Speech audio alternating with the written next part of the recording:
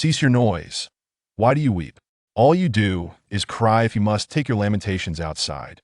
Chinemo had yet to come to terms with the reality of his transmigration when he was incessantly disturbed by the wails, prompting him to lose his temper.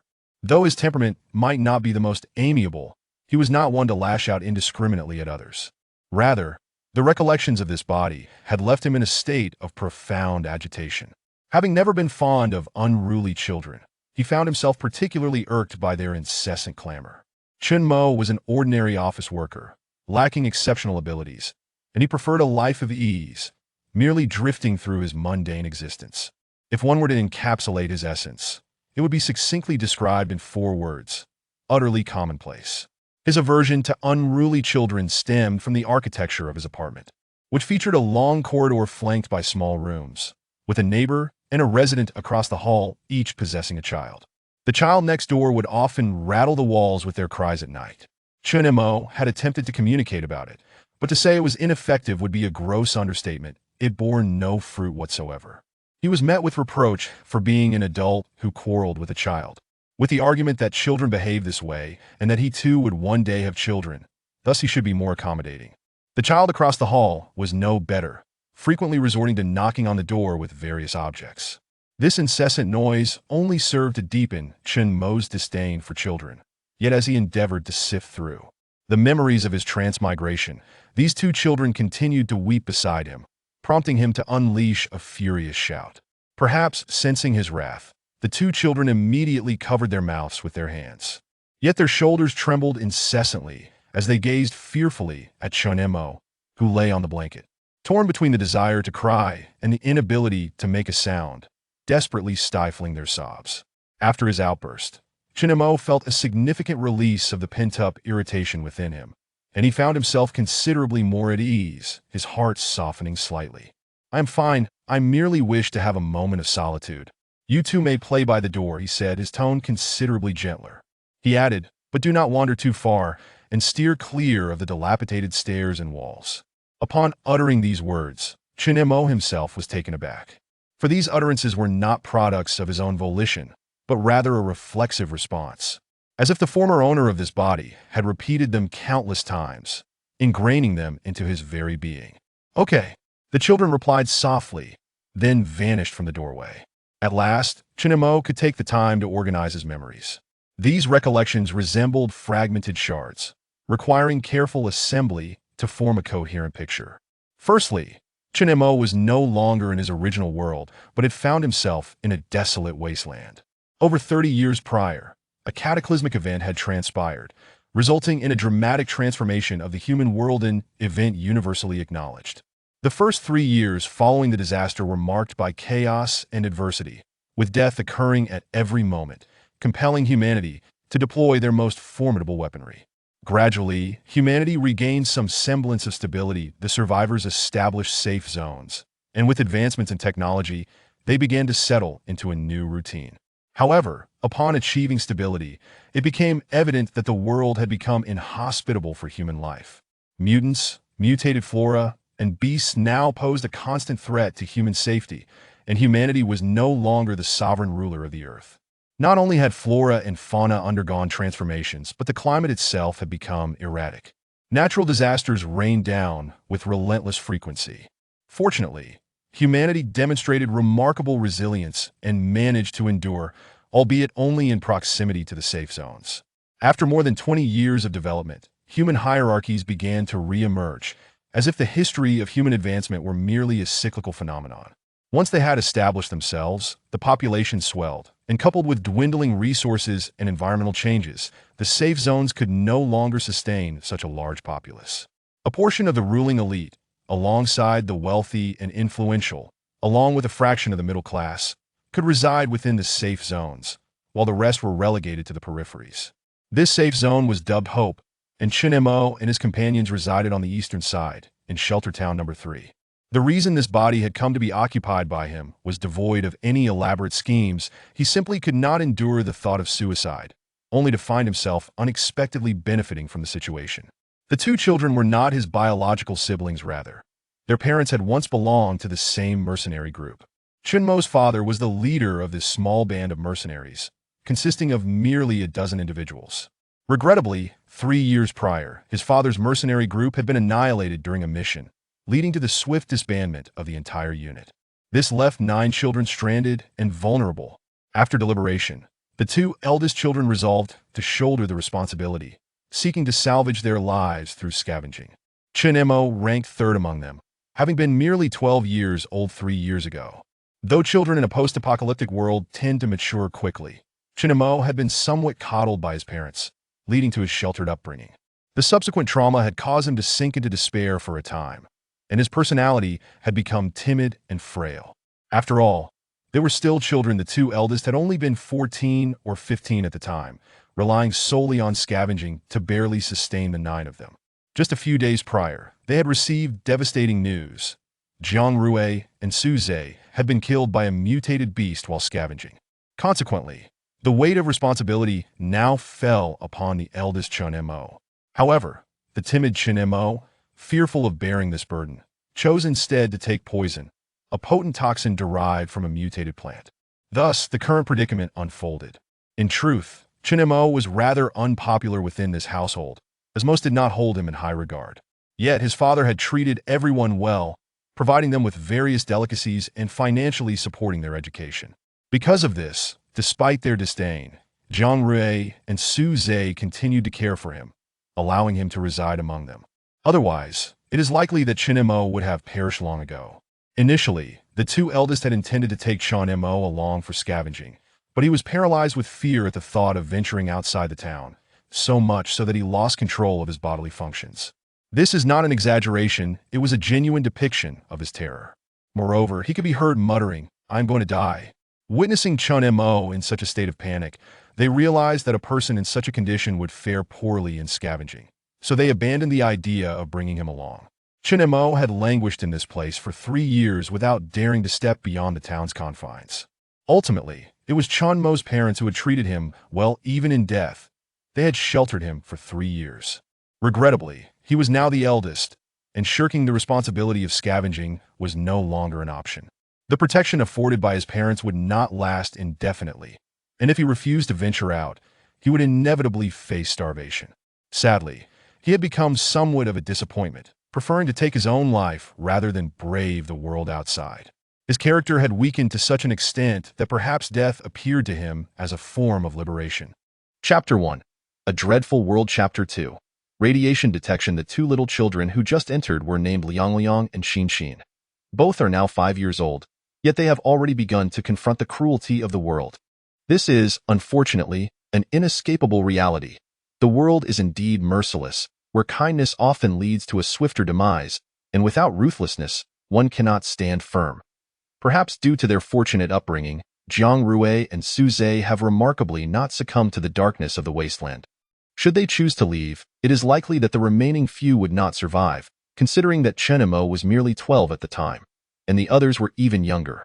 Thankfully, after humanity regained its foothold, order within the safe zones and these sheltered towns has been established. Murder remains a crime, even punishable by death. Cannibalism is similarly condemned, yet it has been many years since any incidents of such nature have occurred in the safe zones and towns. Otherwise, it would be implausible for such small children to have survived in a sheltered town for so long. Moreover, even those who manage to cling to life do not resort to consuming children, as such acts would be easily detected. Just as Chinemo was lamenting the capriciousness of fate, the 2 little ones re-entered. "Third brother, are you hungry? Open your mouth for something delicious." The 2 youngsters, having regained their spirits, still bore traces of tears on their faces, yet they were smiling joyfully, as if they had just encountered something delightful indeed. After this reminder, Chinemo felt an overwhelming hunger. After a brief moment of hesitation, he opened his mouth. Xin, with her tiny, grimy hand, shoved something into Chinmo's mouth. He did not think much of it, for he was genuinely famished. However, as he closed his mouth, his face instantly turned dark. The 2 little ones continued to smile at him, seeking his approval. "Ugh, what did you give me? Is this feces?" Without a moment's hesitation, Chinemo spat it out, wiping his mouth as he did. The 2 little ones appeared startled again. Seemingly on the verge of tears, Chinemo swallowed back his reproach. After all, 2 5-year-olds were caring for him, And what could he expect?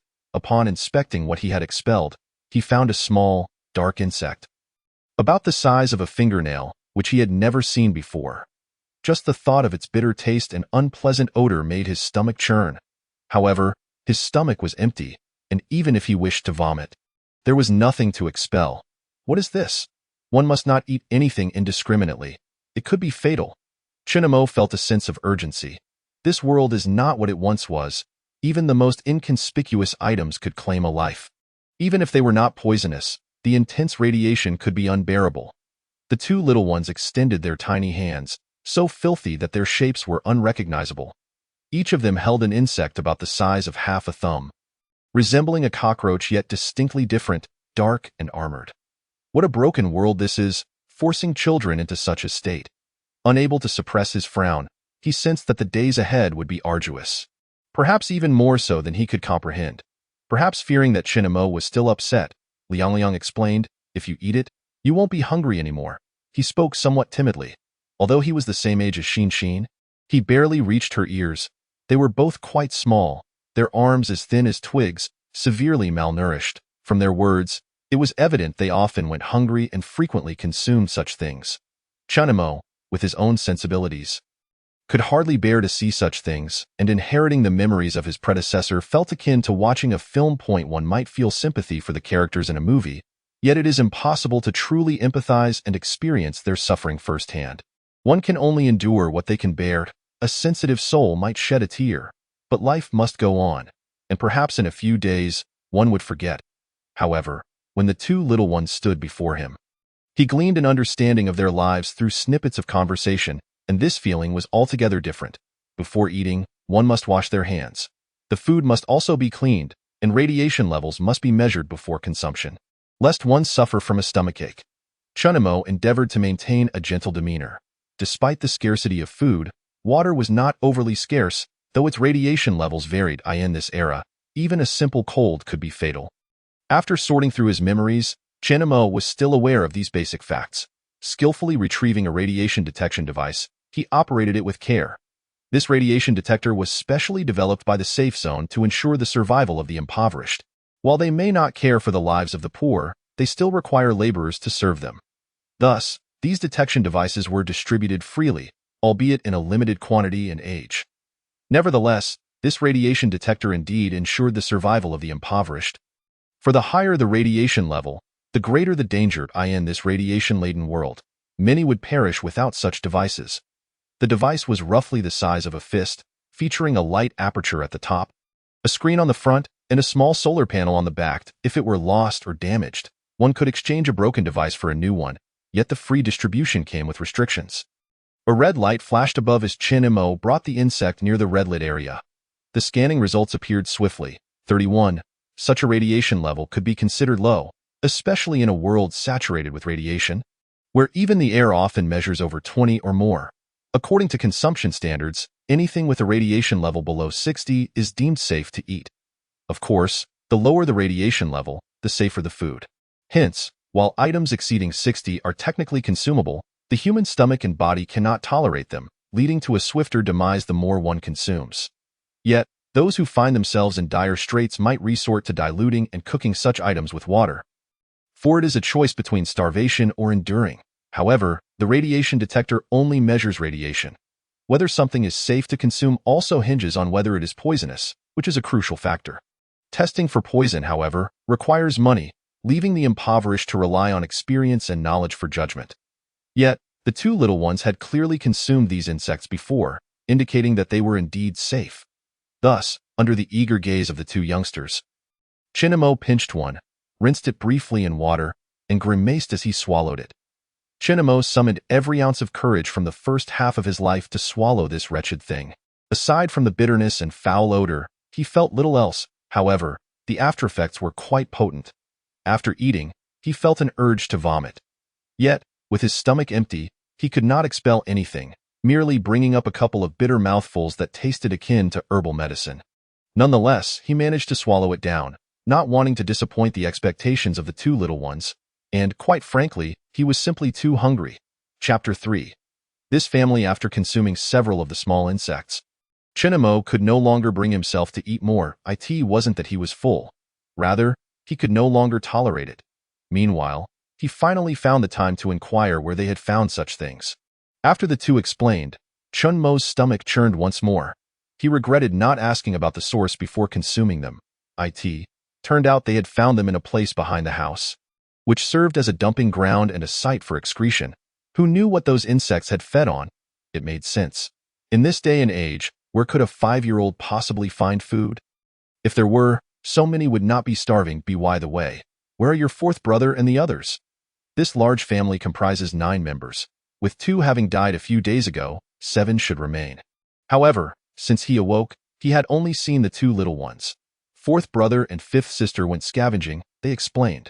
Since Chinamo was unable to go, someone had to venture out for supplies. Previously, it had been the eldest and second eldest, and now it was the fourth brother and fifth sister. After all, one cannot expect food to fall from the sky if they remain indoors all day. The fourth brother, Wang Dao, is 14 years old. The fifth sister, Wang Ya, is also 14, and they are twins. It is indeed a necessity for teenagers to scavenge. While there may still be legal constraints within the town, once one steps outside, such laws vanish, leaving them in peril. Fortunately, the reconstruction of order has allowed many to find a semblance of conscience. As long as there is not an overwhelming incentive, the tolerance for children remains quite high. Furthermore, the surrounding areas are periodically cleared, so as long as one does not stray too far, the danger should not be too great. By the order of things, Chinamo should have been out with Wang Dao. Yet due to his suicide and subsequent coma, he could only watch as the siblings ventured out together. What about the 6th and 7th? 6th brother and 7th sister went for a stroll. They heard there was a service today at the church and went to see if they could obtain some free food. When one's physical needs are unmet, if their spiritual needs are also neglected, it is all too easy to spiral into extremities. For instance, some choose suicide when they see no hope. In the early days, many took their lives due to their inability to cope with such dramatic changes in their circumstances. This has allowed some churches to exploit the situation. In this very sheltered town, there are no fewer than 20 sections. Some worship ancient deities, while others revere foreign gods, as long as one does not cause trouble. The authorities show little interest in them. This is unavoidable.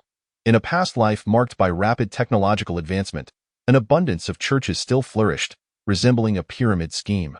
Many were brainwashed, falling prey to scams that exploited both their finances and affections.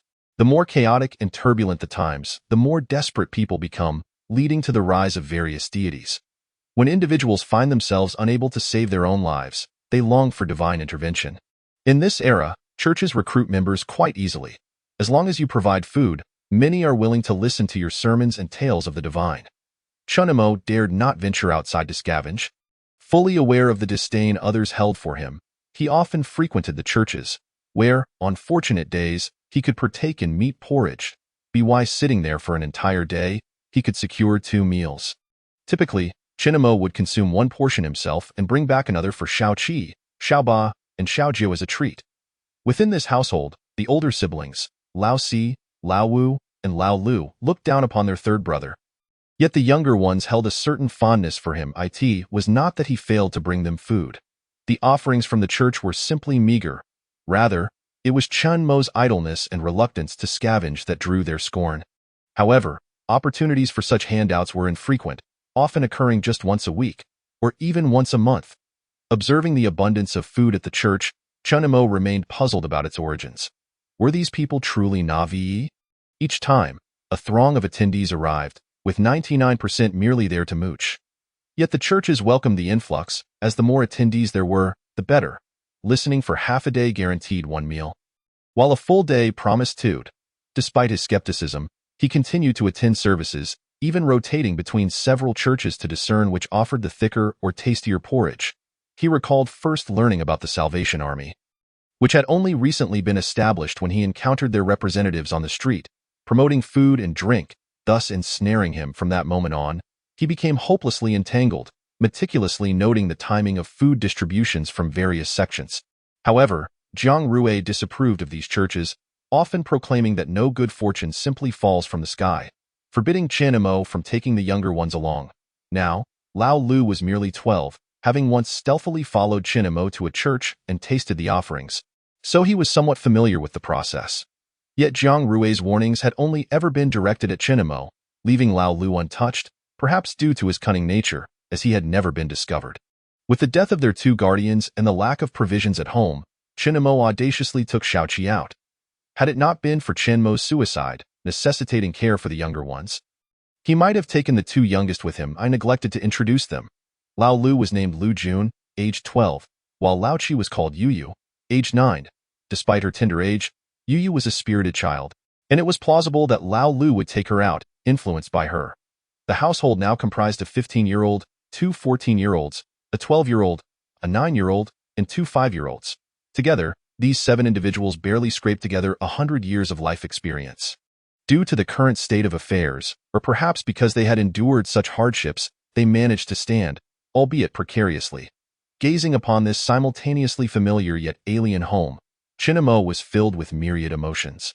It was familiar from their long stay, yet alien since those memories felt like mere cutscenes, experiences he had never truly lived.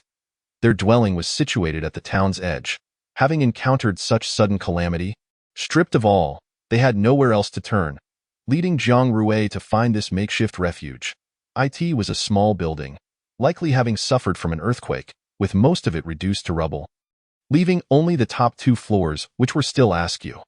The danger of residing there was not to be understated, as the fear of the structure collapsing loomed large. The house's precariousness was secondary. The critical issue was its location on the outskirts, which posed significant risks. Who could predict when a mutated beast or some other threat might infiltrate, endangering everyone's safety? For 3 years, the 9 of them had lived in such conditions, their survival itself a testament to their fortune. The building, worn by wind and sun, suffered from the harsh environment, rendering each day a small victory. Chapter 4.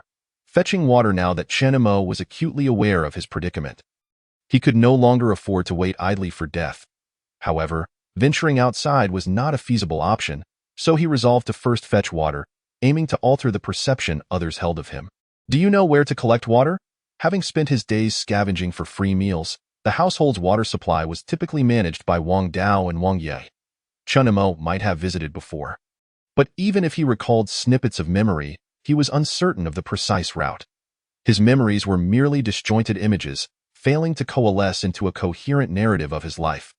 The 2 younger ones exchanged glances, puzzled by their third brother's sudden desire to fetch water, as he had always shunned such tasks.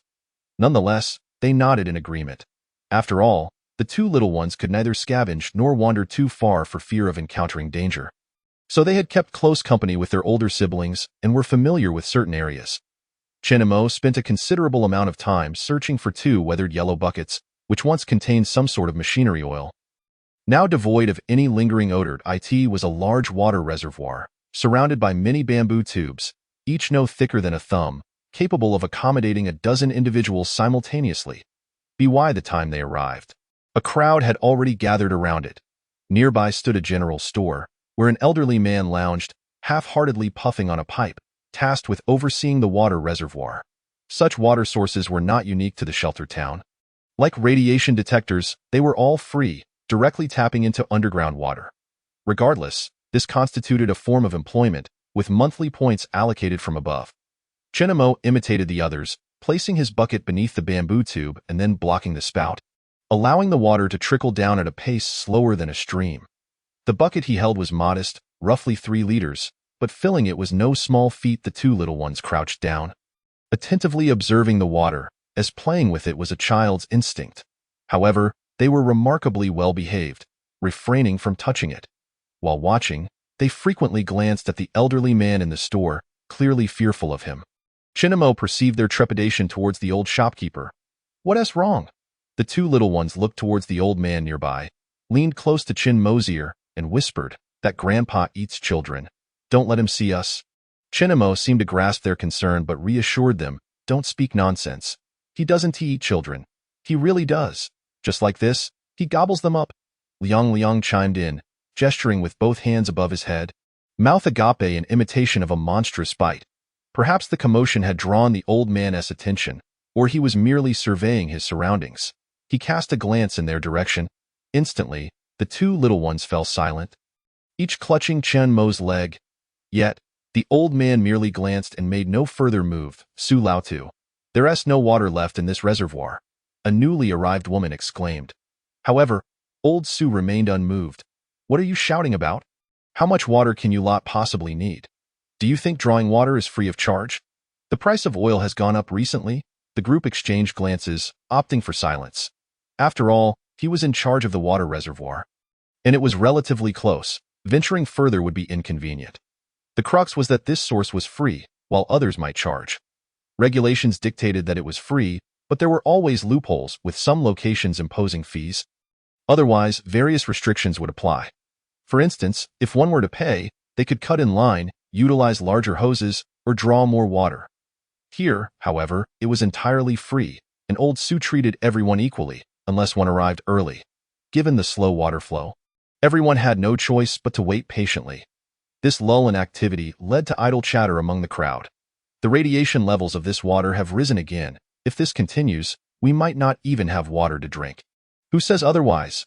Not only that, the weather changes every 3 days. It can reach 50 or 60 degrees by noon. Damn, how are we supposed to survive? A bit of heat is beneficial. The mutated monsters need to hide, making the outside relatively safer. During the cooler mornings and evenings, those creatures tend to be more numerous. Exactly, when it's hot, we can endure and wait it out. If it gets cold, that's truly life-threatening. As the group awaited their turn to fetch water, Chunimo listened quietly, contemplating his upcoming scavenging venture. The advice shared was invaluable, as the residents of the shelter town depended on scavenging for survival. Third brother, the water's full. Chunimo, lost in thought, almost forgot he was still collecting. Suddenly snapping back to reality, he hastily blocked the bamboo tube, for although old Su had not spoken, he had been watching closely and clearly disapproved of any wastefulness. I am sorry, I'm so sorry. Chunimo quickly apologized, and upon noticing his contrite attitude, old Su's expression softened as he waved his hand. Thus, Chunimo led the 2 little ones away. Though the distance to their home was not great, fetching water had consumed approximately half an hour. Just as they returned, Xiao Lu and Xiao Qi also arrived back, especially Xiao Qi, whose face was alight with joy. Perhaps it was her first time enjoying such free food that made her feel she had struck a bargain. Chunimo had felt the same way during his first visit, elated for several days afterward. Third brother, you're awake. We brought you something delicious, Yu exclaimed proudly, and the 2 little ones quickly surrounded him. However, Xiao Lu was less cheerful, immediately adopting a sullen expression upon seeing Chunimo. Let us wait for 4th brother and 5th sister to return before eating. I'll put it aside for now. He took Yu's small box and placed it into a dark little pot, reminiscent of a rice cooker, albeit now fueled by firewood. Chunimo felt a moment of awkwardness. He was acutely aware that, aside from the 3 little ones, the others held a certain disdain for him. He had not anticipated the situation to reach such an extent, where no one even bothered to conceal their feelings.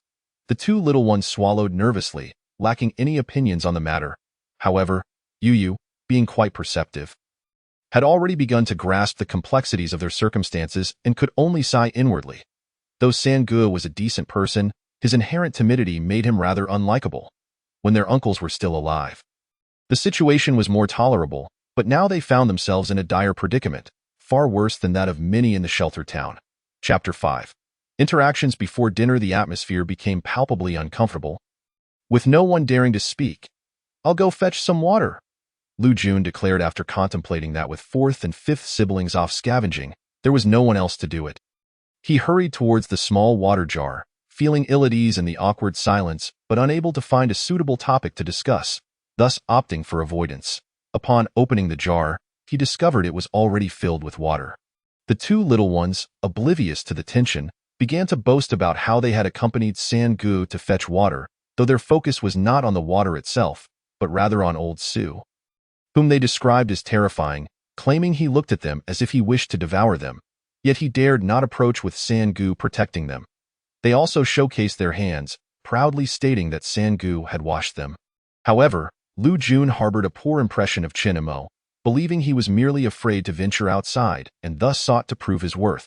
He said nothing more, turned to leave, and remarked, I'm going to borrow some fire. Chunimo suddenly recalled that they indeed lacked the means to start a fire. He wished to find something to do, but found himself at a loss. having spent entire days outside before. He had rarely engaged in household chores, and now, eager to contribute, he realized he had no idea what to do.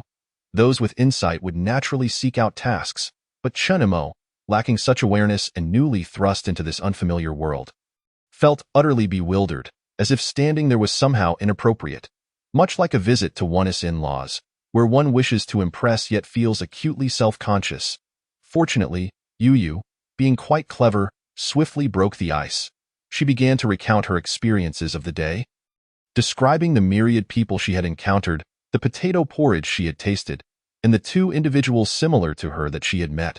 Her animated storytelling, complete with mimic gestures and tones of a preacher, captivated the audience, lamenting that the next worship service was a week away, which made her impatient.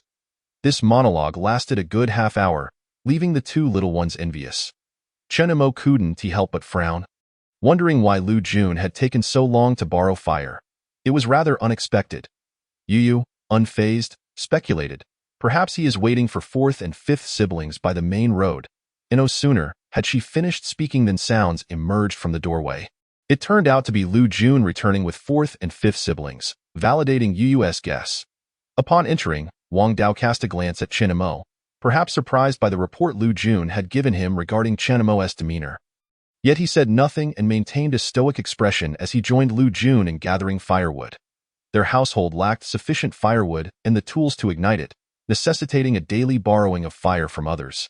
Lu Jun's disdain for Chunimo contrasted with Wang Dao's more inherent coldness, which seemed to stem from his character, as he perpetually wore a stern expression. There was an awkwardness reminiscent of Chunimo's childhood in his previous life, where he endeavored to mimic the adults around him. Thus, Chunimo perceived Wang Dao's demeanor as a deliberate attempt to appear mature, despite being merely 14 and still in middle school. Lacking a true understanding of adult behavior, Wang Ya, too, cast a glance at Chunimo before pulling out a cloth bag from which she began to extract the day's finds, 3 or 4 plants with purple leaves, their thickness akin to that of a cactus, exuding a purple sap with a pungent aroma. The radiation value of these plants reached 51. Everyone was advised to consume them sparingly. Typically, 60 serves as a threshold. Yet slight deviations barely impact one's health. 51 was already quite high. Yet in these times of scarcity, having anything to eat was a blessing, and if hunger became dire, even items with radiation values in the 60s or 70s were consumed. Next, she carefully retrieved 6 or 7 fruits, each roughly the size of a fist, resembling tomatoes, but yellow in color. Chunimo observed them, noting they bore resemblance to lantern fruits. Wang Yu explained to the 3 little ones, her knowledge stemming from her older brothers who would always share their scavenging finds with her siblings, regardless of whether they had encountered those items before. Consequently, even the 3 little ones had memorized these details. Yet Wang Yu continued her lengthy explanations. Chunimo remained silent, yet he recalled information about these items. The mutated plants, when green, were mildly toxic and extremely bitter, rendering them largely inedible. Even adults struggled to consume them, let alone children. However, when they ripened to yellow, their bitterness transformed into a mild sourness, possessing sleep-inducing properties due to their ability to induce several hours of unconsciousness, varying according to one's constitution. Despite their slight toxicity, they remained a favored food, particularly for evening consumption. In times of scarcity, they were a viable option, all gleaned from collective experience in identifying edible plants. Recognize this? Yes. The 3 little ones chorused obediently. Though they had hardly listened, having heard it all before, as the routine progressed, the fire was already ablaze. Wang Yu chopped the fruits into pieces and tossed them into a pot to boil. Adding a wild vegetable, no culinary skills were necessary, anything edible would suffice. Wang Dao and Lu Jun tended to the fire while Wang Yu prepared the food, and the 3 little ones watched the pot with drooling mouths. While Chunimo sat at a distance, his presence feeling somewhat diminished, as if he were out of place in the scene unfolding before him, and no one uttered any mocking remarks, for they had grown accustomed to the silence after countless prior jabs, which now felt more like an act of cold isolation. I want to join the scavenging tomorrow, Chunimo suddenly declared, breaking the silence that had settled among the group. Everyone, except the 2 5-year-olds who barely understood, fell silent in surprise. After a moment of stillness, Wang Yu spoke up. That's fine. Lu Jun, however, scoffed, just don't wet your pants out there. no one will come to your rescue. Wang Dao remained quiet, lightly kicking Lu Jun, who promptly fell silent. Following the incidents involving the older brothers, Wang Dao had taken on the role of caretaker, and although he was a year younger than Chinamo, Lu Jun respected Wang Dao more than Chinamo very well. Tomorrow you can accompany me to scavenge. Xiaoya, you stay here. We need some people to keep watch. No, I want to go too. It would be easier to take care of things if something happens. You four should stay put and wait at home. Chapter 6. Preparations complete. Wang Ya's words were tactful, essentially expressing her concern that Chinamo might lose control, and Wang Dao would struggle to manage him. The sky had fully darkened, and everyone efficiently blocked all entrances, a routine they had become accustomed to after all. Nightfall posed the greatest danger, with mutated beasts potentially invading, yet none of the large ones roamed nearby, and the smaller ones would not breach their defenses. Chinamo sipped from a bowl of mixed stew. Vegetable leaves and fruits intermingled with the porridge Lu Jun and the others had brought back. At least it didn't resemble plain broth. Each person received a bowl, which was slightly tangy, akin to tomato soup. This was his first taste of wasteland food.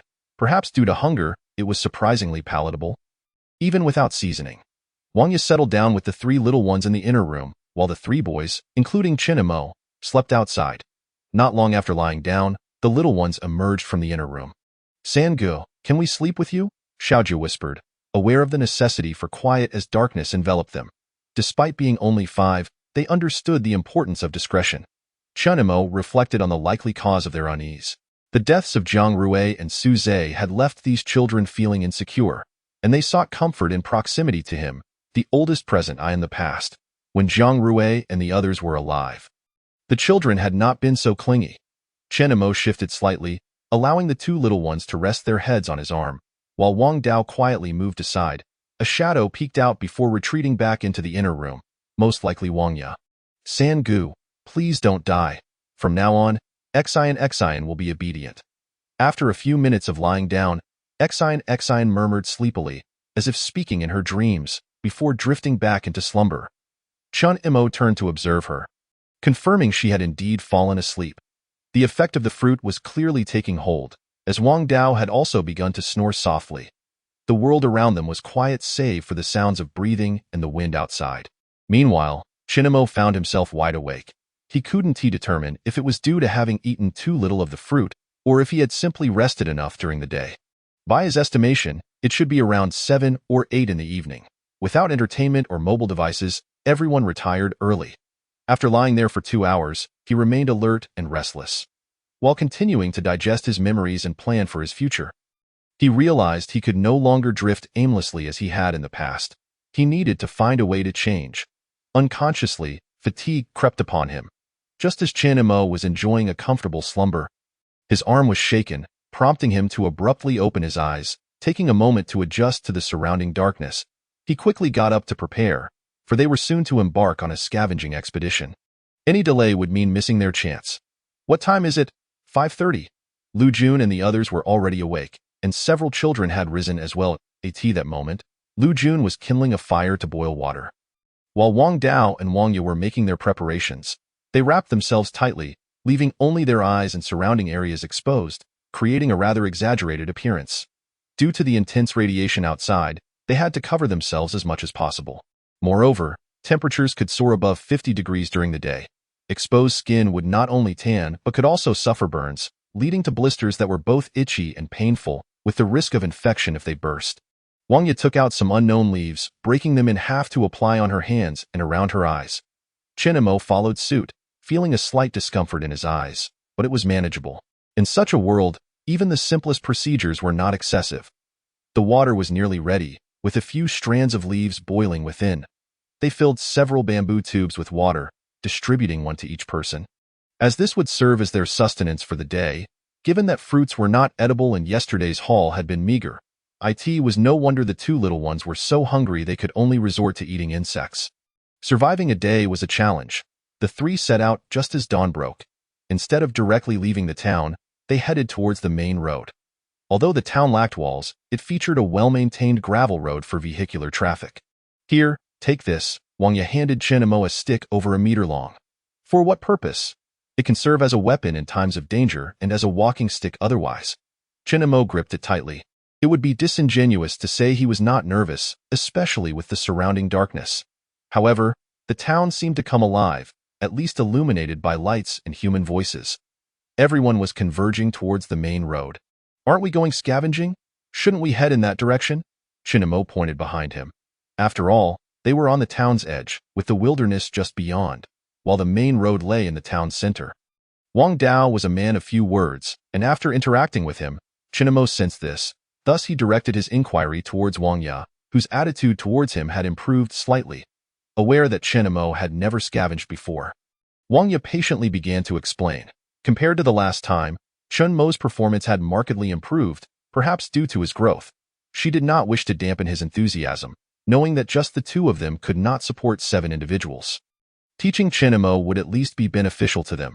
Firstly, mutated creatures were more active at night, and the darkness posed inherent dangers, so they could not afford to be alone. They must stick with the group until dawn before separating. Secondly, mercenary groups frequently embarked on missions, and if they led the way, their vehicles could scare off the less dangerous mutated creatures. Lastly, this was a town. Within a 3 to 4 kilometer radius, there were hardly any untouched areas, likely having been scoured by many. Therefore, to yield any results, they would need to leave the town and venture further afield. With a mercenary group departing, they could hitch a ride. Even if they couldn't, it was fine to follow the main group and separate if necessary. The earlier they went, the better their chances of catching a ride. Delay would mean losing that opportunity. Hearing these explanations, Chinamo had to admit that scavenging, a seemingly simple task, came with so many rules. There was a wealth of knowledge involved. Perhaps executing even a minor task well was not as straightforward as it appeared. He had thought it merely involved picking up whatever was lying around, with no technical complexity, but it seemed that without Wang Ya's guidance, he could spend an entire day wandering around the town and still not find anything to eat. Yet, how did Wang Ya know so much? After all, she had only scavenged a few times, yet she appeared as seasoned as a veteran of a decade. Chapter 7. Uncle Zhang. When Chinamo and the others arrived, indeed there were several vehicles parked along the road. Many scavengers were queuing up, attempting to establish connections to catch a ride. After all, a distance of 3 to 4 kilometers would take far too long on foot. Many were related by blood. And since empty vehicles were the same, they generally took a few along, as they were also on the way. However, the number of vehicles was limited, and the number of passengers was consequently restricted. Although Chinamo and his group had arrived early, they were still considered late, thus the vehicles were surrounded by people. After inquiring several times, they were repeatedly turned away due to full capacity. Uncle Zhang. Upon asking another mercenary group, Chinamo recognized a familiar elderly man. He appeared to be in his 50s or 60s, but in reality, he was only in his 40s. The gray in his hair made him look older. Chinamo recognized him from his memories. He was part of Chen Mo's father's mercenary group, and when Chen Mo's father and his team perished, Uncle Zhang happened to be stationed with the group, alongside 2 others. After Chen Mo's father died, Uncle Zhang and the others left the mercenary group and reportedly joined another. However, Chinamo had not gone scavenging, thus he remained unaware of their whereabouts. The man looked at Chinamo with confusion, not recognizing him at first. Chinamo suddenly remembered he was too bundled up and quickly removed his covering. After a moment of scrutiny, the man recognized him. "Is that you, Xiaomo?" Upon Chinmo's nod, Uncle Zhang smiled slightly, clearly pleased to see Chinamo alive. "Are you planning to go scavenging?" He inferred the purpose of Chinamo and his companions from their attire. Chinamo nodded. Uncle Zhang sighed. Chinmo's father was a good man, and after the disbandment of the mercenary group, he had come into some possessions. Thus his life had been manageable. Now, seeing Chinamo before him, he felt a twinge of guilt. However, it was only slight guilt. He had not wronged Chinmo's father, aside from selling a few items, which could be considered his final wages. The town was neither large nor small. With a population of several tens of thousands, it was not unusual to miss someone if not sought out intentionally. If recalling something, Uncle Zhang spoke up. "I'm not a wealthy man, but your father was a decent person. Let me transfer you some contribution points. It may not be much, but it should last you a few days." Contribution points are the current form of electronic currency, requiring communication devices for transfer. However, Chinamo was not so short-sighted. He believed relationships should be preserved for crucial moments, and using them now would lead to a depletion of resources, leaving no connections in the future. Besides, He lacked the necessary equipment to accept the transfer, so he politely declined Uncle Zhang's kindness. There's no need for such formality, Uncle Zhang. I'm just happy to see you here, so I wanted to greet you. I've grown up now and can support myself through scavenging, so there's no need for your generosity. Wang Ye and Wang Dao beside him were astonished, as if they were meeting Chen Mo for the first time. For he felt utterly unfamiliar to them. It was as if the person speaking was not their third brother, but a complete stranger. Could it be true, as Lu Jun had said, that Chen Mo had truly turned over a new leaf? Although Lu Jun held a particular disdain for Chen Mo, he had spoken highly of him when welcoming Wang Dao and Wang Ye yesterday, which piqued their curiosity upon returning. However, the impression from yesterday paled in comparison to today's. It genuinely felt as though he had transformed into another person entirely. Could it be that he had undergone a soul transfer? But alas, this was not a fantasy novel. Today was his first time scavenging, and yet he boldly claimed he could support himself. Did he think food was laid out for him on the ground? Yet Uncle Zhang appeared genuinely excited, clearly heartfelt in his sentiments. Xiaomo has truly grown up. Remarkable, by the way, you haven't found a vehicle yet, right? You can ride with our mercenary group. I'll speak to them on your behalf. I still have some influence. We just arrived and haven't had time to look for a vehicle. We wouldn't want to trouble you, Uncle Zhang, if it's inconvenient. We can find another vehicle. Uncle Zhang waved his hand, smiling broadly. Not a bother at all. If you ever run into trouble, just come to Uncle Zhang.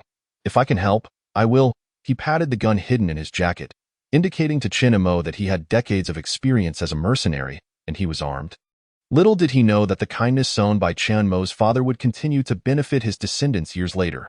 Truly, the saying holds. Those who plant trees in the past provide shade for future generations. With a beaming smile, Uncle Zhang left to discuss the matter with others. Wang Dao and Wang Ye continued to regard Chen Mo as if he were a curiosity.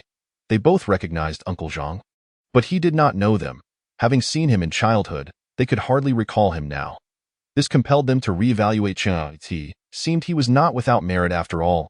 Uncle Zhang quickly returned, leading them onto a cargo truck. Although it appeared quite old and was already packed with over 10 people, the three of them still found it relatively spacious, since the mercenary group and those hitching rides were separated. After arranging everything, they exchanged a few words before departing. As the sun began to rise, approximately 20 individuals disembarked from the vehicle, which rattled as it departed from the small town.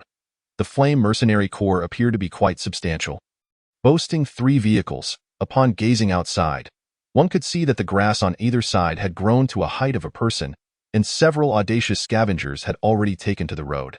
After all, this area, with its constant flow of people, was relatively safe. Aside from a few ferocious mutated beasts, most were rather timid and had long since been frightened away by the commotion. Moreover, the Flame Mercenary Corps was not the first to venture out. Other mercenary groups had already departed before them. In addition to those walking, some passed by on bicycles. At this early hour of scavenging, there was little need for vigilance, as there was not much to be had. However, when returning from scavenging, one would need to exercise caution, unless traveling in groups, for there would be no shortage of highwaymen. They were clever enough not to resort to murder, as it could incite panic among the populace, causing everyone to band together and leaving little opportunity for robbery. Mercenaries bore the dual responsibility of undertaking missions and eradicating such pests to maintain the basic stability of the town. Chapter 8. Scavenging Guidelines. Order is a commendable virtue, a safeguard for the weak. After nearly 30 years, human society has finally established some semblance of order. Bored and restless, Chen Mo found everything around him novel. Turning his head, he noticed a man beside him, slightly taller than himself, gripping the edge of the vehicle while repeatedly twisting his neck, seemingly discomforted by an itch. He raised his right hand, scratching vigorously at his neck, and, feeling the fabric was insufficient, pulled down his shirt. This sight caused Chen Mo's eyes to widen, nearly resulting in him regurgitating the meager food he had consumed the previous day. For on his neck, chin, and around his mouth were countless red spots and small bumps, reminiscent of the warty back of a toad, sending shivers down Chen Mo's spine. He had not noticed this earlier and began to suspect that the man's entire body might be similarly afflicted. Could he be a toad incarnate? As the man scratched, numerous white flakes of skin fell away, akin to dandruff, though it was uncertain if it was skin or merely dirt. Some of the bumps began to bleed, yet he appeared to revel in the relief. causing Chanimo to feel an unsettling itch himself, a strong urge to scratch. Nevertheless, he resisted and forcibly diverted his gaze.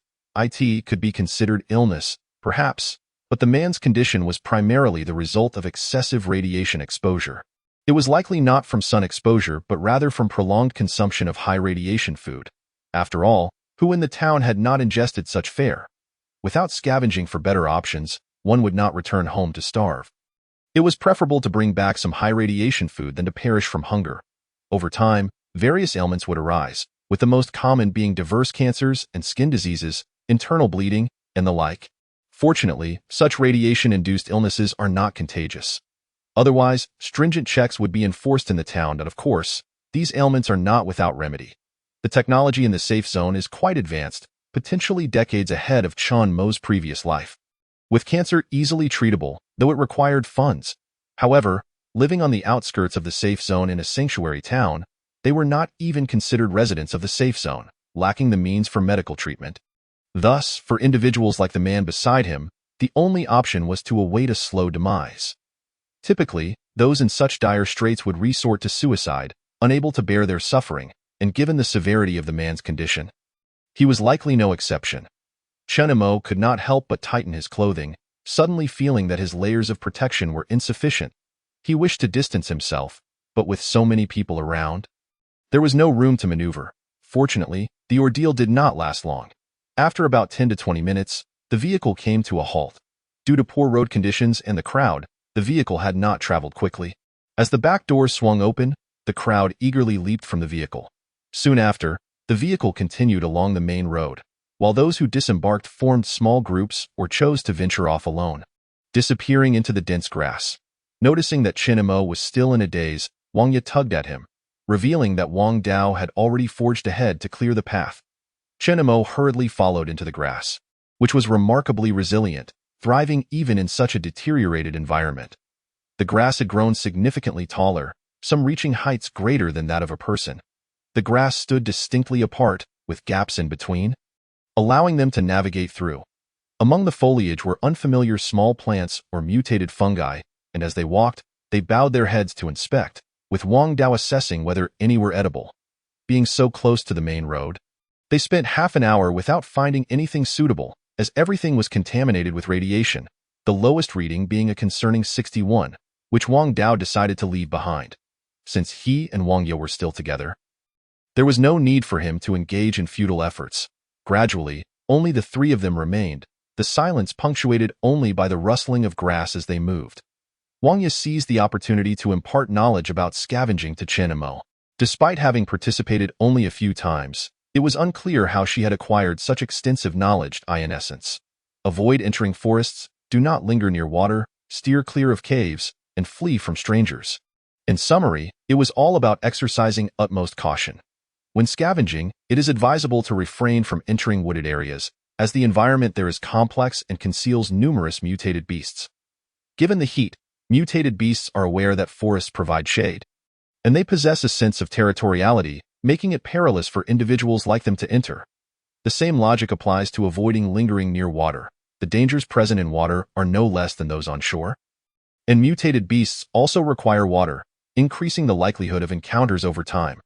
Caves typically refer to old houses. While mercenary groups may search within, the risks for scavengers are considerable. Encountering danger could lead to certain death. When disaster struck, most humans transformed into bloodthirsty monsters known as mutated beings. As the situation spiraled out of control, nuclear cleansing was employed. Although most mutated beings were eradicated, those who survived the radiation evolved further, becoming even more formidable and terrifying. Moreover, the diversity of mutated beings has expanded, with reports indicating over 100 distinct types. They generally remain within towns and seldom venture out, primarily due to rampant plant growth and the excess of mutated beasts. These creatures are territorial. Entering their domain often results in being hunted, and they, in turn, hunt mutated beasts, with human survivors also becoming targets. As humans hunt them, it is a chaotic struggle for survival. The proliferation of flora has caused mutated beings to cluster within towns, while mutated beasts inhabit the wilderness, with humans striving to survive in the narrow gaps, establishing fortified safe zones. In the areas surrounding the safe zone, mutated beasts and beings have been eliminated, creating a haven for ordinary scavengers. As for mercenaries, they venture even further afield to cleanse the area and search for usable resources, thereby expanding the safe zone's boundaries. Although many villages once dotted the landscape, and despite prior cleanings, no one can guarantee the absence of mutated beings or beasts within the collapsed structures.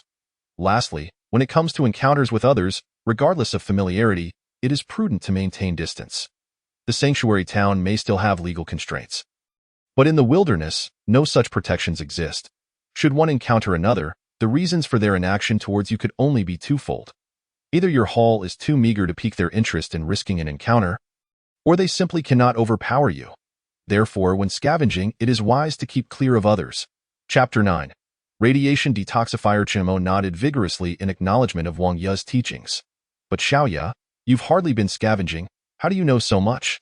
Wang Ye paused momentarily before pointing to her head. Because I have a brain. I can observe and think. Chenmo felt somewhat chastised, yet lacked the evidence to contest her claim. Fortunately, half an hour later, they emerged from the towering wild grasses into a patch of shorter grass, which appeared sparse. We shall conduct our testing here today. After we disperse, do not stray too far from one another. It is wise to have support in case of danger. Wang Dao spoke little. Since their departure, this was his first utterance. With Wang Dao taking the lead, Wang Ye and Chenmo positioned themselves on either side, commencing their search for edible fare. This shorter grass was less likely to conceal larger mutated beasts, and even when crouched, they could still see one another, allowing Wang Dao to feel more at ease. Chenmo took out a small shovel, imitating Wang Dao's earlier actions. He secured a stick at his waist for convenience. With a radiation detector in his left hand and a small shovel in his right, he wielded a rather rudimentary implement, merely a sharpened iron plate, but it sufficed for their needs. First, he broke off some leaves, then scanned the breakage with the instrument. They were careful not to damage the plants unnecessarily. If they were inedible, they could still wait for them to produce seeds for future growth. Though there was no strict mandate, scavengers shared an unspoken understanding. Chenmo noted that most of the plants in his vicinity had already been broken by others, and he chose not to waste time, bypassing these in favor of those that had yet to be tested. A series of readings, 74, 89, 67, after testing a dozen or so plants, all exhibited radiation levels that exceeded the permissible limits. This was indeed a futile expenditure of time, and Chenmo felt as though his was about to give out. That moment, Wang Ye raised her hand, signaling to Chenmo and Wang Dao. Fortune had smiled upon her, as she was the first to yield results, 14 in radiation. Chenmo could not discern what type of vegetable Wang Ye held, yet he understood the significance of the 14 radiation level. Judging by its size, it must weigh no less than a pound.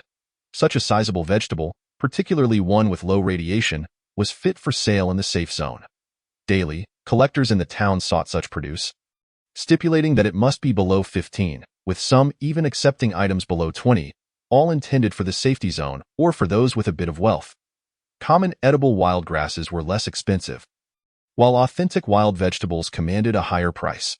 Wang Dao, anxious to avoid any miscalculations, conducted his own test and confirmed it was indeed 14, which brought a smile to his face.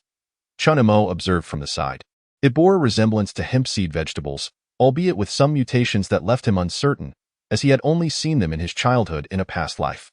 Wang Dao placed the vegetable with him, fearing for its safety if left with Wang Ye. If it weighed a pound, it could exchange for 8 or 9 points, drawing him ever closer to purchasing radiation-reducing agents. At this moment, Wang Ye was elated. For such items were not meant for personal consumption. Eating it would only provide a single meal, which was of little benefit. It needed to be sold for points, to be used for purchasing essential items. Radiation-reducing agents served to alleviate radiation exposure, though they could not entirely eradicate it. They merely offered a slight improvement to one's health. In the past, when Zhang Rui and the others were around, they would purchase a few bottles each month. Zhang Rui and Su Zhe, who scavenged daily, each required a bottle monthly, while others would share 1 or 2, depending on their income.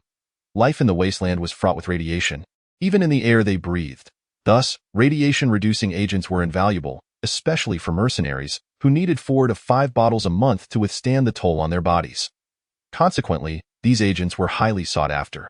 Unless one believed they were immune to cancer or skin diseases, they would opt to conserve points by foregoing them. Moreover, these agents were preventative, not curative. Once an ailment manifested, one could not rely on them for treatment and would have to pay a hefty sum to be hospitalized in the safe zone. With this auspicious start, the group's spirits were lifted. Although they recognized the slim chances of continuing their good fortune, they remained filled with enthusiasm. Even if they could not find another 14, anything edible would suffice. However, by 10:30, such luck had not graced them again. At this juncture, Chinamo realized he had wandered quite far, approximately 300 to 400 meters from Wang Dao, who was the closest. Wang Ye was even more distant, her whereabouts unknown. Chinamo felt as though he had reached the end of his journey. Ahead lay a steep slope, and not far off appeared a large river. Following Wang Ye's guidance, he dared not proceed further, lest he encounter some lurking danger. He merely cast a hurried glance, preparing to leave, when he noticed a plethora of roots on the slope. Indeed, they were the roots of bulrushes. Having mutated, the bulrushes had grown considerably larger, and Chenemo did not recognize them. However, he was familiar with bulrush roots, a cherished snack from his childhood, which he would dig up in large quantities every week, enough to last several days. This habit often led to scoldings from adults, as digging up bulrush roots near the water's edge would cause mud to fall into the water, a practice generally forbidden. As a child, he had tried to explain soil erosion to them, but they never understood. All he knew was that it was his beloved snack, and it cost nothing. Perhaps the others focused solely on vegetables while scavenging, unaware that these roots were also edible, resulting in a plentiful abundance that had gone unharvested. Or perhaps these roots were contaminated with excessive radiation and deemed inedible. In any case, he had reached the limit of this direction and needed to change course. So he decided to use his shovel to dig some up for a taste test. "What are you doing here? This is too close to the riverbank. Be careful of amphibious mutated beasts coming ashore. And why are you gathering so many roots? We're not starting a fire." Wang Ye's voice rang out just as Chen Mo was engrossed in his task, nearly causing him to stumble. Upon realizing it was Wang Ye, he breathed a sigh of relief. "What brings you here?" "I came to fetch you. It's almost 11, the temperature is rising steadily, and we can't endure it without taking cover. Once it cools down, we can continue scavenging." It turned out that scavenging did not consume the entire day. Typically, they would work until around 10 in the morning, with afternoons being shorter due to the slow drop in temperature. Chunmo had been too focused earlier to notice how unbearably hot he had become. Chapter 10. Bulrush Roots. When Chen Mo reunited with Wang Dao, cradling a bundle of bulrush roots, he found Wang Dao already preparing for their respite. The weather was sweltering, and the woods were no refuge. They could only seek solace beneath a solitary tree. Though not large, this tree stood beside a slope, and Wang Dao used his iron rod to carve out a small hollow, the yellow earth being soft and easy to excavate. By the time Chinamo arrived, much of the preparation was complete, and the three of them sat side by side within. At that moment, the temperature had likely soared above 30 degrees, approaching 40. Whether it was a psychological effect or a sign that their bodies had acclimated to life in the wasteland, they did not feel as though they were on the verge of collapse in the face of temperatures exceeding 30 degrees. As they had in their previous lives, as long as they were not directly exposed to the sun, they experienced no significant issues. The temperature fluctuations in this wasteland world were extreme. Nighttime temperatures dropped to the teens, while midday could reach 50 degrees, truly outrageous. The next few hours would have to be spent here, and Wang Dao was the first to break the silence, inquiring about their finds. 3 wild vegetables. Wang Ye declared first, adding her initial success, totaling 4. "I also found 3, Wang Dao shared, without any intent to compete, merely engaging in casual conversation. "I found 1, Chunimo admitted, feeling somewhat embarrassed. After several hours of crouching, he was beginning to feel the strain. Coupled with the time wasted at the slope, his efficiency had suffered. Wang Dao and Wang Ye said nothing. Scavenging relied not only on one's keen eye and swift hands, but also on luck. Each took out their bamboo tubes and took small sips. Wild water was generally not safe. Even if it met standards, it could harbor various terrifying mutated insects. Hence, they typically refrained from drinking outdoors unless absolutely necessary. And even then, they would limit their intake. "What are you doing with those roots? Planning to use them as a cushion?" Wang Ye inquired curiously, glancing at the bulrush roots Chunimo was clutching. At that moment, he recalled he was still holding them, nearly forgetting their presence. "These are bulrush roots. They're edible and quite sweet." "Bulrush roots are sweet?" Wang Ye's interest was piqued. Sweetness was a luxury for them. Chinemo felt a twinge of anxiety, uncertain if the mutated bulrush roots were safe to eat. But aside from their size, they seemed unchanged. The current bulrush roots were as thick as a pinky finger and similarly long. He recalled that they had medicinal properties, purportedly soothing coughs, though he was not entirely sure. All he knew was that they were edible. He discarded the dried portions, which resembled withered twigs, exposed for too long and likely contaminated with radiation. His focus was on the parts he had unearthed, shaking off the dirt from them, and began testing their radiation levels. With time to spare, he seized the opportunity to conduct additional tests, hoping to discover more food options. Wang Yu observed Chan Mo's actions silently, curious about how he would handle the bulrush roots. His luck held. The first root tested within acceptable radiation limits, prompting him to offer it to Wang Yu for a taste. He had no intention of having her test for poison. He was merely excited to demonstrate his worth. Wang Yu complied, taking the root in her hand and, under Chan Mo's eager gaze, bit into it. To her surprise, the sweetness burst forth, a delightful revelation. It really is sweet. No girl could resist the allure of sweetness, and she passed the other half to Wang Dao, who was equally astonished. After consuming bland fare for so long, he had not anticipated encountering something flavorful. Meanwhile, Chinemo had completed testing the second root, but unfortunately, his luck had run dry. The next 5 or 6 roots all exceeded the radiation limits. Fortunately, on the 7th attempt, he discovered another root that met the standards, yielding a 7th of acceptable radiation levels, a commendable rate in the realm of scavenged food. While he could not claim his probability was infallible, it was nonetheless encouraging. Generally, they would rest during the midday hours, but though they were currently seeking shade from the sun, they had not idled. They could utilize this time to test the bulrush roots. Perhaps due to their subterranean growth, the bulrush roots displayed a higher rate of safety. Wang Dao and Wang Yu soon joined in the testing, eager to find edible and sweet options, their motivation renewed. After half an hour of testing, having gathered so many roots, the trio felt neither fatigue nor heat. Together, they had identified over 20 roots that met safety standards, leaving them all in high spirits, devoid of any drowsiness. "What are you up to?" Wang Yu quickly adjusted her clothing, preparing to venture out again, only to be restrained by Wang Dao. Seated idly, "I shall venture out once more to gather a few more specimens for examination." "Are you out of your mind? It is already 11:30, and the temperature is nearing 50 degrees. The midday radiation is at its peak. What will happen if we sustain injuries? Fear not. We are properly equipped and must exercise caution. It is not a long distance, merely around 400 meters. Wang Yu, resolute in her decision, insisted on going, and neither Wang Dao nor Chinemo could bear to watch idly. Thus, the 3 of them jogged out, commencing their search for the reed roots. No one exposed themselves unnecessarily. Each took care to excavate slightly with their spades. A single reed root can have dozens of segments, reaching over a meter in length. The heat was unbearable. Even through their clothing, they could feel their skin burning.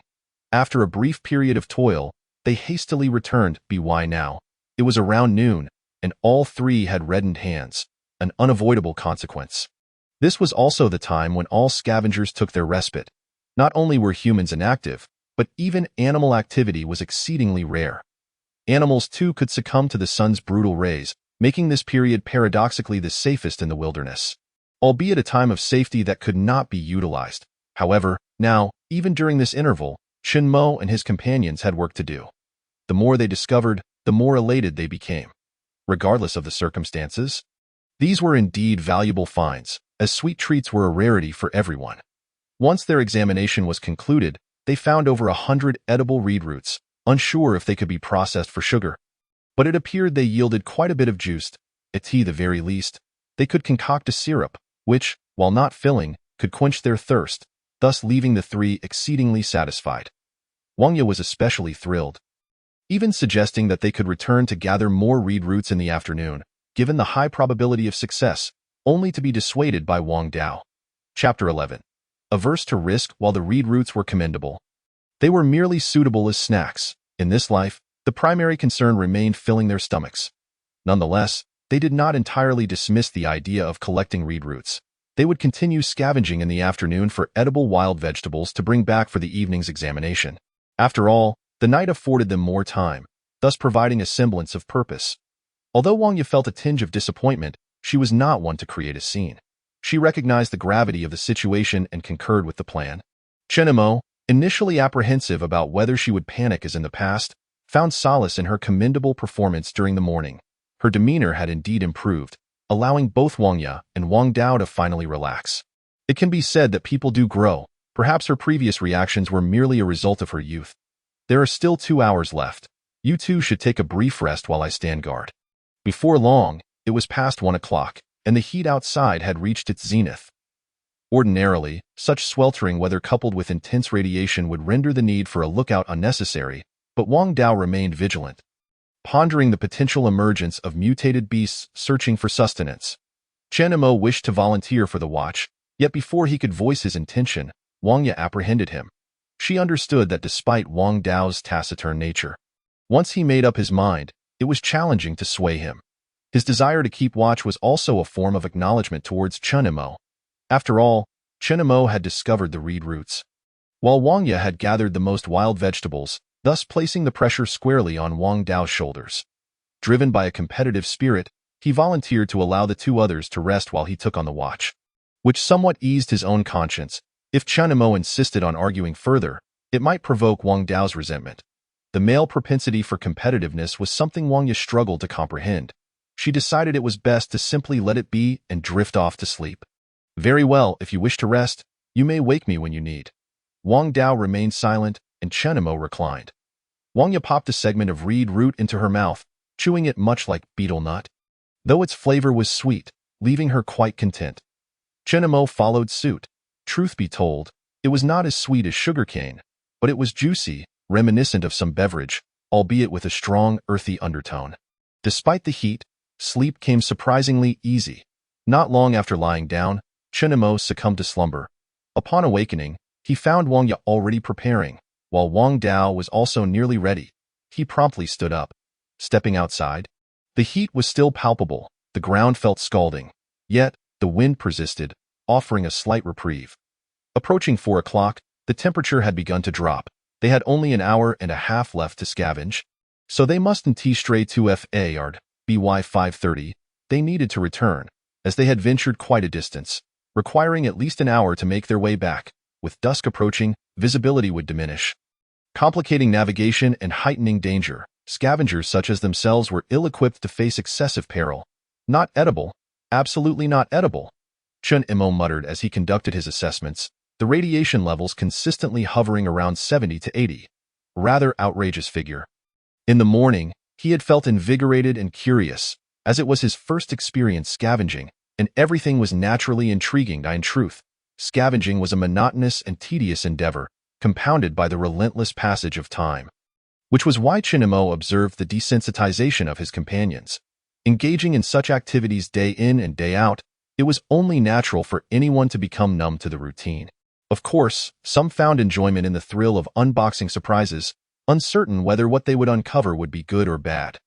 Each day was akin to a giant blind box, with no clue if they would strike gold or face disappointment. However, constantly encountering wild vegetables diminished the allure of the unknown, gradually leading to fatigue. Would prolonged exposure result in arthritis? Looking up, he saw his companions were quite distant, leaving him in solitude, speaking to himself in the silence. Were a particularly loquacious individual present, they might well feel stifled. Fortune smiled upon him. By 5:30, he had identified 2 edible wild vegetables. Given the mutations, each plant weighed between 1 and 2 kilograms. Meanwhile, in the distance, he spotted a vast expanse of ruins, still discernible beneath a tangle of vines. Quickly, he cast aside Wang Ya's warnings, eager to see if he could find something of value. After nearly 30 years, while most items may have been rendered useless, surely there would be remnants. As he inched closer, he discerned silhouettes among the ruins. Anxiety gripped him as he wondered if these were the mutated beings everyone spoke of. Chen Mo felt both curiosity and trepidation, yet he found himself unconsciously approaching. However, he soon exhaled in relief. They were not mutated beings, but 2 fellow scavengers rummaging through the debris, with nightfall imminent. The 2 seemed aware of the time and did not notice Chen Mo as they departed the ruins. Seizing the moment, he thought perhaps they had already assessed the area and found it safe. Just as he contemplated moving forward, Wang Dao and Wang Ya appeared, timely interrupting his reckless inclination. "Wait, Just a moment ago, two individuals emerged without incident. Surely there's no danger within? Chinemo attempted to reason.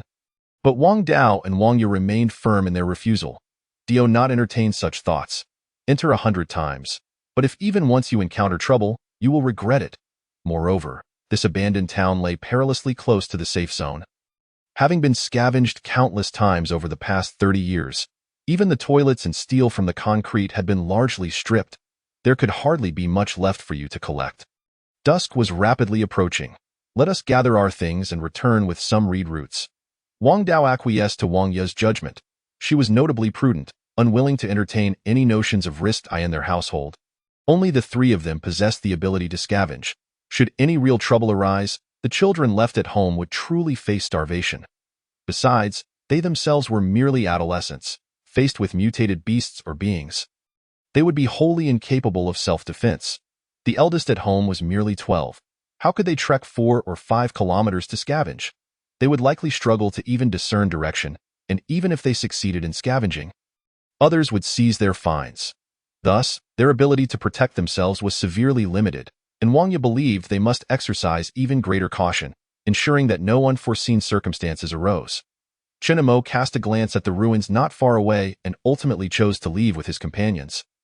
Acknowledging the approaching darkness. Chapter 12. Returned from scavenging, they jogged and walked, reaching the main road in 20 minutes. Following the path, they were free from worry about losing their way, encountering other scavengers and mercenaries along the route. In numbers, any malicious intent would likely be tempered. Upon arriving at the main road, they noted a considerable number of scavengers returning. The passers-by merely glanced at the trio, recognizing them as harmless, and soon lost interest. Allowing the three to blend in, the camaraderie among scavengers was tacit. While they scattered during their work, they preferred to huddle together on the return, for there was strength in numbers. Typically, those with fewer members would gravitate toward larger groups. If one noticed a particularly sizable gathering approaching, caution would be warranted. The small group Chinemo and his companions joined comprised 7 individuals, making their total 10. This arrangement felt relatively secure, as few would dare to rob them. Should they encounter a rogue mutated beast, they would at least be capable of defending themselves. Seems you three have had a bountiful haul. I wonder what treasure you stumbled upon as fellow townsfolk. It is only right that we assist one another.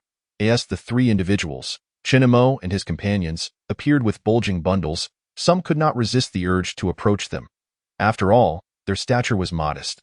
And compared to others, the trio possessed an abundance of belongings. Even if they were not professional robbers, it was difficult to suppress a flicker of temptation. While others remained silent, they pricked up their ears to glean information. Wang Dao was vigilant, gripping his iron rod tightly, prepared to resort to violence at the slightest provocation. In contrast, Wang Yu exhibited a remarkable adaptability to the harsh realities of this wasteland. She was not only astute and capable of summarizing situations, but also exceptionally cautious. Avoiding unnecessary risks and conflicts, her demeanor could be summed up in one word: steadiness. Come now, don't be ridiculous, the elder woman chuckled. We're merely a bunch of grassroots folk, just collecting these for weaving mats. If you fancy some, I can certainly spare you half.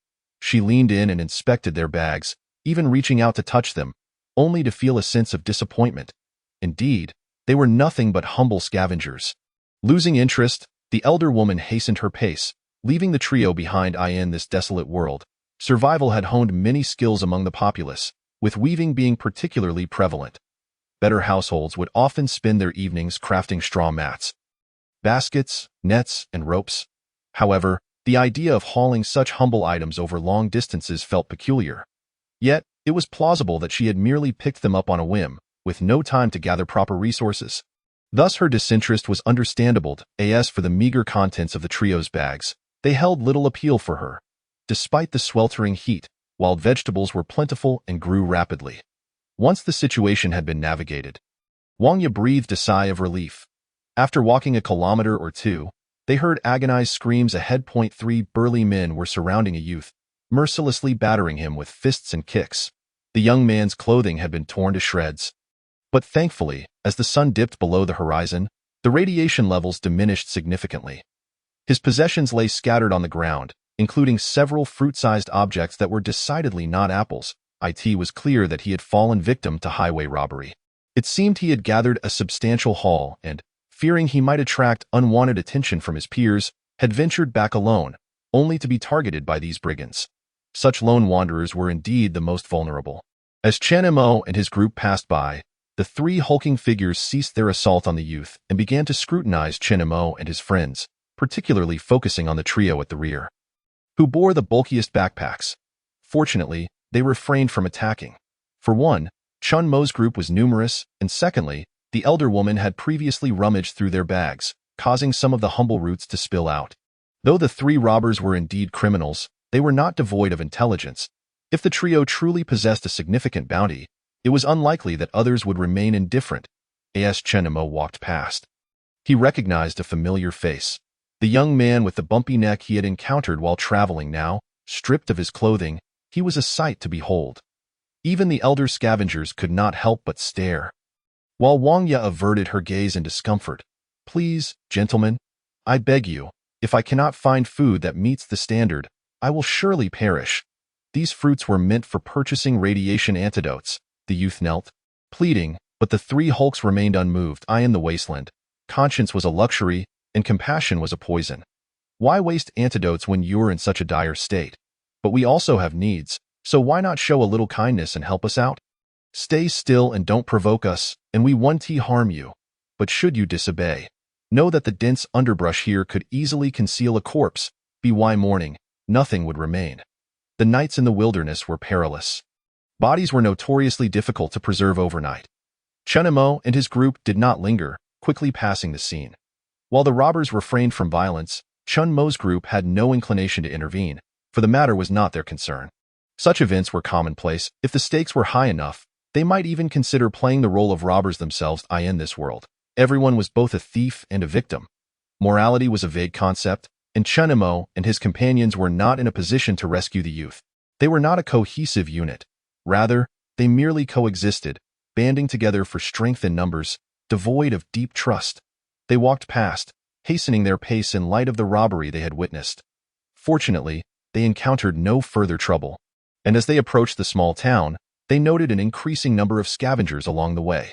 Some were bold or had gathered too much to risk the main road, weaving through the underbrush until they reached the town's edge. Others, relying on luck, sought to scavenge a little more on their return journey, hoping to find overlooked treasures. This was why Wang Ye had informed Chen Mo that there was little left to discover nearby. Too many had already picked the area clean.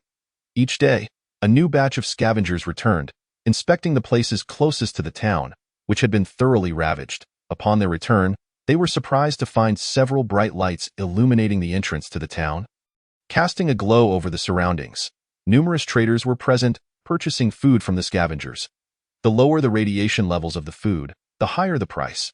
Typically, their purchasing limit was 55, although the universally accepted safe threshold was 60. However, no one wanted to cling to that limit. Chapter 13. Each with their own endeavors. The atmosphere was lively, akin to a nighttime market. Do not think the lights were superfluous. They were the result of hard-earned lessons. In the past, without illumination, the town had descended into chaos, with scavengers returning only to be robbed, unable to voice their grievances, while managing the town proved exceedingly challenging. With the advent of light, people's behaviors improved. One should never test human nature. It can be quite vile in the dark. Light not only brings hope but also safety. These two sources of light serve to maintain rationality and dispel the darkness within. Since the introduction of these lights, there had been no further disturbances from returning scavengers. Instead, they had given rise to the bustling market that now thrived. The sounds of haggling filled the air, and even when disputes arose, they remained manageable, seldom escalating into chaos. Of course, the market primarily dealt in agricultural products, focusing on acquiring excess food from scavengers to sell to those in the safe zones, thus earning a profit. This was the principal source of income for scavengers. Should something of true value be found, it would be sold to general stores rather than squandered here.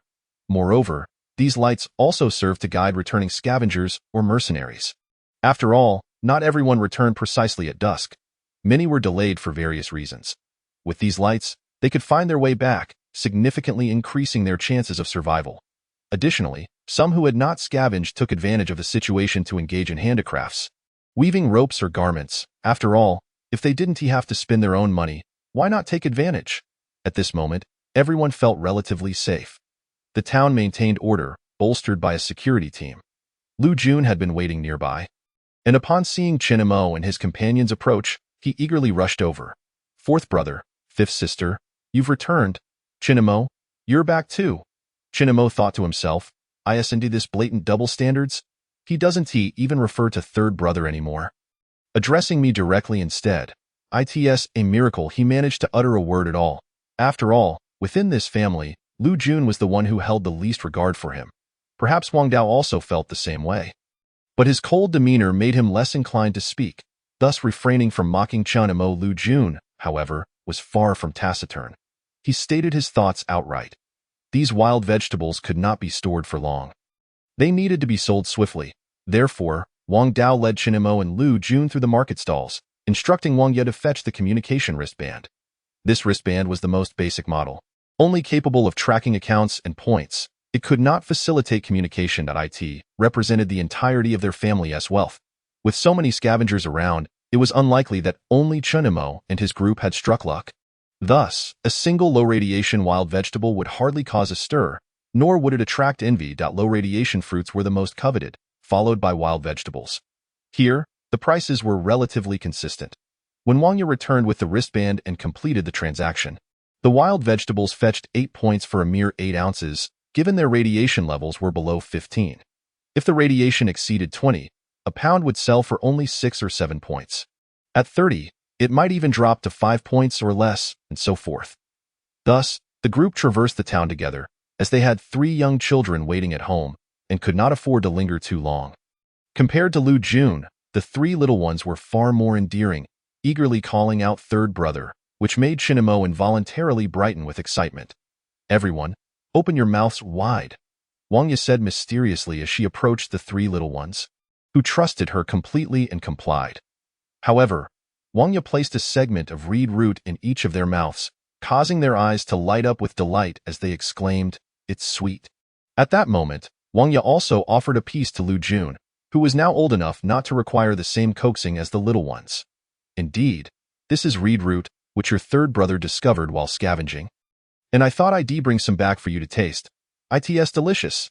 The 3 little ones chimed in unison, while Lu Jun felt a tad awkward. He had already begun chewing, caught between the choice of continuing or stopping. Considering his previous jabs at Chinamo, wouldn't this be akin to slapping himself in the face? Ultimately, he started to chew silently, for he was indeed famished. And the taste was sweet, something they had not indulged in for quite a while. "I shall gather firewood."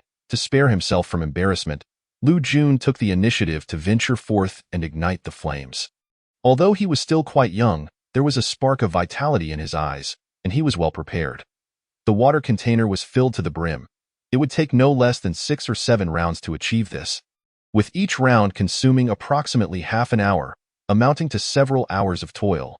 Beside him lay a pile of withered, yellowing grass, intended for kindling, while on the other side was a stack of branches, half a meter high, also for the fire. It seemed he had been quite busy throughout the day. After all, among the 3 little ones, only Yu was capable of lending a hand, while the other 2 found it rather challenging.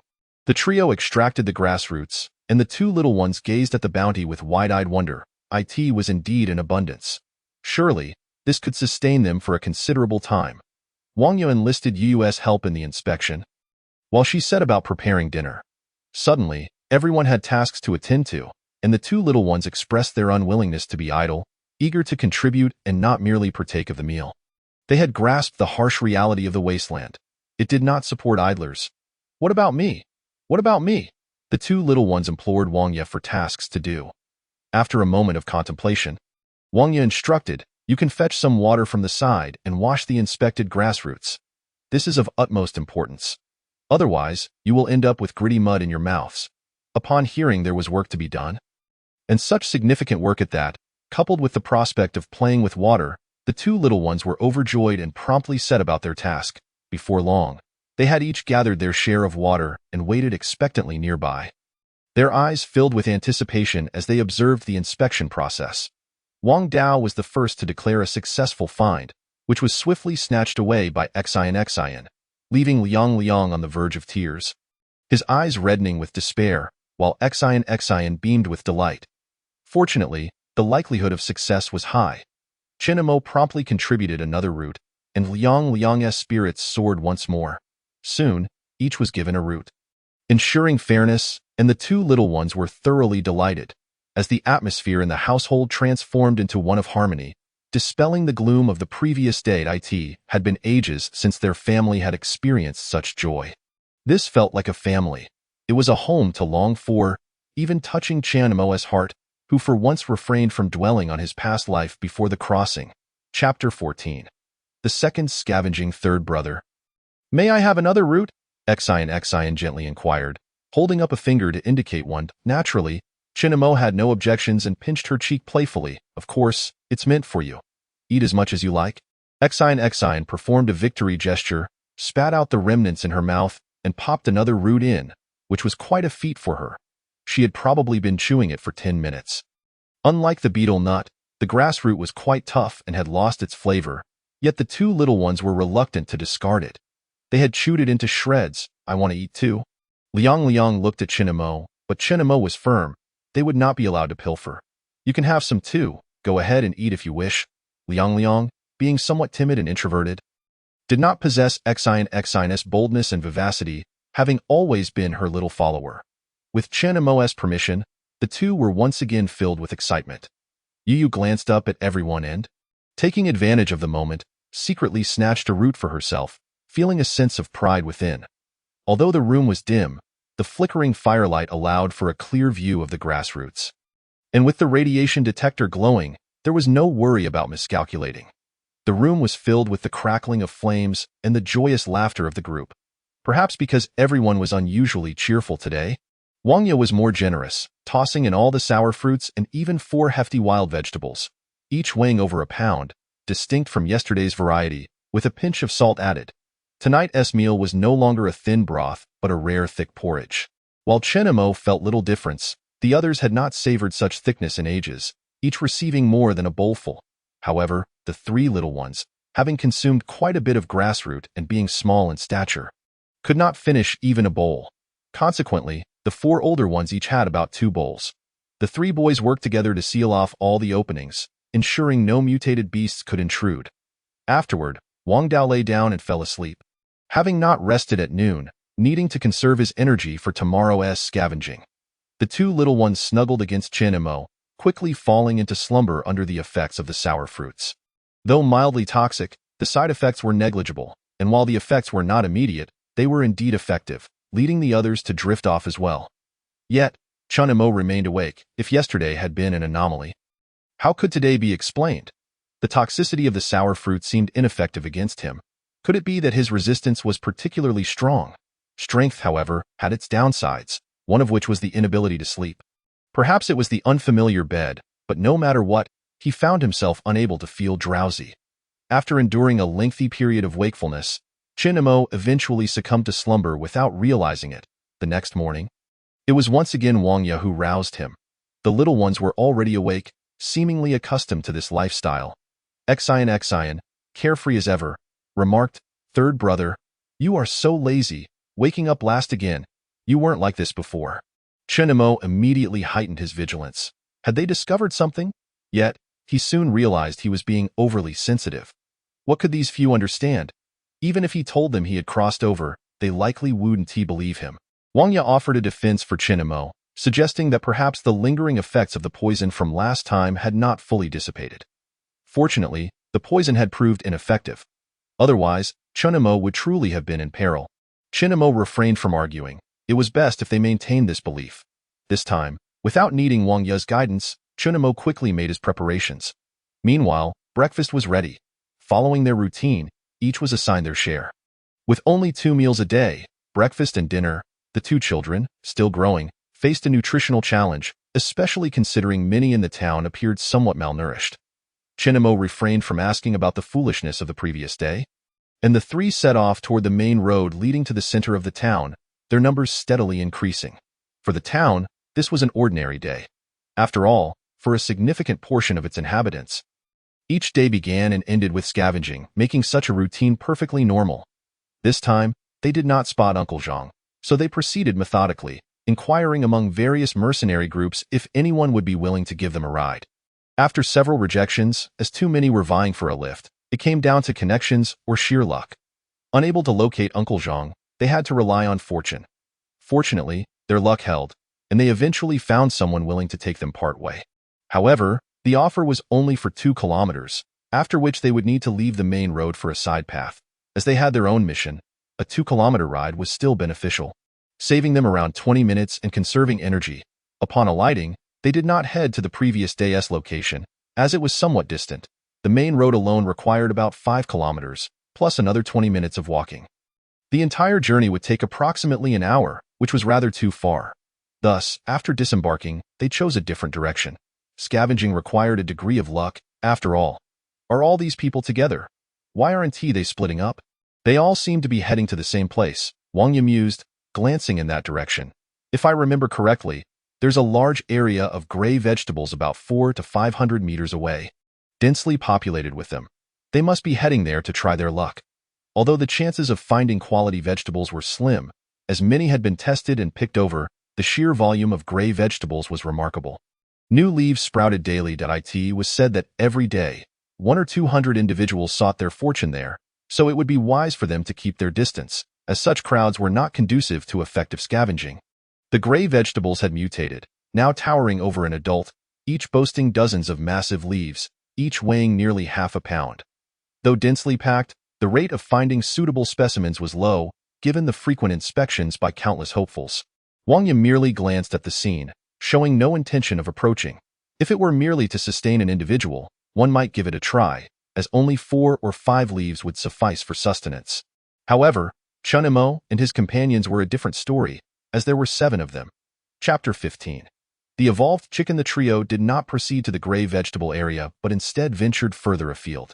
While they continued to walk and inspect, their pace was swift, as this area had been frequently visited, making prolonged stays unnecessary. They occasionally checked their direction to avoid truly losing their way and becoming stranded. Along the way, they encountered numerous other scavengers, all adhering to the unspoken rule of maintaining distance in the wilderness. Upon sighting each other, they instinctively began to disperse. Unless a danger arises or there are ulterior motives at play, individuals generally refrain from engaging with others, as the wilderness differs greatly from the circumstances of a small town. It seems sufficient here, as the area is sparsely populated. We shall remain in this vicinity. For venturing too far raises concerns about the presence of mutated creatures. Wang Yi spoke, and Chen Imo and Wang Dao naturally had no objections.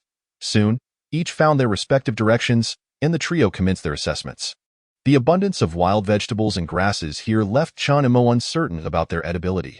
Disregarding the types, he prioritized testing for safety. By around 10 o'clock, they had identified 3 plants that met radiation standards, one of which weighed an impressive 7 to 8 pounds, reaching waist height.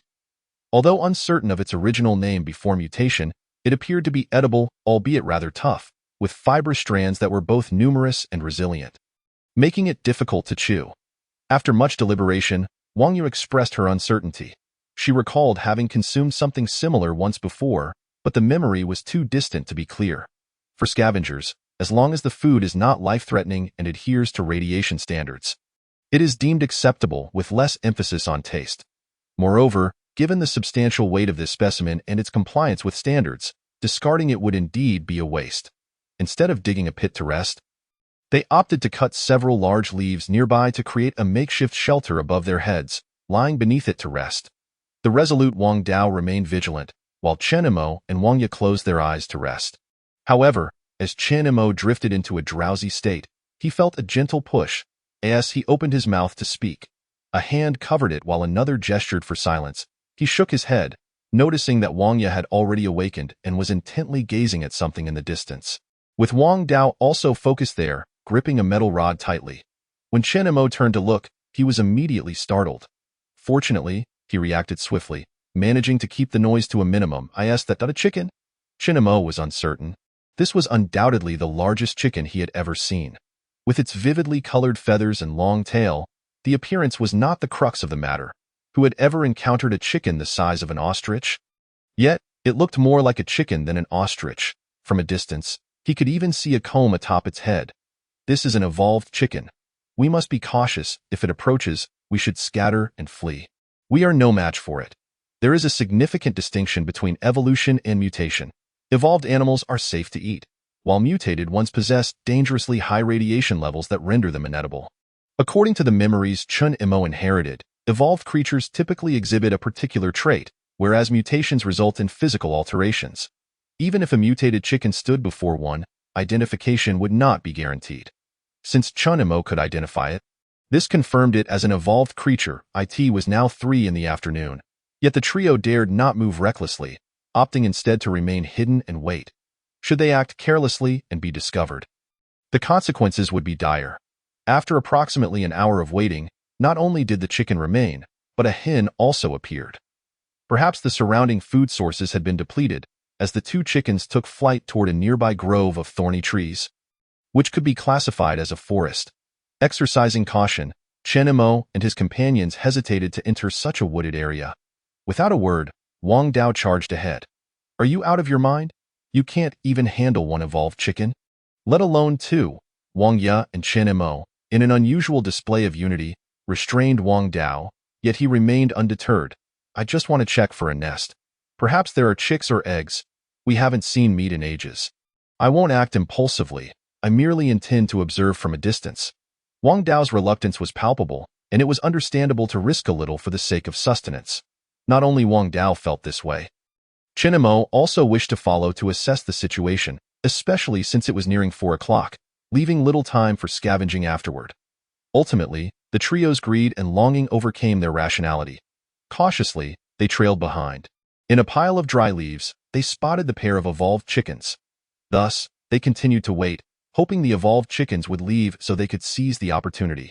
However, as dusk approached and the chickens showed no signs of departing, they reluctantly decided to retreat. It wasn't a complete loss, as the presence of the 2 chickens indicated a potential nesting site. Yet their reluctance to leave prevented Chun-Imo and his companions from taking any action.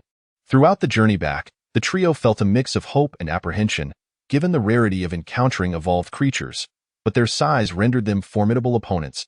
As night fell, they hastily returned to the main road, having managed to arrive just in time. Compared to the previous day, today they were closer to the town, merely 2 kilometers away. Consequently, they blended seamlessly into the throng of scavengers on the road, where no malicious individuals would dare to rob them. Although the crowd was substantial, the atmosphere was notably somber. Upon reaching the town, they were finally met with a cacophony of sound. At the very least, the town did not exude the same oppressive air as the wilderness. This was a rare sanctuary for all. Lu Jun awaited the trio at the entrance, where a significant number of people had already gathered. Meanwhile, within the safety zone, an urgent meeting was convened. New developments regarding the mutated individuals in Ningyang City suggested a conscious movement towards their direction. All of our outposts have been compromised, with dozens of scouts going dark. Yet it seemed they had halted for reasons unknown. According to reports from the Research Institute, this winter may be prolonged. Additionally, several outer farms are facing severe issues due to widespread pest infestations and gatherings of mutated beasts, leading to a significant reduction in food production. This situation could result in numerous scavengers perishing. Our assessments indicate a dwindling supply of food items below the safety threshold of 60, accompanied by an increase in air radiation levels. The pressing concern is when this will come to an end. Soon, even breathing may become a luxury, unaffordable for the average person. It is recommended that the food safety level for scavengers be raised to 65, and the internal food safety level in the safety zone elevated to 40. Chapter 16. Entering the ruins, I believe the issue lies not with diminishing food supplies, but rather with the rapid increase in population. It is noteworthy that mutated plants, such as certain strains of wheat, can grow to the size of eggs. Since the safety zone stabilized and the threats from mutated individuals and creatures abated, the population has surged alarmingly. 4 shelter towns have already been established, yet they remain unable to accommodate all that. I propose that a portion of the scavengers perish. This would resolve the food shortage issue. After all, they are all somewhat affected by radiation. We cannot afford to be overly compassionate.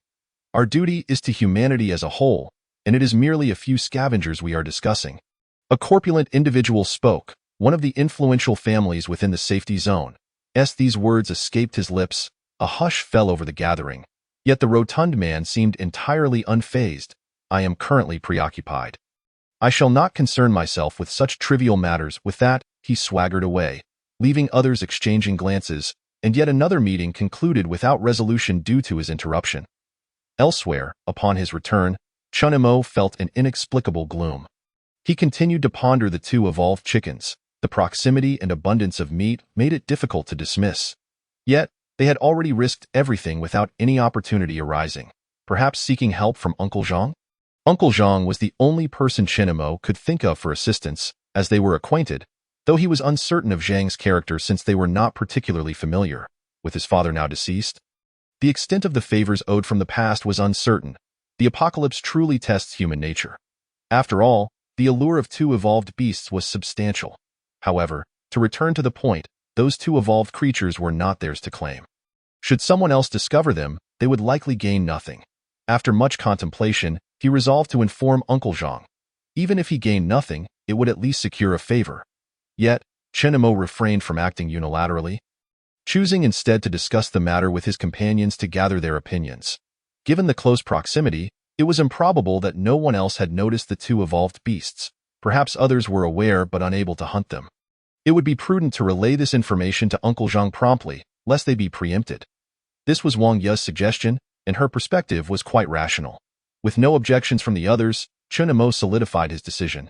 A new day dawned, and the trio searched diligently at the town's exit, noting the dwindling crowd but failing to spot Uncle Zhang. It seemed unlikely they would find him today, as he had not been seen the previous day either.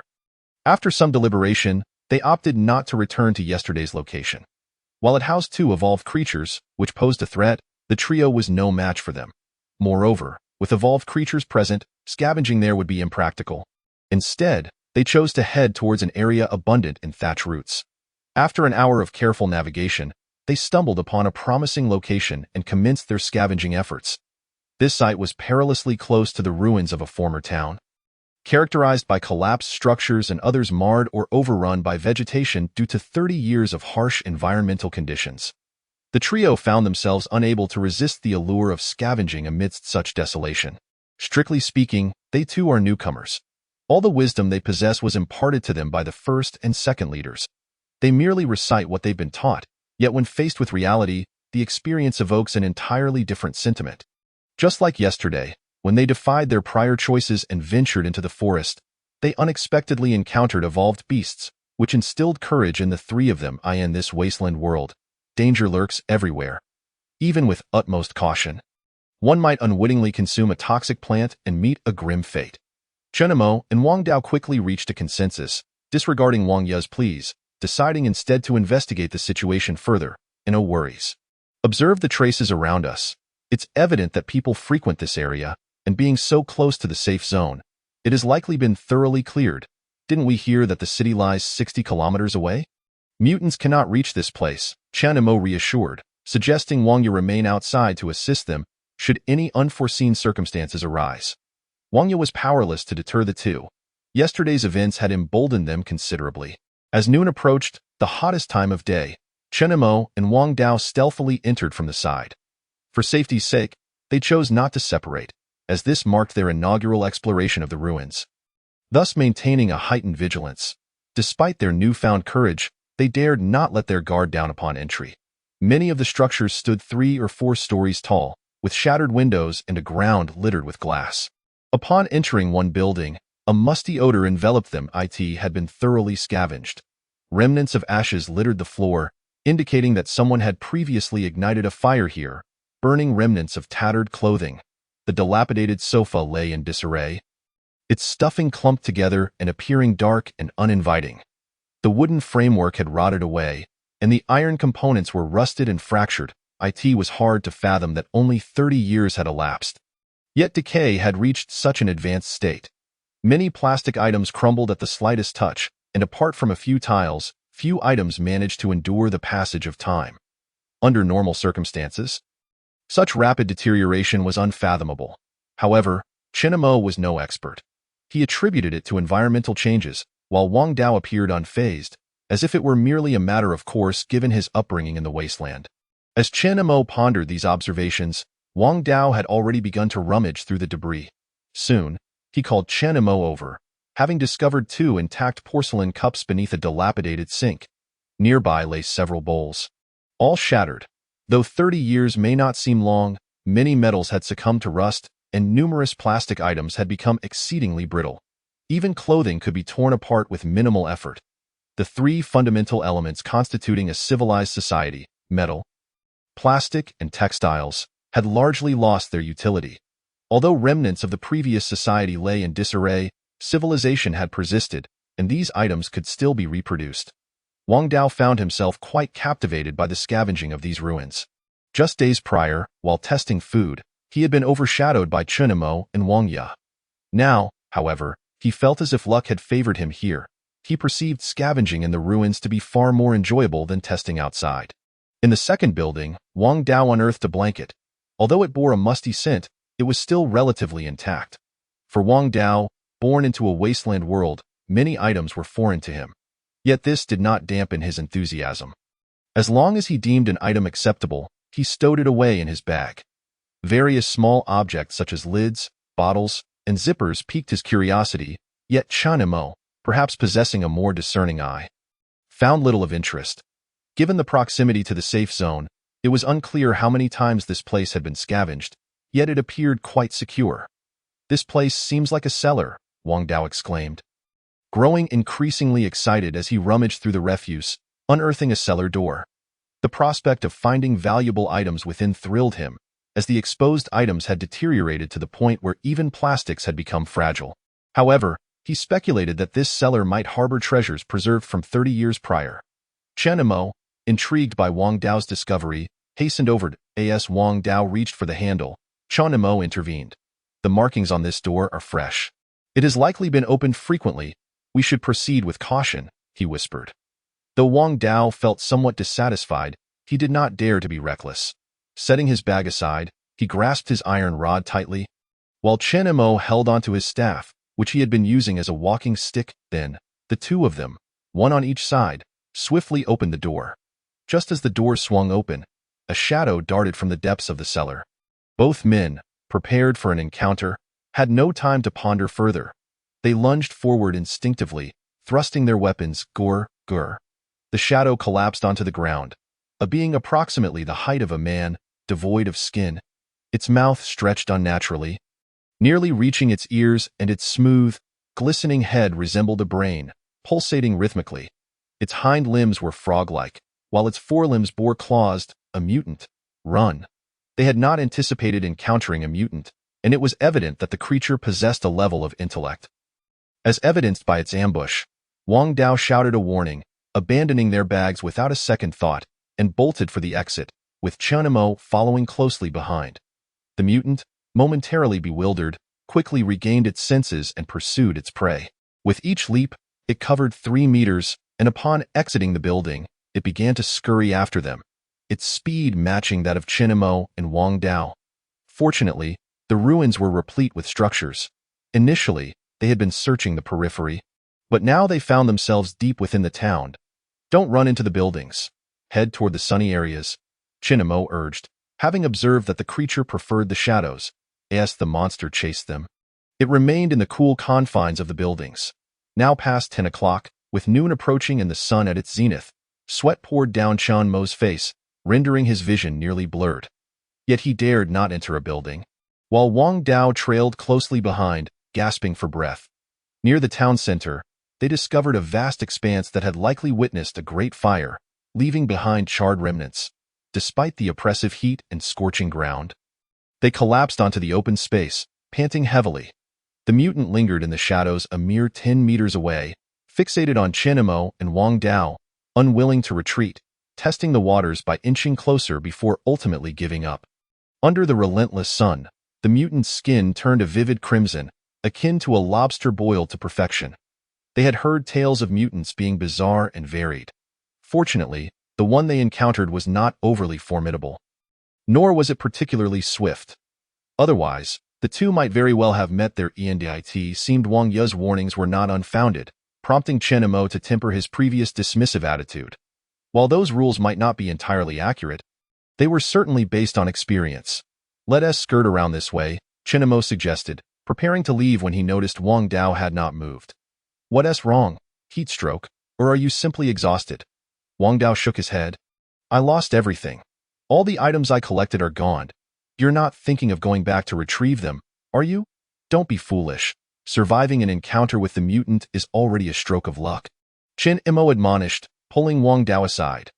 The temperature continued to climb, and the prospect of reuniting with Wang Ye had become impossible. Thus, he sought refuge in a nearby building, intending to rest with Wang Dao until the heat subsided before devising a plan to return. Yet Wang Dao's spirits remained low. Suddenly, a blood-curdling scream pierced the air, jolting Chen Imo and Wang Dao into alertness. It appeared they were not the only ones scavenging the ruins. Other teams had ventured in as well. Given the size of the area and its proximity to the safe zone, this was hardly surprising. Ascending to a higher floor, they discerned that the commotion originated from across the way, where a bustling scene unfolded. Although the sun beat down mercilessly, obscuring their view, they could glean the general situation. The group seemed substantial. After an initial bout of chaos, they quickly organized themselves. The demeanor of the individuals suggested they belonged to a mercenary group, which was unusual for this vicinity. Perhaps they had strayed from their unit, or were seeking to earn some extra income by leading a team into the ruins. Fear not. This is a skinned little fiend. The most basic type of mutant, aside from possessing a bit of strength and speed. It has no other capabilities, it's made of flesh, so let us all charge at it together. Chen Imo and Wang Dao remained where they were, listening to the ensuing turmoil, which lasted for only 7 or 8 minutes. Eventually, they witnessed a corpse being dragged from a building and pushed out into the sunlight. The once shadowy form of the mutant now appeared gruesomely bloodied. Several scavengers stood in the shade, gazing at the mutant's body while exchanging remarks, some even displaying smiles. Chen Imo and Wang Dao lost their interest in resting, fixated instead on the scene before them. They could now ascertain that this was indeed the mutant they had encountered. The rationale was simple. Given the proximity to the safe zone, mutants were unlikely to be numerous, and the variety of mutants present around Chen Imo and Wang Dao further confirmed their suspicions. It was evident that this was the very creature they had faced. Wang Dao initially appeared somewhat dispirited, yet at this moment, he transformed into a figure of exuberance. The prospect of the mutant's demise suggested the possibility of reclaiming what had been lost. Thus, the individual who had once been slightly downcast now radiated an extraordinary vitality. Chen Imo, upon witnessing the smile on Wang Dao's face, instinctively grasped his thoughts. Chapter 18. Striking it rich upon arriving in this world. Chen Imo gathered from various sources that they were relatively secure. Intelligent evolutionary beasts tended to avoid areas densely populated by humans. Moreover, the surrounding mutants should have been largely dealt with, so their presence was unexpected. However, encountering an evolutionary beast yesterday and a mutant today seemed rather excessive.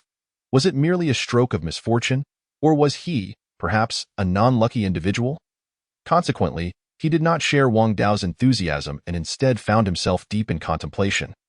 Pondering where things might have gone awry, as the clock ticked past 3 in the afternoon, noises emanated from the adjacent building once more, when they discarded the mutant's corpse under the sun. They had tied it with a rope. After enduring several hours of exposure, the corpse had shrunk significantly, prompting them to pull it back into the house. Faintly, Chen Imo could overhear them mentioning a safe zone, but the words were too soft for him to decipher clearly. It was only through Wang Dao's elucidation that he learned the safe zone was indeed purchasing these mutant corpses, though the reasons remained unclear. Thus, it seemed these individuals intended to take the mutants back with them. Before long, they departed, one individual carrying a cloth-wrapped object, presumably a mutant corpse. They did not continue their search through the ruins, opting instead to leave. This only heightened Wang Dao's excitement. Unable to resist Wang Dao's insistence, and feeling uneasy about letting him go alone, Chen Imo, too, was filled with curiosity. After a brief wait, the two made their way to the spot where the mutants had been discarded. Though Wang Dao was exuberant, he remained vigilant. They occasionally altered their course, moving like scavengers through the ruins, until they arrived at the original location. Carefully entering, they encountered no immediate dangers. The dark entrance loomed before them, but uncertainty about the interior deterred them from recklessly venturing in. Wang Dao managed to retrieve his bag, yet abandoning their exploration felt unsatisfactory. With a resolve, he decided to take a look inside. Recognizing the rarity of the opportunity, after contemplating for a moment, he decided to test the waters first. They tossed some items inside to create a noise, but after waiting for a while without any response, it seemed indeed safe within. After all, given the intelligence of the mutants, they were unlikely to be that clever. The basement featured a concrete ladder, allowing their descent to proceed relatively smoothly. It was not in a state of utter disrepair. Merely a bit grimy, and the only scent was that of mildew. However, upon entering, they were met with a wave of foul odor. Nonetheless, living in a post-apocalyptic world, both Chunimo and Wang Dao were not overly fastidious, merely covering their mouths and noses as they descended. Utilizing the faint glow of the radiation detector, they began to survey the area. The space appeared to be quite sizable, roughly 20 square meters, and it was littered with various items, indicating that someone had lived there for some time. However, all the electrical appliances had long since broken down, and even if there was electricity, it would be challenging to use. Beneath the staircase lay a pile of bones, many of which were old and fractured, devoid of any foul smell, suggesting they had not been there for a short duration. The bones were meticulously cleaned, with clear knife marks visible, and some larger bones had been chopped with specialized tools. This did not appear to be the work of mutants, but rather that of humans. Chunmo deduced the grim truth. Falling into a moment of silence, the noxious stench they had encountered originated from excrement, likely that of the mutants, who had long since ceased to be human, evolving into a new species. Naturally, if they consumed food, they would also produce waste, which was exceedingly foul. Chinamo, come quickly, there's something good here. Upon hearing Wang Dao's call, Chinamo hurried over. In a corner, they discovered dozens of bottles of alcohol. Some were shattered, yet a fair number remained intact, still containing liquid. Given that mutants possessed only the instinct to feed, primarily on flesh, they would not have an inclination to consume alcohol. Thus, the broken bottles were likely the result of the mutants' actions upon realizing their lack of appetite, leading them to disregard the liquor altogether. Finding alcohol was indeed unexpected, considering that food would have been scarce in such an environment.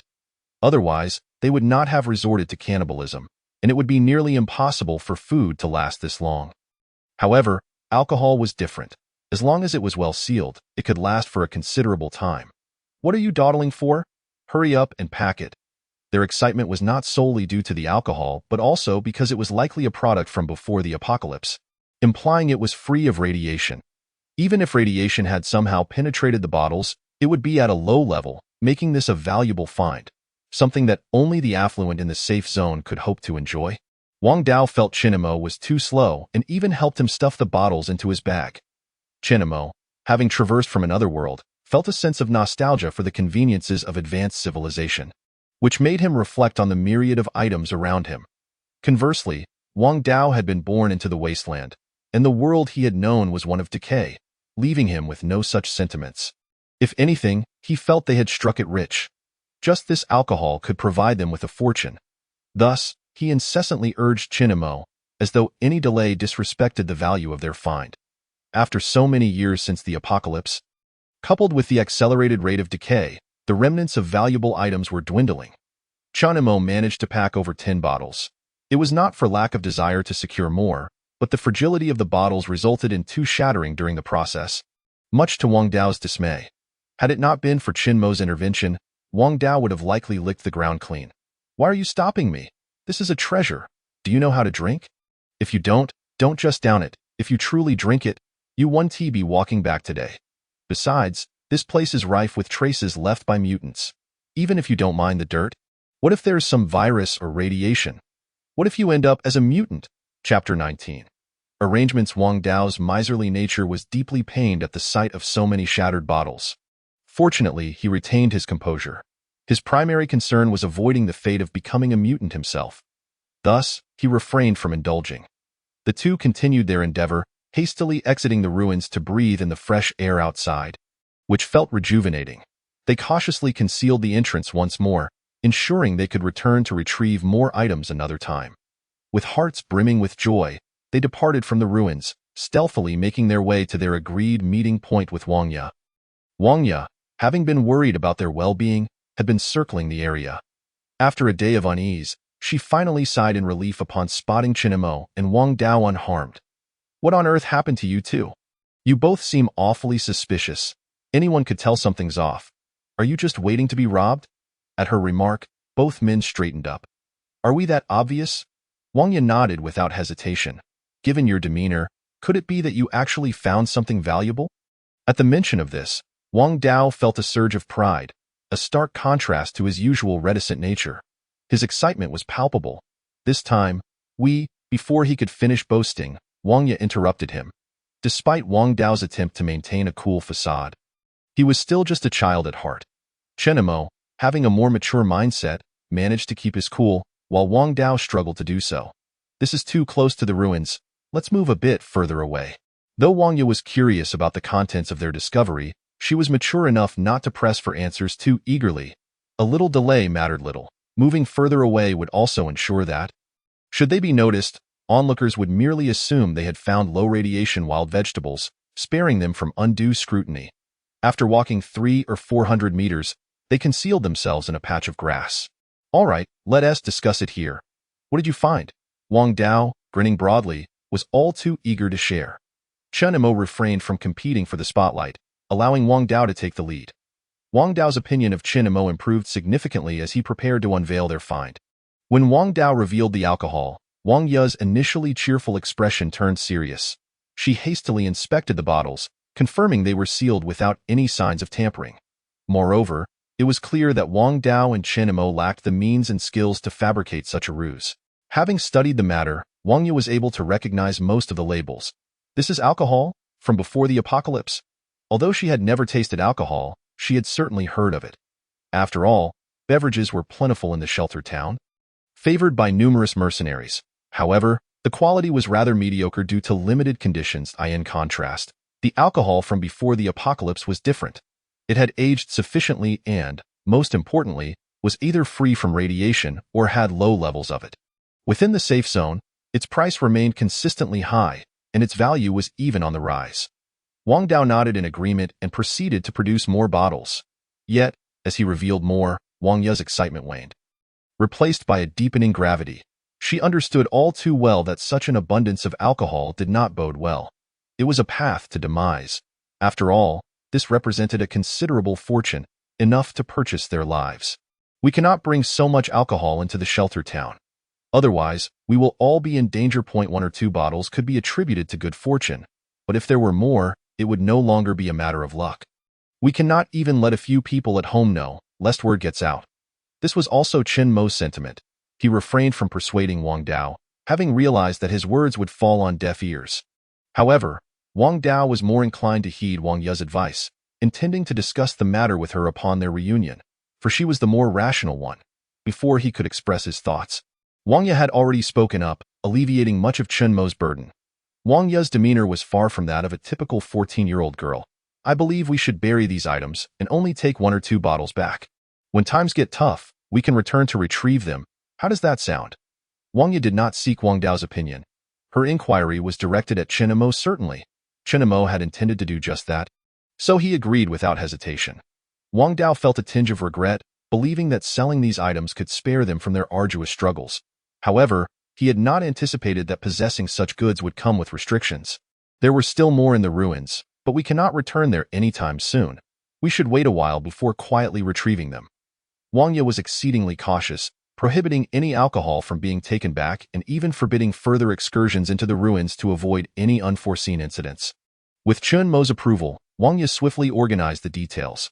After surveying their surroundings, the trio chose a location marked by a large rock and began to dig in the corner. As darkness enveloped the sky, Wang Dao's enthusiasm was palpable. While he labored diligently, Wang Ye casually inquired, Wang Dao, how did your clothes get torn? And what about the injury on your arm? Before Chen Imo could react, Wang Dao replied, I encountered a mutated being. However, while Wang Dao spoke without much thought, Wang Ye's expression darkened considerably. From the outset, she had fervently advised both of them against taking risks, yet they had disregarded her warnings and truly encountered a mutant. Prior to their departure, Chen Imo and Wang Dao had already agreed not to mention anything regarding the mutants to spare Wang Ye any worries. Yet, despite their careful planning, Wang Ye proved to be even more astute. She initially refrained from questioning them, but while Wang Dao was digging, she suddenly posed her inquiry. As a result, Wang Dao unwittingly divulged the truth, and upon seeing the frost on Wang Ye's countenance, it was evident that she was deeply angered. However, the The current situation was not conducive to an outburst. Her displeasure manifested in her silent fury. This was the first time Chen and Mo had witnessed Wang Ye so incensed during their recent days together. Wang Dao, realizing his mistake, turned to Wang Ye to apologize, explaining that they had not encountered any danger themselves, but rather another team had, and they had maintained a safe distance. He even turned to Chen and Mo for corroboration. But his excuse was rather flimsy. Not only did Wang Ye remain unconvinced, but Chen and Mo himself found it hard to believe. If you claim you encountered nothing, then where did the items come from? The ruins are too close to the safe zone. Do you truly believe those scavengers are merely idly passing their time? Chapter 20. The return. Once again, the ruins had been ravaged countless times, leaving no room for Chen and Mo and his companions to find opportunities. Thus, their luck in acquiring such a bounty of alcohol was remarkable, yet Wang Ye remained skeptical that any such favorable locations awaited them. It was likely that they were in secluded areas, potentially fraught with danger. This prompted her to question them so suddenly, rendering their previous alibis ineffective, in terms of value. In a world where human life was as expendable as grass, the lives of Wang Dao and Chen and Mo likely paled in comparison to the worth of the alcohol. However, value could not be measured in such a manner. In Wang Ye's heart, the life of any family member outweighed the worth of these beverages 1,000-fold. Hence, she had consistently opposed any reckless ventures, advocating for a cautious existence, fearing the consequences of any mishap, especially after the incidents involving their elder brothers. This intensified her anxiety over the safety of the three of them. For the plight of the four younger siblings would be unimaginable should anything happen to them. Therefore, she would rather forsake wealth, forgo the alcohol, than risk facing dangers such as mutants. They had been fortunate this time. But what about next? Or the time after that? They could experience 100 strokes of luck, yet a single misfortune would bear consequences they could ill afford. Wang Ye's anger stemmed from this very point. She needed to assert her stance, forbidding any further reckless actions in the future. Consequently, after posing her question, she lapsed into silence, employing this cold treatment to make Chen and Mo feel rather awkward. He hoped that Wang Ye would express her frustration, delivering a reprimand to the two of them. Yet, Wang Ye remained reticent, offering no words of reproach, leaving only Wang Dao's explanations, which went unanswered by her. Chen and Mo was no longer a child. He recognized that Wang Ye was imparting a lesson, deliberately withholding her thoughts, indifferent to their words, and certainly not genuinely angry. Only Wang Dao seemed to be affected by this treatment, displaying evident unease. In contrast, Chen and Mo appeared relatively composed, albeit with less interaction. After handling the matter succinctly, they retained 4 bottles of alcohol. While testing the contents, Wang Ye also collected numerous cattail roots, intending to bring them back for further analysis when time permitted. She could not carry everything herself, so she prepared them for Chen and Mo and Wang Dao. Now, they found themselves in need of them. They placed the alcohol in the center, wrapping it in a thick layer of cattail roots. This served to protect the bottles from breaking and provided a form of camouflage. Thus, the trio commenced their journey back. Fueled by her anger, Wang Ye chose to walk ahead, lost in her thoughts, while Wang Dao followed closely behind, persistently whispering explanations.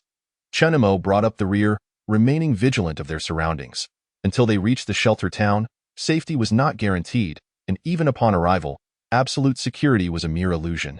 After winding their way for a while, they quickly reached the main road. They encountered a man and 2 women approaching from the opposite direction. Wang Dao immediately fell silent, warily observing the group. Both parties were on edge. The man from the opposing group, appearing to be in his 20s and seemingly more mature than Chen and Mo and his companions, was the first to speak up. "Everyone, let's not be anxious. The night has fallen. How about we team up for the journey back?" After all, a larger group offered greater safety, and Chen Mo's side had no objections, as the other party seemed eager to reunite with their team. Thus, an agreement was reached, and the 6-person group set off toward the shelter town together. Having already made significant gains, Chen Mo's group had no interest in the fortunes of others, nor did the opposing group express any curiosity about theirs. The 6-member team traveled in silence, creating a somewhat oppressive atmosphere. They encountered other groups along the way, some hurrying past while others appeared troubled, merely exchanging glances before continuing on their paths. Consequently, Chen Mo's group quickly grew to a size of 15 or 16, and with the shelter town not too far ahead, their collective presence could be deemed quite secure. As they felt safer, the tense atmosphere began to dissipate, and familiar scavengers started to engage in conversation. The mutated beings from Ningyang City were situated dozens to hundreds of kilometers away from their safe zone, and logically, there should be no overlap. Yet, for reasons unknown, several scavenger teams had encountered mutated beings at the outskirts. Although they had traveled somewhat farther, they remained only a mere 10 kilometers from the safe zone. It was unclear whether these mutants had migrated from Ningyang City or had only recently transformed. Perhaps they had emerged from some ruins, but it was evident that their scavenging safe zones were increasingly perilous. The areas deemed safe were steadily shrinking. This was indeed true. A brother from my mercenary group had mentioned that their team was responsible for hunting down solitary mutants at the periphery. The cities had long since become the domain of mutants, rendering them human-free zones. However, mutants, mutated beasts, evolved beasts, and mutated insects were not of the same ilk. Under normal circumstances, mutants would not stray far from their former urban territories, as venturing into the wilderness could render them prey to various monsters. Moreover, the cities were nearly 100 kilometers away, and many did not believe that solitary mutants could traverse such distances. As for recent mutations, they were not uncommon occurrences. Given the rising levels of radiation in food, excessive consumption could lead to mutations. Some would succumb to diseases akin to cancer due to high radiation exposure, while others would transform into mutants. This category pertains to the newly mutated beings. However, the majority have now adapted to this environment, possessing varying degrees of antibodies, thus significantly reducing the likelihood of new mutations emerging. As for the mutated beings unearthed from graves, they refer to the one encountered by Chenemo and his companions today. The surrounding area is far from a desolate wasteland. It was once dotted with numerous towns, villages, and localities. Due to extensive foraging, the mutated beings in these smaller locales have long been dealt with, and the resources therein have been thoroughly scavenged. After all, the safe zone has developed over several decades, and it cannot possibly produce all the necessary materials. Thus, the collected items have become vital resources supporting its growth.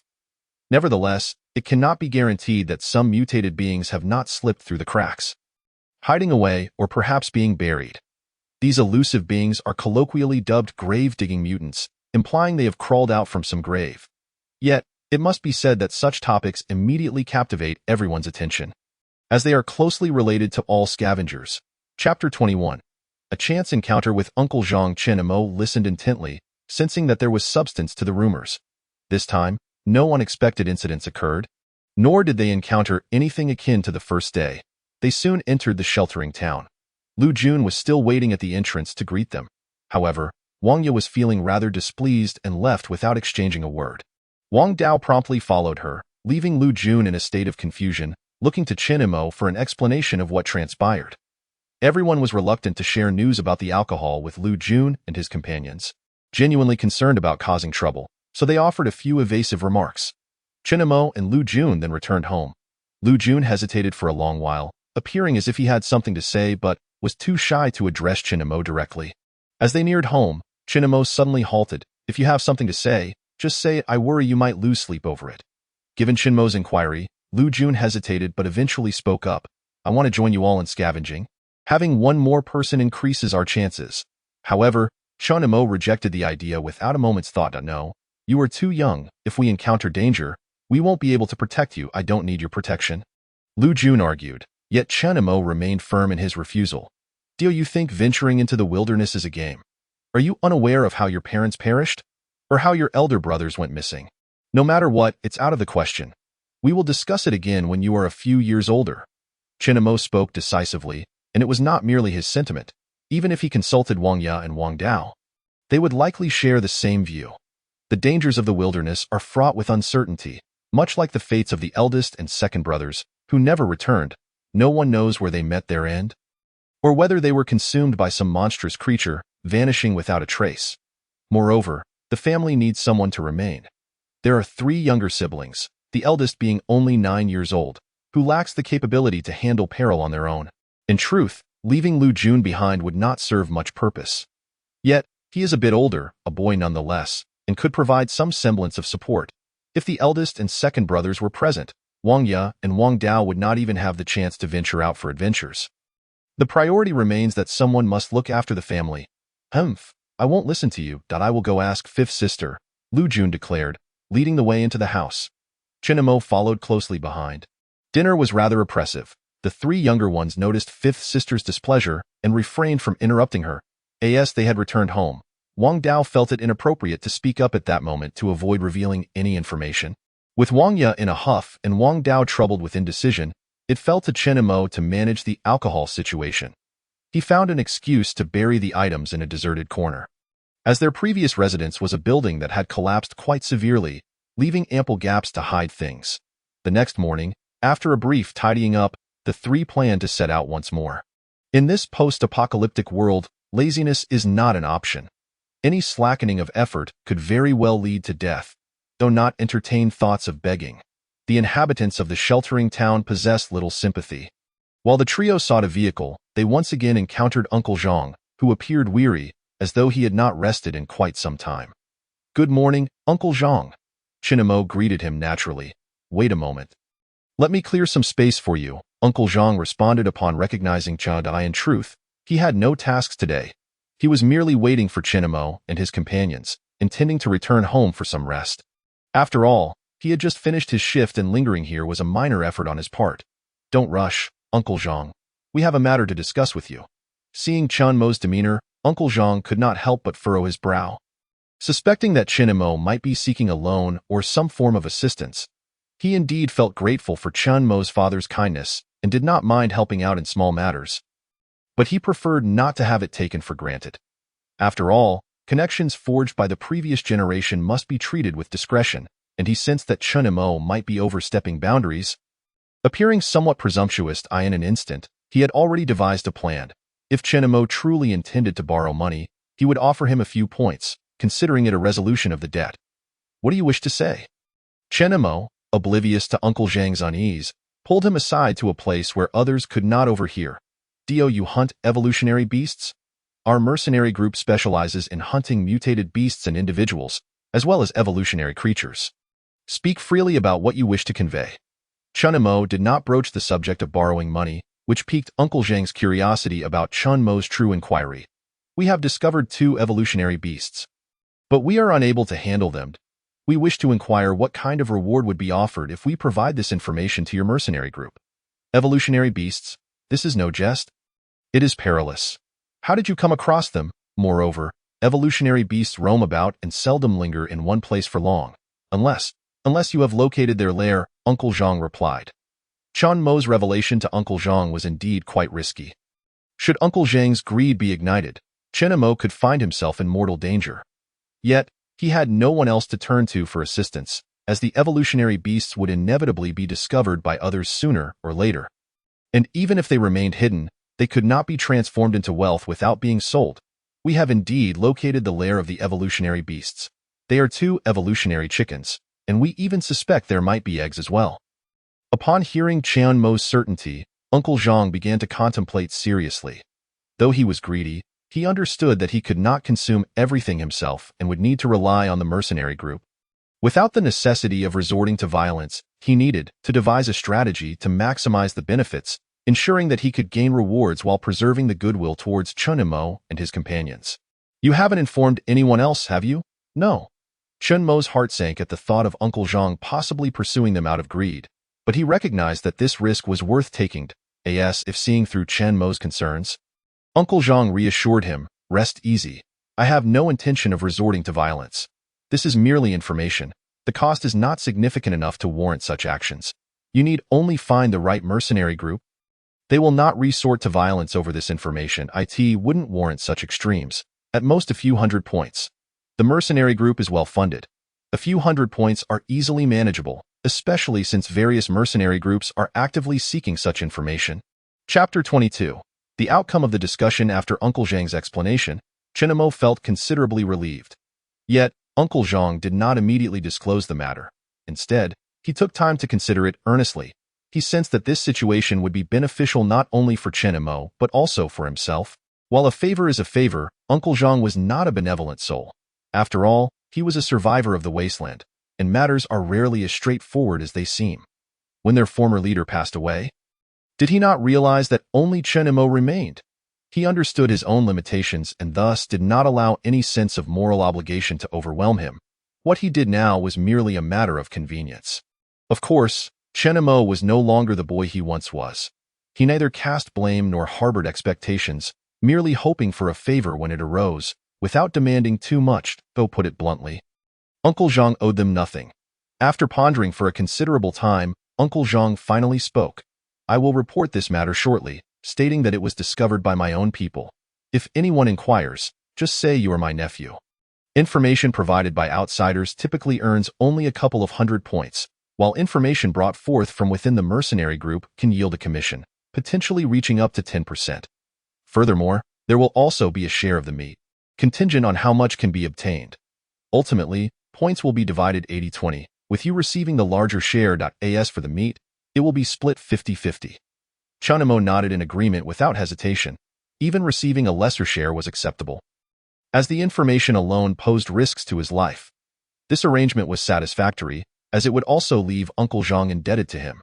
Just like the father he had never met, accumulating favors could prove to be a form of wealth, one whose value might be realized unexpectedly. For Uncle Zhang, this opportunity arrived at a fortuitous moment. Their captain had recently sustained severe injuries and would undoubtedly require a replacement. Although Uncle Zhang was of sufficient age and stability, he was still relatively new to the mercenary group. 2 individuals qualified to compete with him possess greater experience. However, in the realm of mercenary groups, while credentials are valued, they are not the sole criterion. Merit is equally esteemed. After all, this is not a retirement haven where seniority guarantees entitlement. It is a battleground where accomplishments matter. Originally, Uncle Zhang had little hope, but now, with Chunamo presenting him with a token of merit, he felt a tinge of disbelief. Could this truly be the adage that good deeds are rewarded? Soon, Uncle Zhang set off to report this matter, with Chunamo waiting by his side. The scavengers had all departed, and Chunamo intended to keep Wang Dao and Wang Ye from following, apprehensive of unforeseen complications. Thus, he decided to go alone.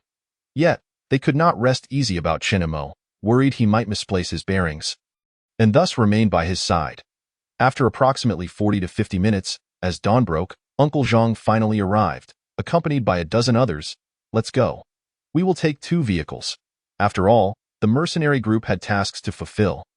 And these individuals had also been swapped in like him, initially intending to rest but called in at the last moment due to the report of mutated creatures. Consequently, the group bore grim expressions. But they complied because the promised rewards were appealing. Chunamo, you 3 will ride with me. Even without Uncle Zhang's directive, Chunamo and his companions would certainly choose to accompany him. Although Uncle Zhang appeared to be a rough character, he possessed a keen awareness, concerned that jealousy or anger among the others might lead them to cause trouble for Chunamo. Thus, he deliberately made this arrangement. Since the distance was not great, they soon left the main road, traversing a narrow path, encountering several scavengers who promptly distanced themselves upon sighting the mercenary group. In summary, the wilderness holds no allies. Everyone is keen to avoid encounters with others, regardless of their status. All right, ahead lies a thicket, filled with thorns and some mutated trees. Let us proceed on foot. Uncle Zhang had not anticipated that the refuge town would be so near. Logically, it should have been thoroughly cleared. So how could there still be stragglers? Nevertheless, he chose to trust Chunamo and led the group into the thorny woods, which only fueled the growing discontent among the already disgruntled individuals. Fortunately, as a squad leader, Uncle Zhang commanded some respect, managing to suppress the collective dissatisfaction. Half an hour later, they drew closer to the lair of the mutated chicken, even catching sight of its outline. Wait a moment. Let the drone scout the situation first to avoid a disastrous setback. With that, Uncle Zhang produced a small drone, slightly smaller than a fist, resembling a sparrow. After a brief moment of astonishment, Chunamo quickly grasped the situation. Understanding that they were in a post-apocalyptic world, he naturally assumed that technology had regressed and living standards had plummeted. Otherwise, there wouldn't be so many struggling to find food and warmth. Yet, he was gravely mistaken. The reality was quite the opposite. While the world had indeed faced calamity, technology had not stagnated. It continued to evolve. The circumstances surrounding the refuge town merely clouded his perception. Moreover, had they been in a secure zone, such misconceptions would not have arisen. Chunamo swiftly acclimated to the presence of this technology, though it left Wang Dao and Wang Ye quite shaken, as it was their first encounter with a drone. Shortly after activation, the drone soared toward its destination, relaying information back through its perspective. A solitary mutated chicken rested in its nest, surrounded by several eggs the size of soccer balls. The mutated chicken posed a notable challenge. It could fly. The group could only proceed with utmost caution to avoid startling it. Should the mutated creature take flight prematurely, it would complicate matters immensely. However, Uncle Zhang's team was not without formidable weaponry. In addition to their futuristic firearms, they possessed rocket launchers, which would only be deployed in dire circumstances. After all, their intent in hunting mutated beasts was for sustenance. Should the creature be obliterated by a rocket, its value would diminish significantly. Strange, why is there only one? I thought there were two. Perhaps the other has gone foraging. What should we do now? Wait for the other to return before attacking together. Or strike now? Continuing to wait posed the risk of discovery, and midday was hardly advantageous for combat. If they did not wait, they might only secure one chicken, while the other could flee upon sensing danger. Chapter 23. Assault on the mutated beast. The solitary mutated chicken exhibited a heightened vigilance, seemingly aware of the drone's presence. However, due to its diminutive size and meager flesh, the mutated chicken merely observed the drone for a moment before returning to preen its feathers. Being seasoned mercenaries, the team swiftly fell into coordination under Uncle Zhang's guidance, dividing into two groups. One stayed put, while the other maneuvered to flank the mutated chicken, ensuring it would not escape. Given the need for stealth, their movements were deliberate, taking over 40 minutes to prepare, followed by a period of waiting. Everyone, remain concealed. We will wait an hour. If the other does not return, we will act without hesitation. After this, Uncle Zhang added, just hold on a bit longer. Once this mission concludes, we will dine out tonight, and I shall treat. After all his exhortations, this final incentive proved the most effective. Upon hearing of the evening's feast, excitement surged among the group, who eagerly affirmed their commitment to executing the task with excellence. The reason Uncle Zhang had not initially employed such encouragement was that he had thought it would be a swift affair. The rewards would scarcely suffice to cover a meal for everyone once Chinamo and his companions were accounted for. He would have to bear the expense himself, and in a post-apocalyptic world where survival had become paramount in the refuge town, no one could afford extravagance. A quick resolution was the aim, allowing for a return shortly thereafter, perhaps to procure some snacks. However, an unexpected turn of events unfolded. With only one mutated chicken in the nest, the prolonged waiting time raised concerns about growing discontent among the group, potentially leading to diminished effort. Thus, even if it meant personally footing the bill, he was determined to complete the mission. The prospect of a squad leader's position was no longer within reach. But a new opportunity had arisen, prompting him to seize the chance as an early investment. The outcome was promising. The mercenary group's rewards were modest, doled out according to their operational protocols, a mere reflection of their efforts rather than gratitude towards Uncle Zhang. Yet, now that Uncle Zhang was willing to treat, it changed the narrative entirely. Silence enveloped the group as Uncle Zhang maintained contact every 15 minutes to prevent any mishaps, with minimal communication beyond that. All awaiting the signal to act. Before long, the clock approached 10 o'clock. The sole mutated chicken exhibited signs of agitation, uncertain whether it sensed something amiss or was merely seeking food, repeatedly rising only to ultimately relent. Uncle Zhang teetered on the brink of issuing the command to commence the assault, but restrained himself. One mutated chicken would hardly yield sufficient reward to justify a feast, given the potential losses and the lack of remarkable merit. However, amidst his indecision, a shadow darted from afar. Another mutated chicken. Without hesitation, it landed beside the nest, calling out to its companion. Fearing unforeseen complications, Uncle Zhang immediately commanded the group to initiate the operation. He gestured for Chen Mo and his companions to remain back, lying low as he led the others forward. Chen Mo and his friends remained humble, understanding their role was merely to await the outcome. Their involvement could complicate matters and expose them to danger. Yet, before Uncle Zhang's team could close the distance, the mutated creature sensed their approach. With confidence in its abilities and the safety of its eggs, it did not flee but instead spread its wings in readiness. Uncle Zhang's group, undeterred, opened fire. The mutated chicken's sharp claws posed a significant threat. If caught, it could inflict severe damage. However, the mutated beast proved far more formidable than anticipated, particularly in the eyes of Chinamo and his companions. The rifle fire from Uncle Zhang's team struck the mutated chicken, producing muted thuds, yet inflicted minimal injury beyond the shedding of a few feathers. The creature's unique ability, known as iron feathers, necessitated the use of specialized ammunition. The mutated beast's body underwent an extraordinary transformation, enhancing specific areas, a characteristic common among avian mutants, where their claws or beaks were typically their most lethal features. Even ordinary steel could be penetrated. But these two exhibited extraordinary feather defenses, as Uncle Zhang had described. Despite being mere feathers, their defensive capabilities rivaled that of steel, allowing the mutated chicken to withstand the assault from Uncle Zhang's team and swiftly close the gap. Uncle Zhang, agile in his movements, ducked and maneuvered around a tree, deftly avoiding the mutated beast's attack. The others followed suit, utilizing the surrounding trees for cover while retaliating against the creature. Due to its size, the mutated chicken found itself at a disadvantage in the dense forest.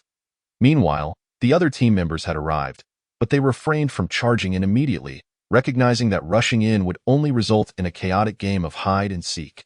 They arrived bearing 2 iron chains, which they launched with firearms, ensnaring one of the evolved beasts. The other end rapidly coiled around a massive tree, effectively subduing one creature, thereby significantly alleviating the pressure on Uncle Zhang and his companions. Consequently, they joined forces with a few recently arrived allies and succeeded in vanquishing another evolved chicken. These newcomers had brought along weaponry akin to heavy machine guns, capable of penetrating the iron feathers of the evolved beasts. However, before they could bask in their triumph, the creature that had been secured by the chains astonishingly broke free and resumed its assault. Radiating fury, it crashed into a tree with a diameter of half a meter, snapping it in two, leaving the group in perilous straits as they dared not confront the beast directly, opting instead to evade its relentless attacks. Meanwhile, Chinemo and others observing from a distance felt a palpable tension in their hearts. Although they did not directly engage, the imminent danger was acutely felt, appearing even more formidable than the mutated individuals. It was no wonder that the latter were numerous while the evolved beasts were scarce. They could confine the mutated beings within the remnants of the old cities. This understanding provided some clarity. Relatively speaking, the evolved beasts were indeed more powerful. Nevertheless, due to their sheer size, evolved beasts typically shunned urban areas, as their bulk made movement cumbersome and the abundance of smaller creatures would render them vulnerable. Thus, the mutated beings remained trapped within the cities, while the evolved beasts stayed beyond, resulting in the stark dichotomy witnessed today, with humanity relegated to a mere existence in the shadows. After all, while individual humans may be frail, they possess the advantage of technology. The evolved beasts, lacking unity, hesitate to assault the safe zones, while humans remain incapable of exterminating them. Chapter 24. 3 pieces of news. Having dispatched one evolved chicken, the remaining one, though seemingly formidable in its frenzy, posed a manageable challenge. They had anticipated encountering 2 evolved beasts and were well prepared. After half an hour of heart-pounding tension, the second evolved chicken was also defeated, signaling a return to safety. Evolved beasts are rarely social creatures. Their considerable size demands vast quantities of sustenance, making it difficult for them to form packs. Given that this was the territory of the evolved chickens and so close to the refuge town, it was highly unlikely that further dangers lurked nearby. "Captain, come quickly and see this," someone called out, prompting Uncle Zhang to rush over. Inside the nest of the evolved chickens lay a modest pile of eggs, numbering between 20 to 30, an unexpected delight. "Take them all," bring the vehicle closer. "It will soon get heated." "We must return before that." As Uncle Zhang organized the others, he sought out Chinemo and his 2 companions. "These items must be transported back for processing. We may not have results until tomorrow. Do you intend to continue scavenging today, or accompany us as we leave?" Chinemo glanced at the others. They had previously discussed their plans. "We trust you to handle everything, Uncle Zhang. We intend to continue scavenging. We cannot afford to be idle for a lifetime due to this incident." Uncle Zhang felt a mixture of admiration and relief at Chanmo's maturity. "What a determined lad. Here, I shall give you my contact number. If you ever need to reach me, do not hesitate to call." He patted Chinemo on the shoulder and provided him with a number. Turning to Wang Dao and Wang Ya, he added, "You two are the same. Feel free to seek me out if you require assistance within my means. After all, your parents were comrades of mine. You may simply call me Uncle Zhang." Perhaps sensing the potential benefits of Chenmo's connections, and noting Wang Dao and Wang Ya's slight reticence, Uncle Zhang took the initiative to engage them, which helped ease their tension as they began to address him more comfortably. Uncle Zhang was in high spirits. Having secured 2 evolved beasts and a bounty of eggs, enhancing his leverage, by the way, I must caution you all. Do not let this information leak. Of course, it is not so dire as to warrant panic. As those who should know already do, I merely fear it may incite unnecessary alarm. The first piece of news is that winter will arrive earlier this year, and its duration may be prolonged. With temperatures expected to plummet. Prepare accordingly. Uncle Zhang cast a wary glance around, concerned about the potential repercussions of such news leaking. The second piece of news is to stockpile food as best you can, for there have been issues at the grain production base, and this year's yield will be severely lacking. The third piece of news, though uncertain, suggests the possibility of the mutated beings migrating, though their destination remains unclear. The safe zones are also working on strategies. That's all for now. Just keep these matters to yourselves. Otherwise, you may find yourselves in trouble. As Uncle Zhang finished speaking, the distant sound of vehicles drew his attention, and he promptly prepared to depart, leaving the 3 of them exchanging glances. Despite the oppressive heat, the presence of food offered hope for survival, yet the impending winter posed a dire threat. With such low temperatures, food would become even scarcer, leading to untold suffering. The crux of the issue lay in determining the appropriate quantity of provisions to store. Their household had not prepared any reserves, not for lack of desire, but due to sheer impossibility. The entire safe zone and refuge town relied heavily on the grain-producing regions. Should issues arise there, both would face dire consequences. Although the safe zone boasted multiple grain-producing areas, in the event of a shortage, priority would undoubtedly be given to the safe zone, leaving the refuge town to be forsaken. Moreover, the prospect of mutated beings migrating from the cities posed additional complications. Ningyang City, once a thriving metropolis with a population exceeding 10 million, had seen most of its inhabitants transformed into mutated beings. Over the years, these beings had engaged in brutal conflicts within the city, their strength now an enigma. To speak frankly, mutated beings also require sustenance. With so many of them and food in short supply, they would inevitably resort to cannibalism. After 30 years, even if only 1/10 of the original population survived, it would still represent a terrifying figure. The mutual consumption among them would undoubtedly elevate their abilities to unimaginable heights. Furthermore, the diversity among the mutated beings had diminished over time, with the lower-tier individuals largely eradicated. Consequently, the cost of acquiring food had escalated, rendering it increasingly difficult to obtain, prompting the mutated beings to shift their focus beyond the city limits. If the mutated beings lacked a collective consciousness, the surrounding evolved and mutated beasts would suffice to confine them within the cities. However, with the emergence of a collective awareness among the mutated beings, the disunity of the surrounding evolved beasts would be unable to withstand the onslaught. Wang Ya, however, did not share Chen Mo's concerns, fixating instead on the first 2 pieces of news: the early arrival of winter and the grain shortage that necessitated immediate stockpiling. She paid little heed to the third point regarding the migration of mutated beings, pondering the relevance of such information to their lives. After all, as mere individuals, they lacked the luxury of contemplating escape from the safety of their zone or the refuge town. The wilderness confined both the mutated beings to the cities and humanity to the peripheries of safe zones, rendering any thoughts of crossing the wilderness futile. Moreover, where could they possibly go beyond this safe zone? She had heard tales of other safe zones, yet their locations remained elusive, often hundreds of kilometers away. Only mercenaries could venture forth, and even they might not guarantee protection. Thus, the primary focus must remain on navigating their current circumstances. If they could resolve the first 2 issues, they would consider it a success. Leaving the rest for another day. Chapter 25. The unreal. Ultimately, the crux of the matter remained food. This dilemma plagued not only humanity but also the mutated beings and evolved beasts alike. After 30 years, it seemed time for the mutated beings to consider migration. Reports indicated that other safe zones had already engaged in conflicts with mutated beings, yet the outcome was invariably defeat. Soon, Uncle Zhang and his companions had loaded all their belongings into the vehicle. Before departing, Uncle Zhang issued one final warning. You may wander around here, but do not venture to the other side of the forest, which is merely 4 or 5 kilometers away. Stay clear of that area, as it is a high radiation zone, rife with pollution in the air. Without proper equipment, you would be courting death, which is why so few venture in that direction. Having delivered his warning, Uncle Zhang instructed the driver to depart. Chen Mo longed to inquire why such a hazardous area existed so close to the safe zone, but before he could voice his curiosity, Uncle Zhang's party had already driven away, leaving him to grapple with his unanswered questions. Nonetheless, they heeded Uncle Zhang's warning. If the air itself was contaminated, it was clear that no edible sustenance could be found there. With the matter of the evolved beasts concluded, Chen Mo and his companions proceeded towards the lair of the evolved beasts. They collected all that was salvageable, leaving only tattered clothing and cotton for nesting, which Wang Yi deemed valuable. As winter approaches, she must devise a means to create warm clothing for everyone. The garments amidst the rubble have long since decayed into black muck, and it remains a mystery from whence these evolved beasts procured such items. Wang Yi intends to gather materials to fashion garments, for there exists an abundance of cotton-like substances here, which should provide adequate insulation.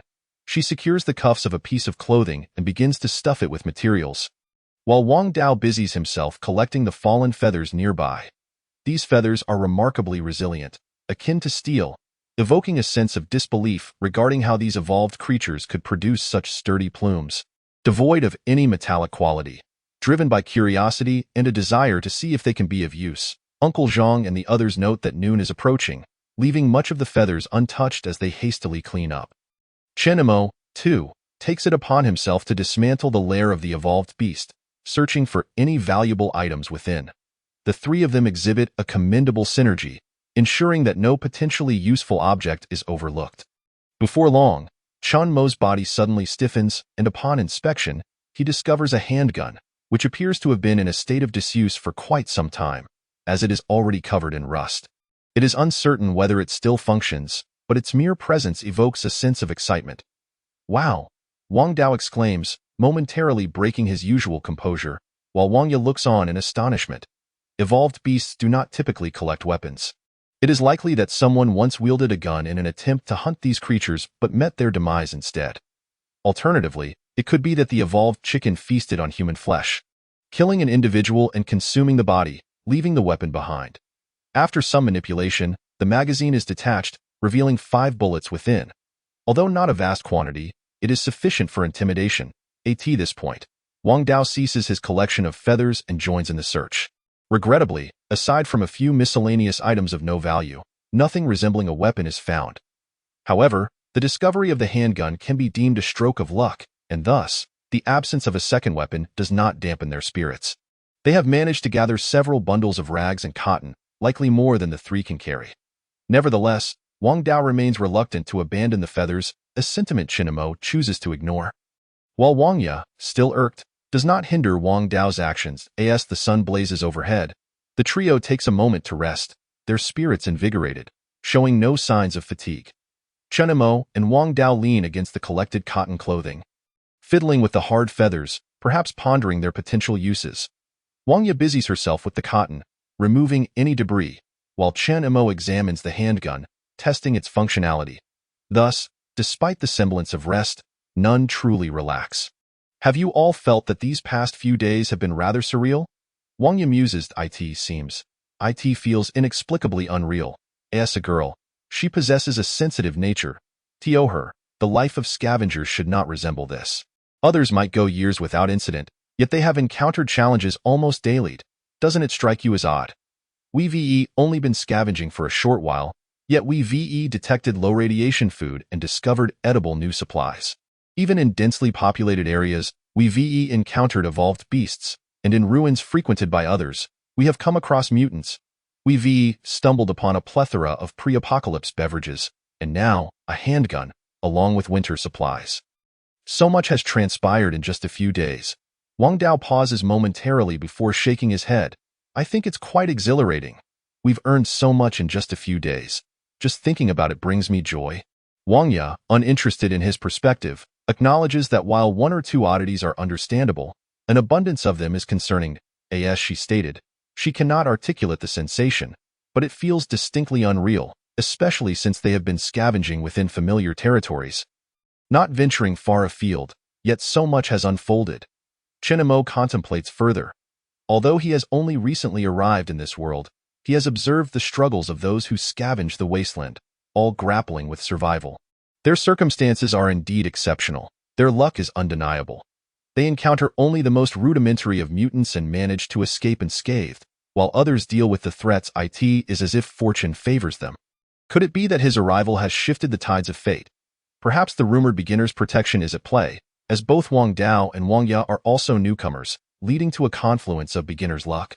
However, such musings are unlikely to yield definitive answers. Wang Ya's unease prompts her to voice her feelings, though she does not expect clarity. After a brief pause, she resumes her tasks.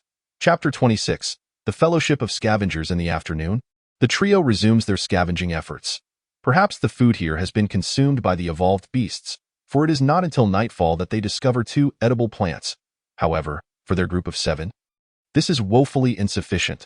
Moreover, due to their previous expedition to the ruins, they have little to show for their efforts, relying on dwindling rations. Reluctantly, they must depart, realizing why this area is devoid of others. Let us hurry back. Tomorrow, I'll check in with Old Sue to see if I can offload some of the liquor. While the news hasn't spread too widely yet, I'll see if I can acquire some nutritional supplements to tide us over. If what Uncle Zhang said holds true, those supplies may soon see a price surge. Nutritional supplements are relatively inexpensive, as Chen Imo recalls that each one costs about 5 points. These small vials offer no sense of satiety. They merely stave off death while hunger persists. In dire circumstances, they have no choice but to stockpile these supplements. Although hunger remains, it is a preferable alternative to starvation. The group shares no objections and begins their preparations to return.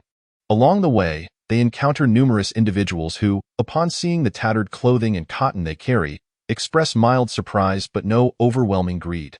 Compared to food, other items simply lack allure. Moreover, while news of their scavenging has reached the upper echelons, the lower strata remain largely uninformed. Thus, there is little urgency among the populace. With adequate food supplies, they can collect firewood for the winter. Few believe that anyone could scavenge so much food, especially in an area so close to the safety zone. Widely regarded as a communal space where opportunities for such abundance are scarce. However, as they exit the area known for gray vegetables, a middle-aged woman approaches them. Chen Imo is somewhat acquainted with her.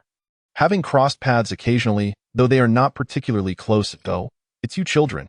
How unfortunate it is that there are no adults to care for you. For reasons unknown, her tone strikes Chen Imo as somewhat insincere.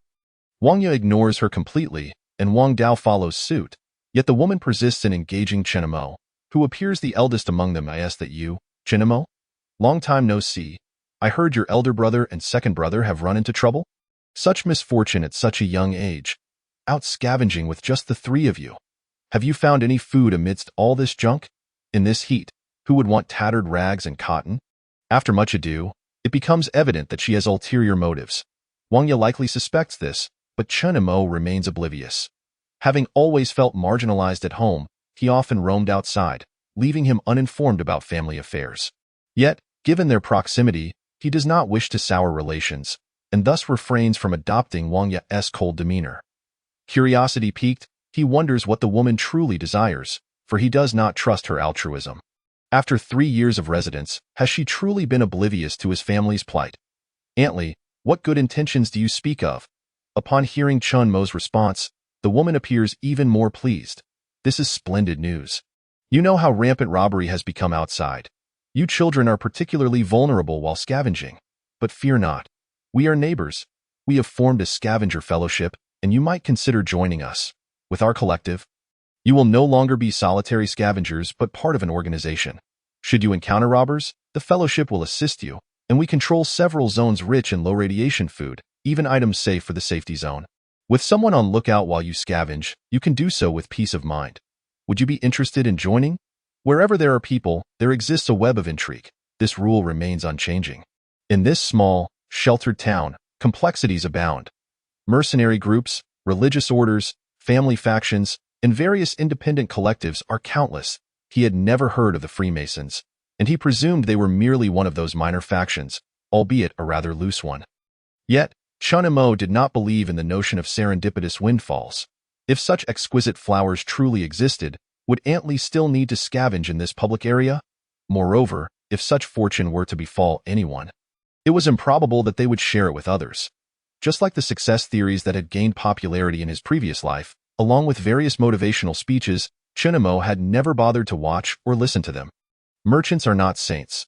How could they possibly divulge genuine methods of success when they could quietly amass wealth for themselves? And those speakers, often proclaiming, "I have a friend," create an impression of their own greatness. If they were truly so remarkable, would they have the time to travel around giving speeches for profit? After hearing Aunt Lee's words, Chenemo felt a sense of disdain. Perceiving her claims as utterly disingenuous, he did not reject her approach, as the three children were indeed in a precarious situation. With Aunt Lee and her companions, their numbers had effectively doubled, thus enhancing their safety on the way back. Although he was aware that others looked down on them, it was better to be cautious than to take unnecessary risks. What if someone decided to test their luck? Seeing Chin Mo's silence, Aunt Lee became even more fervent in promoting their fraternity. All three of them were members of this organization, and they made verbal promises with ease. They asserted that the fraternity's mission was to support each other, encouraging scavengers to unite and assist one another. Furthermore, each month, the fraternity would organize training sessions for outstanding contributors, rewarding them with disinfectants and even meat. Additionally, every 6 or 7 days, they would conduct team-building activities, taking everyone to more remote areas where food was more abundant, as there were fewer scavengers due to the distance from the safe zone. The fraternity guaranteed everyone's safety, ensuring that all would reap bountiful harvests, with enough food to spare. The fraternity had already spread across several refuge towns, and since this was the nascent stage for their third town, the opportunities were even greater. Chapter 27. News from the leaders. Chenemo was not swayed by the idea of fortuitous blessings. As the town drew nearer, he contemplated how to extricate himself from Aunt Lee. Were there any conditions for joining this so-called fraternity? Were there vehicles for transport to these collective activities, and did they truly require nothing in return? If there were no conditions for joining, perhaps it would be feasible to participate. After all, to expect something for nothing was nothing short of a pipe dream. However, Aunt Lee's expression remained unchanged, not due to any exceptional prowess, but rather her audacity. Not at all, she replied, "We are the fraternity. We do not support the indolent, nor are we a charitable organization like the church. To join the fraternity, each member must contribute 20 points per month. Of course, we do not seek your points. We merely hold them in reserve for you. The fraternity assigns you certain tasks, and if you complete them within the month, not only will your points be refunded, but you will also receive additional rewards. The tasks are not demanding. They simply involve organizing scavenging efforts, which poses no detriment to you. Completing the tasks each month is quite manageable, and the additional points are a nice bonus. Of course, if you fail to complete the tasks, your points will be forfeited. However, there is a way to waive the point requirement. If you introduce 3 new members, you can have your points waived." Chenemo found this reminiscent of a pyramid scheme, but in such a chaotic era, few cared about such matters. Our fraternity does have vehicles, but to scavenge, each person must contribute 1 point to ride. If you prefer not to pay, we have individuals who can walk everyone there. It may take a bit longer, and you might end up with less than others, but that's simply the nature of the situation. Isn't everything we scavenge rightfully ours? Chenemo inquired again. He had little hope for the points, but if it was feasible, he was willing to give it a shot. After all, if they could indeed gather a substantial amount, it could be exchanged for points. High radiation food could be traded for almost 1 or 2 points per pound. Even if they collected a bit more, those 20 points would be easily regained. However, there's a stipulation, Aunt Lee continued. Half of what you gather must be surrendered to the fraternity, as they ensure everyone's safety. With a slight effort, gathering 10 or more pounds should not be a problem. When the time came to share, keeping 7 or 8 pounds for oneself would certainly be more advantageous than scavenging alone. Additionally, for each person you refer, you can exempt yourself from contributing during one collective scavenging event. If you introduce enough people, what you gather is entirely yours. As for you, Aunt Lee, you are now a team leader, and not only do you no longer need to contribute points, but you also receive points each month. I imagine that with your intellect, you will surely surpass me in the future. Aunt Lee, despite her unremarkable appearance, spoke with a certain eloquence, though it was unclear where she derived her confidence in her own cleverness. She was not wrong, but we do not possess any points. Aunt Lee, could you lend us 60 points? We can repay you after we complete the tasks in a month.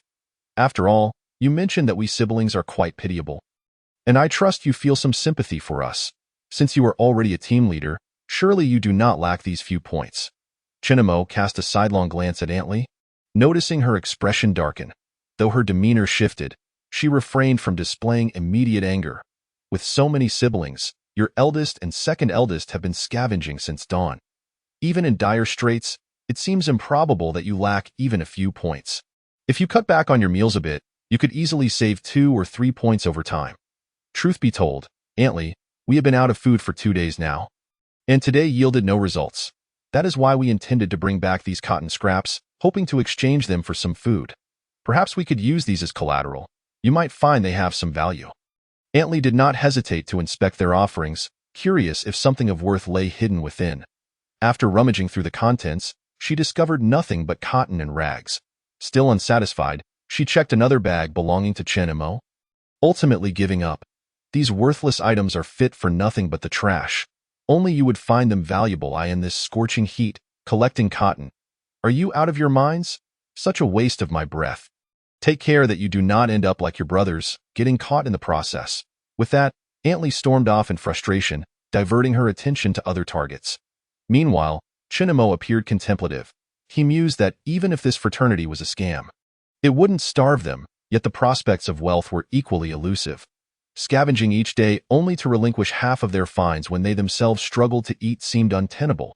If one chose not to participate, they would lose 20 points, and many in the town had fallen prey to such schemes, leading to considerable discord in the past.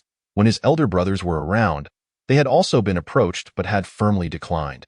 Wang Yi suddenly approached, rearranging the cotton that Antley had disordered while explaining her concerns to Chen Mo. She truly worried that Chen Mo, being so young, might be easily deceived. At this moment, she overlooked the fact that she was merely a child herself, even younger than Chen.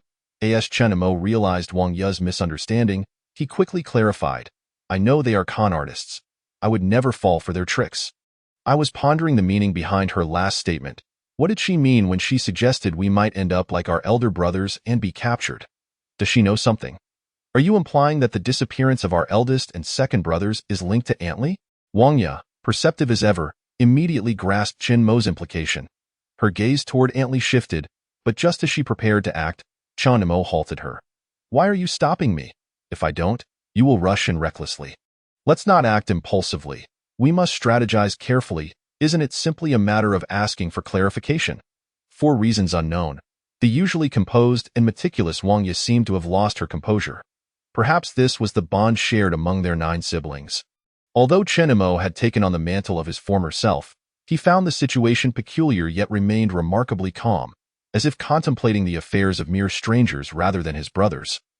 Unable to stir any significant emotion within him. Chapter 28. The growth of Lu Jun. Calm yourself. I may be overthinking this. Perhaps she spoke too hastily and misspoke, or maybe she is simply rambling. But even if she does possess some knowledge, do you think she would divulge it if you confronted her directly? If her loose lips have not spread the word, it suggests this matter is far from simple.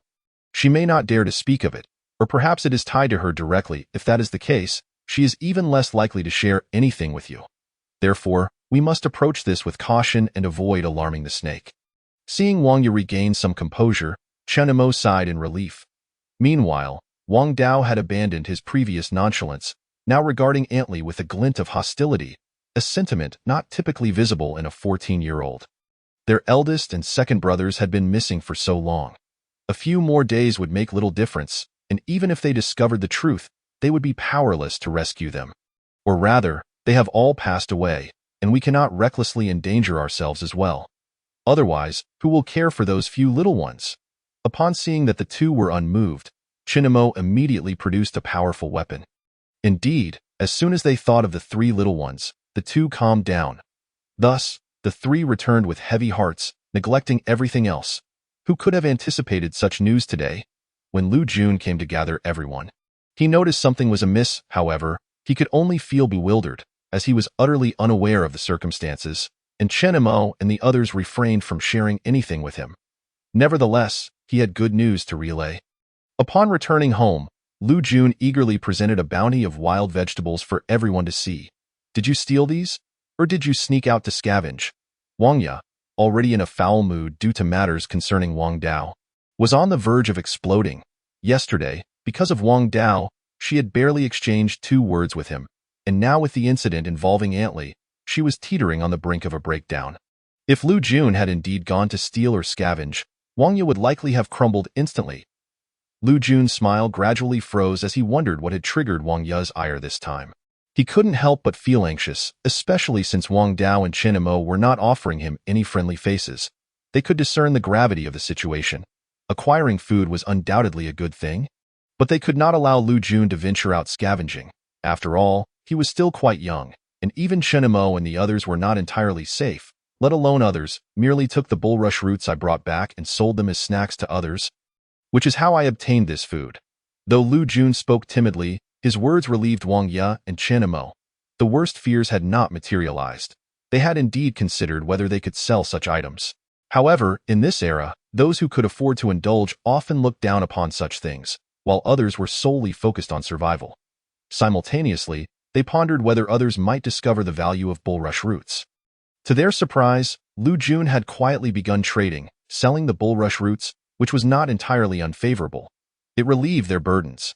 Moreover, there were so many bulrush roots that they could not consume them all. The key was that they did not fill their stomachs and appeared of little use, so selling them off was acceptable, and it even garnered them some food. After all, they had gone 2 days with minimal gains. And continuing in such a manner was unsustainable. They ought to be grateful for everything Lu Jun had done. Let me check on the cooking. After placing the items down, Wang Ye's expression softened considerably. Although she still wore a stern face, Chen Mo understood that it was not directed at Lu Jun, even though Lu Jun had already assessed the situation.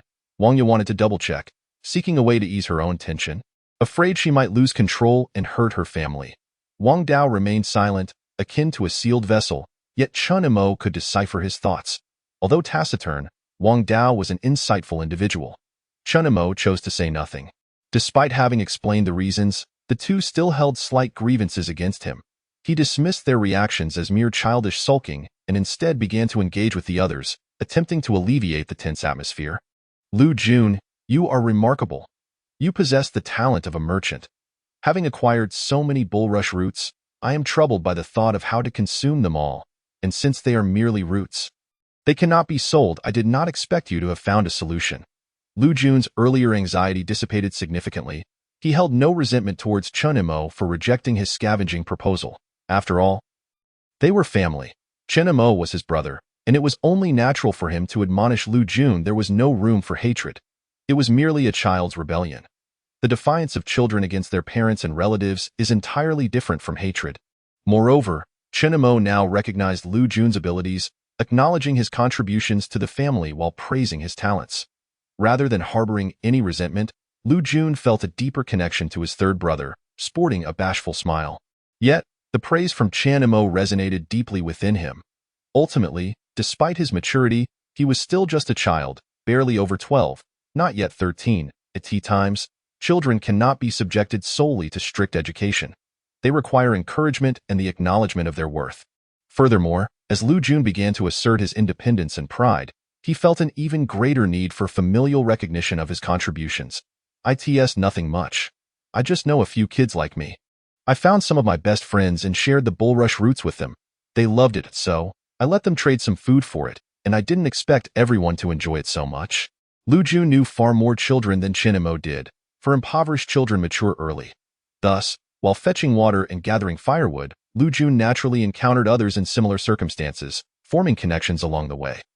Additionally, due to the protection of their families, these children seldom ventured out to scavenge, leaving them somewhat naive to the harshness of the world. Aside from a general tendency towards self-interest, they lacked cruel intentions. Perhaps this was their last taste of innocence. In 2 years' time, they would be forced to scavenge, at which point they would come to understand the world's cruelty. However, knowing more people can be advantageous. Familiarity does not necessitate deep emotional connections, and there are no rules dictating how relationships should be formed. Regardless, Lu Jun's approach could be considered a means of survival. After all, bulrush roots could not resolve the issues facing Chen Mo and the others. As long as they consumed them, it was only a matter of time before someone discovered their source. Therefore, Chen Mo did not resent Lu Jun for revealing the existence of bulrush roots. Ultimately, bulrush roots were merely children's snacks and could not serve as a staple food. Even if everyone became aware, they would likely only gather a few on their way back and would not actively seek to collect them unless they were lacking in provisions.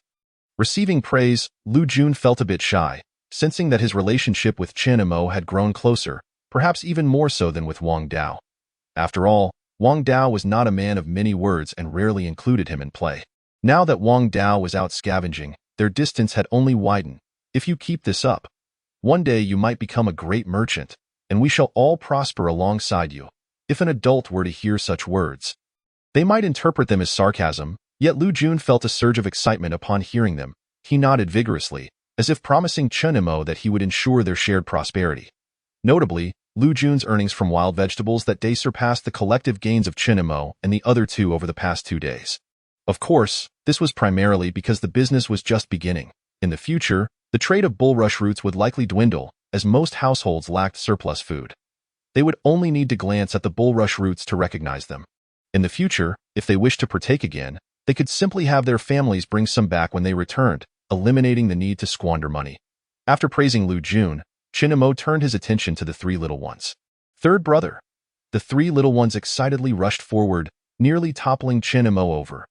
They were still adjusting to their current bodies, which could barely be considered 16. They were still children at heart. Have you all behaved today? Chen Imo inquired affectionately, uncertain whether it was the influence of his former self or other reasons. But he was making a conscious effort to embody Chen Mo's character. It may sound convoluted. Yet this was indeed the case. Compared to others, the 3 little ones held no contempt for Chen Imo. After all, they knew nothing. They only recognized Chen Imo as their third brother, leading to a different attitude than that of Wang Dao and Lu Jun towards him. We have, they chimed in unison, particularly the 2 youngest, who eagerly pressed against Chen Imo. Let me see your little hands. You haven't been sneaking on the ground to find bugs to eat again, have you? Chen Imo feigned a stern expression, relieved to see their hands were relatively clean. Tomorrow, we will take a break from scavenging and play together, shall we? The 2 youngest rejoiced, but the eldest, Yu, did not share their exuberance. She had begun to mature and understood the situation. Not scavenging meant going hungry, yet venturing out to scavenge was fraught with danger. She glanced back at Wang Ya, not far away, as if sensing the little one's anxiety. Wang Ya nodded, affirming Chen Mo's words. After all, Uncle Zhang would provide them with an answer tomorrow, and they needed to sell the liquor in their possession to prepare for the upcoming winter. Thus, they would be delayed for a day. Observing the 2 little ones so jubilant, Chen Imo secretly decided to reward them.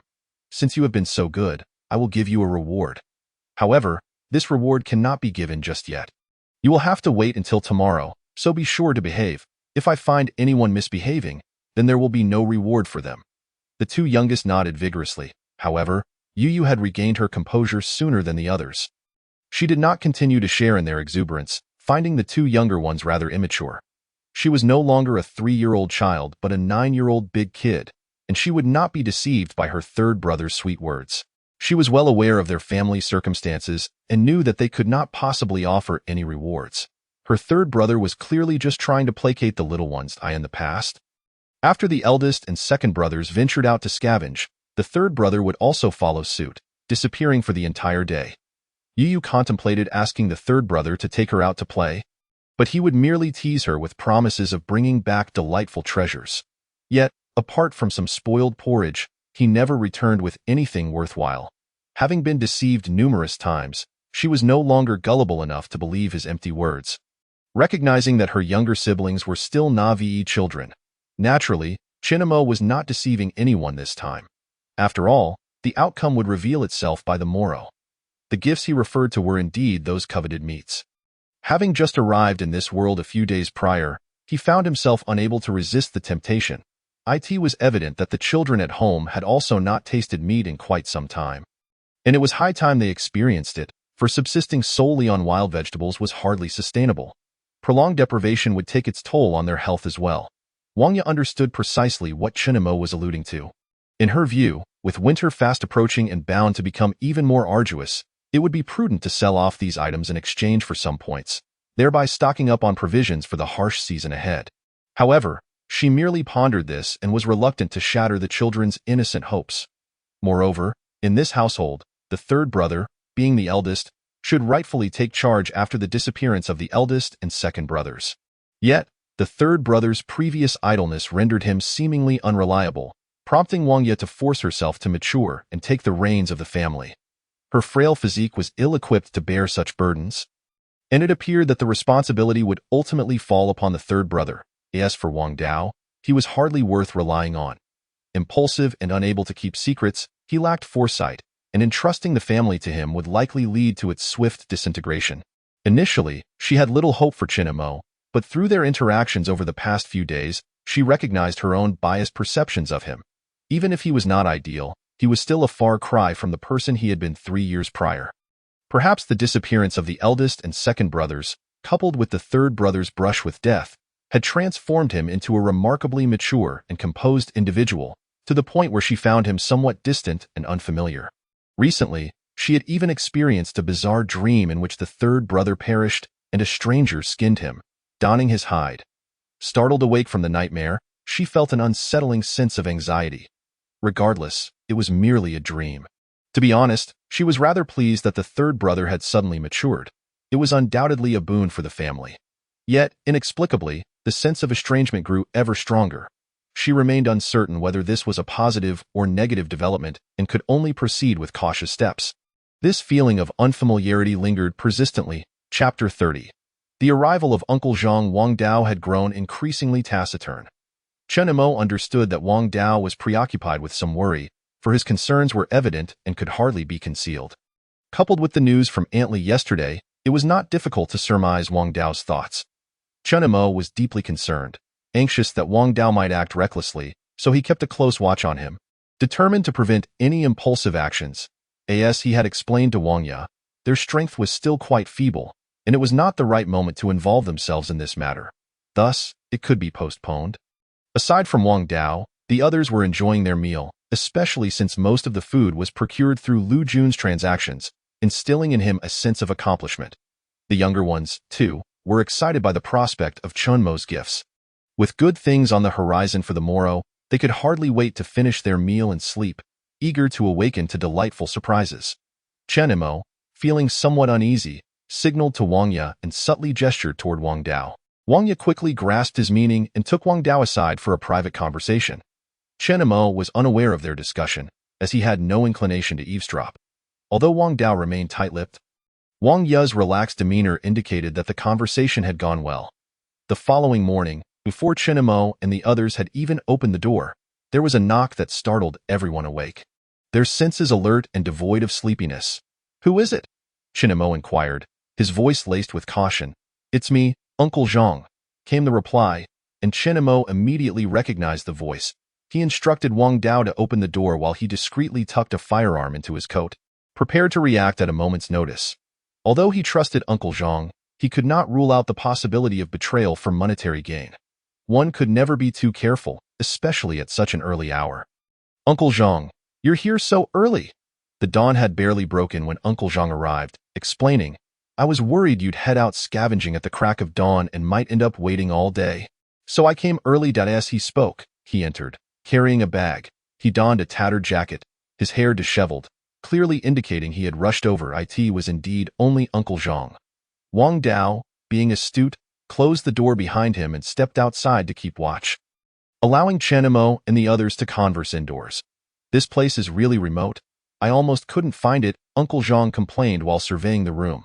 The three little ones, intimidated by the unfamiliarity, having not encountered outsiders for so long, remained hidden in the inner room. Though they were curious about who had arrived, they had no inkling of Uncle Zhang's identity.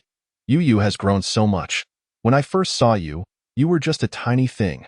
Uncle Zhang's memory was sharp enough to recognize Yu, but he had no recollection of the other two little ones. In truth, he barely remembered Wang Dao, Wang Ya, or Lu Jun. The ones who left the deepest impression on him were Chen Mo and Yu.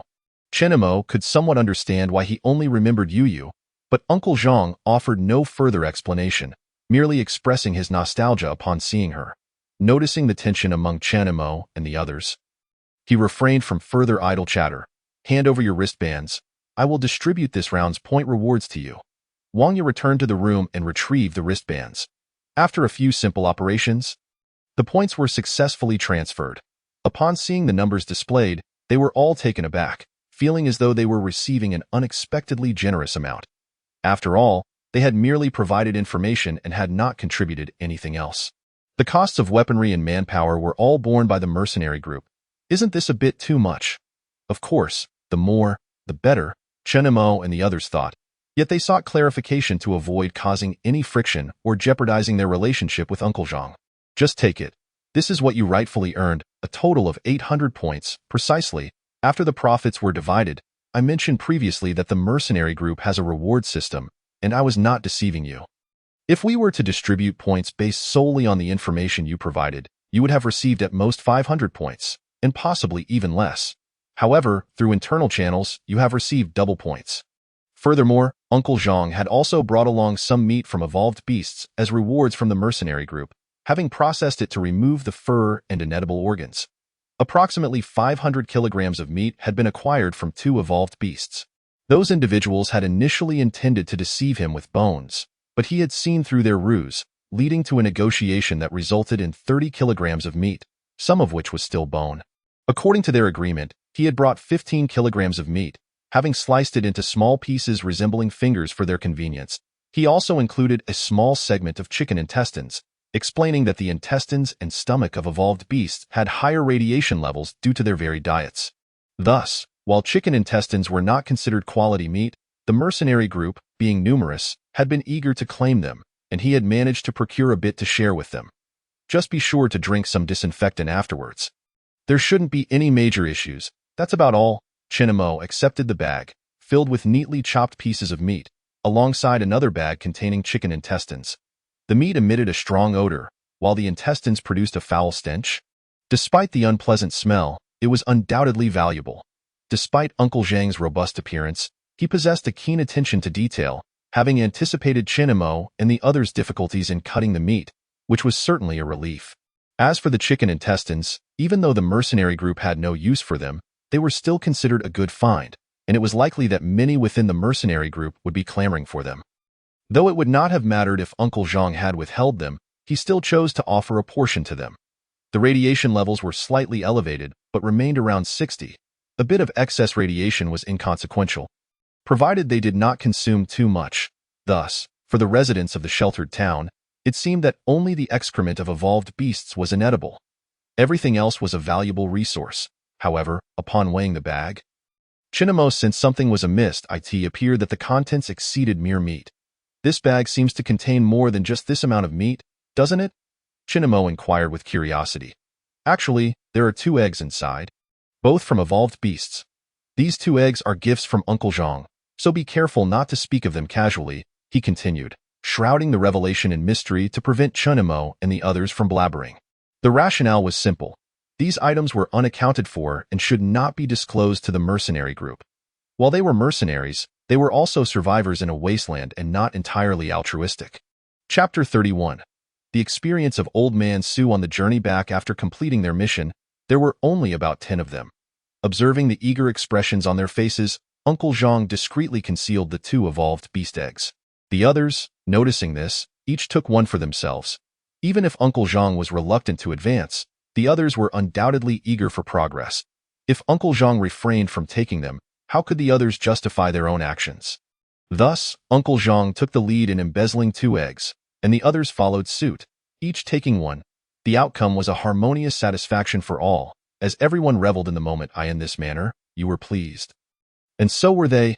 Uncle Zhang's merit this time relied on Chenemo and his companions, plus he considered them to be children still in their growth, and with a larger number of them. He decided to bestow both eggs upon Chenemo and his friends. Of course, he did not leave himself empty-handed. After handing over the items, he also received 1 egg for himself. However, this was a matter not to be disclosed to Chenemo and the others, for they were still young, and corrupting the youth was a secondary concern. The primary worry was the possibility of leaks. Nevertheless, Chenemo was no longer a child. He could discern the underlying implications, realizing that this portion of the eggs was not to be recorded. Thank you, Uncle Zhang. I am truly grateful, Chenemo exclaimed, overwhelmed with emotion and at a loss for words, merely expressing his gratitude to Uncle Zhang. All right, you all carry on with your tasks. I must take my leave. We have a mission tomorrow, and today is our only respite. Whether you go scavenging or engage in other activities, I shall not intrude. Concerned about causing trouble for Chenemo and his companions, Uncle Zhang made a special effort to arrive before dawn, wary of being seen by those with ill intentions. Now that he had delivered the goods, He felt no need to linger. I don't know, Uncle Zhang. You've made a special trip and assisted us immensely. Why not stay for a meal before you go? Chinamo sincerely urged.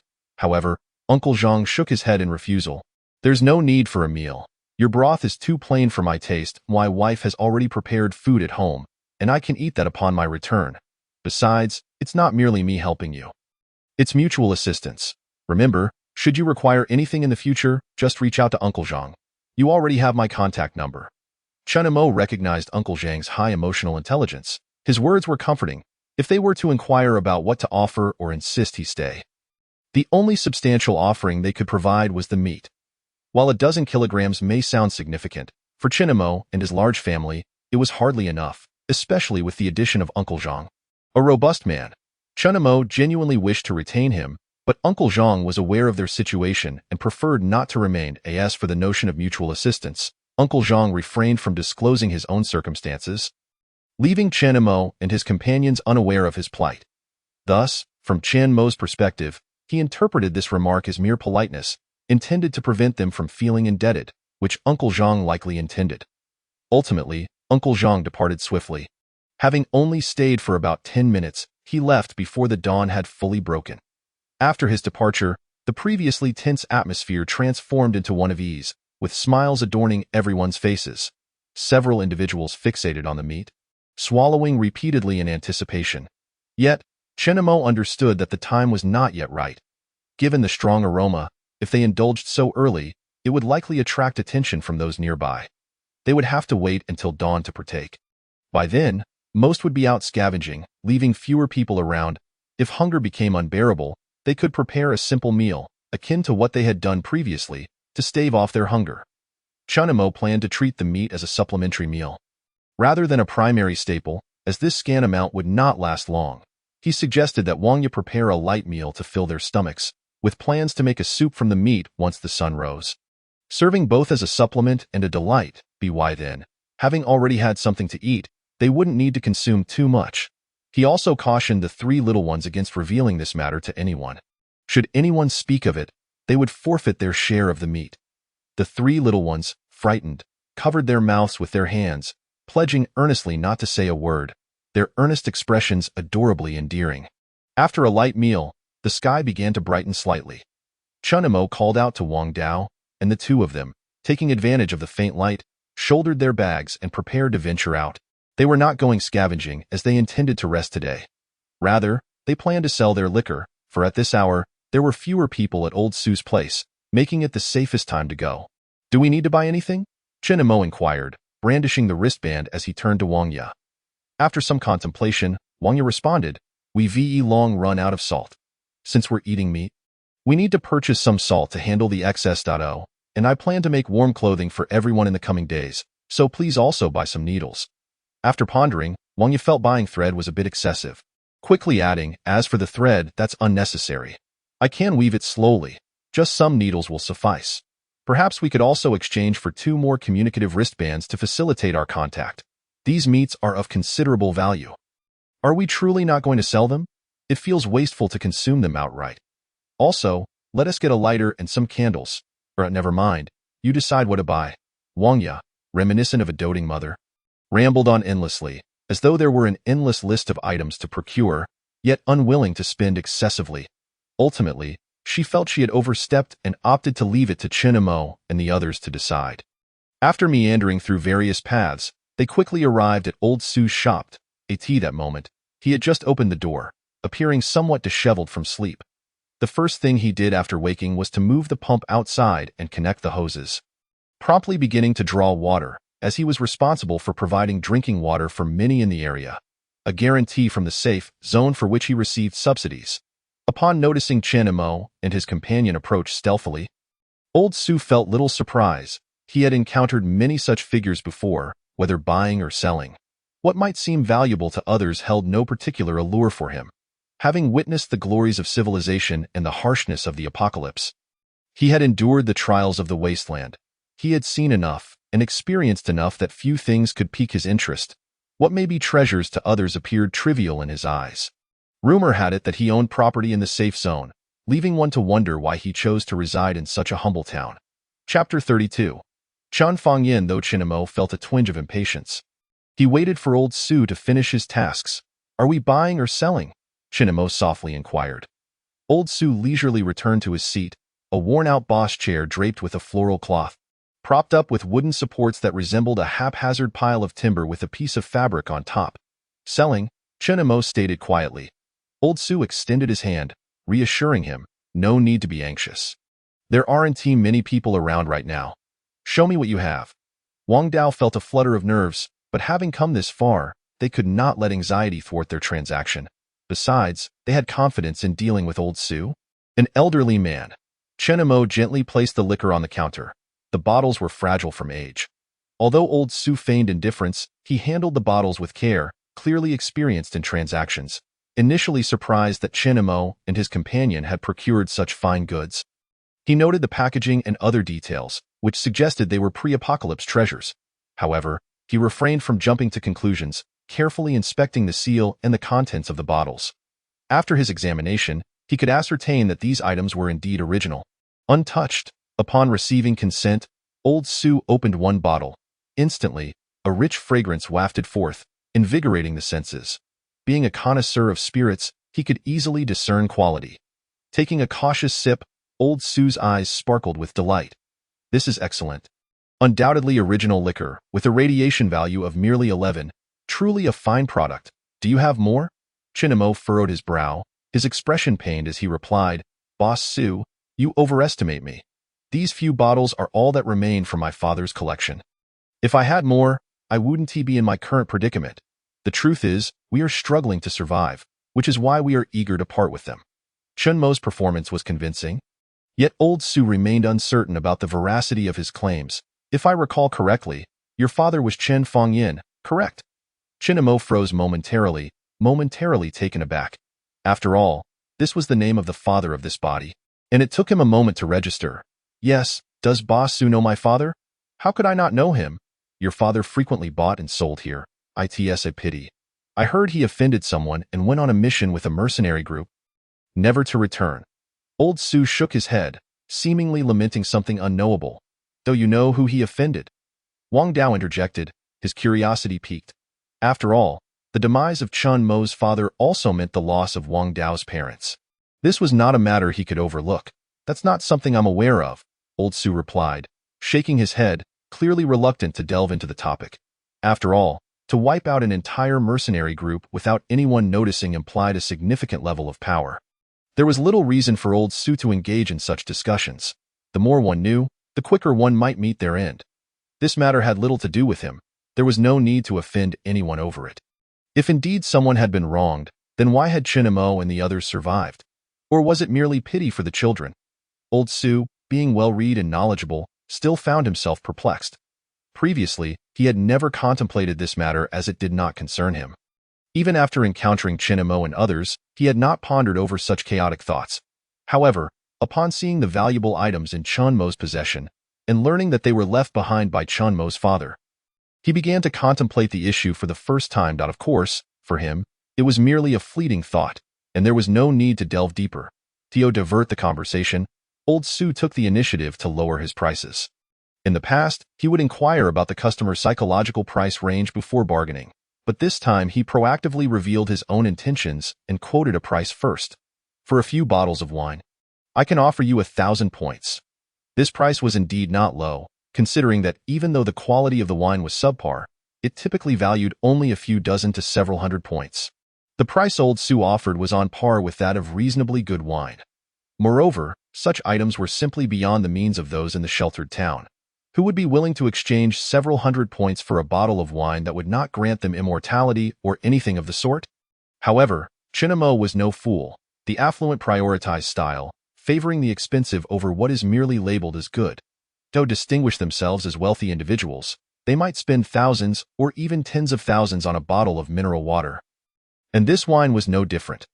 Once in the safety zone, the price of such beverages would multiply several times over 3,000 points, Chunmo boldly declared, reminiscent of the frenzied market for cultural relics during prosperous times. A mere 10,000 could potentially translate into hundreds of thousands or even millions. The value lay not in the item itself, but in the significance it represented. Have you lost your mind? Do you even know how much 3,000 points truly is? The foraged vegetables you could buy with that could bury you. Old Su nearly choked on Chen Mo's words. He had seen prices double in negotiations before. But a direct twofold increase was quite rare. 1,500. Consider it a concession from me. 2,000. I lowered my price by 1,000, and you only raised yours by 500. You, Old Su, are quite stingy. If you were to ask for 10,000 outright, wouldn't that mean an instant 8,000 reduction? This item was a consumable.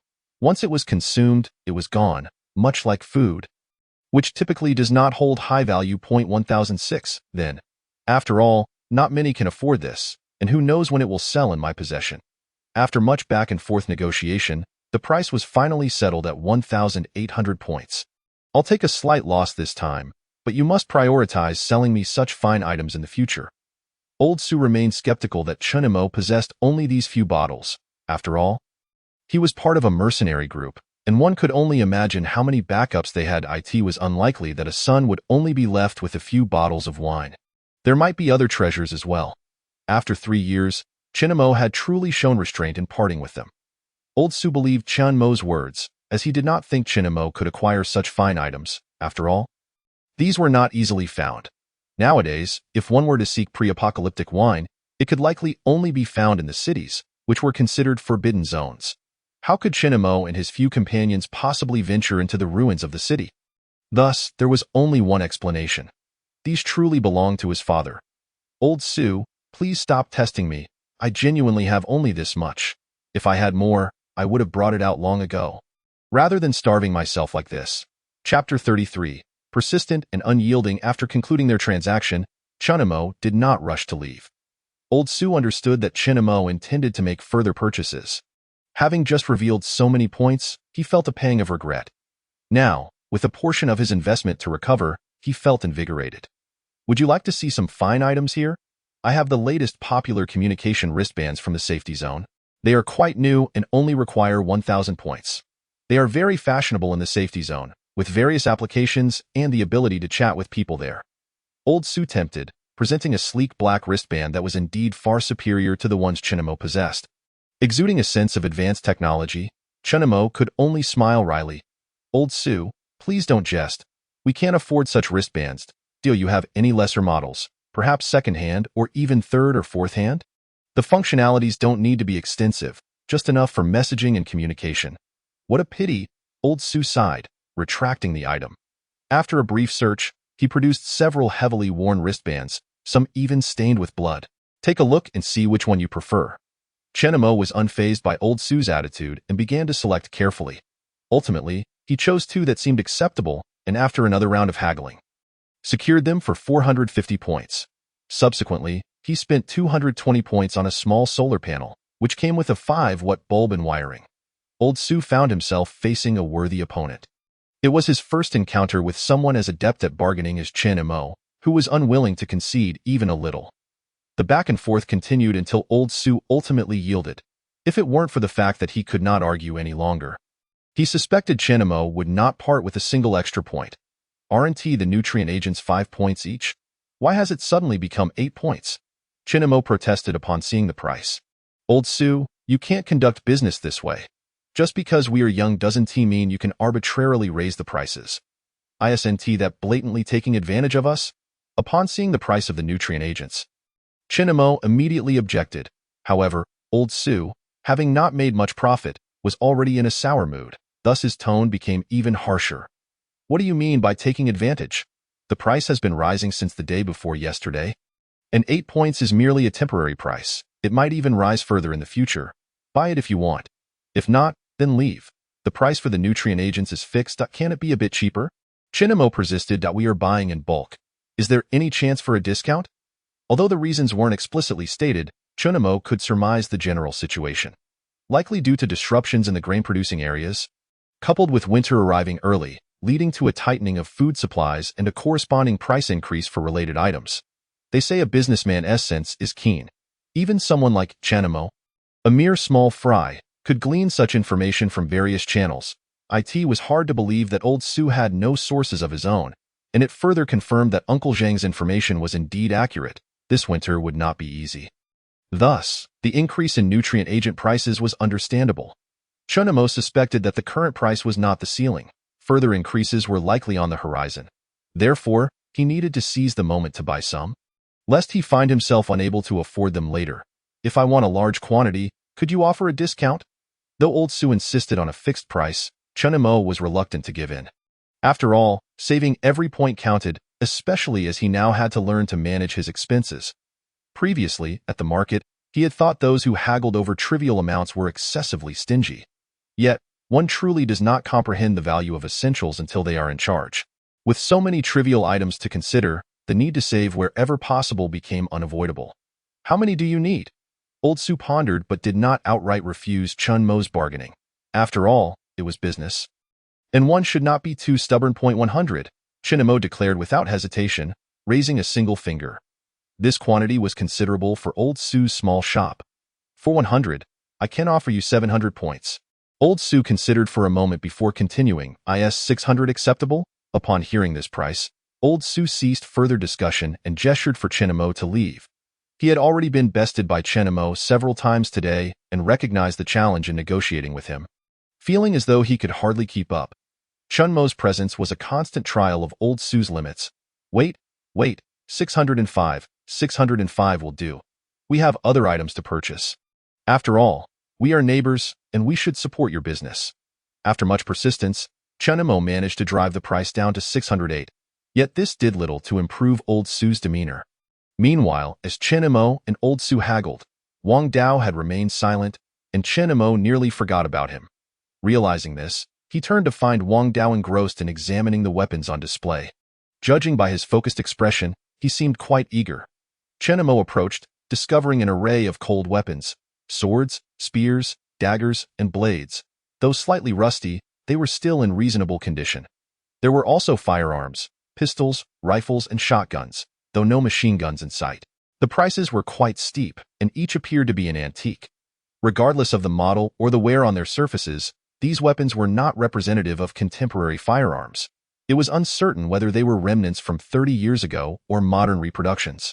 Nevertheless, firearms always provided a sense of security. Old Su, how many points for this crossbow?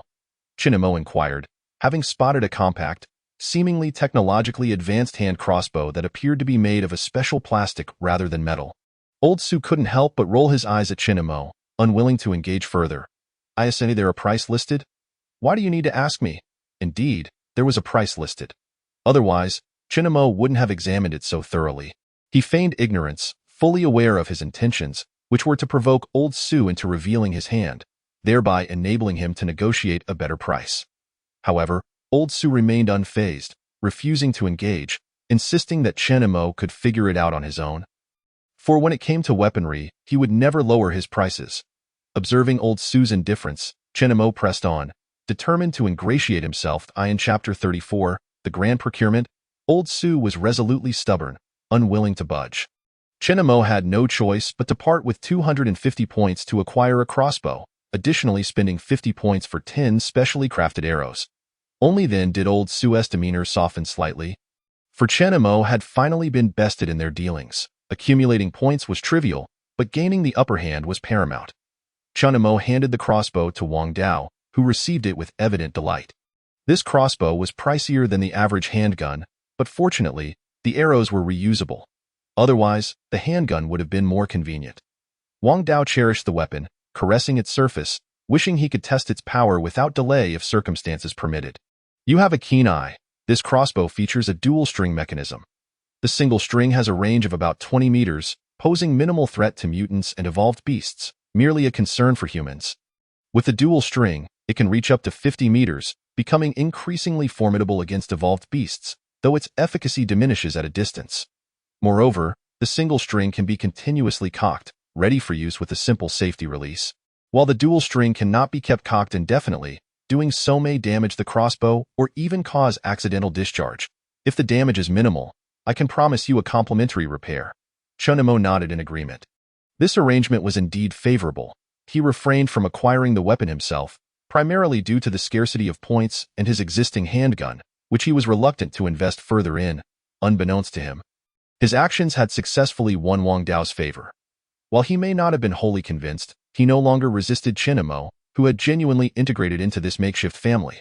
Not only that, but Chinamo, being the eldest among them, had also assumed the role of caretaker, shouldering the collective responsibilities. In just a few days, Chinamo had undergone rapid growth. To ensure Wang Ye's safety, he procured a short knife. Versatile for cutting and as a weapon, a long knife seemed too conspicuous, and Wang Ye was not suited for actual combat. The aim was merely self-defense. Subsequently, Chinamo began to gather various necessities: toothbrushes, toothpaste, lighters, salt, sewing supplies, radiation neutralizers, hairpins, wooden toys, 3 notebooks, and 3 pens. Despite the apocalyptic wasteland, the value of education remained. Chinamo deemed it essential for the children to learn at least basic literacy, as they spent their days idle at home. It was beneficial for their future, akin to impoverished children striving for education despite uncertain prospects. Chinamo wished for the little ones not to languish in the desolation indefinitely. He planned to teach them in the evenings and allow them to practice during the day. Ensuring they did not squander their time, if circumstances allowed, he would have preferred to enroll them in school. After accumulating a plethora of items, Chunmo's small bag swelled noticeably. Glancing at his remaining points, only 200 remained. This sum was reserved for emergencies, as he had not expended all his resources. By this time, daylight had fully arrived, and some individuals were drawing water, while scavengers had already set off on their journeys. However, instead of exiting through the main gate, Chunmo opted for a detour through the back courtyard, where many scavengers resided, navigating the narrow alleys. Wang Dao, familiar with the area, guided them swiftly to the outskirts. Before turning back, Old Su observed their departure intently, having previously paid little attention to Chen Mo, but now found himself intrigued. An interesting fellow, indeed. But how did his father meet his end? What led to the annihilation of that mercenary group? Did he offend someone? No, it seems his father must have acquired something significant. Was it merely alcohol? That seems unlikely. One would not eradicate an entire mercenary group over that. What transpired, then? It has been so long that the details elude me. Old Su mumbled to himself, aware of certain facts yet lacking in-depth knowledge. Particularly puzzling was how an entire mercenary group could be wiped out without eliminating the root of the problem or sparing the children. Such behavior did not align with the typical conduct of powerful individuals. Perhaps they were overly arrogant, dismissing the children entirely. Or was the group's downfall truly an accident? Even in perilous situations, it seemed implausible that not a single soul managed to escape. Of course, these thoughts flitted through Old Su's mind, serving merely as a fleeting distraction in his monotonous life. He had no intention of delving deeper into Chunmo's affairs. Their performance only piqued his curiosity slightly. Not to the point of envy. As he prepared to close the back gate, he sensed something amiss in a nearby 2-story building. A window on the 2nd floor faced the alley, specifically, his back door. Yet the glass was opaque, obscuring any view of the situation outside, prompting Old Su to continue securing the gate. Operating a small shop in such a chaotic environment required a degree of confidence. He was not without his own connections. Otherwise, amidst the tumult of the settlement, he would not have maintained such composure. Anyone contemplating mischief against him would likely meet a swift and untimely demise. For Old Su was no pushover. He had survived the most chaotic period of the apocalypse, an era where human life was worth less than that of grass, and cannibalism was rampant. Surviving to this day, intact and unscathed, meant he was no easy target, having fended off countless would-be thugs without fail. Moreover, who would dare to accept points in such a volatile environment? With so much inventory, even attempting to transport it would attract attention from those nearby. Thus, the days of foolishly attacking Old Su were long gone. Hence, Old Su merely paused, his murky gaze igniting with a fleeting thrill before extinguishing just as quickly. He merely wished to enjoy a peaceful retirement. Quietly traversing the final stretch of his journey, I hope it's a clever little rascal, one who won't trouble these old bones of mine. I'm too weary for any more conflict. Once the door was secured, Old Su trembled back to his seat, peering through the window at the crowd gathering to draw water. His eyes gradually narrowed, as if surrendering to slumber. In Chapter 35, appropriately named, one of the onlookers remarked, "Brother Chong, we've been watching this old man for quite some time now. When do we make our move?" In the nearby 2-story building, 5 individuals occupied the space, the lone window shrouded from view. He's just an old man, and he's so close to the edge of the settlement. We could just go over at night, fire a couple of shots, and take what we want before leaving. We could flee to another shelter. With enough loot, we might even gain entry into the safe zone. However, the man known as Brother Chong remained furrowed in thought. You don't understand. This old fellow is no ordinary man. To operate a shop in such a disordered place is no small feat. Let us not stir up trouble. We have other tasks at hand. If we disrupt the mission, none of us will escape unscathed. At the mention of their mission, the others fell silent. Third brother, keep an eye out. I'm not feeling well. One frail and shifty young man spoke up, prompting visible annoyance from another resting middle-aged man.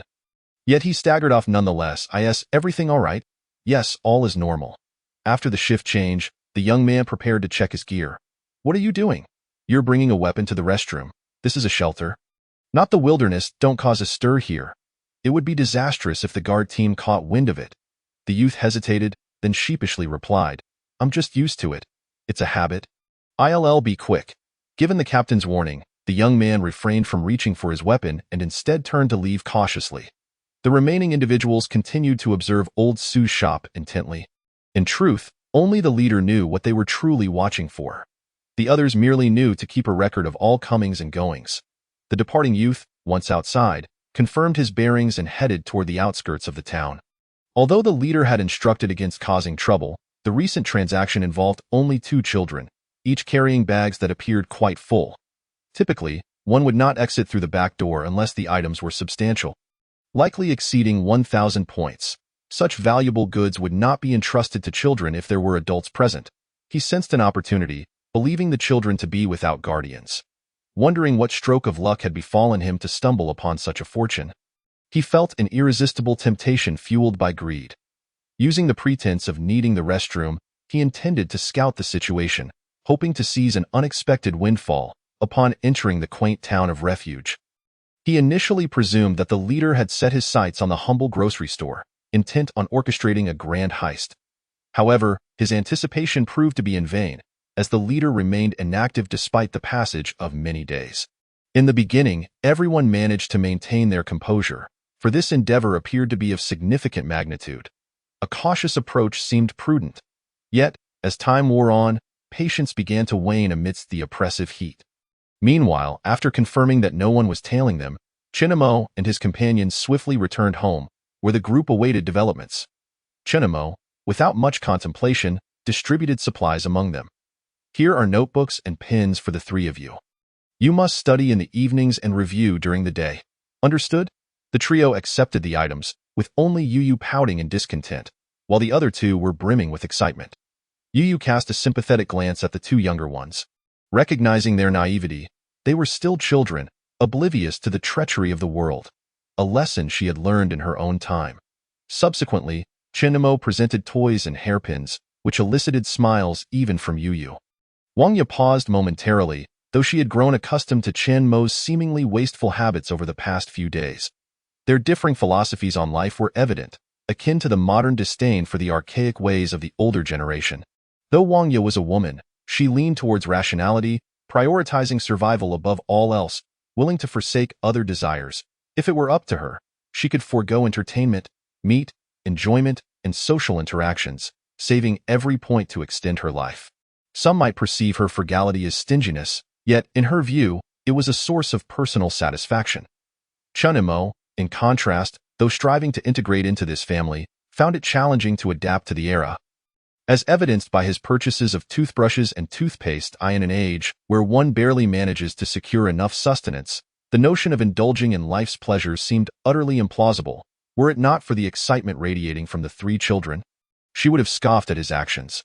Unperturbed by Wang Ya's sentiments, Chinamo prepared toothbrushes for everyone, along with 2 bars of soap, which he handed to Wang Ya. I have one for you too? Wang Ya expressed her surprise, initially believing that Chinamo engaged in such acts solely for the amusement of the children. Given the pervasive radiation, while she was uncertain if soap could eliminate it, she knew it could remove the dust that carried radiation and could be used for washing hair, bathing, and hand washing. Reducing exposure to radiation would help prevent bodily mutations, and as the steward of the household, it was her responsibility to safeguard these items. After her brief astonishment, Wang Ya regained her composure, nodded, and accepted the soap, though her internal thoughts remained a mystery. Yet, Chanimo had more in store.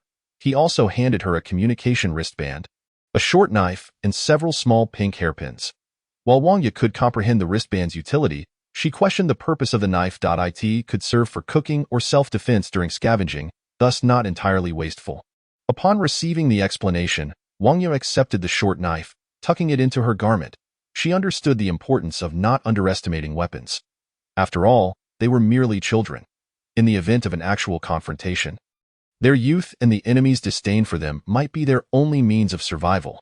Otherwise, possessing a knife would not necessarily instill fear in others. Chun Mo's approach was one of equality. As he then passed an old wristband to Lu Jun, facilitating his business endeavors, provided he possessed the aptitude for it. Chun Mo also allocated 50 points as initial capital for Lu Jun. And to ensure his safety, he similarly handed him a dagger and a small knife. Lu Jun was ecstatic and promptly began referring to Chin Mo as third brother. Through these gestures, Chin Mo successfully endeared himself to the entire household, establishing himself as the de facto patriarch, commanding respect and loyalty from all, regardless of the methods he employed. Moreover, outsiders seeking to sway the family would need to demonstrate considerable prowess. Chapter 36. Wilderness Bandits. A joyful atmosphere enveloped the household, surpassing even that of the New Year celebrations. It was the happiest occasion since the disappearance of the elder brothers. This collective joy not only alleviated stress, but also fostered a healing camaraderie among them. Soon, Wang Ye began to prepare meat, utilizing only salt as her ingredient. Her method was straightforward. She added more water than meat, prioritizing the broth, given the limited resources available. Naturally, she included a few vegetables as well. Upon completion, Wang Yu instructed Lu Jun, bring it to a boil. After all, it's the meat of an evolved beast and requires longer cooking to be chewable. I will take the remaining meat to the rooftop to dry. It should be adequately desiccated by midday. With temperatures soaring, one could easily imagine a living person turning into a desiccated corpse. She first mixed the meat with salt for better preservation. Let me assist you. Wang Dao chimed in, displaying enthusiasm, perhaps due to the uplifting mood of the day. The task was somewhat arduous for Wang Ye, especially considering their dwelling was on a slope, making access to the rooftop challenging. Only by placing the meat atop could they ensure its safety from pests or others. Wang Ye had no objections. Most of the burden fell on Wang Dao as they departed to dry the meat. Meanwhile, the three little ones clung to Chin Mo, who found himself unable to assist even if he wished to. Lu Jun, focused on the fire, soon filled the air with the enticing aroma of cooking meat. Third brother, can we forego eating those 2 eggs? Fifth sister once mentioned that chicken eggs can hatch into chicks, and once they do, we'll have an endless supply of eggs and chicken to feast upon. Chin Mo chuckled as he affectionately ruffled the hair of the 2 younger ones, intending to clarify that not all eggs were capable of hatching. However, upon reflection, it dawned on him that these 2 eggs could indeed yield 2 chickens, albeit evolved ones, from which distinguishing the male from the female was impossible. He recalled one of the chickens bore a crest, resembling a red lump, which he had initially attributed to radiation. Considering the possibility of hatching the eggs, he pondered whether all evolved beasts would necessarily emerge from them. He had never heard of such occurrences. Moreover, even if they did hatch, how would they nourish the evolved beasts? After all, they were still animals. And the potential for harm to humans was a valid concern, especially given the 2 children were still quite young, likely unable to withstand even a single strike. However, witnessing the hopeful expressions of the 2, Chun Mo felt a pang of compassion. Even in his previous life, he lacked experience in raising children.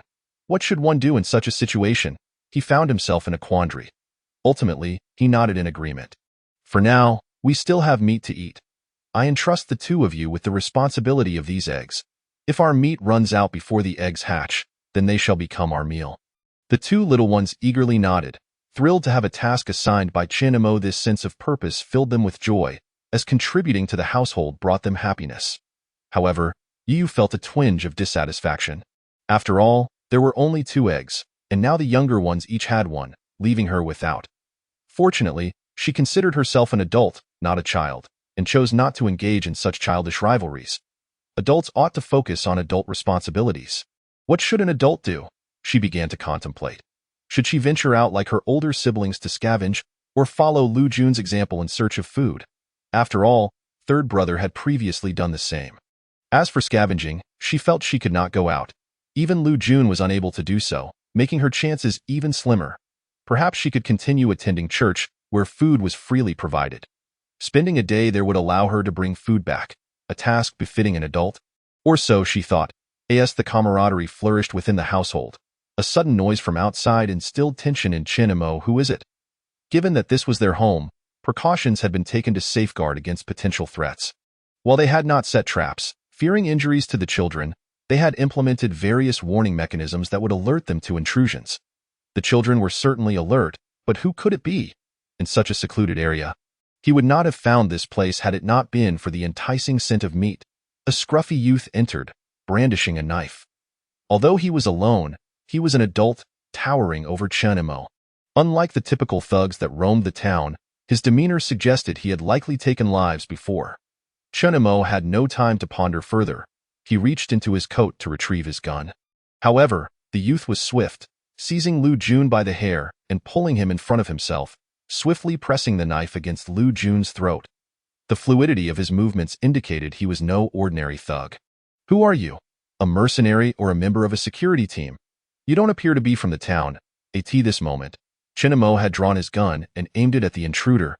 Questioning him, he was baffled as to why he had become a target. Was it Uncle Zhang's doing or perhaps something orchestrated by old Su? Yet neither seemed plausible. Uncle Zhang's instructions were direct, and there was no need to send someone to kill him in broad daylight. If they had gone scavenging, the task of silencing him would be far more complicated. Likewise, there was no indication that old Su engaged in selling people to be robbed.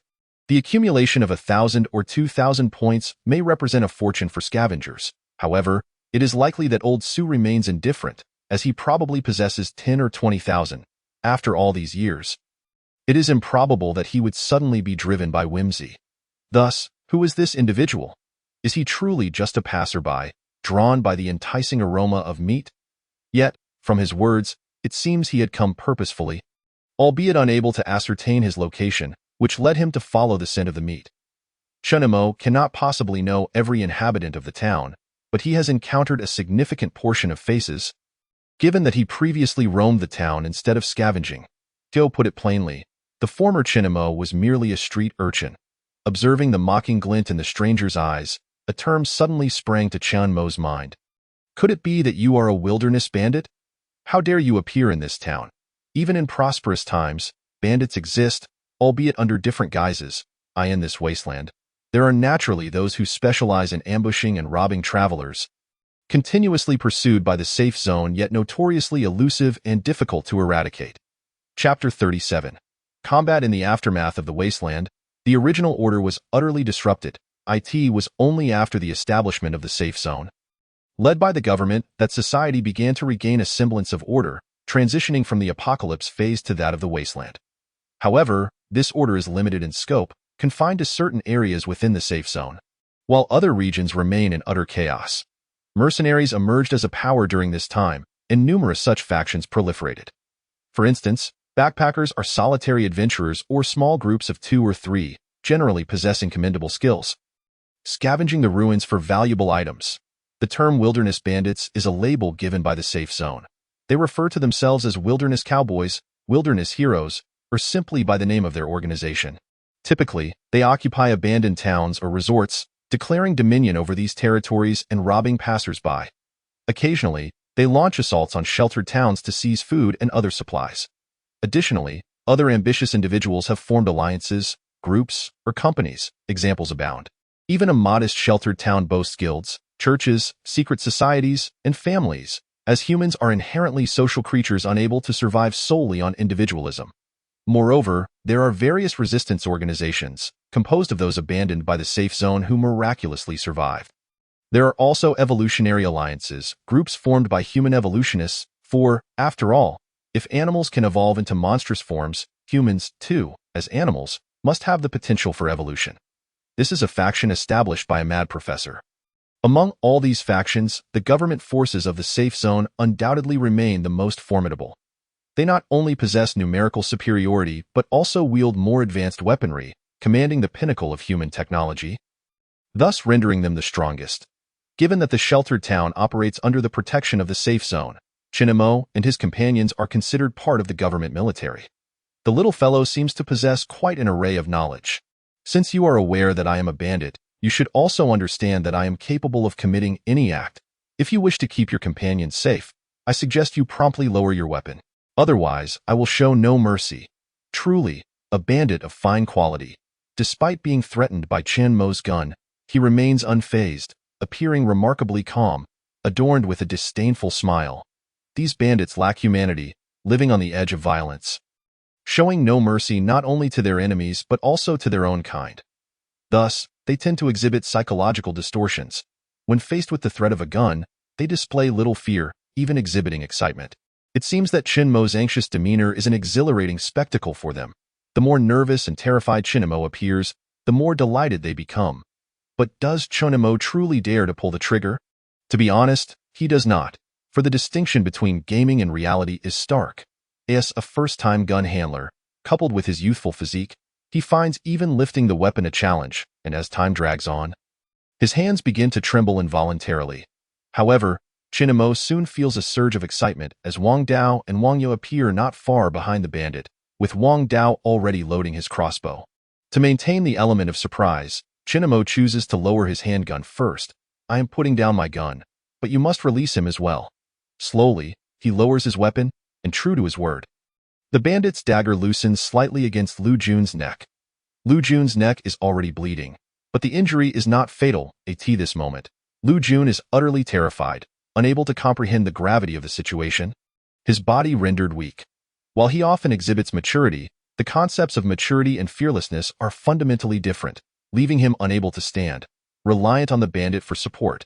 As the bandit loosens his grip on the dagger, Wang Dao seizes the opportunity, raising his weapon and aiming for the bandit's head. However, the bandit quickly senses the impending attack, attempting to turn and evade.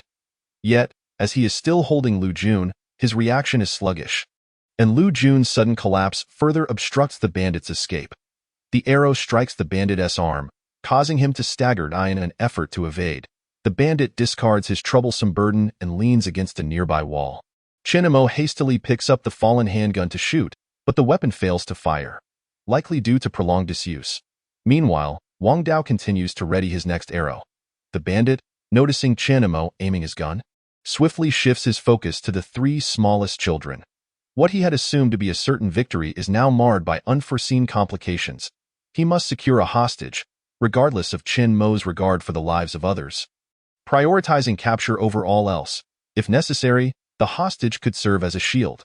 The bandit's quick reflexes in evading Wang Dao's attack were prompted by the alarming transformation of terror on the children's faces into expressions of joy. No wonder Chinmo was willing to lower his gun. At this point, with Chinmo's weapon silent and the bandit advancing towards the children, he has no time to ponder further and charges forward. Yet, he is no match for the bandit.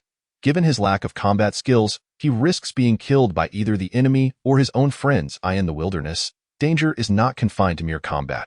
Thus, after enduring only 2 or 3 exchanges, he is kicked in the abdomen and sent sprawling. However, this distraction affords Wang Dao precious time, as his second arrow is already loosed, directly thwarting the bandit's attempt to harm the children. The little ones, terrified, scurry towards the inner room, having been taught by their elder to retreat in such scenarios, recognizing their inability to assist and the potential risk of becoming pawns for the enemy. Initially caught off guard, as this is their first encounter with such peril, they are somewhat slow to react. Yet, they finally grasp the gravity of the situation. Seeing the children flee, the bandit hesitates momentarily but does not pursue them. Instead, he turns his attention to the more troublesome Wang Dao. After all, Wang Dao has dared to injure him, and he intends to ensure Wang Dao pays dearly for it. Wang Yu, witnessing Wang Dao preparing another arrow, rushes forward to grasp the bandit's arm, which wields the dagger, the very arm that is now injured. The bandit, incensed by the pain, attempts to shake off Wang Yu, but to no avail. Without hesitation, Wang Yu sinks her teeth into his arm, causing the bandit to howl in agony as he finally manages to kick her away. Wang Dao, eager to shoot a third arrow, finds himself too late. As he raises his crossbow, the bandit strikes it, sending the shot awry. The bandit then aims to deliver a second blow to Wang Dao, but the latter collides with him, causing the bandit to stagger back several steps. Though Wang Dao is typically taciturn, He possesses a combative spirit, having engaged in numerous brawls within the sheltered town, targeting only those who belittle his family. Chapter 38. Trouble arises, of course, due to his physique. The bandit only stumbles back a few paces. Just as he intends to charge again, Chun Mo's gun discharges. The first shot catches the bandit off guard, and his movements slow. Yet, it is this moment of hesitation that seals his fate. The initial shot may have missed. But the sound of gunfire exhilarates Chun Mo, and in the following seconds, he empties the magazine. It is unnecessary to criticize Chun Mo for wasting ammunition. Had he possessed 1,000 rounds, he would have unleashed them all upon the bandit. Only when the gun is finally empty does he regain his composure, feeling a slight numbness in his arm. Looking at the bandit now lying in a pool of blood, it is clear he has not yet succumbed to death. An expression of shock and disbelief lingers upon his face. He had presumed these children easy targets, sneaking in without the gang leader's knowledge, only to find himself in a dire predicament. Blood froths from his mouth, rendering him speechless, and he soon succumbs to death. Once assured of the bandit's demise, Chun Mo rushes to the others to assess their condition. Wang Dao, having been knocked back, has lost his crossbow, but aside from being shaken by the force of the encounter, he suffers no serious injuries. Wang Ya, on the other hand, has been kicked away and, already frail, struggles to rise, appearing the most gravely wounded. An adult's wrath can indeed be catastrophic for a 14-year-old girl. As for Lu Jun, merely 12 years old, he remains in a daze, still processing the events. A foul odor emanates from him, and blood continues to trickle from his neck, rendering him almost catatonic. The children stand there, crying in sheer panic, utterly at a loss for what to do. At this moment, only Chun Mo and Wang Dao remain capable of action. Wang Dao, nimble like a monkey, while he sustained a minor scrape during the collision, is otherwise unscathed. Yet, the sheer power of a single adult nearly spells doom for all of them. This stark contrast highlights their vulnerability. Now, the pressing question remains: how to manage the aftermath of this harrowing encounter. It is improbable that the bandit acted alone. What if another accomplice appears? Furthermore, the gunfire from earlier has likely attracted attention. Although most have gone scavenging, there are still residents in the vicinity, and some individuals unable to scavenge remain. When the town's guard arrives, how will we account for this? Wang Ya and Lu Jun also require attention. It would be prudent for them to see a doctor. Everything seems to be a troublesome affair. Gritting his teeth, Chun Mo managed to connect with Uncle Zhang. Despite harboring some doubts about him, he recognized that Uncle Zhang was the only one among his acquaintances with the requisite capabilities. Uncle Zhang arrived swiftly, and after understanding the situation, he verified the identity of the bandit. He did not inquire about the source of Chun Mo's firearm. Instead, he secured it for himself and dragged the body outside. Quickly take your siblings to the clinic. I'll handle matters here. You need not concern yourselves with anything. If anyone inquires, simply say you are unaware of the situation, just that you encountered a person who suddenly attacked while you were walking, resulting in injuries. You know nothing beyond that. Leave the rest to me. I will manage the guards. I am the one who killed the bandit, and you are completely innocent victims. Chun Mo, feeling utterly lost, along with Wang Dao, guided Wang Ya and Lu Jun away, still uneasy about leaving the three young ones behind. If the bandits' accomplices sought revenge, it would be of no use to have them remain here. As for their belongings at home, they were left untouched. After all, survival took precedence, and everything had to be entrusted to Uncle Zhang. At that moment, Uncle Zhang, smoking a cigarette while seated on a stone, scrutinized the corpse, contemplating how to deal with the aftermath. Clearly, this situation was also quite troublesome for him. As he passed by, Uncle Zhang merely stated, "Hurry up. I've already notified the guards, and they will be here shortly. I need to stay a while longer before coming to check on you." Chun Mo nodded and quickly departed from that perilous location. Uncle Zhang watched their retreating figures, lighting another cigarette. The situation was far from simple, and it was indeed quite a headache for him. A misstep could potentially have repercussions for himself, especially given the bandits' propensity for vengeance. Bandits rarely operate alone. Having taken the fall for Chun Mo and his companions, he knew the bandits would not let this go unpunished. Their mercenary group had no significant conflicts of interest with the bandits, often coexisting without interference. Even when passing through each other's territories, it was customary to leave behind a token of goodwill. He was not the type to engage in altruism. As long as the bandits did not encroach upon his interests, he would not seek out conflict with them. Therefore, he needed to devise a plausible justification for himself. Were there another adult present, or had it been someone else, he would have preferred to remain uninvolved, as there was no benefit to him. Yet, upon arriving and hearing the circumstances, he felt a twinge of compassion and did not simply walk away.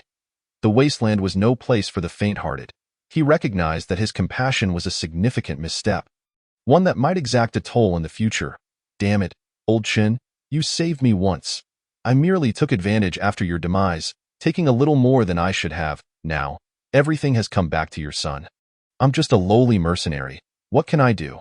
I have my own family to protect, and President Chu, you once spared our lives. I still don't fully understand why. Could it be that you share a connection with him? It seems that retribution is inevitable. The heavens have orchestrated this perfectly. I should not have alerted the guards. I should have simply departed. Uncle Zhang muttered to himself, cursing under his breath. He initially thought that befriending Chen Imo and his group would bring him good fortune. Especially after recently earning merit, he could almost taste the captaincy he had long sought. After years of struggle, he finally saw a glimmer of success, only to be confronted with this calamity. If the mercenary group discovered that he had killed a bandit, would they expel him for it? After all, wasteland bandits are akin to rabid dogs, not particularly formidable, but an endless source of trouble. They lack any sense of kinship, making them all the more reckless. Chen Imo and his companions only knew that Uncle Zhang had previously dealt with this group.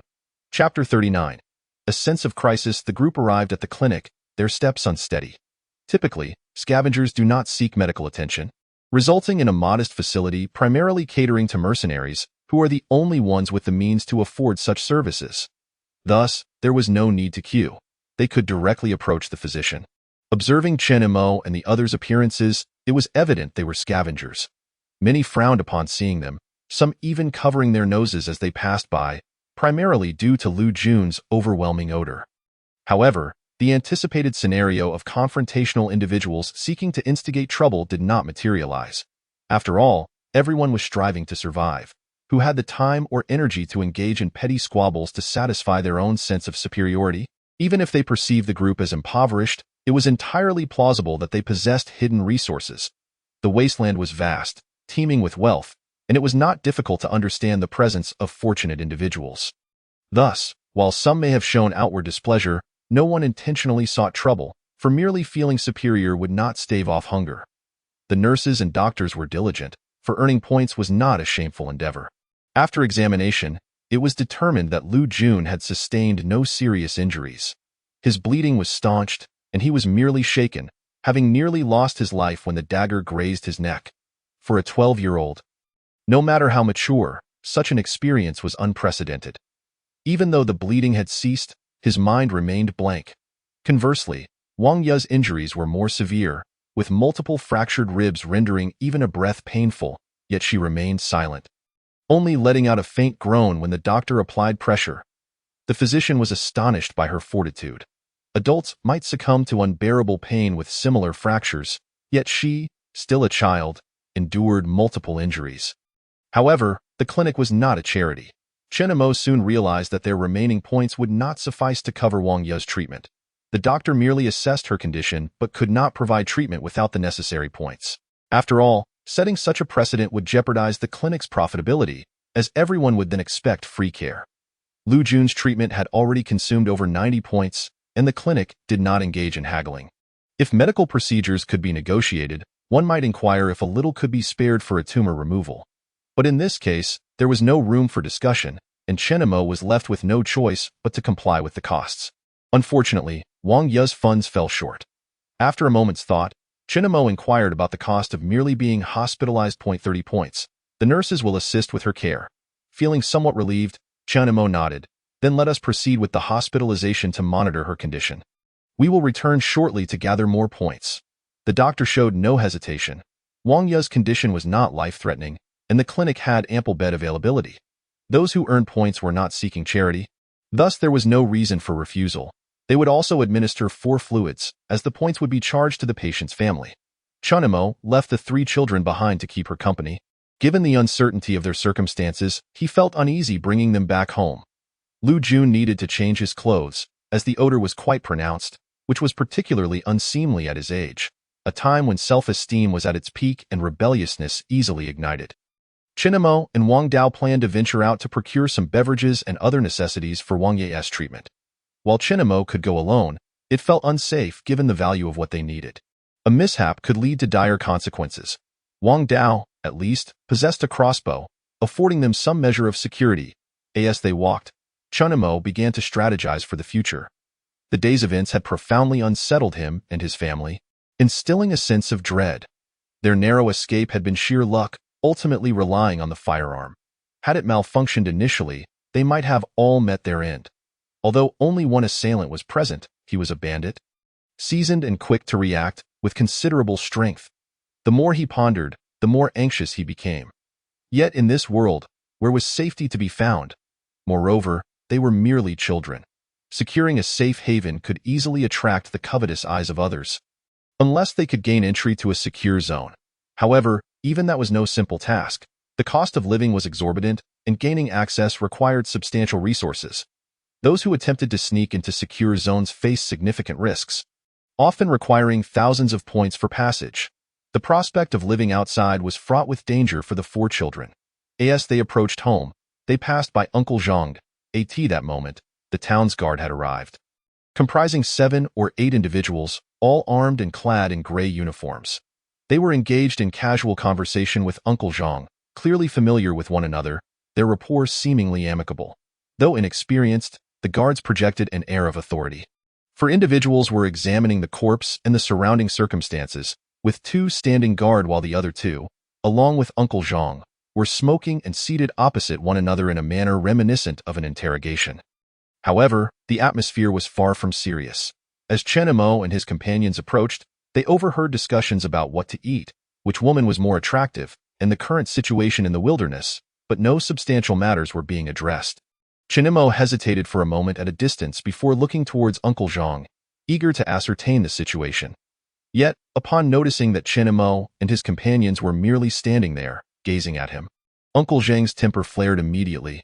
"What are you staring at? Get the hell out of here. You're the ones injured by the bandits. This has nothing to do with me. Hurry up and go home. If it weren't for the fact that you're just a bunch of kids, I'd really want to slap you." Uncle Zhang stood up in a fit of rage, making a motion as if to strike. The 2 guards beside him quickly intervened, restraining the impulsive Uncle Zhang. Calm down, Captain Zhang. This is a protected town, a place governed by law. We cannot cause a ruckus here. It would only make things difficult for us brothers. Indeed, they are just a bunch of kids. There's no need to get angry with them." Uncle Zhang seemed to be persuaded, casting a fierce glare at Chinamo and his companions before begrudgingly returning to his seat.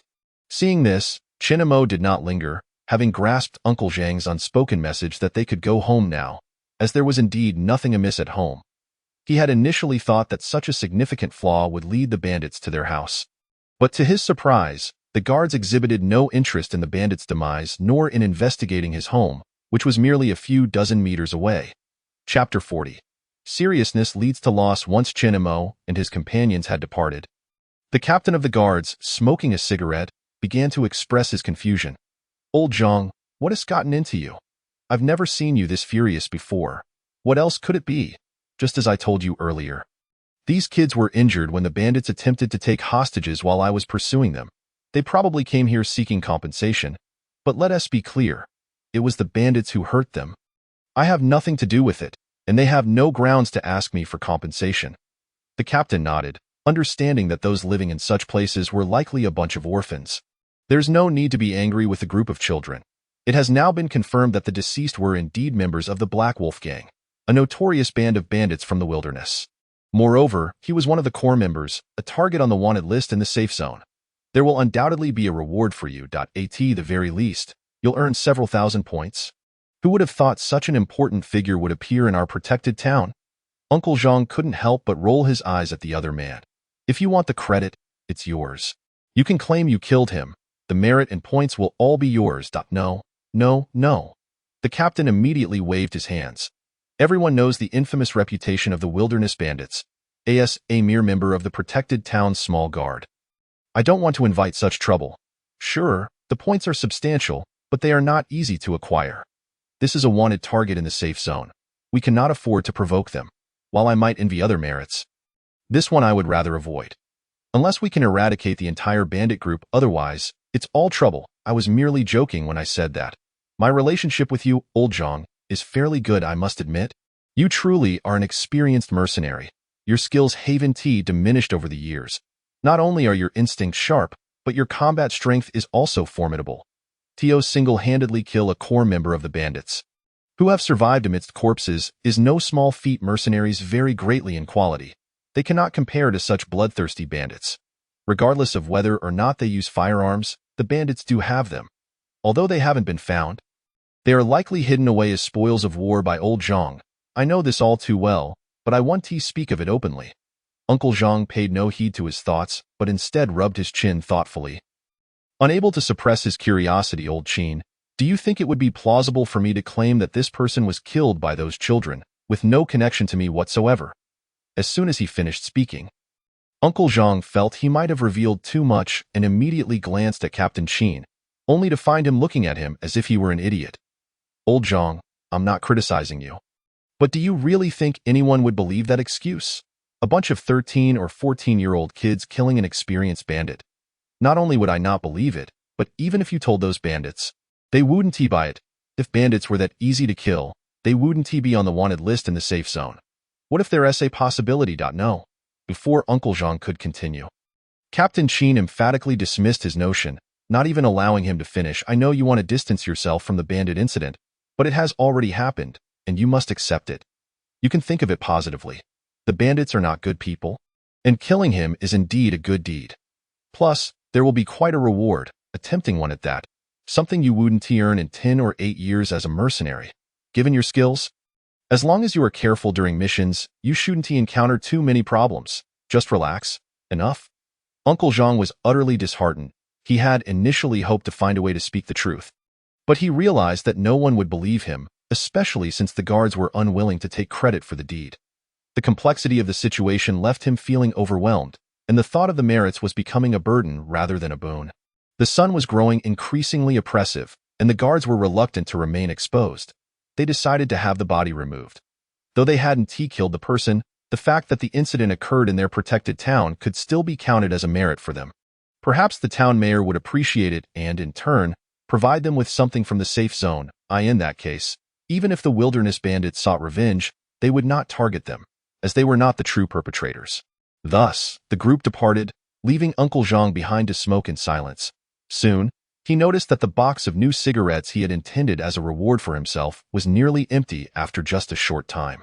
On the other side, the departing guards could no longer contain themselves. Captain, this man doesn't appear to have died here, and he still has a crossbow bolt in him. Captain Zhang didn't mention having a crossbow, nor did he mention one at all. There are many other signs as well. As a mercenary team leader, would he use such a rusty and unreliable gun? Where did that gun even come from? Are we really not going to investigate this further? Captain Qin halted and smacked the other man on the head. Are you foolish? Do you think this matter can be unraveled? The conclusion is that Captain Zhang killed the bandit, which is both reasonable and aligns with the mayor's wishes. It's a win-win situation. Captain Zhang is willing to take the blame. Why should we concern ourselves with it? Are we really supposed to believe that those kids would take the fall for him? Would the bandits believe it either? Don't let a few thousand points blind your eyes. Be careful that you might earn money but lose your life. If you wish, I can speak with old Zhang and let you take the credit for this, claiming it was you who killed him. Then, not only will you receive points, but Captain Zhang will also be grateful.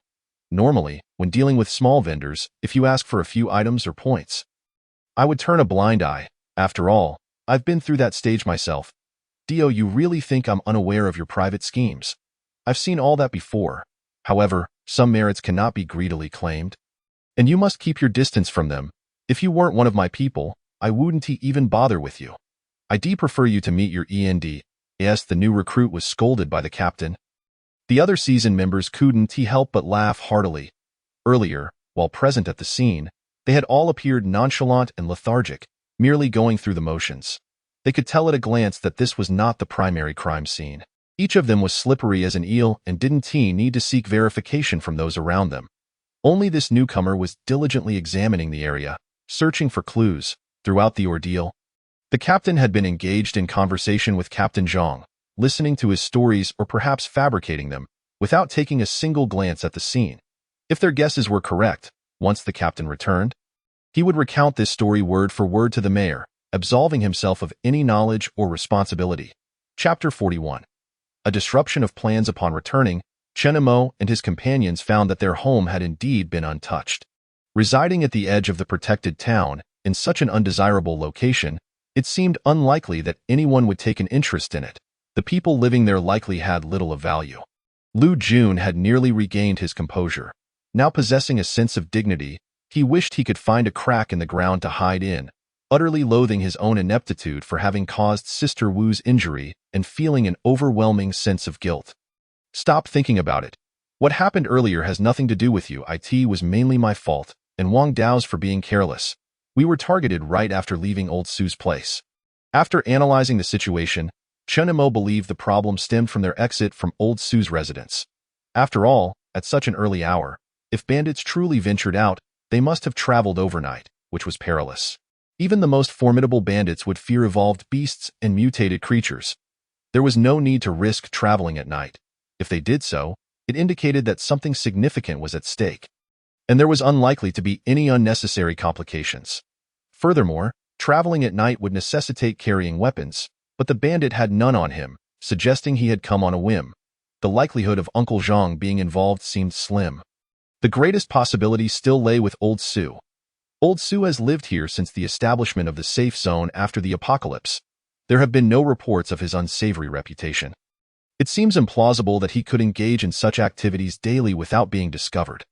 Even if he were to do so, it would be ill-advised to seek out the wilderness bandits, as that group rarely ventures into the sheltering town. Even a temporary collaboration for a few thousand points would likely be dismissed by both the wilderness bandits and Old Su. Thus, Chen Mo deduces that he must have been targeted either on his way back or while visiting Old Su. Likely caught off guard without a weapon, possibly acting on a spur of the moment, with companions still nearby. Old Xu it is improbable that the wilderness bandits would be careless with their weapons, and it remains uncertain whether they have been alerted or have traced him back to this location. Regardless, the atmosphere here has grown increasingly perilous. Do not blame yourself. You have already shown great courage. If I were in your position, with a knife held to me, I would likely faint from fear.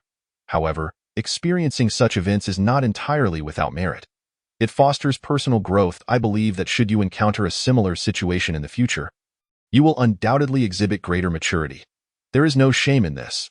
Chen Mo, having never raised children in either of his lifetimes, also felt a surge of anxiety in that situation, and his performance was far from commendable.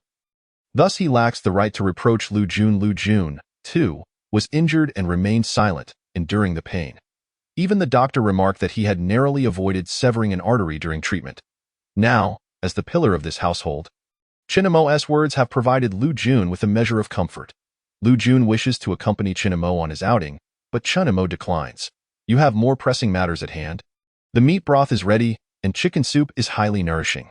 Hurry and take it to the hospital for Wang Ya and the little ones. Also, having lost blood yourself, you should drink some as well.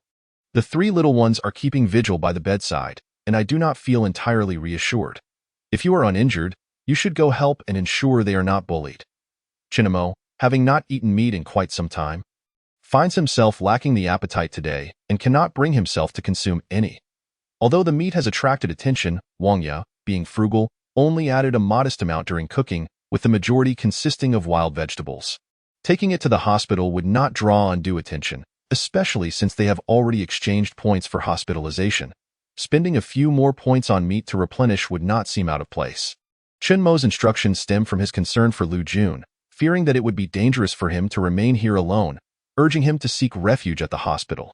Are you not going to have any? Lu Jun inquired as he tidied up the cooked meat. We are pressed for time. There is plenty of meat, and there will be opportunities in the future. You should head over first. Lu Jun quickly changed clothes upon his return, wiped himself down, and with nothing more to attend to, left with the jar in hand. Chen Mo tidied up briefly, erasing any traces left behind, and after assuring himself that all was well, he departed with Wang Dao. At that moment, the sun blazed fiercely, and the temperature continued to soar. The novice ring indicated that it had already surpassed 50 degrees. At such a high temperature, Even evolved beasts and mutated individuals would struggle to endure. Alarmingly, 50 degrees was not the limit. It was merely the beginning. However, both men understood that they could not afford to delay, fearing that if they waited until afternoon, they would lack the time to return. Thus, they took only a small amount of water with them. Since they had no plans to scavenge today and had not prepared food, they could only carry some water. They dressed in layers to shield themselves from the heat and plunged into the wilderness. They avoided the main road, knowing that the open space would expose them to the sun's relentless rays. They would surely be scorched before they crossed it. Instead, they slipped into the underbrush beside their home, navigating beneath the cover of mutated plant leaves, heading in a specific direction. Naturally, they did not venture too far from the main road, as the absence of a reference point could lead to disorientation within the thicket. After about half an hour, they had traveled just over a kilometer, falling short of 2. This pace was not slow. However, the temperature escalated rapidly, now exceeding 60 degrees, and their throats began to dry out. Their water supply was dwindling, and at this rate, they would likely run out before reaching their destination. Sweat continued to pour down, and both Chinemo and Wang Dao began to show signs of heat exhaustion.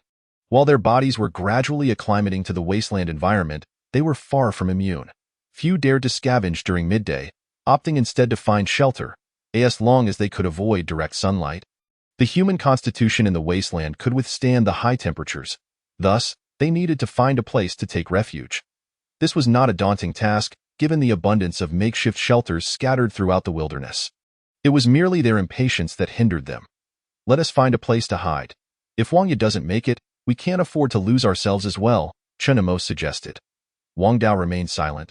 As Chen Imo had become the family's guiding force, and he began to assess their surroundings for potential hiding spots, seems there are people over there. Wang Dao suddenly pointed to a spot not far away, nudging Chen Imo quietly. His eyesight was exceptional. From such a distance, partially obscured, he could discern the outline of a cave and spot someone within. This merited caution, as encountering other scavengers in the wilderness was far from ideal. Chapter 42. The corpse. The location indeed appeared to be advantageous, sheltered from the sun. Nearby, there were signs of habitation. It was evident that many had sought refuge there. After some contemplation, Chen Imo resolved to approach cautiously. They could maintain a safe distance, but it was too late to construct any form of shelter now. Apologies for the intrusion. We merely intend to find a place to take cover and harbor no ill intent, Chen Imo announced as he drew closer. He did not advance directly towards the individual, but rather angled his approach to a nearby pit where they could conceal themselves. This would minimize the likelihood of misunderstanding. The individual remained silent, and Chen Imo interpreted this as acquiescence. While moving, he shielded Wang Dao behind him, instructing him to prepare the crossbow. Should unexpected trouble arise, they would be ready to retaliate. Yet, they needed to avoid provoking any alarm from the stranger. So Chen Imo positioned his body to obscure Wang Dao's movements. Once they entered the pit, the stranger still did not utter a word, prompting Chen Imo to breathe a sigh of relief. Perhaps their caution had been excessive. Nonetheless, in the wilderness, it was prudent to remain vigilant. Wang Dao kept his gaze fixed on the individual, aware that his keen vision was an asset, while Chen Imo led them to safety. Their roles clearly defined. That person seems off. Wang Dao eventually broke the silence after a prolonged period of stillness. Chen Imo, wary of being overheard, gestured for him to lower his voice before inquiring. "What have you noticed?" The individual lay motionless in the pit, showing no signs of movement since their arrival. By all accounts, a vigilant person would at least observe their presence. Yet, this one seemed utterly indifferent to them. Moreover, Wang Dao detected a foul odor, decomposing flesh, though the heat obscured it. Chen Imo felt a surge of admiration for Wang Dao. Not only was his vision sharp, but his sense of smell was astute as well.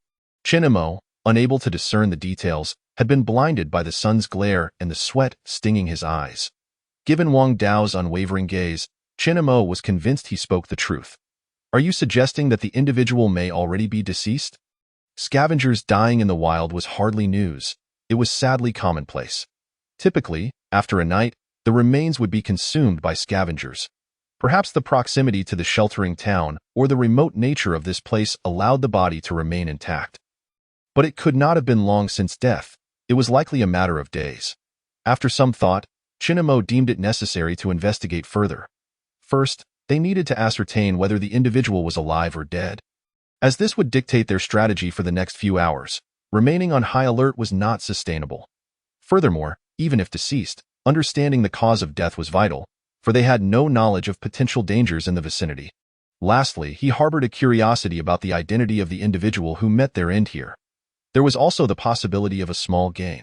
After all, in the wilderness, items left behind were considered fair game for those who found them. However, they would proceed with caution, as they had yet to confirm whether the individual was truly lifeless or merely feigning death. Chen Mo led Wang Dao closer while heightening their vigilance. Pardon the interruption, but do you have any extra water? We could offer something in exchange. Approaching the figure, Chen Mo fabricated a flimsy excuse, knowing he had nothing to barter, having spent all his points. Should the individual turn out to be alive and demand a trade, Chen Mo would find himself in an awkward predicament. To ensure safety, he halted a few meters away from the individual. Upon closer inspection, he noted that the person remained utterly stilled at that moment. Chen Mo could ascertain that the individual was indeed deceased. Under such harsh conditions, maintaining that position for long would be nearly impossible. Rather than rummaging with his hands, Chen Mo prodded with a stick. Once again discovering an inexplicable silence, they resumed their careful examination. Although both individuals remained vigilant, it was evident that their experience was lacking. Without hesitation, Wang Dao stepped forward and turned the body over. Before them lay a stranger, of whom Chen Mo had no recollection, uncertain whether he hailed from the outside world or was a resident of Shelter Town. The fact remained that they were unfamiliar with him. However, the stranger's attire was not that of a scavenger, as he donned a black outfit resembling a uniform, complete with glasses and a mask akin to a face shield, not for concealment, but rather for protection against the sun, unlike Chen Mo and his companions, who merely wrapped themselves in cloth for a semblance of coverage.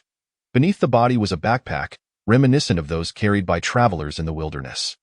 The shocking reality was that an experienced backpacker had met his demise less than 2 kilometers from the sanctuary. If he were indeed that fragile, how had he traversed the wilds? Wang Dao, not burdened by Chen Mo's thoughts, reached for the backpack. At that moment, a small snake sprang forth from it, slender as a pinky finger and approximately 10 centimeters in length. Wang Dao lowered his guard, while Chen Mo remained on high alert. "Be careful," Chen Mo shouted, instinctively lunging forward. He felt a sudden sting in his palm as he flung the creature away, which landed on the ground with remarkable speed, showing no signs of injury as it slithered back toward them. Wang Dao had no time to unfasten the backpack. He shot an arrow, but the snake was too small and quick to be hit. However, his stick followed swiftly, striking the snake with all the force he could muster, leaving his palm aching from the impact. To his astonishment, the snake bore no visible harm, merely adjusting its body before continuing its advance. Chen Mo quickly assessed the situation, pulling Wang Dao away before he could engage further with the snake. In this wasteland, many things could no longer be viewed through the lens of the past. Even an ordinary cabbage bore leaves that resembled plastic, indigestible and unyielding. Who could one turn to for reason in such matters? Chapter 43. Seemingly unscathed, the two hastily retreated, the snake not pursuing them, as it too seemed to fear the sunlight. "What's wrong?" Wang Dao asked, eyeing the small cut on Chen Mo's palm. Although minor, the concern of venom loomed large. It was not that the wilderness lacked normal creatures. Rather, they were exceedingly rare, akin to endangered species. Just as there were normal humans, so too existed ordinary animals and insects, though their numbers were dismally low. Wang Dao had struck the creature head-on and emerged unscathed. Yet the snake appeared anything but normal. Wasteland fauna, particularly evolved beasts, typically exhibited significant growth. This snake, however, had not enlarged, leading Chen Mo to ponder whether it had developed a more potent venom. After all, what else could enable survival in the wild? Its bite would scarcely suffice to harm other evolved creatures. Was it merely reliant on a tough exterior? Other evolved beings possessed similar attributes, such as the iron feather. Such thoughts ignited a sense of dread within Chen Mo. He suspected that the deceased backpacker had fallen victim to this very snake, failing to endure even in proximity to Shelter Town. Was he truly to resort to the desperate measures portrayed on television? Severing a limb for survival? After a fleeting moment of hesitation, Chen Mo resolutely shook his head, rejecting the notion. He lacked the fortitude for such drastic action. In a normal world, he might consider medication for the sake of survival. But in this environment, the prospect of amputating a limb felt synonymous with death, burdening his family further and dragging everyone down with him. Moreover, he could hardly endure the pain. He would prefer to succumb to the venom than to resort to such a drastic measure. It has nothing to worry about. The wound is small. We'll see how it fares shortly, Chinemo reassured himself, though he could not resist adding, if anything were to happen, do not concern yourself with me. A corpse would only hinder you. Focus on retrieving the alcohol we buried and treat Wang Ya's injury. Also, it would be prudent to relocate to a safer area within the town. This place is far too perilous. We must enhance our vigilance moving forward. His tone resembled that of someone preparing for the worst, yet he wondered where this sudden verbosity had come from. Wang Dao felt a pang of guilt. Had he not discovered the scene, they might still be on their journey. Had he not succumbed to greed and turned over the body, the snake would not have attacked. And Chen Mo would not have been bitten in his attempt to save him. The more he considered it, the more self-reproachful he became, rising with the intention of slaying the serpent, only to be halted by Chen Mo. The snake appeared impervious to death, and Wang Dao's concern for Chen Mo outweighed his desire for vengeance. Despite his reluctance, guilt compelled Wang Dao to heed Chen Mo's words more than he would have Wang Ya's. The sun blazed hotter, nearing 70 degrees Celsius, a temperature once unimaginable. If it were merely the heat, it would not be as dire, but the sunlight harbored intense radiation, the true horror of the wasteland.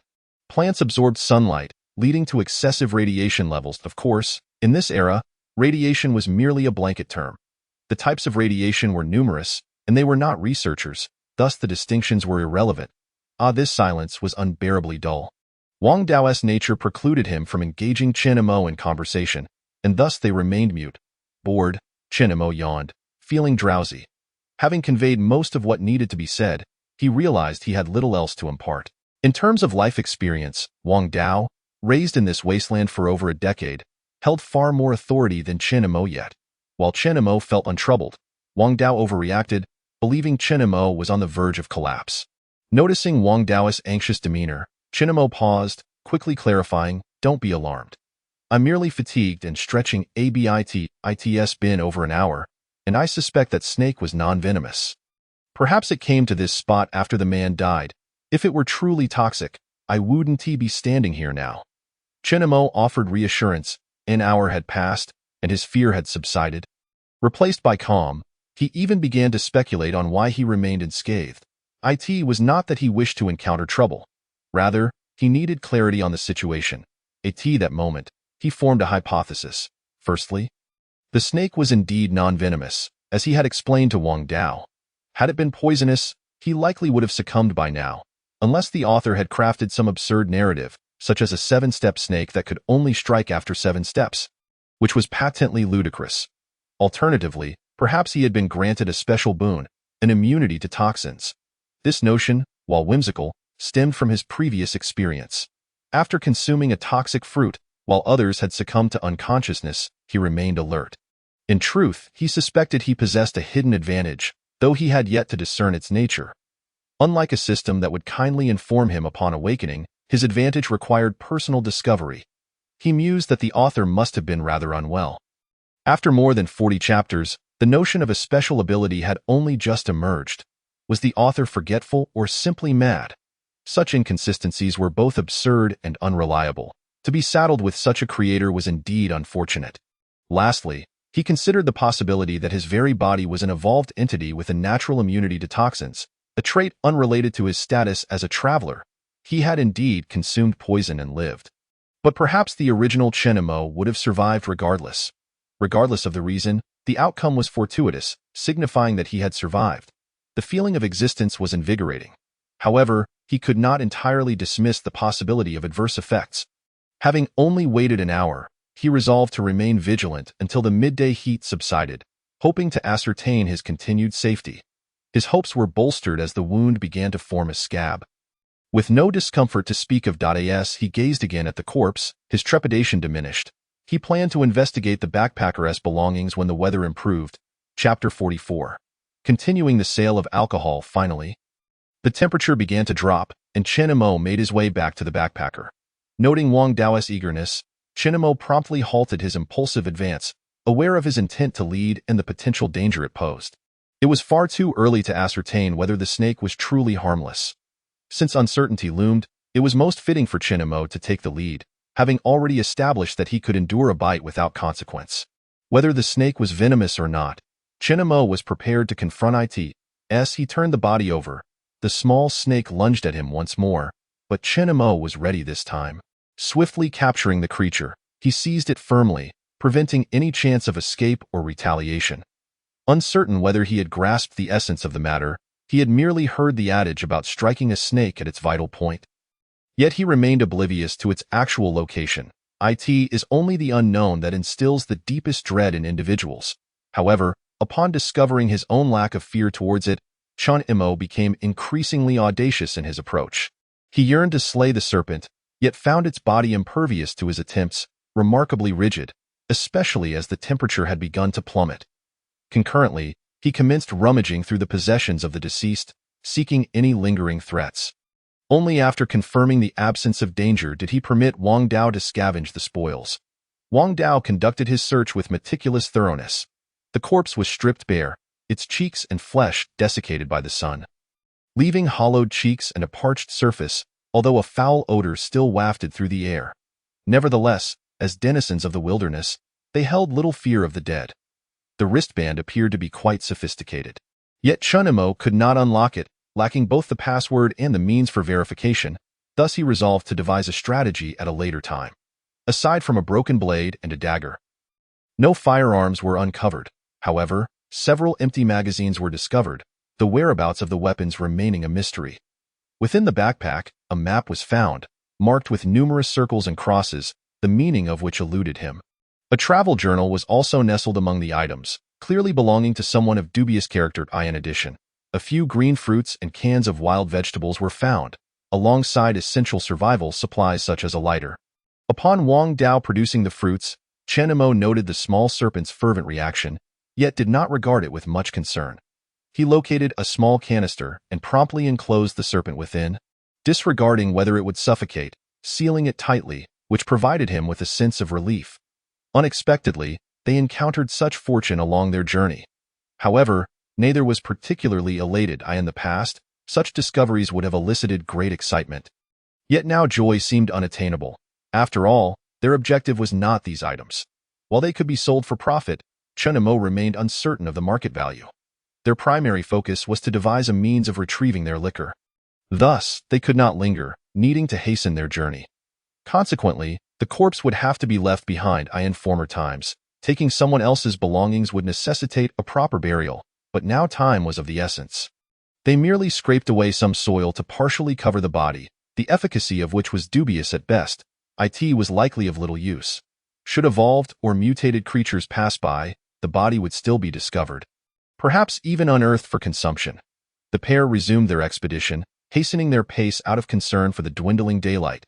By the time they completed their tasks, it was already past 4 o'clock.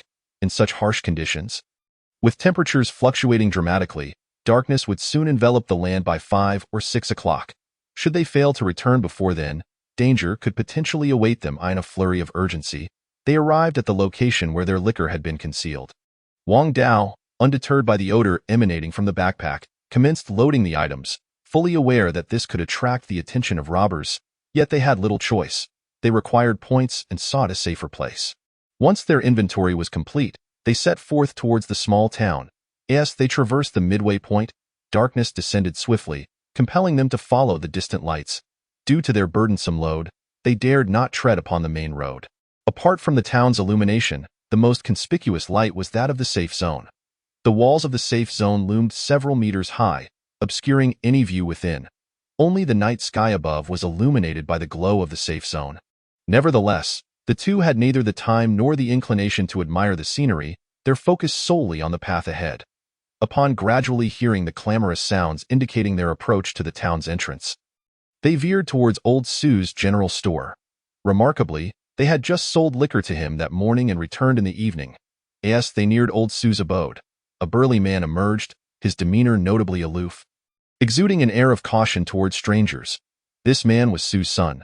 Though Chinamo did not know his name, he had seen him several times fetching water, albeit without familiarity. The son cast a cursory glance at the duo before hastily departing. "You're back again," he muttered. "That's my son. Don't take his demeanor personally." Simultaneously, old Su emerged from the house, instantly donning a broad smile upon witnessing his son's cold reception of Chinemo and Wang Dao. He welcomed them inside while simultaneously attempting to comprehend how Chinemo had procured such an abundance of liquor. Old Su fell silent, pondering how much his father had left him, as it was astonishing that he had resisted the temptation to sell for 3 years. Without needing an explanation from Chinemo, old Su quickly filled in the blanks, realizing that Chinemo had become his major client, having not dealt with such a significant order in quite some time. After the initial surprise, he felt a surge of happiness, relishing the thrill of business. "You mentioned this morning that only 4 bottles remained. What then is the explanation for this? It was initially just 4 bottles. Chinemo fibbed, but upon further inspection, I discovered many more. Perhaps I simply misremembered. Old Su, recognizing the value of the secret, refrained from prying, knowing that any goods brought for sale would be welcomed. However, these bottles cannot be priced at this morning's rate. Given the increased quantity, their value has diminished and must be adjusted. That is unacceptable. While the liquor may be of little interest to the town, within the safe zone, it is merely a drop in the bucket. Once you manage to get it inside the safe zone, it will yield considerable profit," Chanemo retorted, unwilling to concede. Chapter 45. Snake fruit. Such items from the pre-apocalypse were predominantly luxuries, not typically within the reach of ordinary individuals. While Chenemo lacked knowledge of the liquor's value, he understood the worth of luxury goods. Ultimately, the items they brought were exchanged for over 16,000 points, a sum that would send many into a frenzy. "I heard you were attacked by wilderness bandits?" The ever-vigilant Chinemo and his companion immediately reacted with intensity. Wang Dao instinctively raised his hand crossbow, having kept it loaded since entering. "Calm down. I merely heard rumors. Observing your reactions, it seems the situation is rather complicated," Old Su remarked, settling back into his chair and lighting his pipe. "The bandits suddenly appeared, wounding us. We had no inkling of how we encountered them. But eventually, a mercenary intervened and eliminated the threat," Chinemo explained earnestly, though Old Su paid him no heed. "Isn't it a coincidence? I inquired about that mercenary and discovered he was part of your father's former group, who fortuitously saved you. I vaguely recall him, having visited my shop with your father a few times, but he hasn't come around since joining a new mercenary group. Such occurrences are indeed peculiar." "What do you mean by that?"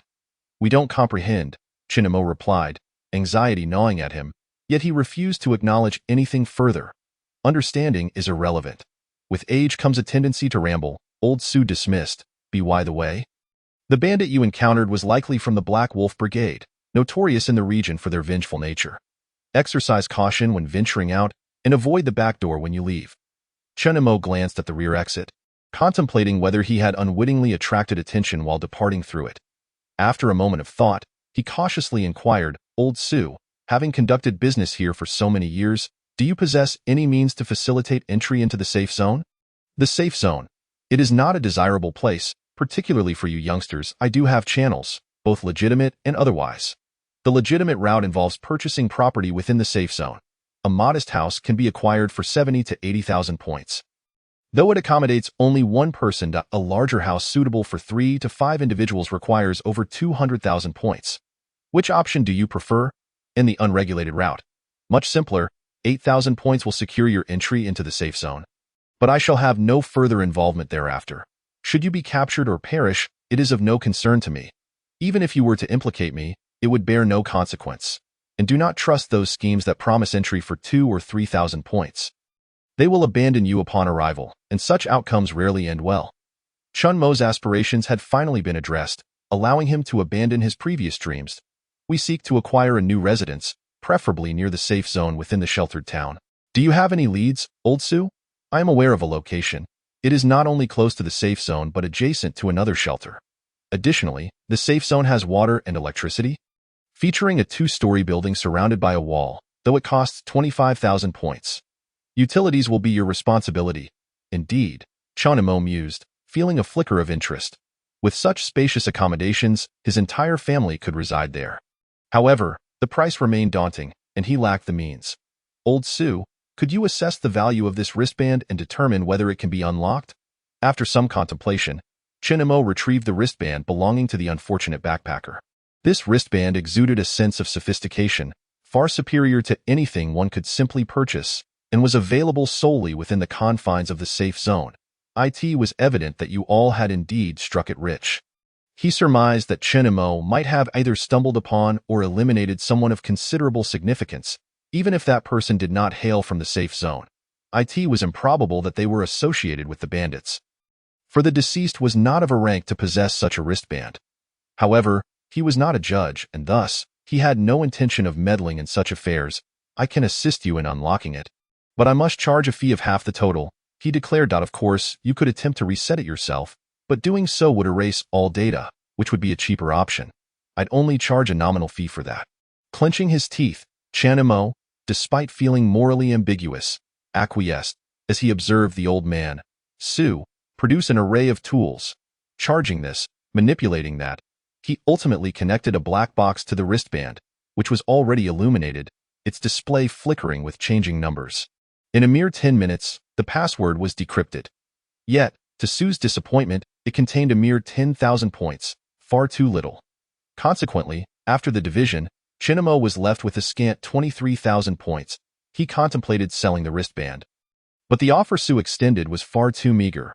Even with a strained effort to amass 25,000 points, he still required funds for daily sustenance, as well as Wang Ye's medical expenses. Su, however, remained unhurried, his eyes gleaming with anticipation as he awaited further treasures from Chinemo. Items such as the backpacker's bag and clothing held negligible value. Although the canned goods were decent, they fell short of expectations. Just as Chinemo was about to resign in frustration, Su's gaze fell upon a peculiar fruit nestled within the backpack. It was something Chinemo had not recognized, initially mistaking it for a wild fruit. However, it soon became apparent that this fruit was extraordinary. What is this fruit? Chinemo inquired abruptly, interrupting Su's train of thought. To be candid, this is a snake fruit, a peculiar specimen that thrives in high radiation zones. Its name derives from the fact that snakes typically guard these fruits. The exact plant from which it has mutated remains unknown, but it is only found in areas where radiation levels exceed 500. It is said that if consumed by ordinary organisms, it can lead to evolution, and if eaten by evolved beings, it can promote further growth. However, humans are not meant to consume it. Every person who has ingested this fruit has invariably transformed into a mutant. Nevertheless, since this is not the safe zone, I can offer you 10,000 points per fruit. I will take as many as you have. Chinemo chuckled ruefully. We were fortunate to have stumbled upon a deceased backpacker, from whom we retrieved this wristband among other items. We thought we might find 10 or 8 fruits, but alas, we have but this one. And as he spoke, he opened his backpack for Su to inspect. Of course, he possessed more than just this single fruit. He had 3 others, preserved alongside small snakes and packaged as canned goods. Chapter 46. Chunmo's rationale. This time, Su was not as lax as before. He genuinely examined the fruit. Discovering only this singular specimen left him somewhat disheartened. While humans could not consume it, it did not lack utility, especially for the research facilities in the safe zone, where such items commanded exorbitant prices. The safe zone had been tirelessly investigating high-resistance clothing designed for radiation zones, hoping to extract valuable items from high radiation areas. While they often faced significant losses, the items brought back were worth their weight in gold. The snake fruit was among those discoveries, representing humanity's relentless pursuit of evolution, a fruit of paramount research value in such intensely radioactive regions. The existence of such a low radiation item was indeed remarkable. Coupled with this influx of points, Chinemo had finally amassed enough to secure a home. He promptly paid 2,000 points as a deposit, leaving the remaining arrangements for viewing the property. Subsequently, Chinemo acquired several hand crossbows. The small refuge town permitted firearms, yet prohibited their discharge within town limits. After Chinemo and Wang Dao departed, Su found himself lost in thought, gazing at the snake fruit. The atmosphere had grown increasingly vibrant with the emergence of bandits and the snake fruit, alongside unusual climatic changes that seemed to converge into a singular event. This realization dawned upon Su as he pondered the implications of the coming winter. It would likely be a harsh one. Initially believing he was being watched by a band of ruffians, he now suspected they were indeed wilderness bandits. Why were they observing him? Were they monitoring him or awaiting someone? Did it have any connection to the snake fruit? A solitary backpacker could not venture alone into high radiation zones. Even with equipment, survival was a daunting challenge. Moreover, the coincidence of the backpacker's demise occurring just outside the third safe zone was too striking to ignore. As for the information regarding the Black Wolf Brigade, it had been relayed by his son, who had urged him to return to the safety of the zone, citing the dangers outside. Su had resisted, leading to a minor dispute that saw his son leave in anger. The safe zone had existed for 30 years in the past. There had been unity and solidarity against external threats, but 3 decades of safety had dulled the collective vigilance, giving rise to numerous deceitful characters vying for power and influence. Such is human nature. In the absence of danger, humans themselves become the greatest threat, capable of creating disasters that lead to their own downfall. Thus, the so-called safe zone, having enjoyed 30 years of tranquility, had transformed into a less secure environment. Unable to endure this atmosphere, Su was naturally reluctant to return. Ultimately, he preferred the ambience of the wilderness, which had recently become more lively and intriguing. Now, he found himself increasingly curious about the circumstances surrounding Chunmo's father. As for the matter of the house, it was indeed his own property. However, he chose not to reside there, favoring his quaint little courtyard instead. The points he mentioned were merely a casual remark, intended to gauge how much more Chunmo could surprise him. Meanwhile, Chunmo and Wang Dao did not head directly home. Returning now could place them right into the jaws of danger, should someone be waiting at their abode. Although the likelihood of such a scenario was slim after recent events, no one was willing to risk their life recklessly. Thus, they opted to divert to the hospital. Gradually leaving the area, Wang Dao could no longer contain himself, expressing his dismay at Chunmo's extravagant spending. With winter approaching unexpectedly, they ought to prepare adequately and preserve more points for emergencies. Yet, Chunmo had squandered a substantial portion in mere moments. With 250,000 points remaining, Wang Dao would rather endure the discomfort of their old house than expend such an amount. Amidst the enveloping darkness, Chunmo silenced Wang Dao's complaints. "Do you know whether Su is a good person or a villain?" Wang Dao was puzzled by Chunmo's inquiry but shook his head. "We are not well acquainted with Su. How could we ascertain his character? We have exchanged items for points, and naturally, we must spend those points with him. If he were indeed malevolent, and we took away such a significant amount of points without adult supervision, do you truly believe that's safe?" "He wouldn't dare," Wang Dao exclaimed, raising the hand crossbow he held. "Should Su attempt any treachery, he would certainly retaliate fiercely." "Keep your voice down and think," Chunmo urged. Glancing around, Su has managed to maintain his standing here for a reason. He possesses his own means and is certainly no ordinary individual. If he recognizes the snake fruit, do you think such information would be carelessly disclosed by the research facilities in the safe zone? If he wished to eliminate us, it would be a mere flick of his finger. Ultimately, spending our points here is no different than spending them elsewhere, as long as he does not perceive us as insignificant enough to exploit. We should be fine. Being children with such wealth is inherently risky, but once we spend it, our safety may actually increase. Exhausting the bulk of our points means there will be little left for others to covet. The remaining points should suffice for a while. We are not afraid of death. If bandits come, it would be a mere loss of life. However, what about you and the others? We cannot jeopardize them. Points, no matter how plentiful, cannot be consumed. Consider it a purchase for peace of mind. Under Chunmo's persuasion, Wang Dao indeed quieted considerably. He was not entirely oblivious. When reason was laid out clearly, he was willing to listen. Were it possible, he would gladly send the 3 little ones into the safe zone. But even if they were admitted, they would struggle to survive independently. Chunmo's cautious approach stemmed from a lingering wariness of Su potentially orchestrating a betrayal. His reasoning was simple: spend where one profits and avoid taking valuables back home. Naturally, once the money was spent, the acquired items must belong to him. If he did not purchase a house from Su, he would need to approach others who might take advantage of his youth and deceive him. Moreover, should they learn of his secrets, they could come looking for trouble at night. Given these considerations, it was wiser to consolidate risks with a single individual, Su. After all, the more individuals who were aware of their circumstances, the greater the risk for Chunmo and his companions. Among 10 people, even one with nefarious intentions could spell disaster for them. Su was already privy to their situation. If precautions were necessary, it sufficed to guard against Su alone, significantly mitigating their overall risk. This was Chunmo's rationale, which is why he sought to exhaust his points in Su's presence. Engaging in a mutually beneficial exchange, Sue would be more than pleased and likely harbor no ulterior motives towards them. Previously, he had dismissed Chunimo and his companions as inconsequential. Now, with Chun Mo's finances depleted and converted into goods, the dynamic had shifted. Chapter 47. Night at the hospital. As the hour grew late, upon their arrival at the hospital, Chunimo and his companion discovered Lu Jun awaiting them on the ground outside. Surrounding him were numerous bags and parcels, likely gathered at his own insistence despite Chun Mo's earlier advice to return home.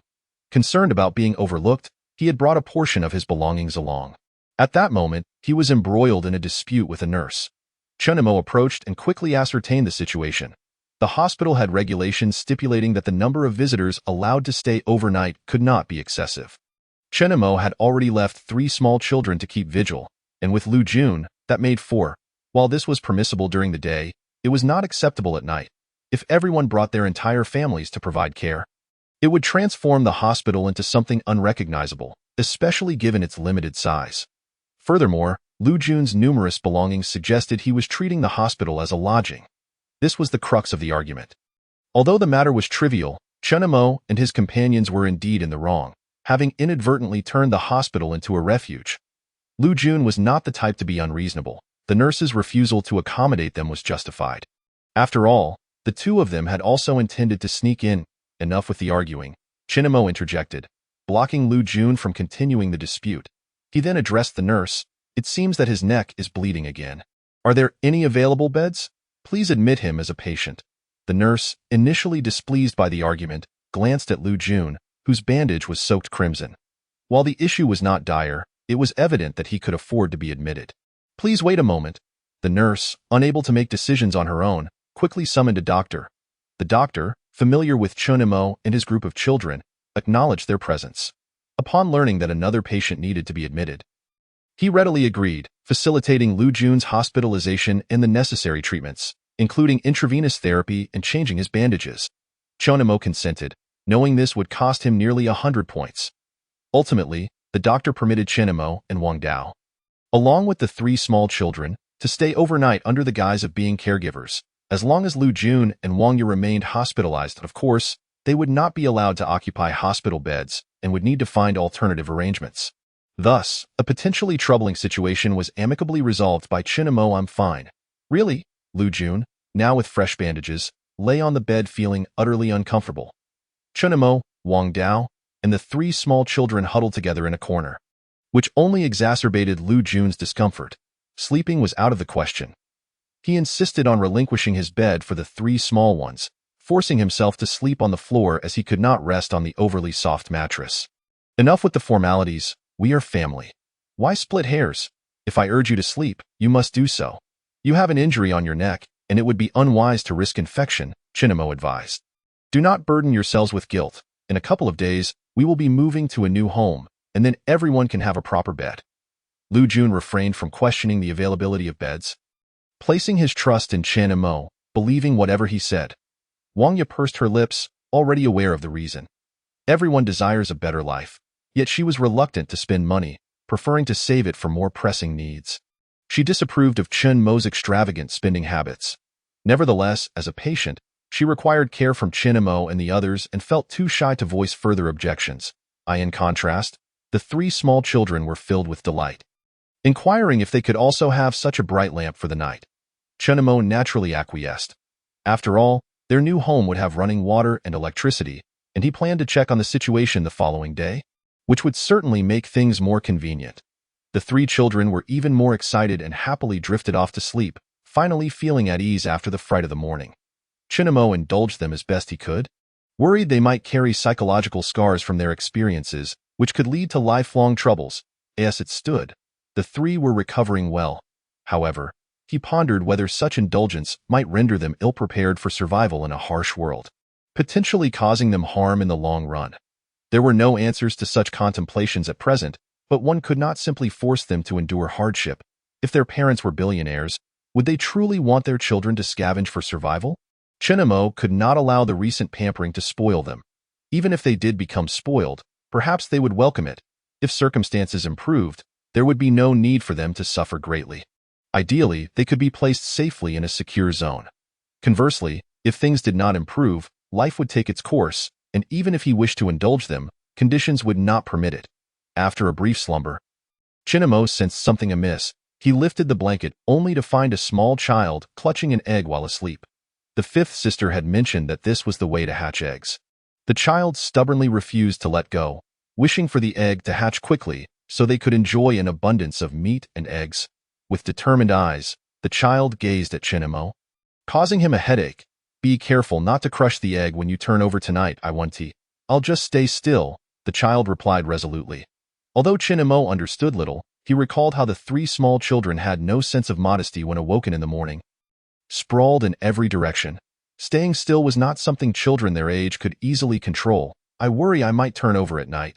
"Then you mustn't turn over," the child stated without hesitation. Chinamo realized that forcing them to change was futile. He needed to devise a way for them to willingly relinquish their grip. Children require gentle coaxing, a gradual approach to change rather than imposing strict demands on a 5-year-old. The ground was too hard, and the chick inside the egg would struggle to rest. It should be placed somewhere softer. "How about you put the egg on the beds of the fifth sister and sixth brother?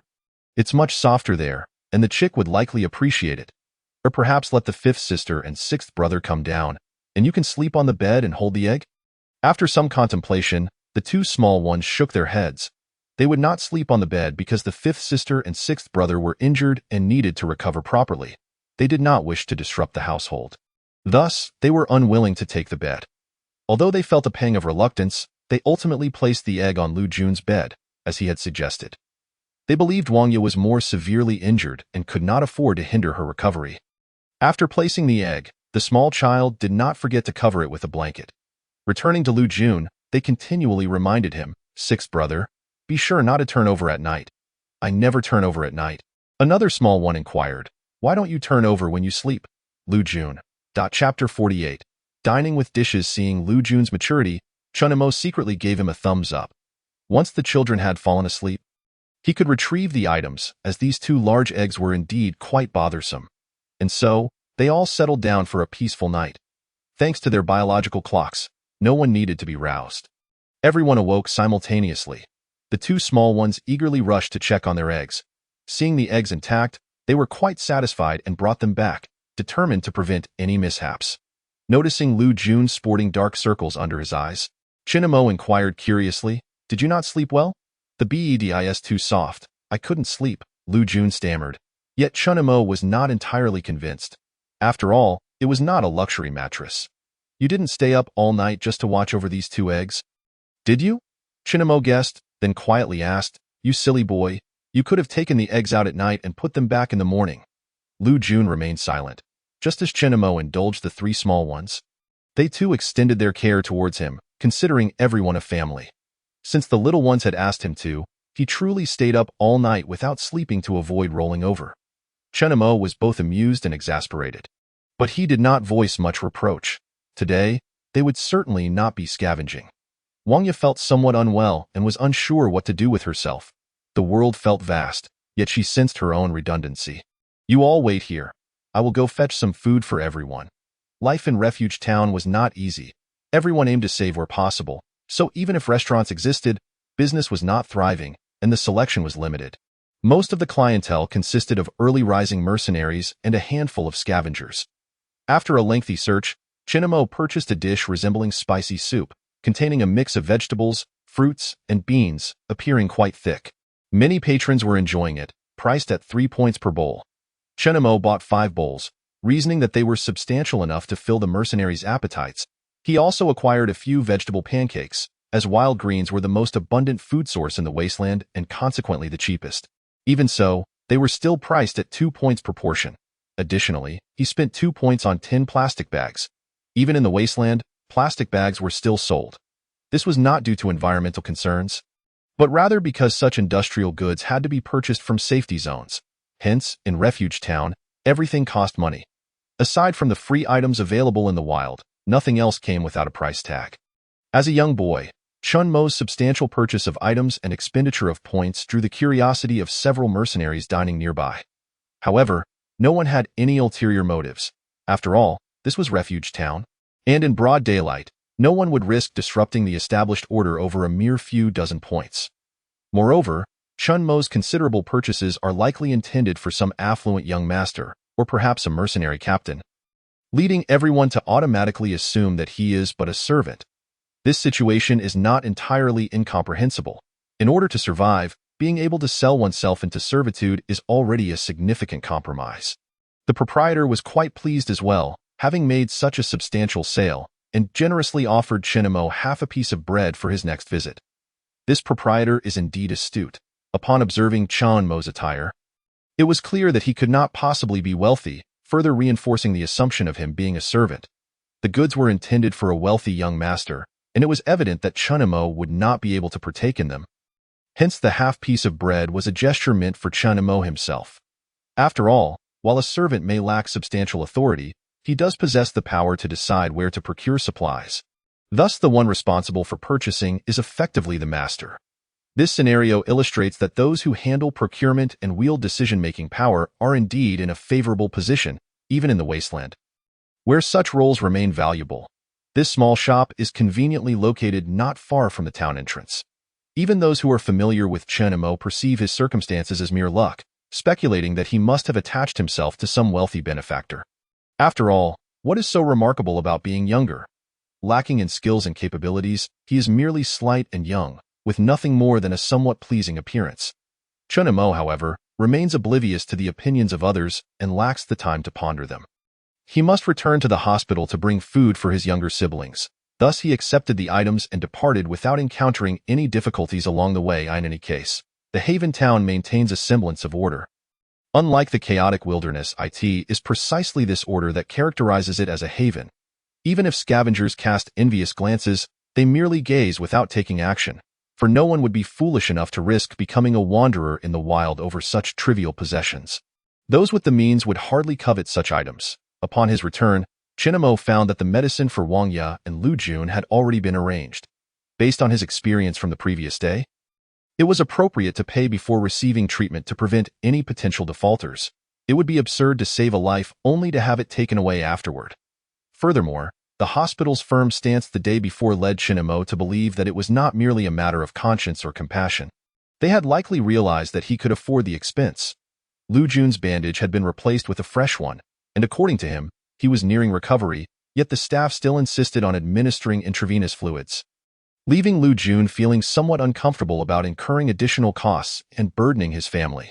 While Chinamo was away, the nurse had even hinted at the possibility of conducting a full examination for them, including the 3 younger children. If they were willing, the older kids would be charged the normal fee, while the 3 little ones could be examined free of charge, a courtesy extended due to their larger group, an offer not available to other mercenaries. The stark contrast in attitude from the previous day left everyone feeling a bit unsettled, but with Chun Mo's return, they found reassurance in his presence. There was a lingering suspicion of ulterior motives. After all, in their minds, there are no truly good people, only family members worthy of trust, while others are not. Chunamo, however, thoughtfully considered the situation and ultimately dismissed their concerns. Reflecting on the events of the previous day, he surmised that the doctor was likely impressed by his wristband, as the doctor had stared at it intently while processing Lu Jun's admission the night before. It was likely that he recognized the wristband as something of value, available only within the safe zone. Such an item would undoubtedly come at a cost. Much like the very treatment one receives based on different identification cards in his past life, the privileges afforded by different wristbands also differ. They were not concerned about Chinamo attempting to cheat them, for the medication was indeed genuine. If they were to claim that the treatment was administered against their will, they would undoubtedly deny such an assertion. Regardless, the cost of the medicine would not be in vain. Chinamo and the others would inevitably have to pay. Chapter 49. Uncle Zhang's promotion. Not to worry, you need not be concerned. It is likely that the doctor possesses a strong sense of medical ethics. Had he wished you harm, he would not have received payment for these medications. Chenamo reassured the group, lifting the food he had purchased. It was reasonable to assume that everyone was likely hungry, and it was best to eat something promptly. It was not merely a guess. Chenamo himself was quite famished. He had only consumed 1 meal the previous day. Though he had drunk plenty of water, the others were likely faring no better. Although they had consumed meat broth, that was a thing of the past, from the morning prior. Indeed, the food quickly diverted everyone's attention. As Chen Mo continued to indulge in such extravagance, Wang Ye had become somewhat desensitized, or rather accustomed to his current ways. However, it must be said that the quality of their meals had significantly improved during this time, and their standard of living was clearly on the rise. Previously, they had scraped by, accumulating points for anti-radiation agents, and life had been quite precarious. Even after 3 years of perseverance from the older siblings, the situation had not changed. But since Chenemo had emerged as their pillar of support just a few days ago, it felt as if everything had taken a turn for the better. I will go check out a new place today. If all goes well, we will be moving soon, as our current location is no longer safe. Chenemo briefed the others. They were all preoccupied with their meals, and no one acknowledged him. It was not that they rejected Chenemo. Rather, they had already recognized him as their guiding force, allowing him to make decisions without needing to consult anyone. They trusted that whatever actions he undertook were for valid reasons, and they refrained from questioning him, waiting instead for the outcomes. While everyone was enjoying their meal, the hospital door swung open, and Uncle Zhang entered. "Ah, so you are all here. No wonder I didn't see anyone when I visited your home earlier." Upon entering, Uncle Zhang noted that only Chenemo and his siblings were present, which alleviated his reservations. During the day, the hospital did not prohibit visitors, as long as they did not cause a disturbance. "Captain Zhang, weren't you supposed to be on a mission today? What brings you here?" Chenemo intended to address him as Uncle Zhang, but opted for a more cautious approach, considering the presence of others. Uncle Zhang was taken aback by Chenmo's wariness. Given this reminder, he had no choice but to comply. "Captain Zhang, I have slain the bandits of the wilderness and earned my stripes, so I am now a major captain. Although I have a mission, I have my own vehicle, so I can arrive a bit later. I came to settle the final details with you. Just give me a figure, and we can consider this matter resolved." Uncle Zhang indeed had a mission to undertake, yet he was concerned about Chenemo and his family's financial situation, prompting him to pay them a visit and offer some points. He was perplexed that despite having offended the Black Wolf Brigade by eliminating their bandits, he had received news from the safe zone that elevated him to the position of Major Captain. From this point forward, he would be responsible for the affairs of the Fire Mercenary Corps in the third shelter town. Perhaps it was the thrill of good fortune that invigorated him. He appeared much more spirited than when they first met, shedding the aura of weariness and instead radiating enthusiasm. After all, he was an experienced mercenary, in his 40s and at the peak of his vigor. According to previous protocols, it would usually take some time to see results. However, yesterday his mind had been restless, and rather than receiving word from the Black Wolf Brigade, he instead heard from the safe zone. The Fire Mercenary Corps was no mere band of mercenaries. It was controlled by a financial magnate within the safe zone, which explained the abundance of quality goods. Moreover, the Fire Corps had branches in all 4 shelter towns, with over 30 combat personnel in each, along with logistical support, totaling around 50 individuals. Now, as a major captain, Uncle Zhang commanded the 50 or so members within the third shelter town, thus entering the upper echelons of the town, becoming a significant figure in his own right. And of course, in the grand scheme of the safe zone, he remained relatively inconsequential. In the future, Captain Qin would need to extend Uncle Zhang a degree of courtesy, as the circumstances had changed, unless Captain Qin could secure absolute control over the town's guard. Chenemo, observing Uncle Zhang's demeanor and confidence, was left wondering what schemes he might be up to. Nevertheless, he was aware that Uncle Zhang intended to offer him points. However, Chenemo was no naive fool. Uncle Zhang had already put himself at great risk by shielding them from the Black Wolf Brigade, and he recognized the seriousness of that sacrifice. Thus, he was reluctant to accept Uncle Zhang's points and no need. "We certainly did not anticipate encountering such circumstances. Consider it our misfortune." Uncle Zhang was unaware of the origin of Chanmo's points, but upon witnessing their prolonged stay in the hospital, he surmised that they must have spent a considerable amount. He forcibly transferred 1,000 points to Chenemo, urging him to be frugal. Before departing the hospital, he could not linger too long, as it might attract unwarranted attention. Additionally, he indeed had a mission to fulfill, as dawn had arrived, and the temperature was rapidly rising. With this, the matter could be considered settled, and Chenemo and his family were finally safe. However, Chenemo had already resolved to move. Even if the danger had passed, there was no guarantee that it would not return, so relocating was the wisest choice. Uncle Zhang's arrival, although an interruption, had ultimately provided everyone with a sense of reassurance. After all, as Uncle Zhang had said, he would bear the brunt of the situation. Yet, a lie remains a lie, and it cannot withstand scrutiny. Uncle Zhang would struggle to recount the details if the guard chose to investigate, and it would undoubtedly be uncovered. It was uncertain what influence Uncle Zhang wielded to deceive the guard. But Chenemo, being new to this world and having had little interaction with the guard, naturally viewed them through a favorable lens, as people often do. Although the shelter town was officially established, many aspects within it were inherently private, a fact that could not be altered. Patting his chest, Chenemo felt a great deal more at ease. While transferring points to Chenemo earlier, Uncle Zhang seized the opportunity to discreetly slip something into Chenmo's embrace. Although the nature of the object remained a mystery, Chenemo could discern its texture and weight, likely the gun that had been taken from him, now wrapped in a tattered cloth. Perhaps this was also a consideration for Chenmo's self-defense. Thus, he excused himself to the restroom and unwrapped the cloth for a closer inspection. It appeared to have been refurbished by Uncle Zhang, oiled to remove any previous rust, and to Chenmo's surprise, he was provided with 2 additional magazines. The bright yellow bullets within evoked not fear, but rather a sense of security. Chenemo had to admit that Uncle Zhang's gesture was indeed commendable. In a post-apocalyptic world, who could afford to trust anyone, to be remembered was already a testament to one's integrity. Chapter 50. The cost of living after their meal. Chenemo and his companions sought out Old Sue. At this hour, Old Sue was relatively unoccupied, as most residents were out scavenging, leaving the place rather deserted. Under Old Sue's guidance, the two climbed into his vehicle, a rather ancient pickup truck, its surfaces marred by rust and patched in various places, providing a rather uncomfortable ride. Although the town was small, the winding roads took them half an hour to navigate.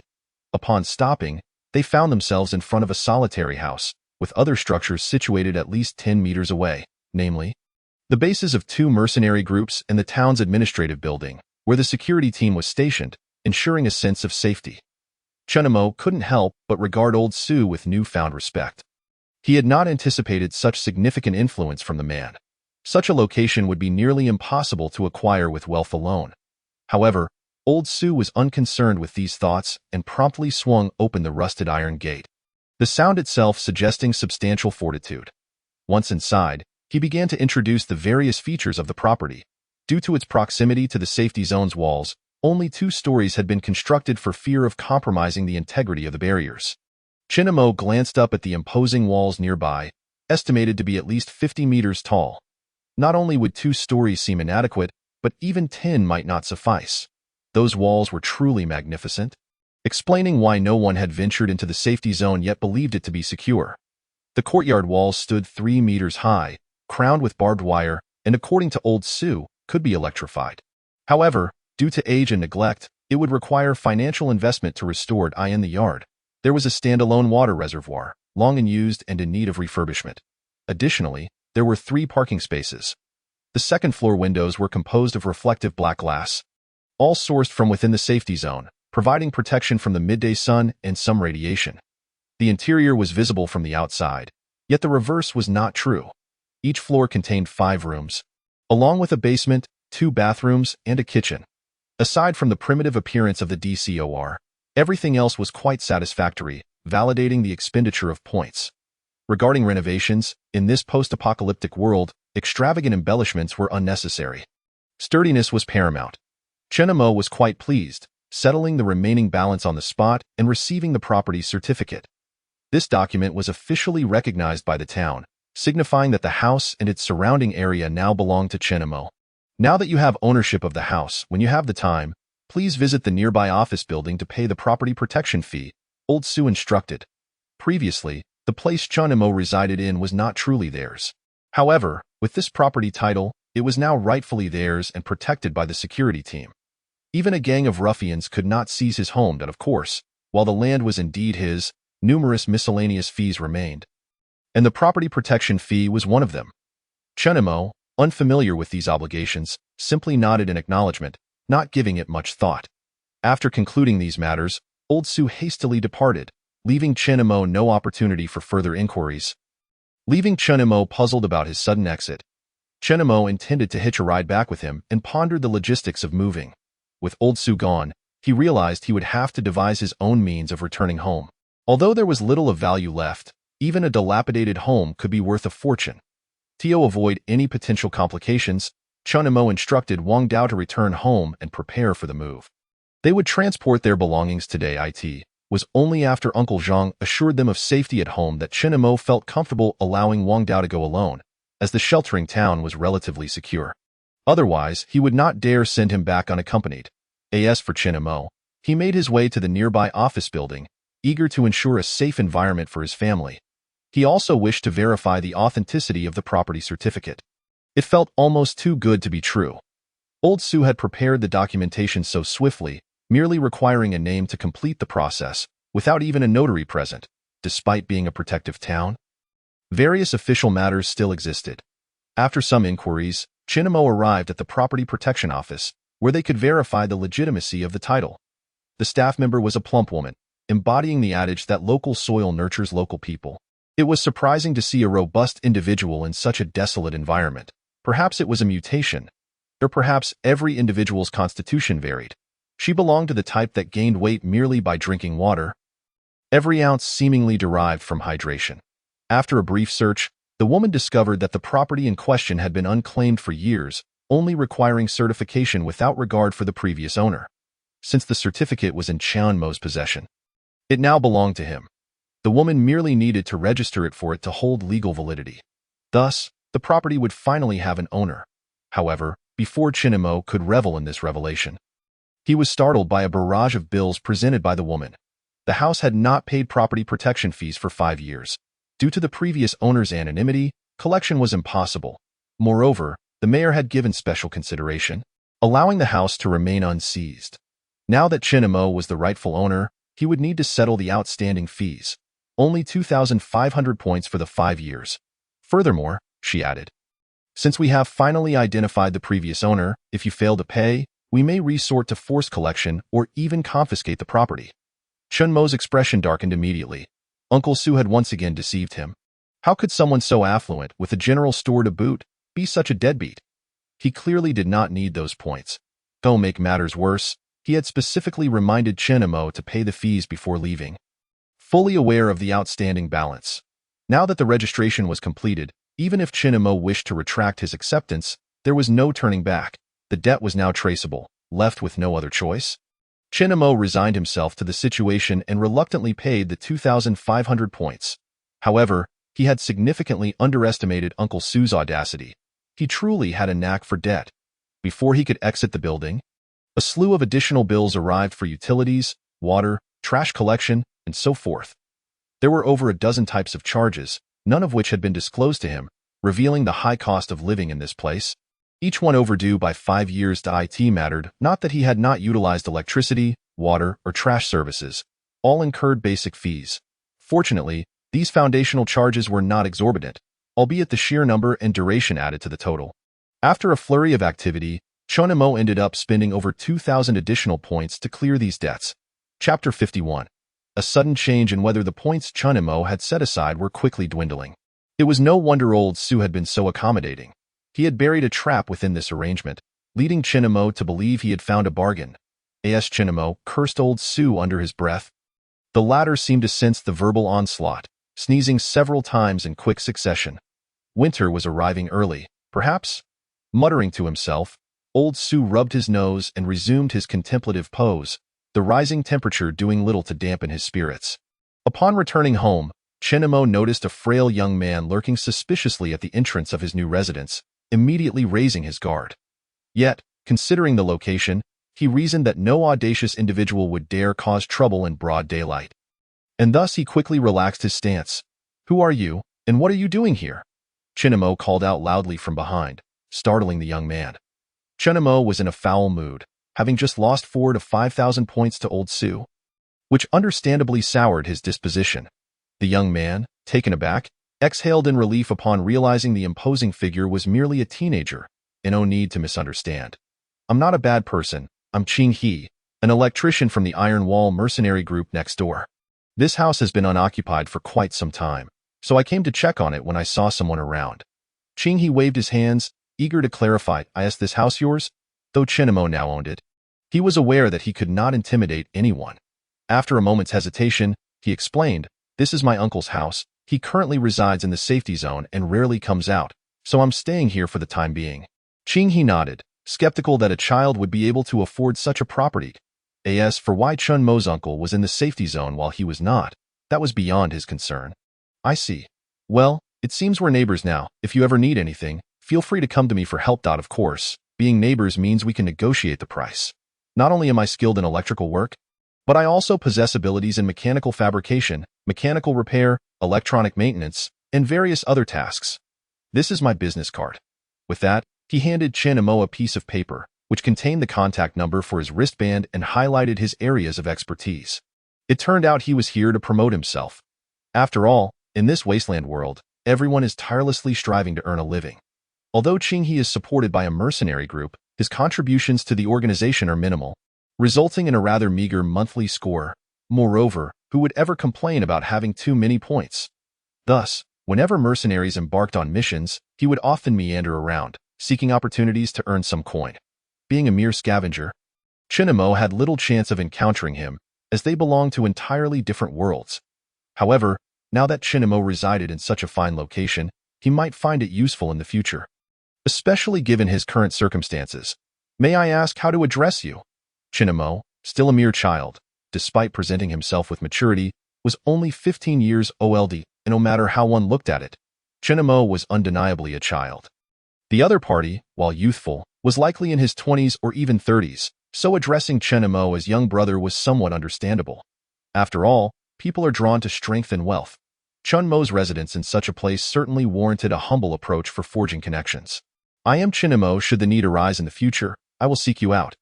Chen Mo did not decline the other's offer and accepted the business card, recognizing that it might indeed prove useful later on. So it is, Brother Chen. I presume you have recently moved here. If you encounter any unfamiliarities, do not hesitate to inquire with me. I am well acquainted with the surroundings. I shall not disturb you further. We shall meet again. The other party, perceptive enough, recognized that their purpose had been fulfilled and took their leave. After all, having just moved, it was only natural that there were numerous matters to attend to. And it was unreasonable to expect him to be entertained. The distance was short and opportunities would abound.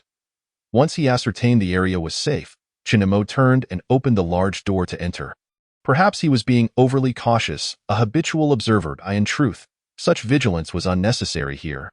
Yet in the wasteland, one could never be too careful. After waiting for an hour, as the sun blazed down fiercely, Wang Dao returned, burdened with 2 hefty bags. In such sweltering heat, even the large iron gate felt scalding, and one could practically fry an egg on the pavement. Come in swiftly to escape the heat. On such a hot day, you could have waited until the afternoon to return. Why endure the sweltering temperature? Chen Mo took the bags from Wang Dao, who was panting heavily, beads of sweat glistening on his forehead. Today feels unusually hot. Rain is likely on the way. Chen Mo glanced at the sky. The glaring sun hardly seemed indicative of impending rain. However, those surviving in the wasteland had their own set of experiences. Not long after, a vehicle passed by outside, appearing to be from a mercenary group. Typically, they refrained from operating during such hot hours, as the heat could easily damage tires. Thus, their return at this time was likely connected to the day's abnormal weather. Due to the erratic climate, any shift in weather posed a catastrophe for the inhabitants of this world. The prospect of rain loomed.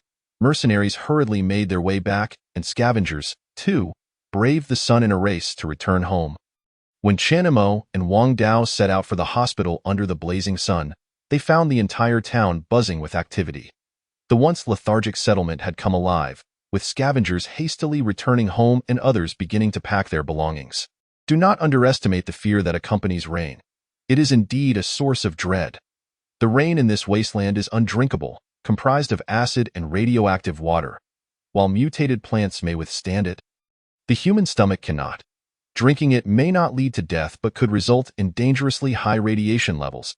If caught in the rain, it is akin to bathing in the radioactive waters of the wild, leading to hair loss and skin radiation exposure, much like what Chen Mo witnessed on his first day scavenging. Moreover, the rain would be heavy and persistent, making it troublesome to seek shelter in the wilderness. Typically, makeshift holes may offer shade but cannot keep out the rain. Often, it could rain for an entire week, drastically reducing the chances of survival in the wild. Thus, even under the scorching sun, the experienced scavengers pressed on, undeterred by the sun's relentless heat. Chapter 52. Display of Wealth. Due to the change in weather, Chinemo deemed it necessary to bring everyone back to their new home, as staying in the hospital was not a viable option. Thus, disregarding the doctor's resentful gaze and his repeated admonitions, Chunmo proceeded to complete the discharge paperwork, though he did ensure to take back a considerable amount of medication. Among the group, the three little ones were the most excited about the new house. Being young, they were oblivious to the hardships faced by their parents. As the saying goes, one only realizes the parents' kindness after raising children. Without experiencing it firsthand, it is truly difficult to comprehend.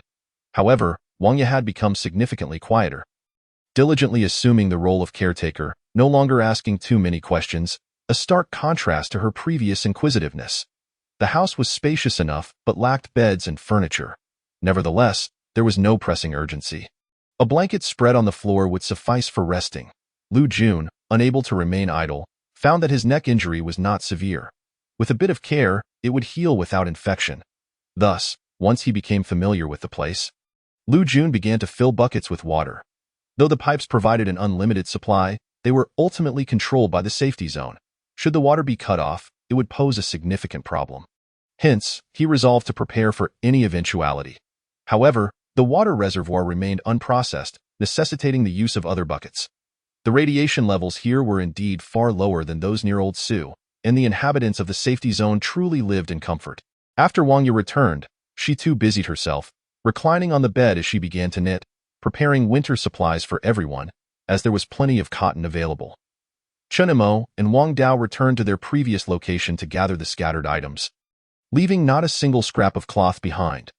This scene was fortuitously witnessed by Aunt Li, who, unable to contain her curiosity, inquired about their activities. Chunemo, aware that she might possess vital information, chose not to sever ties with her just yet, opting to maintain a cordial relationship for the time being. "What are you up to? It's about to rain. You shouldn't be wandering around carelessly. Aunt Li, we are leaving this place to reside closer to the city wall." Upon hearing this, Aunt Li's eyes immediately lit up. Without a moment's hesitation, she queried, "Have you struck it rich?" Compared to others, Aunt Li was somewhat uncalculating, exhibiting a hint of shrewishness. If no conflict arose, it was manageable. However, should she become truly agitated, she could spend an entire day cursing at your doorstep. She was not one to be trifled with, nor was she the type to suffer in silence. While others might beat around the bush, Aunt Li would bluntly ask if one had indeed prospered. Even if the answer was affirmative, one would be reluctant to share. It is no easy feat to strike it rich, as you know. We have several young children, and one of them recently located his uncle. To our surprise, his uncle resides in the safety zone and recently emerged to seek family, purchasing us a home near the safety zone. Aunt Li's interest was instantly piqued as she clutched Chen Mo's arm. The safety zone. What do they do there? All her thoughts were laid bare on her face. She yearned to enter the safety zone. For scavengers, who wouldn't desire entry into such a realm? It promised a comfortable environment, low radiation food, and minimal danger. A veritable paradise for all. I am not entirely sure. Chunemo shook his head, realizing he was fabricating a story without any knowledge of what they did. The more he spoke, the more inconsistencies could arise. Perhaps you could ask if her uncle is in need of servants, or if there is any possibility of entering the safety zone. And we would be willing to exchange points. Aunt Li wants to go in. Of course, however, it would be of no use to me. I plan to send my son in, but the points are insufficient. Were her points adequate, she would have already sought out those facilitating illegal crossings. It may prove quite difficult. If it were easy, he would have taken us into the safety zone rather than merely purchasing us a house. Think about it. Does that logic not hold? Aunt Li pondered for a moment and felt that his reasoning was quite sound. Nevertheless, Chun Mo's newfound association with influential figures in the safety zone made them appealing targets for her flattery. Wang Dao, standing a short distance away, squinted at Aunt Li with a watchful eye. Chen Mo was aware of his thoughts, yet he remembered Chen Mo's admonition and refrained from any rash actions. Merely observing, Aunt Li too ceased speaking, gripping Chen Mo's arm, her face a portrait of conflict, as if she were wary of something. Her demeanor only served to affirm Chan Mo's suspicion that Aunt Li indeed possessed some knowledge. Even if she were not intimately connected with the higher-ups, it was clear her ties extended to the children in question. However, her evident caution suggested that the uncle associated with Chun Mo's group was not a source of comfort for her. Aunt Li Dada? Aunt Li was startled by Chen Mo's voice, realizing she was still clutching his arm. and came to the realization that she had been lost in thought. Antly, do you seem troubled? Is it related to us? Since Antly was reluctant to share information voluntarily, Chinamo felt it prudent to take the initiative. I hadn't anticipated that you would have such relatives. That truly is a cause for celebration. I've always found you children to be clever, unlike the average person. You will surely be able to enter the safety zone in the future. When that happens, do not forget about your Antly. After all, we have been neighbors for so long, and I often come to you for firewood. Antly, with a stiff expression, spoke with evident guilt in her tone. Thank you for your consideration, Antly. Regarding the Relief Association you mentioned last time, I was perhaps too brash in my words. Upon reflection, I see the rationale in your suggestion. Let us proceed by contributing 100 points to join. Calculated for just the three of us, I would appreciate your assistance in facilitating this. As Chinamo spoke, he once again revealed his wristband, irrespective of whether the other party recognized its value. It was evident that it was no ordinary item. Displaying his financial capability to Antly served to underscore their prosperity and alleviate her concerns. Unbeknownst to her, Chunmo's intentions ran deeper. By generously offering her 100 points, he aimed to elicit a greater impact, as in his eyes, 100 points had ceased to be a significant sum. He bore no fear of her misappropriating these points, further affirming their genuine affluence. Although reluctant to admit it, it was clear that they were no ordinary individuals. Very well. I shall certainly assist you in joining the Mutual Aid Society. After all, we are neighbors. And you are well aware of my character, Antly replied, her smile returning as she addressed Chinamo and his companion with renewed warmth, exuding an air of confidence that she would handle their affairs diligently. Yet, throughout this exchange, she failed to divulge the information Chinamo sought. However, he remained unperturbed, for the future held ample opportunities for further engagement, allowing Wang Dao and Wang Ye to feel reassured. Theo speak candidly. Chinamo harbored little emotional attachment towards the elder brothers. Chapter 53. The torrential rain. In an effort to demonstrate his influence, Chinamo conveyed to her the troubling news regarding winter and food shortages. This information had already become a semi-public secret. Even when Uncle Zhang was the squad leader, he was privy to it, making it not a matter of great discretion. The most immediate manifestation of this issue was the rise in the price of nutritional supplements, which left Antly utterly astonished. Unsure of the veracity of Chen Mo's claims, she ultimately chose to believe him. It appeared that the so-called uncle truly existed. On their way back, Wang Dao felt a lingering dissatisfaction. Had they bound her for questioning, she would undoubtedly reveal the truth, making such drastic measures unnecessary and time-consuming. Wang Dao recognized Chen Mo's intentions but believed the approach to be inefficient. A more straightforward method would have sufficed. And then what? How would you deal with her? Simply kill her? You can't possibly let her go. You are well aware of Antly's character. Do you truly think it would be simple to keep her silent? Charging in with your flimsy crossbow and engaging in a brawl? After yesterday's events, I've noticed your bloodlust has intensified greatly. Furthermore, given that significant time has passed, we must prepare for the worst. We cannot afford to act impulsively. Chinamo patiently explained his reasoning to Wang Dao, though perhaps the final remark was ill-timed. As Wang Dao's expression darkened further, "Why, sister claims you have changed, but in truth, you remain the same timid person. Have you forgotten how your elder brothers raised you for 3 years? You may disregard human sentiment, but you must not forsake your humanity." With that, Wang Dao disregarded Chen Mo's thoughts and strode past him. Hastily departing, leaving Chen Mo in a state of mixed emotions, in the desolate wasteland. Nature's calamities are merciless and formidable. Yet, the rain seemed to evoke a hint of compassion, having brewed for half the day before finally descending at around 4 in the afternoon. The entire town felt as though it had been placed on pause, devoid of any signs of life outside. Enveloped in the torrential downpour, it was then that one realized that while a sunny day offered places to take refuge, the onset of rain turned the indoors into a sauna, suffocatingly stifling. As everyone gazed at the relentless rain, a shared anxiety gripped them. It was likely that the scavengers of the entire town, or perhaps the world, harbored a disdain for such weather. Should the rain persist for too long, those without food supplies would certainly struggle to endure. Moreover, following the downpour, mutated plants would not only survive but might thrive uncontrollably, and the wild vegetables in the fields, having absorbed the rainwater, could exceed acceptable radiation levels. This period marked the supremacy of mutated flora. One day of rain transformed the exterior into a different realm. People could only hide away and endured. At this juncture, one could not help but marvel at the resilience of human life. Even as the wasteland succumbed to desolation, humanity continued to persist, an undeniable miracle.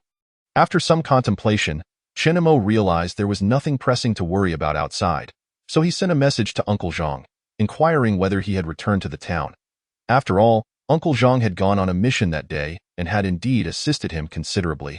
Maintaining interpersonal relationships seldom incurs great costs. More often, it is a matter of pride.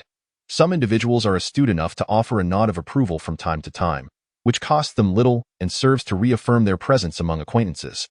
Otherwise, over time, familiarity may fade to the point where names are forgotten. When Uncle Zhang did not respond, Chenemo surmised he was likely preoccupied and had missed the message. He had no particular expectation for a prompt reply. Following this, he began preparations for dinner, as they had only consumed breakfast and their stomachs remained empty. Fortunately, they had grown accustomed to such circumstances. We are likely short on firewood, he mused. So much has transpired over the past few days that I neglected this trivial matter. The kitchen holds only a scant amount of firewood, all of which was just gathered by Lu Jun, sufficient for perhaps one meal. Let us assess the situation and see how long this rain lasts. If it ceases by tomorrow, we can gather more. If not, we shall devise another plan. Chenemo had never witnessed such a deluge before. He found himself worried that the relentless rain might lead to flooding. Given its intensity, if the surrounding areas were to be inundated, there would be nowhere to seek refuge. The critical aspect was that the rainwater should not be carelessly handled, as excessive exposure could be harmful to one's health. However, upon further reflection, the safe zone and the sheltering town had weathered many storms over the years. This was not their first encounter with such heavy rain. Given the duration of their existence, it would be absurd to succumb to flooding upon their initial experience. That would be an unfortunate stroke of luck.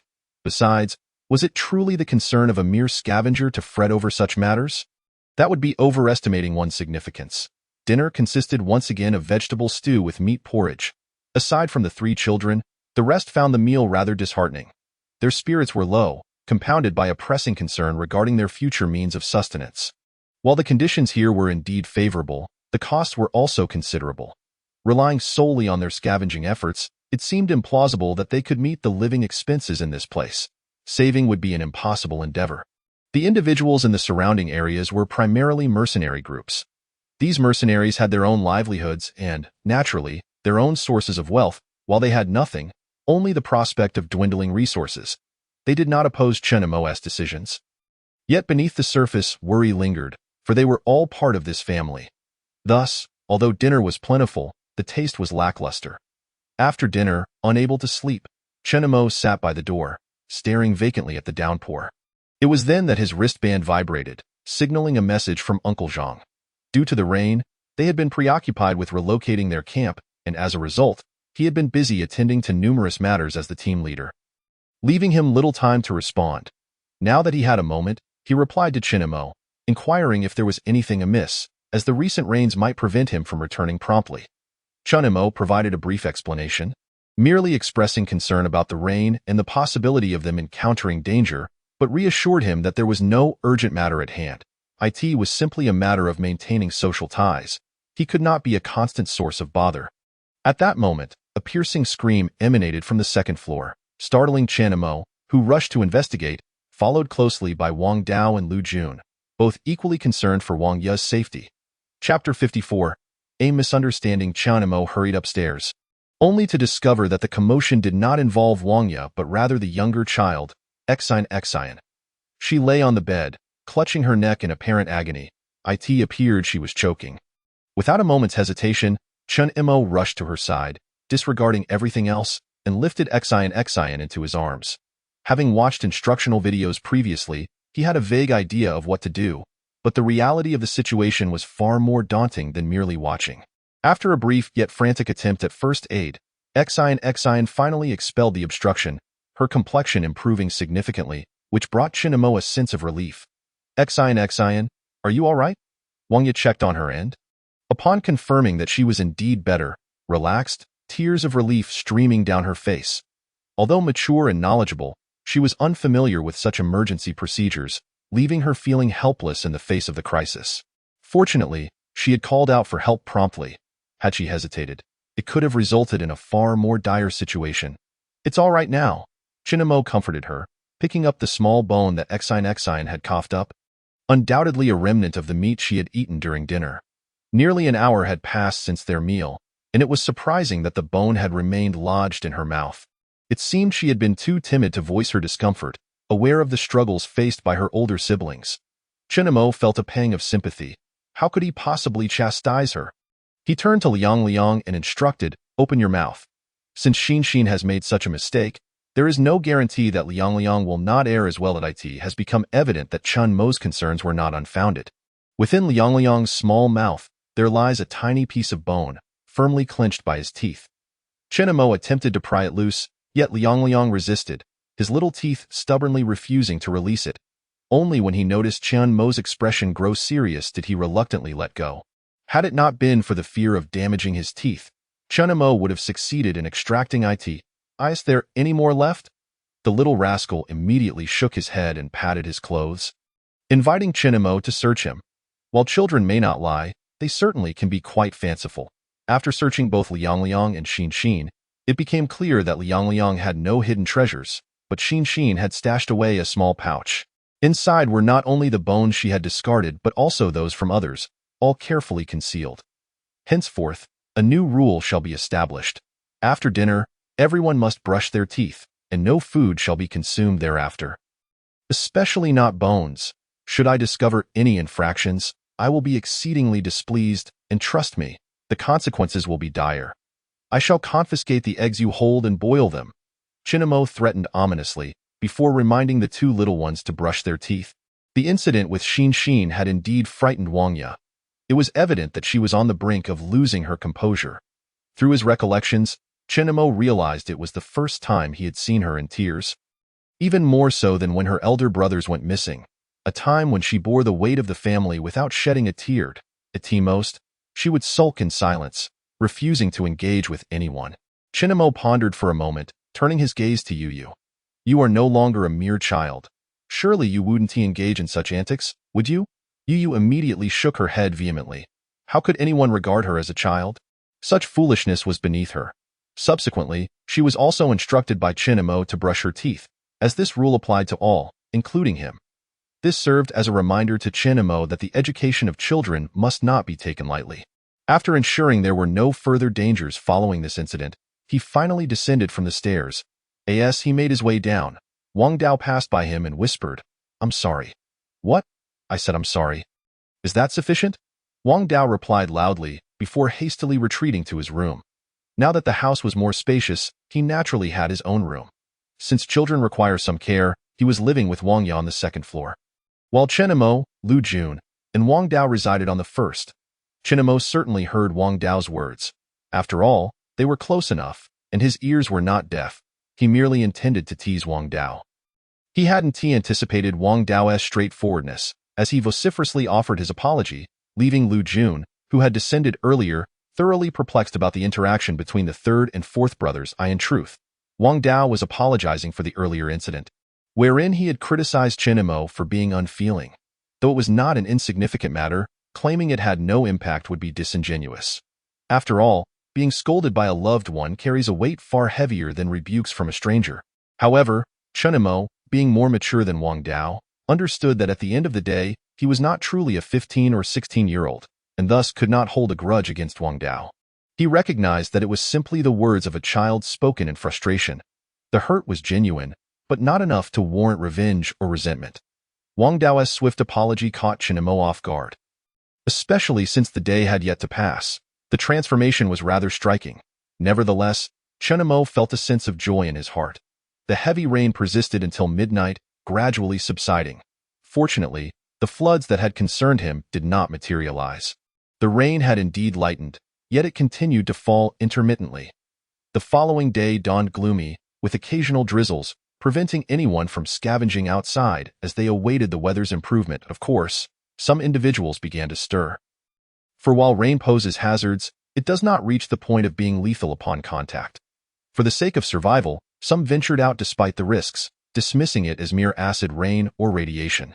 They were not overly fastidious, keeping a watchful eye on their surroundings. Even if they could not scavenge, they sought out other means of livelihood within the town, striving to devise various methods of making a living. "Excuse me, do you need firewood? Our firewood is dry. We prepared more than we could use, so we're selling some." Early in the morning, Chinamo encountered a dozen individuals inquiring about this. Some were selling wild vegetables, stating that there was an abundance, while others offered tools and supplies, even asking about repair work or labor opportunities. That moment, Chunmo was purchasing breakfast, not out of desire to spend, but due to a lack of firewood. Serendipitously, he came across someone selling firewood, thus alleviating his immediate concern. In the past, no one would have come to sell such goods under those conditions. Such items and services were typically only found in the upper tiers near the safety zone's walls. Ordinary folk were unwilling to squander their resources. Chapter 55. The Circle Chinamo inspected the firewood, confirming it was well prepared and thoroughly dry, with pieces roughly the length of an arm. Whether this was due to the type of trees or the mutations affecting them, the wood emitted a peculiar odor, reminiscent of a fishy scent, unlike the branches Lu Jun had collected. "How much for this?" "This small card is 5 points. If purchased individually, it's 25 pounds per point." Absolutely no deception involved. Though the card appeared modest, it likely contained over 100 pounds, perhaps even exceeding 150 pounds. "As wood is not light, I'll take the entire cart. Please help me carry it to my yard. And I would also like to order 10 more." Upon hearing of such a substantial order, the middle-aged man, with a dark complexion, grinned broadly, repeatedly bowing and assuring Chinamo that he would neatly stack the goods. Chinamo directed him to a sheltered spot in the yard to stack the firewood, paying him for each cart as it arrived. His reasoning was clear. Winter was approaching, and he needed to prepare adequately for heating. Previously, living on the outskirts of the town had posed little challenge, but now it was quite inconvenient. Asking Lu Jun to transport it bit by bit was hardly a feasible solution. Prices might rise in the future, so it was wise to stock up while he could. He passed the goods to Wang Dao and instructed them to eat first while he remained at the entrance with the middle-aged firewood vendor. Although he understood the man's struggles, few in the wasteland had it easy. "Excuse me, good sir, does this seem acceptable?" The middle-aged man appeared somewhat apprehensive, as Chenemo had unwittingly grown to be regarded as a significant figure in others' eyes. He himself had yet to adapt to this newfound status. Perhaps it was a matter of mindset. He had not fully embraced his identity. At that moment, he began to realize that his current resources could indeed classify him as a notable personage. But he lacked the capacity to safeguard his assets without the ethereal presence of his uncle. He might be a quintessential example of someone who became wealthy overnight in the wasteland. Such tales were commonplace, circulating freely in the desolate lands, and he never expected to find himself becoming part of such a legend. Why surname is Chun Xiaoga. Previously, he had been addressed as Sir, but now it seemed the trend was to refer to him as Xiaoga. Ultimately, it was just a title, and Chinamo thought little of it. If Xiaoga was what he was to be called, then so be it. "Do you have a communication number on your wristband? I may need firewood again in the future." Yes. Please wait a moment." The middle-aged man rummaged through his belongings for quite some time before finally producing a crumpled business card. Due to his nervousness, he had forgotten to present it sooner. The card was handwritten, somewhat crooked, yet still legible. "My apologies. I only completed 2 years of schooling. Those of a certain age had lived through humanity's era of prosperity."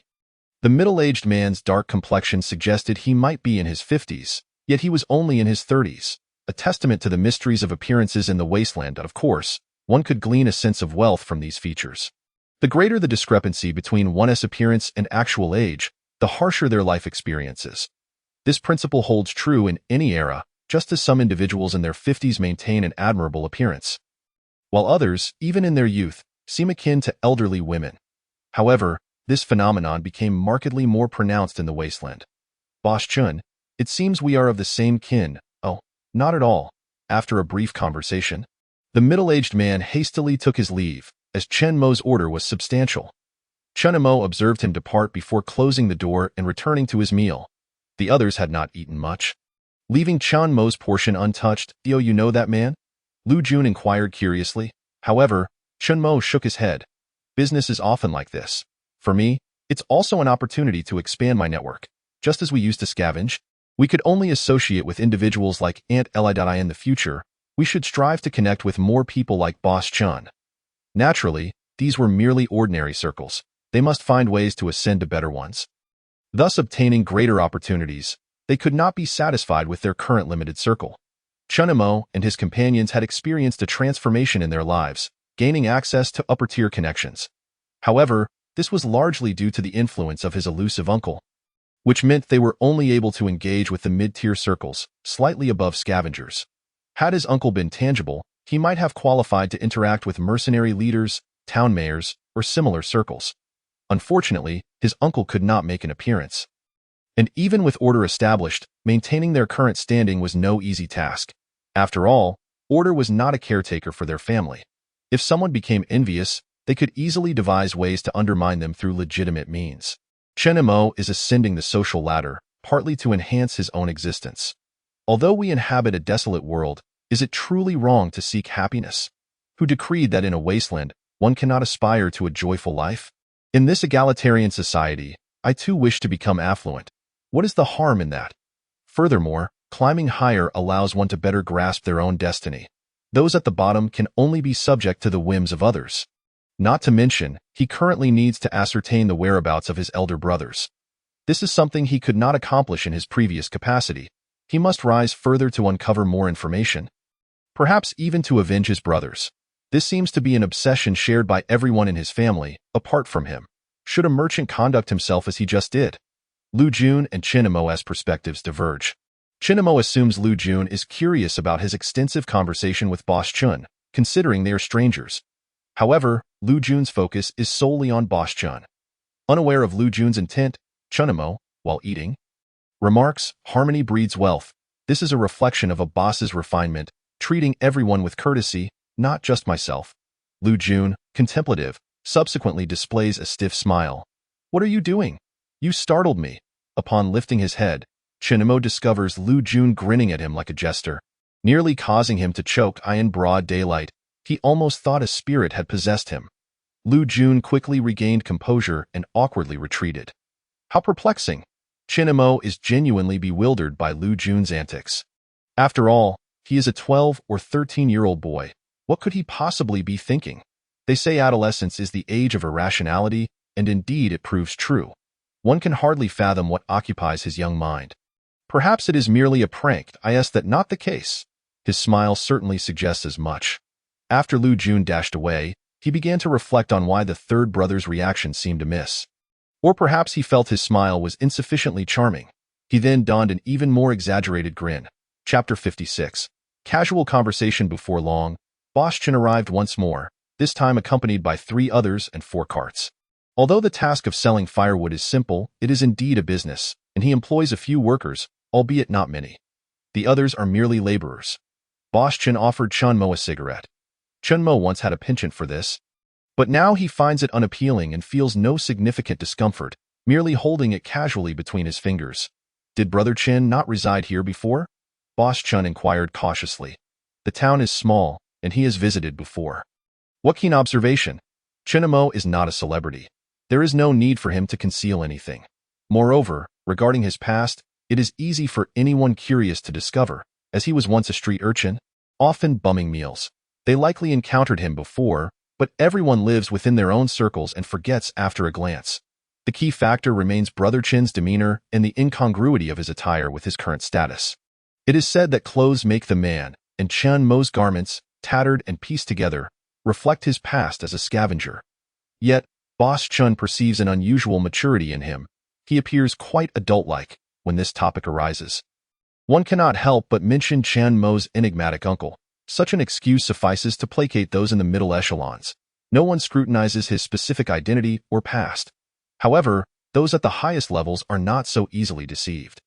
Once a scavenger, he never anticipated that his uncle would thrive in the safe zone and seek him out. This house was purchased by my uncle. I wonder when I will gain entry to the safe zone.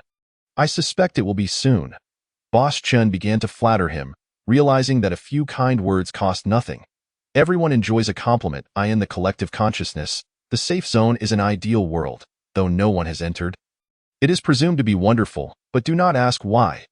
Chunmo's explanation is indeed quite plausible. Striking it rich overnight is a universal aspiration, albeit a mere rumor. How fares your firewood business? Boss Chun? It is manageable. After all, those scavengers cannot afford it.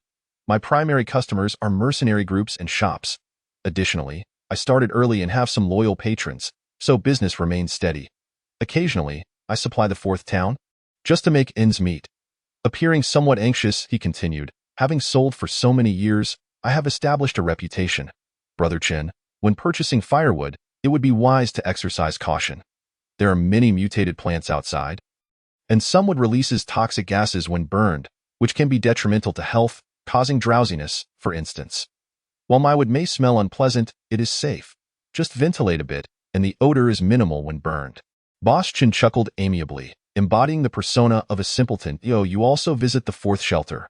What is the situation there? The 4 shelters are positioned at the corners of the safe zone, with the third shelter located near the rear, adjacent to a large river and not far from a high radiation area. The fourth shelter is aligned with the third, but closer to the front gate. The rear, being a river, is not conducive to easy passage. The advantage of the front gate is the ability to manage the safe zone's refuse, a privilege shared between the first and fourth shelters. Daily, a substantial amount of garbage is transported from the safe zone and disposed of beside the first and fourth towns, allowing residents to scavenge for useful items, sometimes unearthing treasures. Thus, in terms of scale and prosperity, the first and fourth shelters fare better than the second and third. However, this comes at a cost. The dangers lurking within the trash remain unknown, including toxic materials. Previously, individuals consumed refuse, resulting in the deaths of several. Explosions have also occurred, but in the wasteland, such events are not deemed particularly hazardous, and people still flock to it. Chenemo has merely heard tales and has yet to leave his town. In truth, the 2 locations are not far apart, especially since Chen Mo's current residence is quite centrally located, making the fourth town even closer. Noticing Chen Mo's interest in the fourth town, Boss Chun seized the opportunity to elaborate. After all, he had brought people along this time, sparing himself the labor, thus presenting a chance to strengthen their relationship. The fourth town is significantly superior to this one, more prosperous, and home to a greater number of mercenary groups. Backpackers and survivalists, unlike their town, which seldom attracts outsiders. What he said holds merit.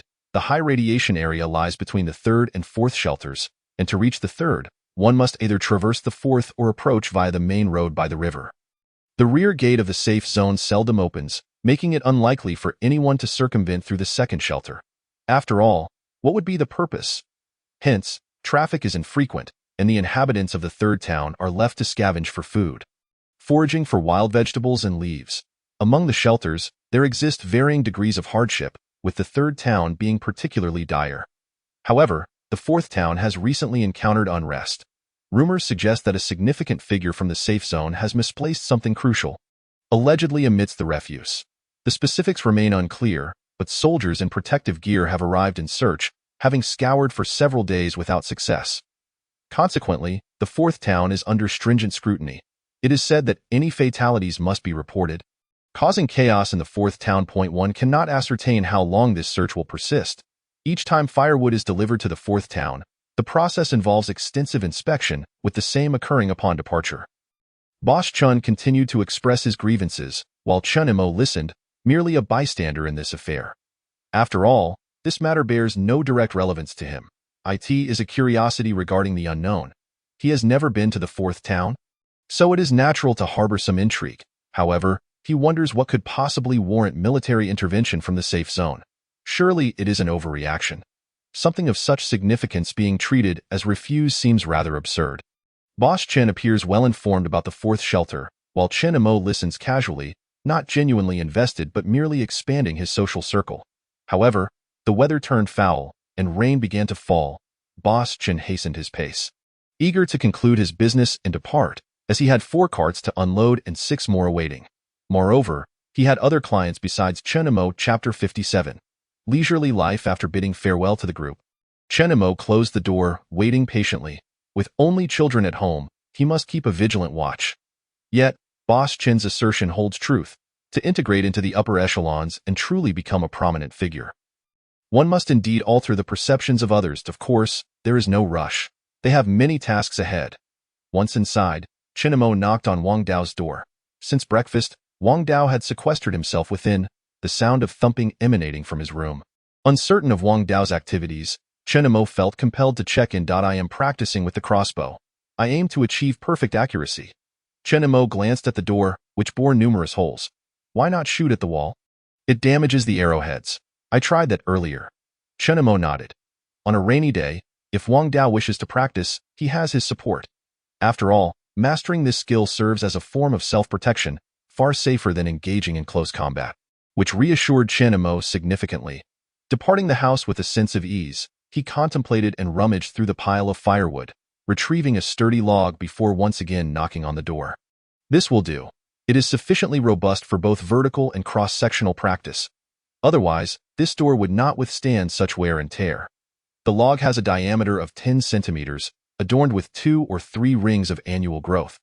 Resembling a target quite closely. Thank you. Wang Dao expressed his gratitude upon receiving it. We are brothers. Focus on your practice. Once the door was closed, Wang Dao resumed his training, albeit at a considerably reduced volume. Chenemo pondered for a moment before seeking out Lu Jun with the hand crossbow. Regardless of the circumstances, equipping them with an additional means of self-defense is certainly beneficial. Much like martial arts does not solely revolve around taking lives. It can equally serve to strengthen the body. Archery practice follows suit. It does not necessitate combat with others, but can be utilized for self-protection, and one can only hope they never have to use it. However, should the need arise, it would indicate a serious matter indeed. Inspired by Wang Dao, Chenemo decided to gift Lu Jun a crossbow as well, to be used for self-defense in the future. What is the matter, third brother? What happened to your mouth? It seems to be cracked all the way to the back of your ear. Chenemo did not disclose his intentions, but rather expressed concern over Lu Jun's mouth. Curious about what mischief he had been up to inside the house, and nothing. Lu Jun quickly regained his composure, visibly more at ease. Are you truly all right? I am genuinely fine. Since Lu Jun was so insistent, Chenemo felt he could allow him some privacy. Excessive nagging was not beneficial. Thus, he handed him a piece of wood and a crossbow. Here, take this and practice diligently while you have the chance. It may prove invaluable should danger arise again. Lu Jun reluctantly accepted it, clearly not taking it to heart. You must practice at least 1,000 times today. Anything less is unacceptable. The expression on Lu Jun's face grew increasingly dismal. If you practice well, I will take you scavenging outside. Really? Then I will certainly practice earnestly. The prospect of scavenging invigorated Lu Jun immediately. Currently, this household was under the authority of the third brother. And regardless of the objections from fifth sister and the others, it was of no consequence. He had long desired to venture outside. The world beyond was vast, an everlasting poem and dream in the hearts of children. Yet, once one truly experiences it, the reality is often monotonous and tedious, filled with endless labor and unceasing financial struggles. When one feels the most liberated, it is often when they have yet to grasp the weight of responsibility. Lu Jun, merely 12 or 13 years of age, was at the peak of his imaginative fantasies. Thus, he added yet another facet to his self-training, practicing archery. Fortunately, the two training regimens did not conflict. He could easily enjoy shooting arrows, making it a perfect blend. With time on his hands, Chenemo ascended the stairs to check on the 3 little ones, and Wang Ye. He did not require Wang Ye to practice, as she was currently occupied teaching the children to write while also crafting winter clothing for them. Moreover, she was still nursing an injury, making such tasks inadvisable. Upon Chun Mo's arrival, the 2 children were engrossed in writing, while only Yu Yu appeared distracted, immediately noticing Chan Mo's arrival as if she had spotted a savior. Third brother, Yu Yu exclaimed, startling the other 2 children and Wang Ye. Observing the 3 children rush toward him, she did not intervene. How is your learning progressing? Chenemo unwittingly touched a sore spot. Yu Yu's previously exuberant demeanor instantly faltered.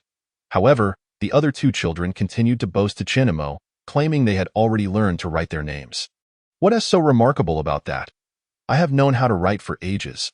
I can write not only my own name but also those of big brother and second brother, Yu Yu retorted loudly, while Wang Ye's expression stiffened momentarily before quickly returning to normal, revealing no signs of distress. Tomorrow, when we grow up, we will be able to write. Yes, yes. The 2 children, unwilling to be outdone, sought to impress Chunmo as well. You are all wonderful, all impressive. Chunmo's dismissive praise evidently did not satisfy Yu Yu. As she was older, she believed she should be the most exceptional and no more arguing. It's raining today, so how about I tell you a story? Good. This time, the 3 children were surprisingly obedient. responding in unison. Then, let me tell you the story of the 7 gourds and the princess. Once upon a time. Although the rain outside fell lightly, it persisted sporadically without cessation. Chen Boss had yet to deliver the remaining 6 carts of firewood, and as darkness approached, there was no sign of activity. Chen Mo surmised that they would not be arriving today, to put it bluntly. The rain posed some risk, and unless one is desperate, there is no need to exert oneself excessively. Moreover, wet firewood is undesirable. Perhaps due to these considerations, there had been no movement from Chen Boss's end. Although Chen Mo possessed the communication number, the other party did not have his, and given that there was enough firewood to last several days, there was no pressing need to rush. Thus, he chose not to urge them. It would be foolish to forego profit without reason. He earned points for each cart of firewood delivered, ensuring that no one would incur losses. Thanks to the firewood, they could prepare their own meals tonight. However, consuming wild vegetable and chicken porridge continuously was rather monotonous. Chen Mo recalled the vegetable cans he and Wang Dao had procured, which he could now bring out for everyone to sample. He had not yet tasted such canned goods himself. This also provided an opportunity to sort through their spoils. Last time, they had been too hasty, focusing solely on stripping the bodies without properly examining the loot. Since he had leisure time, he thought of another item, the snake fruit. He wondered about its current state.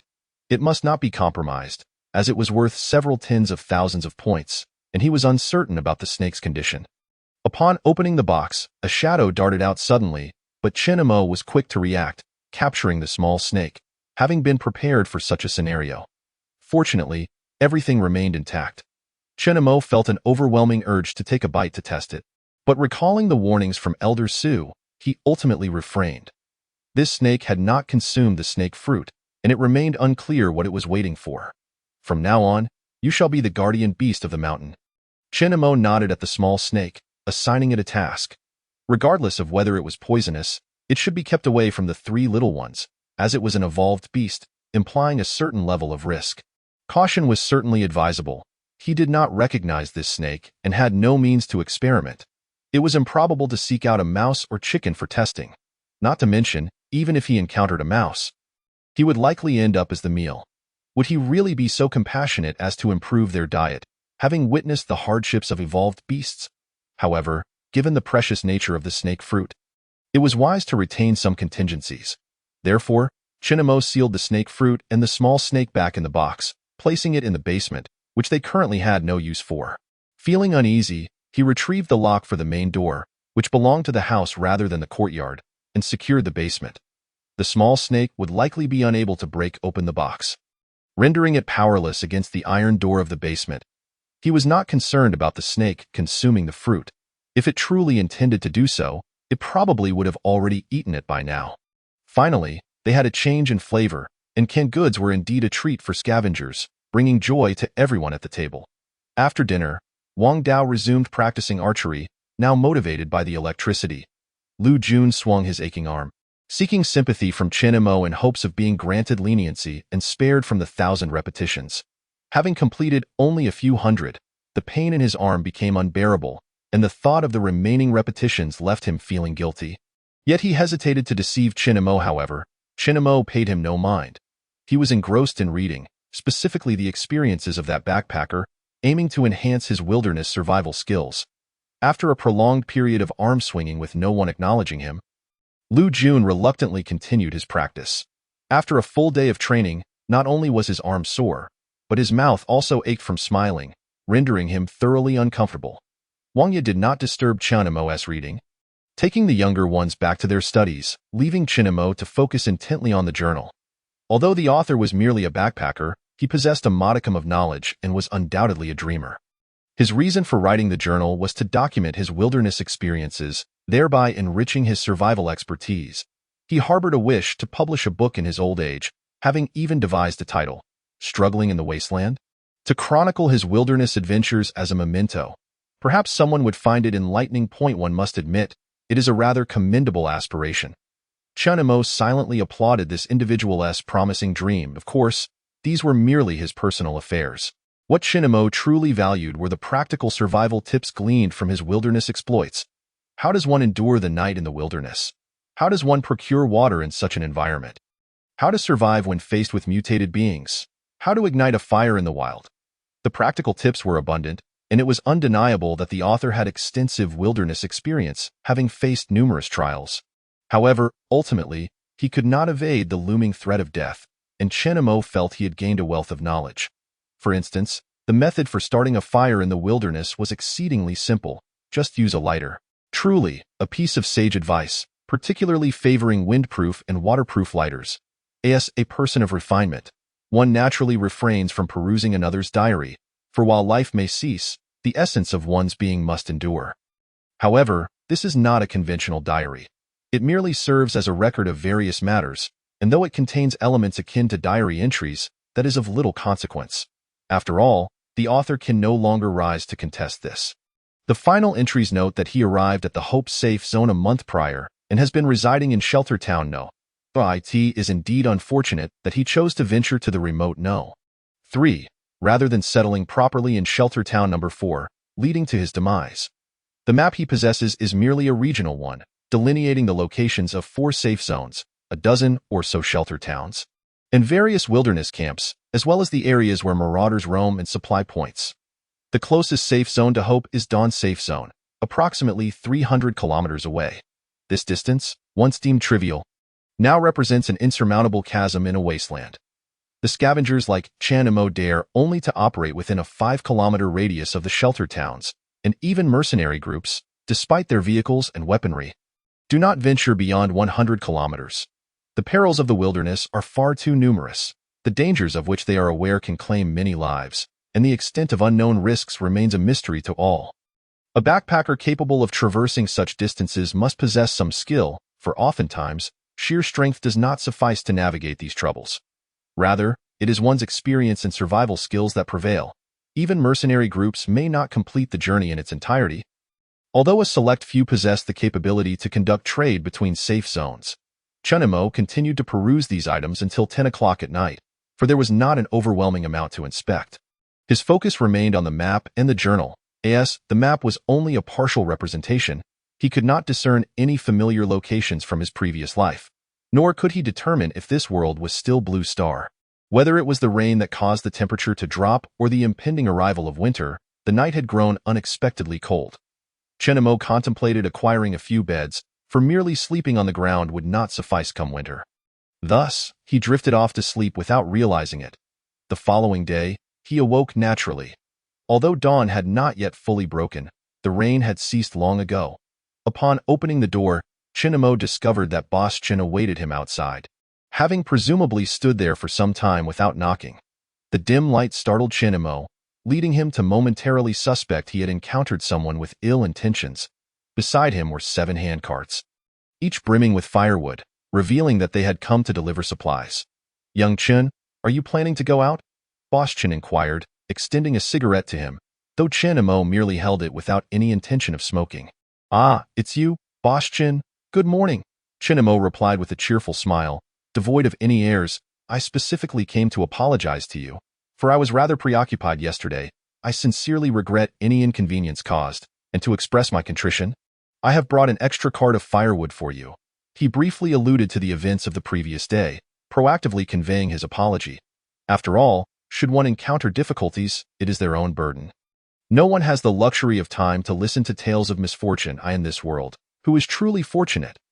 Thus, Boss Chen wisely refrained from elaborating on his troubles, opting instead for a succinct acknowledgement, lest he appear overly arrogant. Chen Mo, too, had no intention of probing further.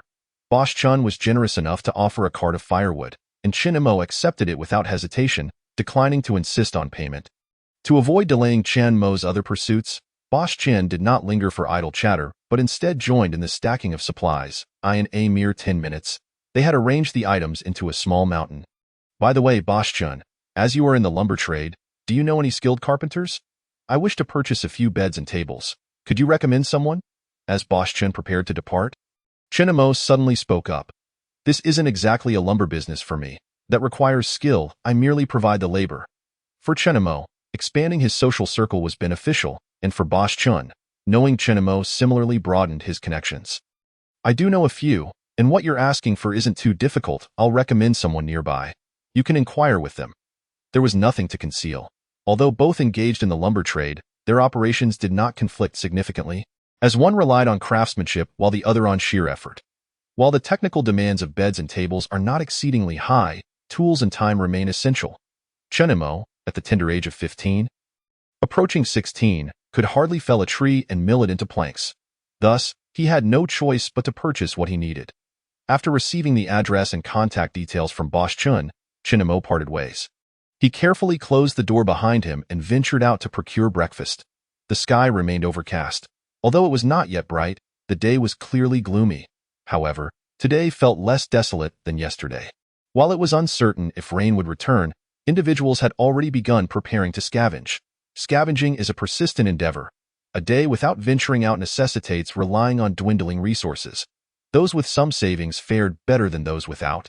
For the latter, the longer they delayed, the more agonizing it became. Given the current issues within the safe zone, news travels fast.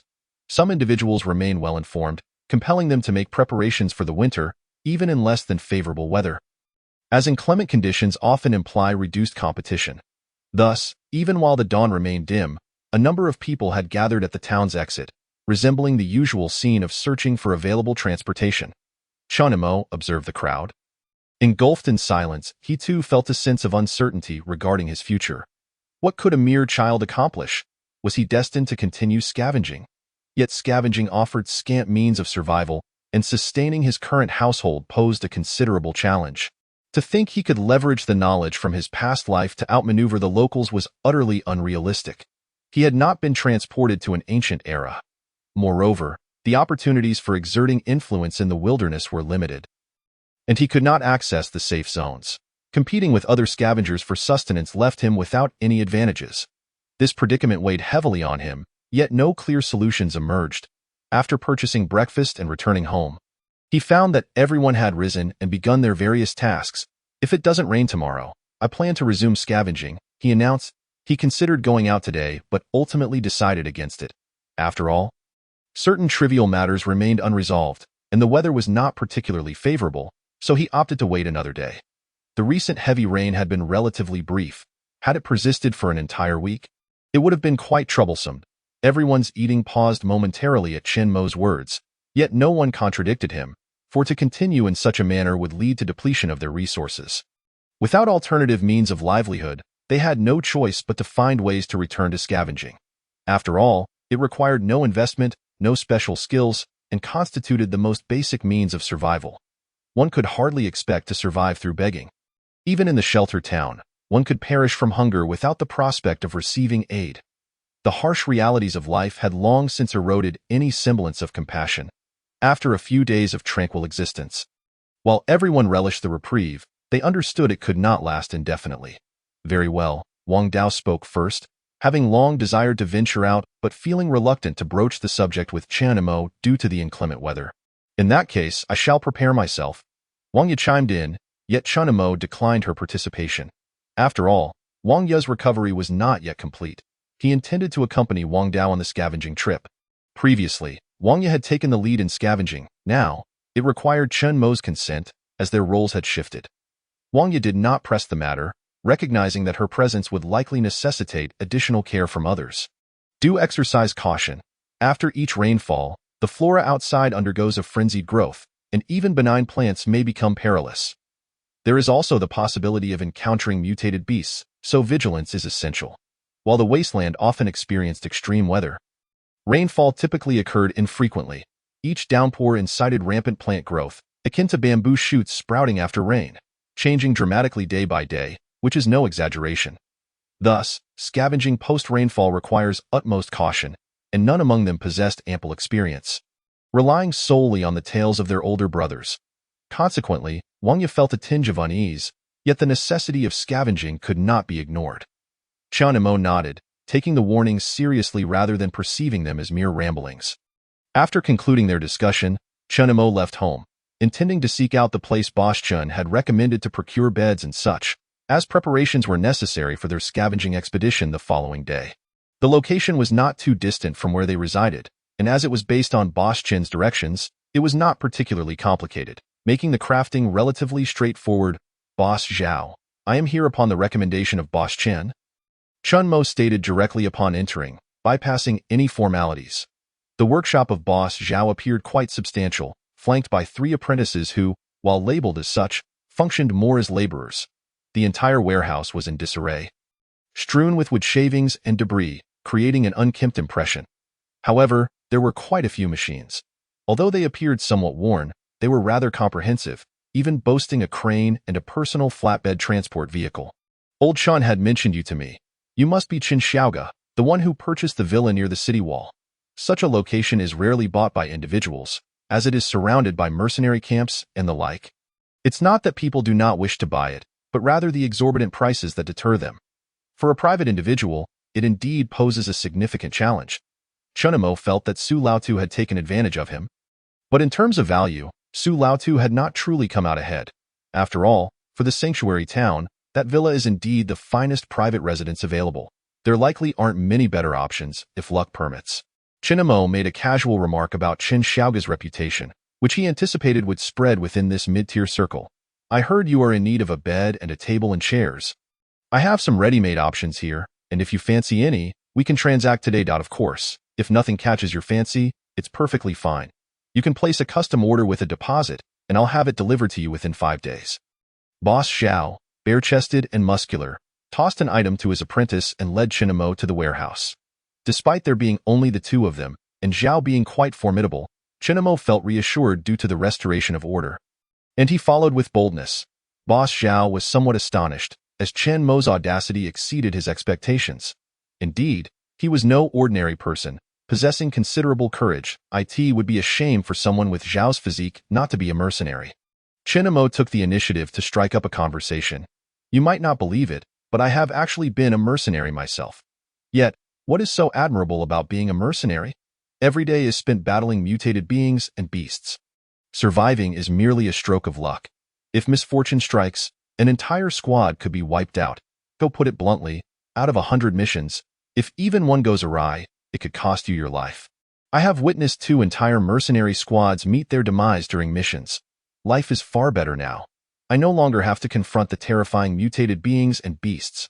Although business isn't thriving, it suffices for a modest living without facing any dangers, and thus I am quite content with my current life. What is the matter? Do you think I am a coward for having fled? Chen Imo immediately shook his head. He merely recalled the mercenary squad led by his father, which was wiped out during a single mission. Every individual has the right to choose their own way of life. But one must also bear the consequences of their choices. It is unjust to impose all responsibilities onto others. While it is indeed honorable to fight on the front lines, diligently working in the rear is equally commendable. Both contribute to the betterment of humanity. Boss Zhao burst into laughter. Your words flow so eloquently. It would be a pity for you not to enter politics. Why former mercenary squad leader used to say the same. Spouting about contributing to humanity, when in reality, he was simply a coward. Although your words please me, I must insist that the items cannot be discounted even a single point, as I have not had a transaction in several days. At this moment, he opened the storeroom, and a musty odor wafted out, mingled with a sour scent. Oh, not be concerned. That is merely the scent of plant sap. While it is rather pungent, it serves to slow the decay of wooden items. Times are becoming increasingly difficult, and the rate of decay is alarmingly rapid. Even without exposure to water or direct sunlight, decay progresses swiftly. The wisdom of the people is boundless. Despite the numerous adversities in the environment, the inhabitants of the wasteland have learned from experience and are continually adapting to life in the desolate lands. Hence, it is often said, life is resilient and will find a way. Chen Mo's request was modest. He was nearly satisfied with just a bed. I will take these 3 smaller single beds. Boss Zhao, you are quite impressive. Not only have you been a mercenary, but your craftsmanship is commendable as well. With these foldable beds being surprisingly lightweight, Chen Mo's sweet words brought joy to Boss Zhao. This hardly qualifies as craftsmanship. Most carpenters possess such skills. As for why these are so light, it is due to the mutation of the trees nowadays. After rain, the growth rate of trees is visibly rapid, and their fibers expand like sponges, creating numerous gaps, making this type of wood quite light. But rest assured, they are sturdy enough. If you doubt it, feel free to jump on one. If it breaks, I won't hold you accountable. When discussing sturdiness, there is little room for doubt. Chenemo had encountered plenty of robust plants while scavenging. Have you ever seen plastic spinach? Chenemohad.it is not actually made of plastic, but rather a mutated plant that resembles plastic upon growth, exhibiting several forms of mutation within the same species. It cannot be boiled. I have heard that some mutated insects can consume it. Many mutations challenge Chen Mo's understanding, and he cannot apply his previous perceptions to the current world. Thus, when measuring radiation, everyone must break off a small piece, as those that cannot be boiled are of no use and are likely only suitable for kindling. The problem is that the smoke is quite pungent and difficult to ignite. Chenemo did not truly leap onto the bed but pressed down firmly, finding it indeed sturdy and surprisingly manageable for him to lift alone. The three men were easy to manage, but primarily, the three little ones could not sleep apart for now and needed Wang Ye to look after them, so he desired a bunk bed. However, none were available, and he was slightly concerned about the decay rate of the bed. If it was purely wooden, would it be too unsafe? Additionally, it would take some time, and Chenemo was not keen on waiting. Thus, he purchased a large bed made by combining the three single beds, resembling a large Kong. The tables and chairs were far simpler. A small table would suffice for their meals. The total expenditure was 800 points, which caused Chenemo considerable distress, as his previously saved points were dwindling. This included those given by Uncle Zhang, and these points truly do not last long. Meanwhile, Boss Zhao was overjoyed. Chenemo was effectively helping him clear out his inventory. Though Chenemo held little interest in cabinets, boxes, dressing tables, and the like, he was also utterly convinced of Chen Mo's identity. Having an uncle in the safe zone was advantageous, as he casually waved his hand. Spending hundreds, nearly 1,000 points, a feat that most scavengers would find daunting. Chapter 61. The legend of the Evolvers. The flatbed was filled to the brim, and Chenemo returned alongside it. It was a tractor, albeit somewhat different from a conventional tractor, seemingly modified, or perhaps it was simply of this style. Boss Zhao, I have heard that there are also Evolvers among humanity. Having been part of a mercenary squad? What is the truth behind this? Have you ever encountered one? Chenemo had only heard tales of Evolvers, yet during his time in the town, he had yet to see one, with nothing else to do. And knowing that Boss Zhao had experience as a mercenary, he thought to inquire. Surprisingly, yes, I have indeed seen some and know a bit about them. Having confirmed Chen Mo's identity, Boss Zhao treated him with greater respect. Since Chen Mo was interested, he was willing to share more. In truth, Evolvers are not as extraordinary as you might imagine. Some are quite ordinary. I have seen an Evolver with 3 eyes. Some say the third eye is a deformity caused by excessive radiation. Yet it grants night vision. And then? What happened next? What could happen? The soldiers from the safe zone shot him dead, and his body was taken away. It is likely being used for dissection and research. Boss Zhao continued to explain. Do not envy the Evolvers, nor aspire to become one. They are sought after by the safe zone. Although the town is not large, there have been occurrences of Evolvers in the past. Either they fled or were killed. Even if they exist, they likely do not dare to disclose their identities, as being exposed leads to death. After all, if mutated beasts can be slain, Evolvers cannot contend against technology. Many of their abilities are quite average, with only a select few being truly powerful. Why is that? Why does the safe zone wish to eliminate Evolvers? This is somewhat unclear. It is said that after the apocalypse, Evolvers gained immense power and became unruly.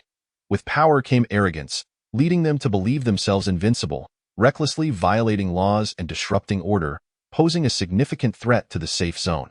To uphold the law, maintain order, and ensure supposed equality, decisive measures were taken against Evolvers. Once discovered, they are apprehended. Resistance equates to death. Boss Zhao remarked without hesitation that this is no longer a great secret. Humanity has always had Evolvers. This phenomenon has persisted, as even animals can evolve. As members of the animal kingdom, how could humans not evolve? Furthermore, there are tales of a mad professor who became an Evolver. He sought to annihilate all humanity, secretly forming an organization of Evolvers with the intent of destruction. No wonder he is deemed a madman. What grievance does he have against humanity that he wishes to exterminate it? He deserves to be hunted. The Evolvers targeted by the safe zone are not all Evolvers, but only those affiliated with that organization. The reason you have not encountered any Evolvers may also be due to their retreat to the safe zone. As it welcomes them with open arms, those who enter the safe zone enjoy a life of comfort, which Evolver would remain scavenging in the wasteland. However, there are more rumors suggesting that entering the safe zone leads to dissection.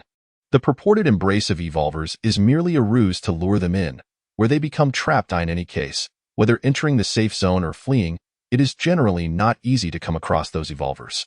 As for the myriad rumors circulating, some claim that the evolvers are a type of mutant, cannibalistic beings, no longer entirely human, that the safe zone is merely purging these mutants. Others suggest that the evolvers are actually a new kind of illness, a novel radiation disease, which remains poorly understood and thus mistaken for evolution. Regardless, these theories seem quite plausible, yet what relevance do they hold for us? We are merely ordinary individuals, striving to lead our lives without concern for the nature of the evolvers, which is beyond our control. Boss Zhao, however, appeared quite unfazed, dispelling another of Chun Mo's curiosities. Why, in a town teeming with people, had he never encountered an evolver? It turns out that they do exist, but many have fled or concealed themselves, unwilling to disclose their identities to outsiders, for who knows whether revealing such information would lead to life or death. Chun Mo's interest in the evolvers stemmed from his own suspicions regarding his health. If possible, he wished to find an authoritative institution or a testing method to ascertain whether he was indeed an evolver. Nevertheless, after hearing Boss Zhao's words, he promptly dismissed this notion. Regardless of his status, he had no intention of undergoing testing, nor of revealing anything to others, including his family. It was not a matter of distrust, but rather a desire not to burden them with unnecessary anxiety. The safe zone's preoccupation with evolvers remains shrouded in mystery. Who knows if it is truly a matter of conducting dissection research? Until he felt secure, Chun Mo resolved to keep this matter to himself. Are all evolvers akin to the three-eyed ones? Are there not some who are more formidable? Upon sensing Chun Mo's curiosity and reflecting on his age, Boss Zhao quickly understood. Children are often fascinated by such tales, and regardless of how mature he might appear, he was still but a child. During his time as a mercenary, he had assisted the soldiers of the safe zone in capturing a particularly formidable evolver. The safe zone deployed 100 fully armed soldiers, along with various robotic dogs, tracking robots, and scanning machines. Additionally, over 200 mercenaries from Shelter Town 3 and Shelter Town 4 were involved in the encirclement. This evolver was exceptionally skilled, moving with astonishing speed, wielding 2 curved blades. Our firearms could not touch him. Anyone who came too close found themselves at risk of having their throat cut. The soldiers of the safe zone suffered over 30 casualties, while the mercenaries lost more than 70 before finally apprehending the evolver, who was subsequently taken into the safe zone. What became of him afterward remains unknown. He was likely subjected to dissection, given the number of lives he claimed. Boss Zhao felt a deep sense of reflection as he recounted this incident, which had profoundly impacted him and contributed to his decision to leave the mercenary life behind in pursuit of a more ordinary existence. Witnessing an entire mercenary squad annihilated, with no chance of retaliation, had been a harrowing experience. Despite wielding numerous firearms, they had been as ineffective as mere sticks. They could not harm the enemy at all. Boss Zhao was genuinely frightened, gripped by a profound sense of dread. Afterward, when other minor incidents occurred, he chose to withdraw entirely, as he candidly admitted. He had become cowardly, uncertain whether he might meet his demise on a future mission. Although the carpenter's earnings were modest, he relished the safety it afforded him. In a certain sense, everyone has indeed undergone some form of evolution, at least in terms of their resistance to radiation. The vehicle chugged steadily forward until it arrived at their doorstep, whereupon Boss Zhao and his companions began moving the large bed. Chun Mo was also able to lend a hand, if it were up to him. He would prefer to keep outsiders out of the main house, not wanting others to know that they were all merely children, lest it incite greed. However, the bed was quite heavy, and Chun Mo felt obliged to assist, having already tested his strength during the loading process. After admonishing others not to gawk, he began helping the 2 men with the furniture. Aside from the large bed, the remainder posed no significant challenge, and within approximately 20 minutes, everything was arranged. Boss Zhao did not linger unnecessarily, departing with his companions, displaying a modicum of courtesy. The sight of the new bed brought joy to everyone. Throughout the day, as dusk approached, the atmosphere outside remained gloomy. Though rain did not fall that night, there had been a brief shower, but it ceased just before dawn. So when Chun Mo arose to prepare for scavenging, the rain had indeed stopped. Chun Mo and Wang Dao made their preparations, both wrapping themselves tightly as per their usual practice.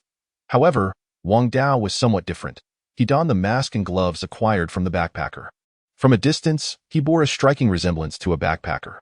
Chunimo also equipped himself with the larger backpack, finding it significantly lighter and more convenient than his previous bag. Given the recent rain, they were concerned about the darkness outside posing a danger, so they set out for scavenging a bit later, waiting until daybreak. As Chunimo had anticipated, compared to the previous day, there were indeed more scavengers out today. It seemed that 7 or 8 out of 10 had chosen to venture outside. Familiar with the routine, they first opted to hitch a ride. Otherwise, it would take them an hour to reach their destination. "Are you the captain's nephew?" Upon inquiring about the second vehicle, Chunimo and Wang Dao discovered it belonged to the Blaze mercenary group. They considered themselves fortunate, as the driver was one of those who had participated in the assault against the Evolvers and recognized the two. When hitching a ride, everyone tried to lower their masks as much as possible. Otherwise, they appeared like assassins, causing others to feel uneasy. "Come on up. The vehicle isn't full yet." Uncle Zhang was now the head of the Blaze mercenary group at Shelter Town 3. Even if Uncle Zhang were absent, Chunimo still benefited from the association as the captain's nephew. Such social niceties mattered. The driver had nothing to lose, as it was the same to him who he transported. Not allowing the vehicle to travel empty was a tacit understanding among the townsfolk, a custom that had developed over time. Naturally, this free ride came with the understanding that the vehicle would only stop once along the way. It was not a matter of being able to hop on or off at will. Has the captain not returned these past few days? Chunimo expressed concern over Uncle Zhang, given the notorious reputation for retribution held by the Black Wolf Group. From his perspective, he regarded Uncle Zhang as a good man. The situation there had become somewhat urgent. The recent increase in evolvers posed a threat, making it unlikely for the captain to return anytime soon. As it related to the safety zone and the provision of food for the shelter towns, the driver casually explained that this was an annual occurrence. Nearby mercenary groups were always involved. The reward was food, and those who did not participate would not receive their share. The ammunition supply was provided by the safe zone. In essence, the safe zone supplied the firearms and ammunition. While the mercenaries of the shelter towns risked their lives, each party benefiting from the arrangement. Chunimo could not concern himself with how things were faring on the front lines, as long as Uncle Zhang was safe. That was all that mattered to him, especially since Uncle Zhang was still his pillar of support. However, Uncle Zhang was clearly reluctant for Chunimo to leverage his name, fearing retribution from bandits. Before long, the vehicle was nearly full. Upon learning that Chunimo was the captain's nephew, several mercenaries preparing for a mission exchanged glances with him, making him feel somewhat important. With such a fine backpack on his back, Chunimo certainly stood out, as most scavengers typically carried only bags or cloth sacks. Bouncing along the road, Chunimo lost track of the distance they traveled. After approximately 3 kilometers, someone nudged his shoulder and quietly inquired, "Where do you want to get off?" Given that the vehicle would only stop once, they were seeking Chunimo's opinion. If no one spoke up, they would simply stop after about 5 kilometers. Chunimo had not expected them to consider his input. Realizing they had already traveled 3 kilometers, he quickly responded, "Let us get off here." Scavenging was akin to opening a blind box. One never knew where the good finds might be, relying entirely on luck. Thus, for Chunimo, the choice of where to disembark held little significance. The vehicle soon came to a halt, and everyone eagerly exited. Some glanced at Chunimo, but no conflicts arose. Instead, they each chose a direction and swiftly vanished into the underbrush. After disembarking, Chunimo was astonished by the dramatic changes in the surrounding environment. Previously, the areas near the shelter had been devoid of tall trees to prevent herbivorous evolvers from encroaching. Yet now, merely 3 kilometers away, a plethora of trees thrived. Not only that, but the grass along the roadside appeared to have undergone a growth spurt, as if supercharged, having doubled in height in just a few days. What once resembled mere undergrowth now resembled trees. The scavengers felt as if they had shrunk, immersed in the foliage, experiencing an ant's-eye view of their surroundings. Had the mercenaries not mentioned the 3-kilometer mark, they would undoubtedly have believed they had ventured beyond 5 kilometers. As boss Zhao had described, these plants, during heavy rainfall, acted like sponges, absorbing vast amounts of water, allowing them to grow rapidly. When the sun emerged after several days, the grass would shrink back, but the trees would remain unchanged. The grass diminished for self-preservation. Given such high temperatures and radiation, the grass could not endure. Its roots were shallow, necessitating a reduction in size to conserve energy for survival. In contrast, trees possessed deeper roots and did not require such adaptations. This was the survival principle of flora in the wasteland world. In this desolate landscape, every plant or creature that survived adhered to its own set of survival rules. As those lacking such rules had long since been eliminated by the harsh realities of the wasteland. Wang Dao, however, did not share Chen Mo's myriad thoughts. His mind remained straightforward and uncomplicated. Having merely discerned the situation and observed that the others had already departed, Chen Mo promptly called for Wang Dao to hasten as well. After all, their purpose for this excursion was to scavenge, and they could ill afford to squander time. Chapter 63. Hallucinogenic mushrooms. Such an ecological environment is ideal for travel, yet inhospitable for survival. Despite several days of rain, the ground had not turned into a quagmire. It was merely damp, rendering concerns about flooding unwarranted. Once they strayed from the main path, an eerie silence enveloped the surroundings, devoid of the previous chirps and rustles of wildlife. Should any sounds emerge, vigilance would be necessary, as they could signal the presence of evolved beasts. The once low shrubs had transformed into verdant, spiky spheres resembling hedgehogs, no longer appearing innocuous. The grass had morphed into serrated blades, and as the two navigated through the towering grass, their clothes suffered numerous tears. Yet, after half an hour, they remained empty-handed. The ramifications of the torrential rain extended beyond its mere deluge. The impact on flora persisted. Previously low-radiation plants had now become high-radiation specimens, losing their safety, and the half-hour that had elapsed yielded no finds. The flora that had once thrived was likely tainted by radiation from the downpour. It would be prudent to seek out newly sprouted plants, as they might be their only viable option. Another half-hour slipped by, and Chen Mo decided to abandon the endeavor. The post-rain scavenging proved more arduous than anticipated. It was their first experience scavenging after rainfall, leaving them somewhat disoriented. Fortunately, after some analysis, Chen Mo dismissed the larger plants as unpromising and shifted their focus to the recently sprouted ones. However, these were rare and required them to sift through the dense thickets to locate them among the prickly green clusters. Here, he discovered wood ears, seemingly newly sprouted and free from radiation excess. Wang Dao extracted a large piece of wood from the underbrush, adorned with palm-sized wood ears. However, the larger specimens were excessively moist and exceeded safe radiation levels. The smaller ones, freshly sprouted, were safe, prompting Wang Dao to begin harvesting these. Chen Mo assessed the radiation values, noting they registered only 30 or 40, and thus also sought out drier wood to pluck the wood ears. They had finally identified an edible source with acceptable radiation levels, generating a sense of excitement in both, signifying they would not return empty-handed. Notably, the yield of wood ears was significantly greater than their previous scavenging forays. Within half a day, Chen Mo had gathered 4 to 5 pounds, excluding Wang Dao's collection. As Chen Mo focused on his gathering, he suddenly realized that Wang Dao seemed to have vanished, as he had not heard his companion's voice for half an hour. Wang Dao, Lao Si, could he have encountered some danger? Chen Mo muttered to himself, retrieving his hand crossbow as he retraced his steps. Given their proximity to the safe zone, it seemed improbable that they had stumbled into peril. Yet the nature of any potential danger was disconcerting, especially as Wang Dao had not even called for help. Before long, Chen Mo arrived at the spot where they had parted ways. Reflecting on the situation, he proceeded in the direction Wang Dao had taken, his demeanor growing increasingly cautious as he tread lightly, wary of making excessive noise. Shortly thereafter, he stumbled upon Wang Dao's bag on the ground, which darkened his expression. He knew Wang Dao would never carelessly abandon his belongings. Something must have compelled him to do so. Yet, there were no signs of beasts nor bloodstains in the vicinity, and Wang Dao was nowhere to be found, intensifying Chen Mo's unease. Wang Dao had left faint footprints, a fortunate result of the recent rain, which still bore traces. Judging by the imprints, it appeared that Wang Dao had walked away alone. Albeit with a stagger, as if intoxicated, to avoid further misfortune, Chen Mo quickened his pace. He recalled that not far in that direction lay the riverbank. Could there be some mutated creature lurking in the water? It was indisputable that mutated beings existed in the water, but what kind could emerge without leaving traces? Now was not the time for such musings.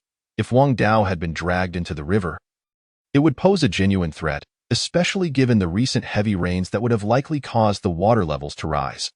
Moreover, the high radiation in the river would not be lethal. but it could certainly inflict radiation harm, potentially rendering their decontamination measures ineffective. Consequently, Chen Mo's anxiety escalated, fervently hoping that Wang Dao had not encountered any mishap, as he would be unable to explain the situation to the others. Fortunately, following Wang Dao's footprints, Chen Mo quickly spotted him. He was alone, resembling a drunken man, grinning foolishly as he stumbled forward. This was not the primary concern. Rather, it was the fact that just ahead lay the riverbank's slope. The very location where they had previously gathered reed roots. The water level had risen alarmingly close to the slope, indicating that proximity equated to danger. Wang Dao, what are you doing? Ahead lies the river. Chen Mo shouted urgently, yet Wang Dao remained oblivious, continuing his unsteady march toward the water's edge, embodying the essence of a living corpse. In that moment, Chen Mo disregarded any potential risks posed by the river and dashed forward, forcefully pulling Wang Dao back, causing him to topple to the ground. Wang Dao, what's wrong? Wake up, Chen Mo implored, inspecting Wang Dao's condition.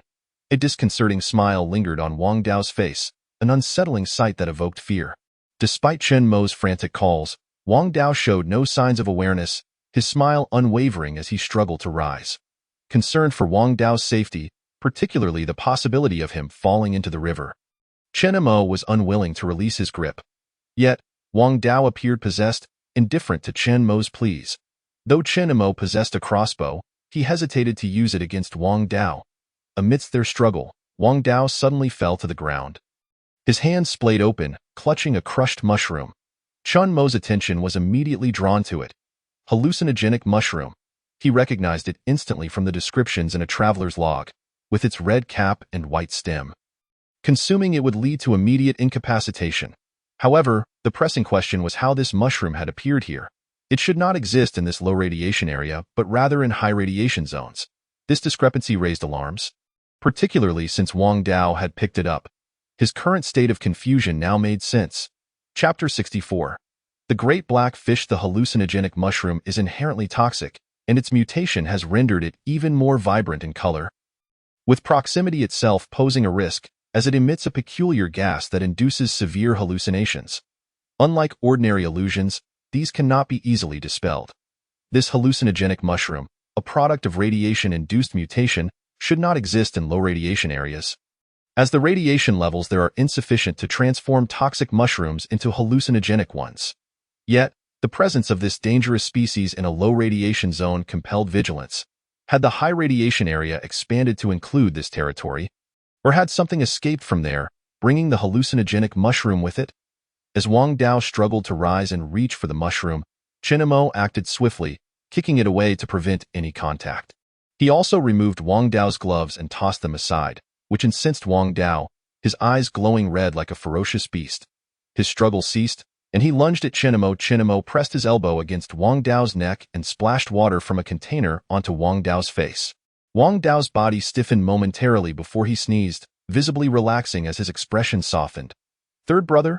Wang Dao called out to Chen Mo, who sensed that Wang Dao was regaining his senses. Cautiously, he released him. Why are you here? What happened to the mutant? Fortunately, I was here. Otherwise, you would have fallen into the river. What mutant? You were hallucinating. Chen Mo succinctly explained the situation regarding the hallucinogenic mushroom, relieved that Wang Dao had only held it without consuming it. Otherwise, he would have been rendered immobile. Wang Dao, clearly shaken, reflected on the events. He recalled scavenging when he stumbled upon an unfamiliar mushroom, strikingly colorful, sparking his curiosity. He had intended to test its radiation levels, but lost consciousness thereafter. As his memory seemed to shift from that moment, he had found something remarkable, initially planning to consume it, but his desire for a shared experience with his companions had prevailed. Just as he contemplated this, his siblings appeared before him, prompting him to chase after them, leading to a relentless pursuit. Until he was ambushed by a mutant. In the ensuing struggle, the mutant had bitten off his arm, to protect his family. Wang Dao had retaliated, thinking, if you wish to bite me, let us see who prevails, and had lunged toward the mutant. Suddenly, he had regained his senses, finding Chen Mo before him, as all rationality returned. Everything that just transpired felt akin to a vivid dream. He possessed a certain degree of cognitive ability, yet lacked discernment. He did not inquire why Chinamo was acquainted with the hallucinogenic mushroom. Since Sangu claimed it was the cause, it must surely be so. He had faith in his family, and Chinamo had no reason to deceive him. Thus, Chinamo took the opportunity to enlighten him about the hallucinogenic mushroom, suggesting that as long as they maintained a distance of 1 or 2 meters, they would be safe. Provided that the inhaled substance was minimal, a slight sway would suffice. It was likely that Wang Dao intended to test it, having inhaled too much while holding it too closely. The effects of the hallucinogenic mushroom diminish over time, and Wang Dao's proximity was the reason for his continual vulnerability. Chenamo himself had been in close contact moments ago, and he was uncertain why he had emerged unscathed. Perhaps he had inhaled too little, or his constitution was simply unique. Now that Wang Dao was fine, Chenamo felt a sense of relief. He handed the bag that had been discarded on the ground back to Wang Dao. Wang Dao contemplated retrieving his gloves but ultimately decided against it. Although the gloves were precious, they were contaminated with hallucinogenic mushroom powder. A careless mishap could lead to further misfortune, rendering the effort unworthy. After much deliberation, Wang Dao chose to forego the gloves. That moment, a faint sound emerged from the water's edge. A massive black fish clambered out of the water. Indeed, it was crawling. This fish, unmistakably a black fish, measured a staggering 3 meters in length. While such a sight alone would not be extraordinary, the fish exhibited signs of evolution or mutation, having developed forelimbs, transitioning from aquatic to amphibious. Millions of years of evolution had seemingly transpired in a mere 30 years. Perhaps the rapidity of change had rendered the inhabitants unable to adapt, leading to the current apocalyptic calamity. Initially, Wang Ye had cautioned against approaching the river, warning of dangers lurking within the water. Now, with the rising water levels, the slope had become increasingly perilous. It was possible that their ruckus had attracted attention, or their prolonged presence had revealed their location to the fish. As the great black fish emerged, it opened its mouth, a gaping maw nearly a meter in diameter. Given their proximity, both men could see the multitude of teeth within. "What are you waiting for? Run." Without a moment to ponder, Chinamo gave Wang Dao a gentle shove and turned to flee into the distance. Wang Dao quickly responded. As Chinamo nudged him, he instinctively followed beside him. Despite the fact that the black fish had only 2 legs on the ground, its speed was not to be underestimated. Upon noticing Chinamo and Wang Dao's escape, it pursued them relentlessly. The towering thickets around them, bristling with thorns and serrated leaves, inflicted pain upon both men. Yet the black fish seemed undeterred, crashing through the underbrush with reckless abandon. When Chinamo glanced back and saw that Wang Dao was lagging behind, perilously close to the black fish, he felt a surge of urgency. They were both fatigued, and their speed was hampered by the thickets. While the black fish seemed largely unaffected in a bid to slow its advance, Chinamo unhesitatingly loosed an arrow at the creature. The arrow merely embedded itself a couple of centimeters into the fish's forehead. Having little effect, the black fish shook its head, dislodging the arrow into the nearby underbrush, and continued its pursuit of the 2 men. Fortunately, the brief delay allowed them to widen the gap, now exceeding 5 meters. Though they remained far from secure, the black fish had no intention of relinquishing its chase. Chapter 65. Waiting for opportunity. There was, in fact, another strategy: to separate and flee in different directions. However, such a course of action would expose the one left behind to greater peril. "You go first, and I'll distract it." Wang Dao recognized his misstep. Had he not succumbed to the hallucinogenic mushroom, he would not have found himself by the river's edge, nor encountered the evolved beast. Thus, he felt a sense of indebtedness, wishing for Chinamo to escape while he drew the creature's attention. He understood the inherent danger, yet both could not perish here. What foolishness! There's a large tree over there. We can devise a plan once we ascend. Wang Dao was reluctant to endanger Chinamo, and Chinamo was equally unwilling to abandon Wang Dao. Thus, they veered sharply and swiftly climbed the tree. Due to the recent rainfall, this tree, with a trunk diameter of 1 or 2 meters, loomed like an ancient giant. Hard to believe it had only recently been slender enough for a single person to embrace. Surrounded by branches, they ascended with the agility of monkeys, but the black fish was hot on their heels. With each leap, it soared 3 or 4 meters high, narrowly missing Chinamo with its jaws. Perched on a branch, both men gasped for breath, having exerted themselves considerably. The black fish leaped several times. yet failed to succeed. It circled the tree, then began to ram against it. The tree swayed violently but showed no signs of toppling. Perhaps sensing pain, the fish ceased its assault and lay in wait below. The standoff persisted for over an hour, showcasing the black fish's remarkable patience. As it refused to depart, it was no wonder that the riverbank was so distanced from the water's surface, with such a steep incline. Few dared venture down to scavenge. This was likely a precaution against the aquatic evolved beasts. Not only had this creature grown stronger, but it also possessed considerable intelligence, making it a formidable adversary. San-gu, look over there. Wang Dao pointed into the distance, yet Chenemo scrutinized the area for some time, unable to discern anything amiss. Hidden nearby, a person had been lying in wait for half an hour. I noticed it from the outset, but did not realize it was a person, Wang Dao explained. I only recognized it when it moved. It's quite cautious, draped in garments fashioned from grass leaves, with a hat made of tree leaves, lying in wait. Following Wang Dao's indication, Chenemo peered intently for a while, ultimately conceding defeat. He simply could not see it, yet he trusted Wang Dao's keen senses. For his eyes and nose were indeed exceptional. It is said that every creature has its own survival instincts, and indeed, those scavengers who survived the wasteland era possessed their own set of skills. This kind of camouflage was a minor tactic, yet it proved effective. Furthermore, the individual displayed remarkable boldness, choosing to remain and wait rather than fleeing from the danger of an evolved beast. Undoubtedly, this individual awaited the moment when Chenemo and the evolved beast would exhaust each other in battle, hoping to seize the opportunity to scavenge the spoils.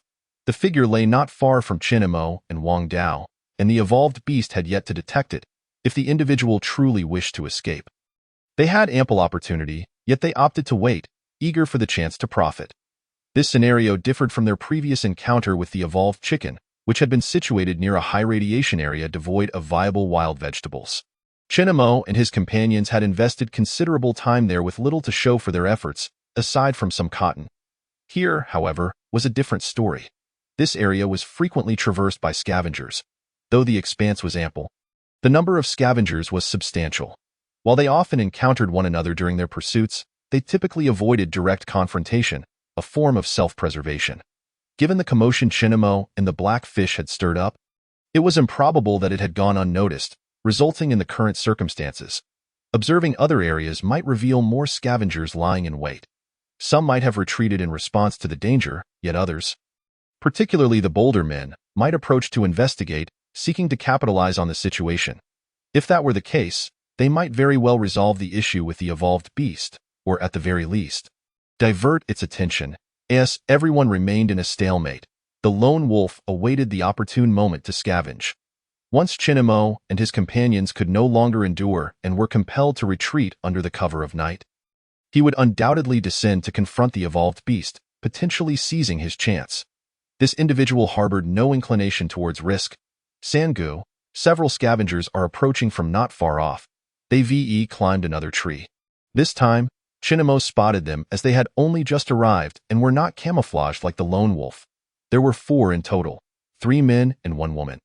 Each wielded a curved blade, with the possibility of firearms or crossbows among them. Chenemo noticed them, and they, in turn, had clearly noticed him. Perhaps they had spotted him first, as they had approached directly before ascending the tree. It seemed that more than one group was eyeing the evolved beast, all waiting for their chance to scavenge. The danger posed by the evolved beast was well known. Yet, with so many willing to take risks, it was not naivety or a thirst for adventure that drove them, but rather desperation, as food supplies dwindled. Particularly after the recent rains, many plants contaminated by the downpour had become dangerously radioactive. And new growth had yet to emerge. Even when the skies have cleared, these plants have withered, yet what has evaporated is still water. The radiation will linger, thus these plants are fated to be inedible. Consequently, the scavengers today have found little reward, or rather, a portion of them have returned empty-handed. The crux of the matter remains that the day is still overcast, with uncertainty looming over the possibility of further rain. If we were to wait an additional day, the risk of hunger would only increase. Had Chenemo and his companion not been fortunate enough to alter their approach, they too would likely have faced a fruitless endeavor. This predicament compels some to shift their perspective. Even those reluctant to take risks must now consider the necessity of doing so, as opportunity stands before them. Though they are not researchers, they have grown up in this wasteland and have personally experienced the escalating hardships year after year. Chapter 66. A collaborative effort in the past, scavenging merely required stepping outside. The mutated plants were sizable, resilient against hunger, and exhibited rapid growth. Now, however, one must venture farther afield to chance upon wild vegetables.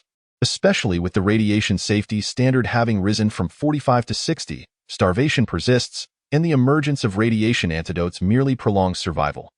The circumstances have necessitated that scavengers undertake bolder actions. As the evening approached, it became clear that waiting idly was not a viable option. Resolving the issue of the mutated beast was paramount. Chunimo sought to communicate with the quartet nearby, nearly shouting in an attempt to be heard. Uncertain if they could comprehend him, however, the four remained silent, coldly observing Chunimo and his companion. "Brother, that fellow clearly harbors ill intentions. He aims to provoke us into responding, thus drawing the mutated beast's attention," whispered the only woman in their group. The leader of the men nodded, acknowledging that such tricks were hardly innovative. "How many times must I remind you? In this world, there are no good Samaritans. Do not underestimate those two children. You might find yourself regretting it later. Brother Liang, what if he refuses to come down, opting to perish in the tree? Are we truly expected to spend the night outdoors?" The quartet comprised a small team, sharing their scavenged finds equally. The leading man and woman were siblings, accompanied by their cousin and a neighbor, all familiar with one another. The leader furrowed his brow, voicing his concerns. "Keep your voice down. We cannot attract the mutated beast. Brother Liang, we should proceed with caution. The mutated beast has been on land for some time without incident. We cannot ascertain if they have evolved further or if today's weather is a factor. It is unwise to assume no other mutated beasts will roam during the day. Perhaps we should return. This place feels rather perilous. With your timid demeanor, you've managed to unearth a single low-radiation plant today. Barely enough for each of us to share a leaf. Do you intend to return home to continue drinking water? I doubt you have any provisions left. Did I not warn you that winter would arrive early this year? Causing food shortages? This is our opportunity. The mutated beasts in the water have no advantage on land. Their senses are significantly dulled, their agility impaired, and they are ill-equipped to climb trees. Sure, they possess strength, but we still have a chance to strike. Without a burden to bear, who would gamble their life on tomorrow? The mutated beasts are fearsome, but is it better to starve alongside family? Chunimo's plans fell flat as the other party remained unresponsive. Clearly, they were astute enough to avoid taking unnecessary risks. The mutated beast below seemed fixated on Chunimo. How could it not notice such a large human in a tree? Was this creature truly blind? For adults were worth more than the flesh of two children. Perhaps this foolish fish simply preferred tender morsels. The brother hiding in the bushes ought not to conceal himself any longer. Crouching would yield no advantage come morning. Now, with 3 factions present, how about we cooperate? After all, none of us could possibly consume such a bounty alone. It stands to reason that you do not trust those mercenaries. Should they arrive, they might only offer you 200 credits as a parting gift, and if displeased, not even that. If you agree to collaborate, we can work together. If not, I shall report our findings to the mercenary uncle. Should they arrive, you will find yourselves without even a drop of broth. Chunimo fixed his gaze on the hidden individual while addressing the other 4. Were Zhang Shu present in the town? He would have reported this long ago, sparing them the wait. He had no contact with others and was wary of reaching out.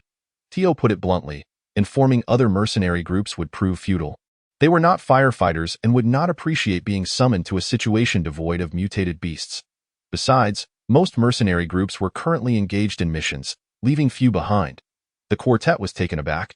Having not anticipated the existence of another faction, or that Chunimo could contact mercenaries, they were skeptical of his ability to reach them, questioning why he had not done so until now. Yet they could not afford to disregard him, for they might find themselves bereft of even a soup. The lone wolf, having waited a moment, finally glanced toward Chunimo's direction, allowing him to ascertain the other's precise location. Chunimo admired Wang Dao's keen perception. It was indeed sharp. Surveying his surroundings, Chunimo spotted a large tree. "Do you see that tree? Head over there. We will form a triangular formation to draw the mutated beast toward us, exhausting its energy before seizing the chance to slay it. I trust that we will not engage in any greedy behavior over the spoils. So rest assured that, of course, should any of you decline, I shall consider this conversation moot. I will not descend, and we shall wait until dusk. Whether it was Chen Mo's threat that bore fruit or if he had alleviated their concerns, the individual pondered for a short while before obediently making his way toward the tree. Recognizing his compliance, Chen Mo turned once more to the quartet. You need not speak. If you agree, raise your hands vigorously. If you disagree, remain silent, and we shall continue to bide our time. After deliberation, the leader of the group raised his hand with vigor. After all, scavenging was inherently risky. They might as well collaborate. Opposite them were two children. The outcome was uncertain. Chen Mo was correct. The size of the mutated beast far surpassed what they could consume alone, and no one could monopolize it, so they might as well share. The foolish fish seemed to sense something amiss. Yet its large size did not correlate with intelligence. It remained oblivious to the complexities of the situation. After merely glancing in that direction, it resumed its watch over Chen Mo and his companion. One must admit, this fish exhibited remarkable perseverance. Did not everyone say that fish have a mere 7-second memory? Why could it not forget the two little shrimp? After waiting so long, it showed no signs of leaving. You four should devise a means to attract it. The next brother will take the second turn, and we will follow suit in a cyclical manner. This brute, after all, is still a beast. It can be worn out. Seemingly displeased at being labeled a beast, the creature responded to Chen Mo's repeated calls with agitation, ramming its head against the tree. Chapter 67. A cooperative strategy in the wild, danger abounds, and humanity must unite to succeed. The ferocity of mutated beasts necessitates reliance on collaboration. Hence, those of the wasteland possess both the need and the foundational basis for cooperation. What they lack is trust. Distrust among the wastelanders has resulted in a fundamental need for collaboration that ultimately yields solitary endeavors. Though Chen Mo articulated his point clearly, the quartet remained stagnant. They had acquiesced to his proposal, yet it was evident they still harbored reservations. They desired the mutated beast, but were wary of Chen Mo and the lone wolf. Just as Chen Mo prepared to urge them onward, one from their midst finally descended. Come here, the individual called out from over 30 meters away, reluctant to approach, fearing the mutated beast might pursue him. The lurking black fish, long awaiting its prey, indeed spotted the man. After a moment's hesitation, it charged forward. Despite possessing a modicum of intelligence, its reasoning was still limited. Seeing prey draw near, it had no reason not to chase. Were it capable of comprehending the intricacies involved, it would have evolved into something more than a mere mutated beast, perhaps a true creature of legend. Seeing the plan succeed, the man turned to flee. For this was part of the strategy. Observing the prey's retreat only fueled the black fish's pursuit, and it soon took notice of the other individuals above. The man climbed quickly, successfully reaching safety. Leaving the black fish below in a frenzy, repeatedly ramming into the tree, at this juncture, Chen Mo turned to the lone wolf, insisting that they could not afford to let the mutated beast rest. Otherwise, they would find themselves unable to complete the task even by morning. The lone wolf hesitated only briefly before descending and advancing toward the creature, armed with a crossbow and a long gun. This revelation surprised Chen Mo. No wonder he exhibited such audacity in pursuing this opportunity. Raising his crossbow, the lone wolf aimed at the black fish and released an arrow. Without a moment's hesitation, he turned and fled. The great black fish was once again lured towards them, yet this time it did not even graze its scales against the creature. The solitary wolf ascended the tree with the agility of a monkey. While humanity's ancestors took millions of years to descend from the trees, it was unimaginable that their descendants would revert, returning to the arboreal heights. The fluidity of its movements was akin to that of an innate tree-climbing prodigy. Perhaps it was the awakening of dormant DNA. This lone wolf proved to be quite intriguing, demonstrating considerable wilderness survival skills. Instead of becoming a mere backpacker, it had assumed the role of a scavenger, which could only be deemed a squandered potential. Chen Mo contemplated descending, but Wang Dao was swifter. You wait up there. This time I shall go. With a few deft movements, Wang Dao descended from the tree. His hands raised, wielding a crossbow, he had equipped it with a double string, eager to test the weapon's might. Concerned about damaging the prized crossbow, which he had trained with but never yet tested. He recalled that a single string had proven insufficient against the great black fish. Whoosh! The sound of wind rushed past as the crossbow quivered noticeably from the recoil. Fortunately, given the substantial size of the great black fish, he was not overly concerned about missing his target. The arrow struck true, embedding itself deeply behind the creature's gills. The great black fish emitted a strange, muffled sound, clearly enraged, abandoning the lone wolf in favor of pursuing Wang Dao. Greed overtook Wang Dao, and as the great black fish closed in, he loosed another arrow with the single string, inflicting minimal damage before hastily retreating. This moment of hesitation cost him dearly, as he nearly fell victim to the pursuing fish. Chinamo watched anxiously, weapon at the ready, prepared to assist. Though he managed to escape, Chinamo could not help but chide Wang Dao for his recklessness. Our plan is set, adhere to it. If we attract too much ire, it may become impossible for others to divert its attention. This was a concern for Chinamo, for though he lacked wisdom, he could tire the creature like a kite. Yet, if it managed to catch one of them still, the other two would have to take greater risks, placing everyone in jeopardy. As expected, it was now the turn of the quartet to attract attention.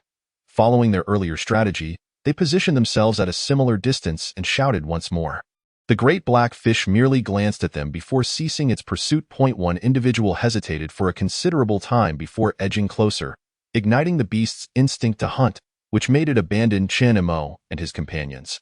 Whether from anxiety or fear, this person failed to ascend the tree, instead circling it with the great black fish, weeping in despair. It seemed not all were capable of reverting to ancestral traits.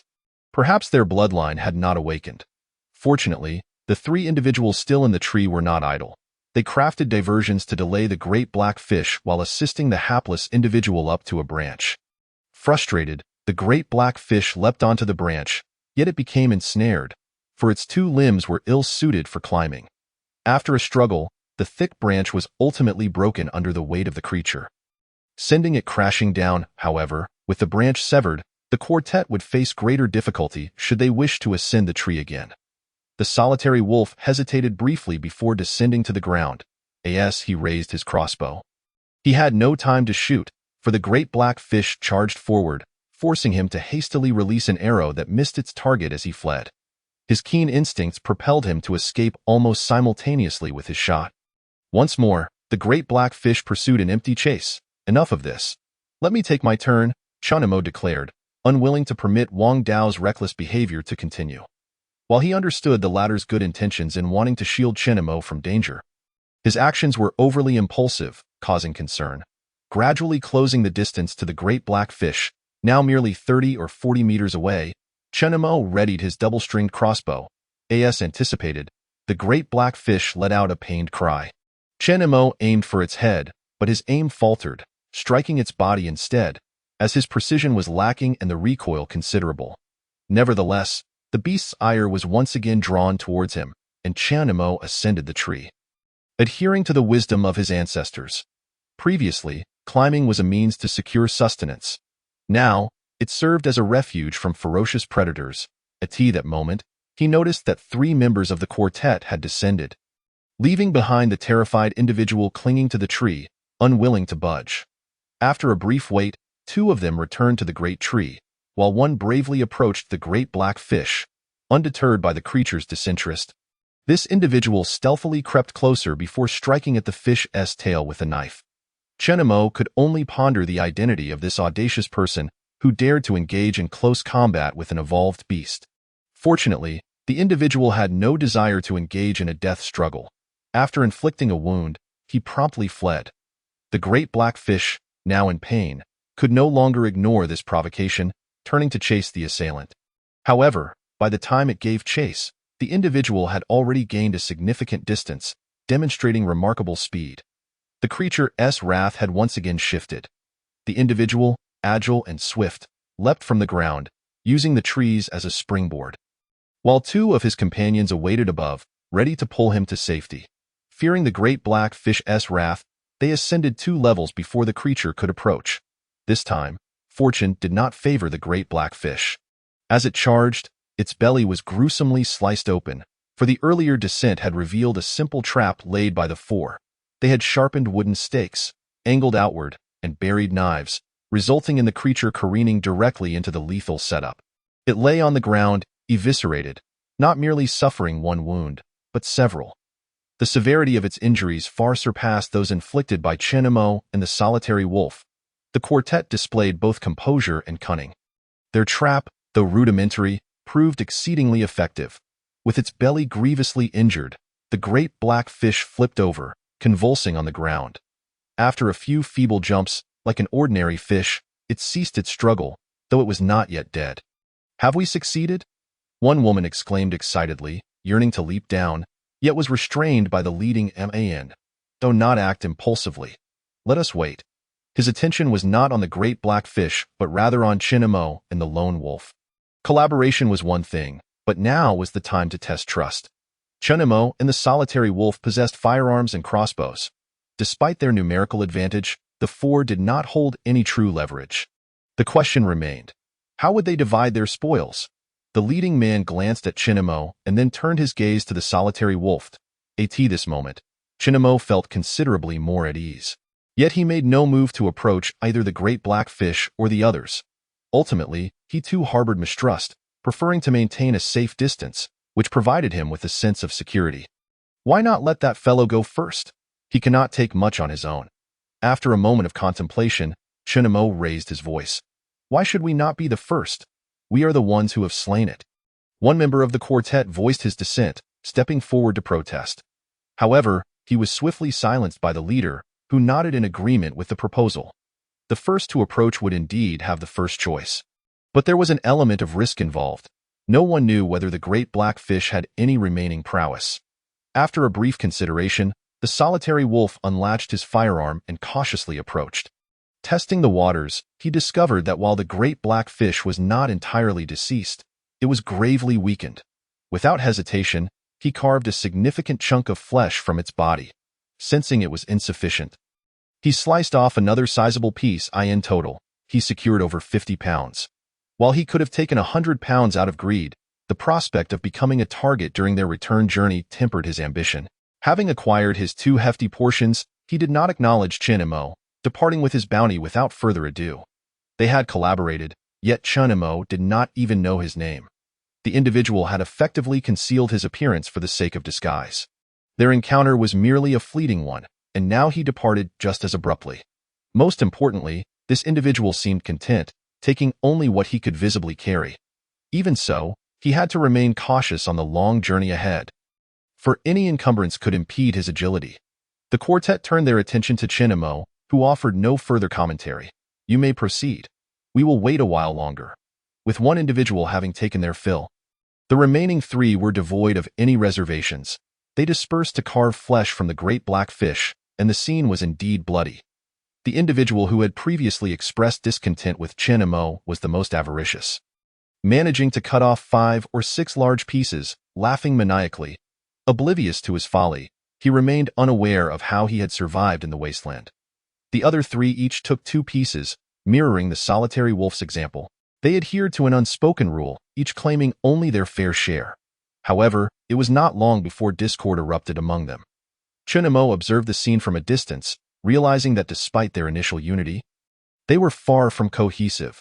The 3 confronted the greedy individual, chastising him for his lack of principle and cautioning him against taking too much, warning him to leave some for others. After all, the head of the great black fish accounted for more than a third of its entirety, proving to be exceedingly tough.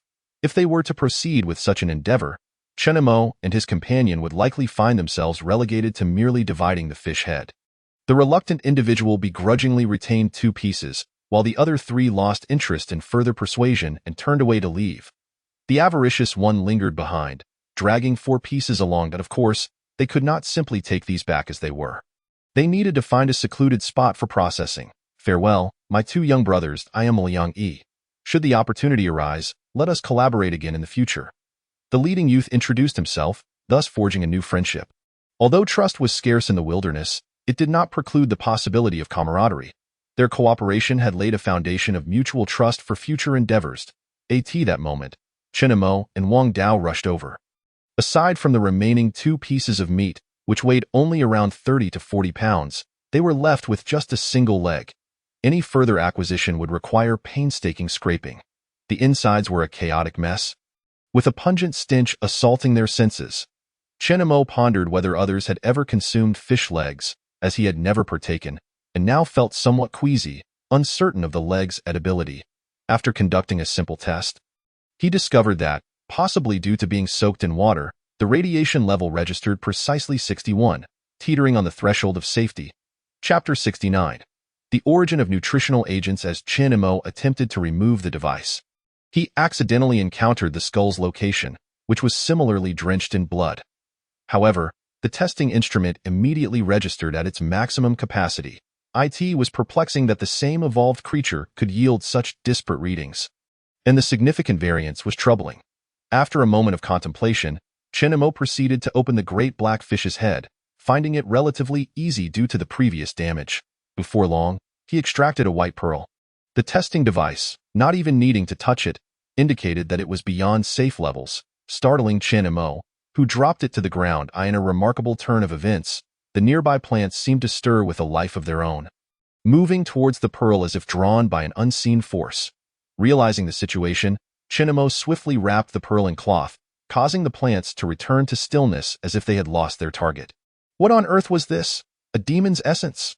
The thought crossed Chen Mo's mind, only to be swiftly dismissed. This was no realm of cultivation or fantasy. This was a post-apocalyptic world, and he was not to be deluded by tales of magical artifacts. With darkness encroaching and the wilderness becoming increasingly perilous, Chen Mo knew he could not linger. The proximity to water posed additional risks, as it was home to more than one evolved creature. And the nighttime held its own dangers. He assessed that they had gathered sufficient spoils, with only 2 decent pieces remaining, while the rest were too cumbersome to manage. Wang Dao, feeling a sense of dissatisfaction, rummaged around for a while longer, yet yielded little more. Initially, they ought to have each claimed 2 pieces, but one individual had monopolized 4, leaving Wang Dao in a foul mood. Well, our safety is our greatest reward, isn't it? Chen Mo offered a comforting remark, contemplating his next action before contacting old Su Laozhang. Do you accept the bones of evolved creatures? If so, we have one here. Old Su, who had been drowsy, immediately perked up upon hearing this news, excitement flooding his eyes. Give me the location. I will be there shortly. After a moment's thought, Chen Mo relayed the precise coordinates through his wrist device and awaited old Su's arrival. You should take the meat and go further away to handle it. I will wait here. Considering safety, Chen Mo decided to part ways with Wang Dao.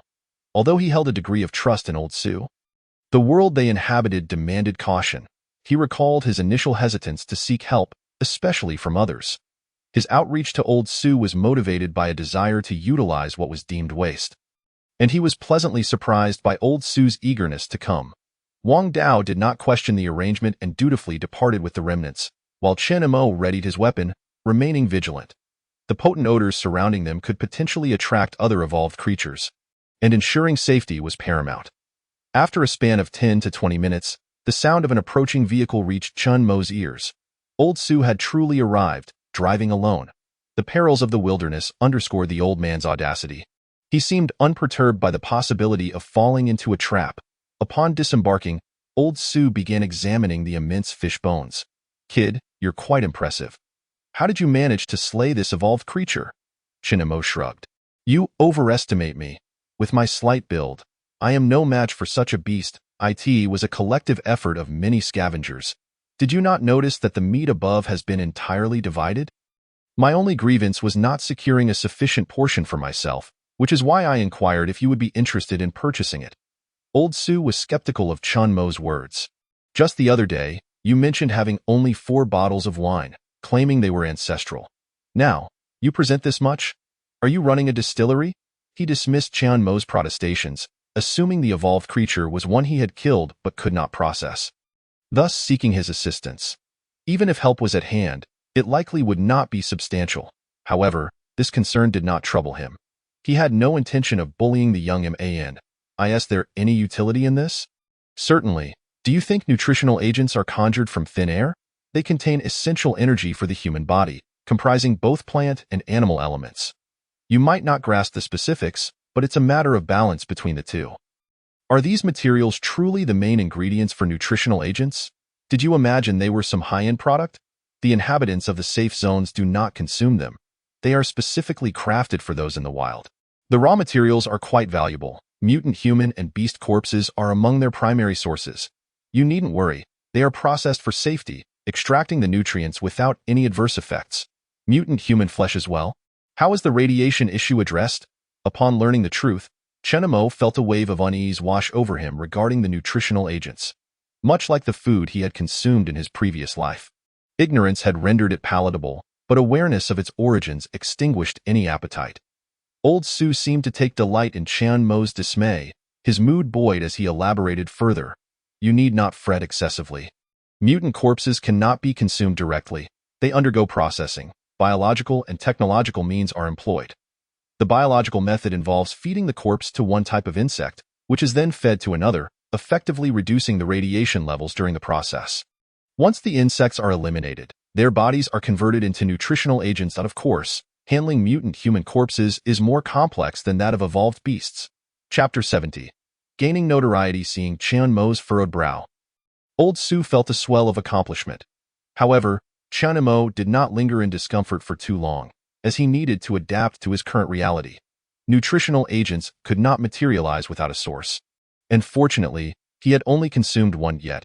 Even that was enough to leave him unsettled for a while. Observing Qian Mo's swift recovery, Old Su felt a tinge of disappointment. By the way, how do you possess such knowledge? It seems you are well versed in the production of nutritional agents. Qian Mo muttered softly, while Old Su merely appeared momentarily awkward before regaining his composure. I run a shop, naturally interacting with nutritional agent manufacturers, which imparts some knowledge. With that, he wasted no time. Approaching the colossal fish bones, Old Su's seemingly slight frame belied an astonishing strength. With a single effort, he hoisted the entire structure, along with the innards, onto his vehicle, leaving Chenemo in a WE.IT. Finally dawned on him why Old Su had been so bold in traversing the wilderness alone. He possessed an undeniable advantage. Nonchalantly, Old Su smoked a pipe while driving, exuding an air of casual confidence. Care to join me on the ride back? He offered, gesturing towards the vehicle, but Chenemo, still processing the events, ultimately shook his head, perplexed by the old man's formidable presence. The fish bones, flesh, and innards easily exceeded 300 pounds, and yet Old Su had lifted them with such ease, defying expectations given his modest stature. Old Su did not impose any pressure and soon left, doing so with an air of nonchalance. Indeed, those with confidence possess a distinct demeanor. It was only then that Chenemo belatedly realized he had neglected to inquire about the price of these items.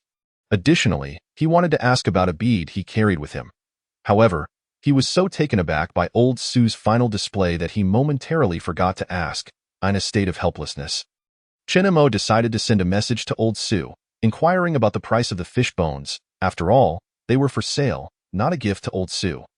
Yet, due to his driving, Old Su did not respond immediately, and Chenemo saw no reason to wait idly. He soon found Wang Dao, who had already processed most of the meat. The exterior was wrapped in leaves and bound tightly with twine, resembling a large rice dumpling and coated with a pungent juice to mask the fish's odor. Wang Dao, lacking experience, relied solely on his subjective judgment for the task. If one did not come close, the fishy smell was indeed undetectable. Thus, the two of them packed some away and began their journey homeward. This time, they chose not to remain inconspicuous. They wished to deter any would-be scavengers from approaching, holding their hand crossbows as they walked. Consequently, with the caution typical of scavengers, no one would dare to come too close. Even if there were doubts, they would not risk it. As Chenemo and his companion reached the main road, night had fully descended, and the figures of scavengers were no longer visible. However, upon reaching the town, concealment was no longer an option. The town was bustling with people, and due to its orderliness, no one dared to create trouble. They were merely curious about Chenemo and his companion's identities. Who were these two? They bore the scent of fish and blood. Surely they did not carry meat on their backs. Your nose is quite perceptive. I can't smell anything. It seemed they were orphans living on the town's outskirts. How did they find their way into the town? You may not know, but they've become prosperous now. I heard their uncle is in the safe zone and has recently come to their aid, purchasing them a house in the affluent district. Is that true? This morning, while scavenging, I rode with them. Their uncle is supposedly the leader of a mercenary group. When did he acquire an uncle from the safe zone? Speaking of which, how many uncles does he have? The crowd buzzed with speculation, but regardless of what they heard, Chinamo chose not to provide any explanations. The truth and falsehoods intermingled, which was preferable. If they were to fully grasp his circumstances, it would not benefit Chun Mo's situation. Thus, he passed through without lingering, for unless one wished to stir trouble in the sheltering town, no one dared to cause a ruckus. A short young man observed Chen Mo and his companion with a contemplative expression. However, he was quite inconspicuous, dressed in tattered clothing that resembled a patchwork quilt, with a hole cut out and draped over his body. Such a figure blended into the crowd, belonging to the type with an ordinary face. Yet, what others could not see was that beneath his fabric, he concealed a hand crossbow and a shotgun. Strategically positioned to evade detection in the distance, for individuals also took notice of Chinamo compared to their own subtlety. Chinamo and Wang Dao's display was rather ostentatious. One could hardly walk through the crowd so boldly. Moreover, their handling of the situation was subpar, which explained why they drew attention. He really does have a mercenary uncle. The leader of a mercenary group, no less. I thought he was just boasting. Why would such a person resort to scavenging? And he is willing to collaborate with us, yet keeps the information to himself. Just now, I saw old Sue returning with the fish bones. It must have been him who informed old Sue. That old miser is notoriously stingy and loves his wealth.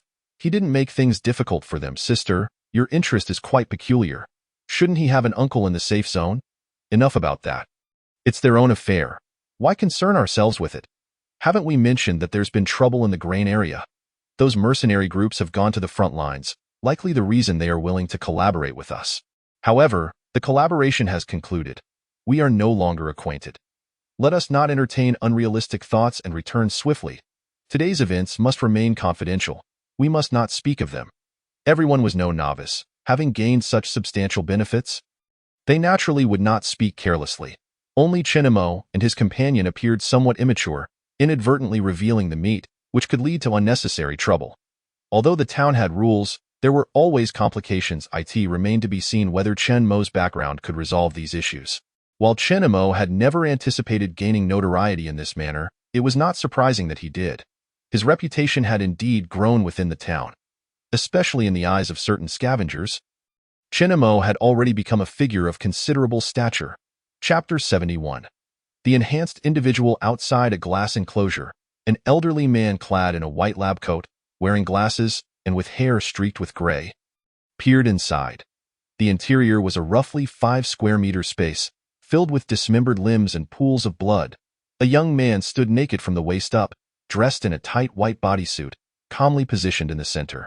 Surrounding this 5 square meter space were various intricate instruments and tubes, along with a bustling crowd and data from the machinery. The rotund man in a black suit approached, accompanied by 6 burly bodyguards. And the crowd parted for him until he reached the glass wall, standing beside the old man. How is Professor Zhang's condition? At that moment, Professor Zhang's face radiated excitement as he proudly declared.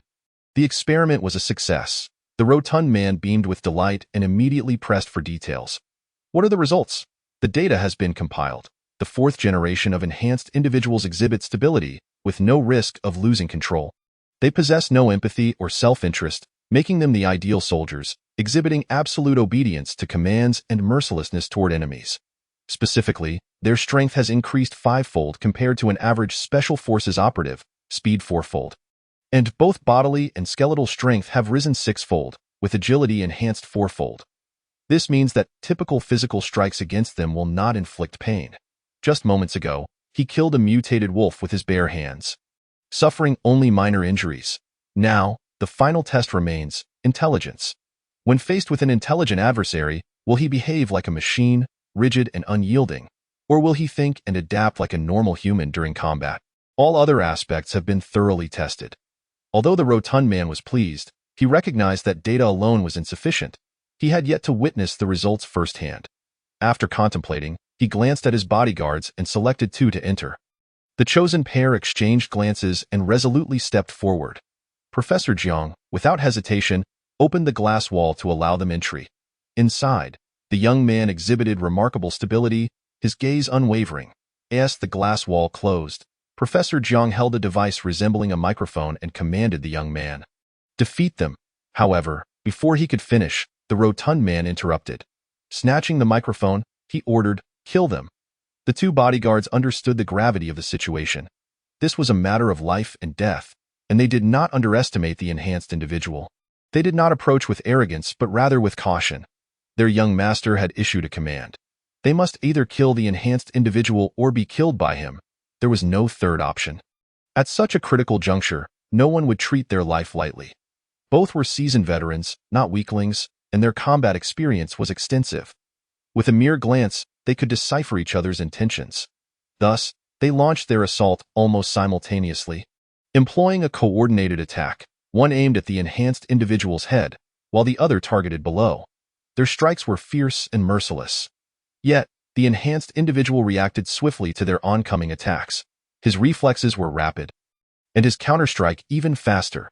He seized the hand of the assailant, targeting his head, exerting force that resulted in the immediate snapping of the opponent's arm. Simultaneously, as he attacked, his legs were in motion, executing simultaneous strikes like a martial arts master. The assailant aiming for his lower body found his leg caught, leading to a devastating break of the femur. In just one exchange, the rotund man's two bodyguards had suffered a broken leg and a shattered arm.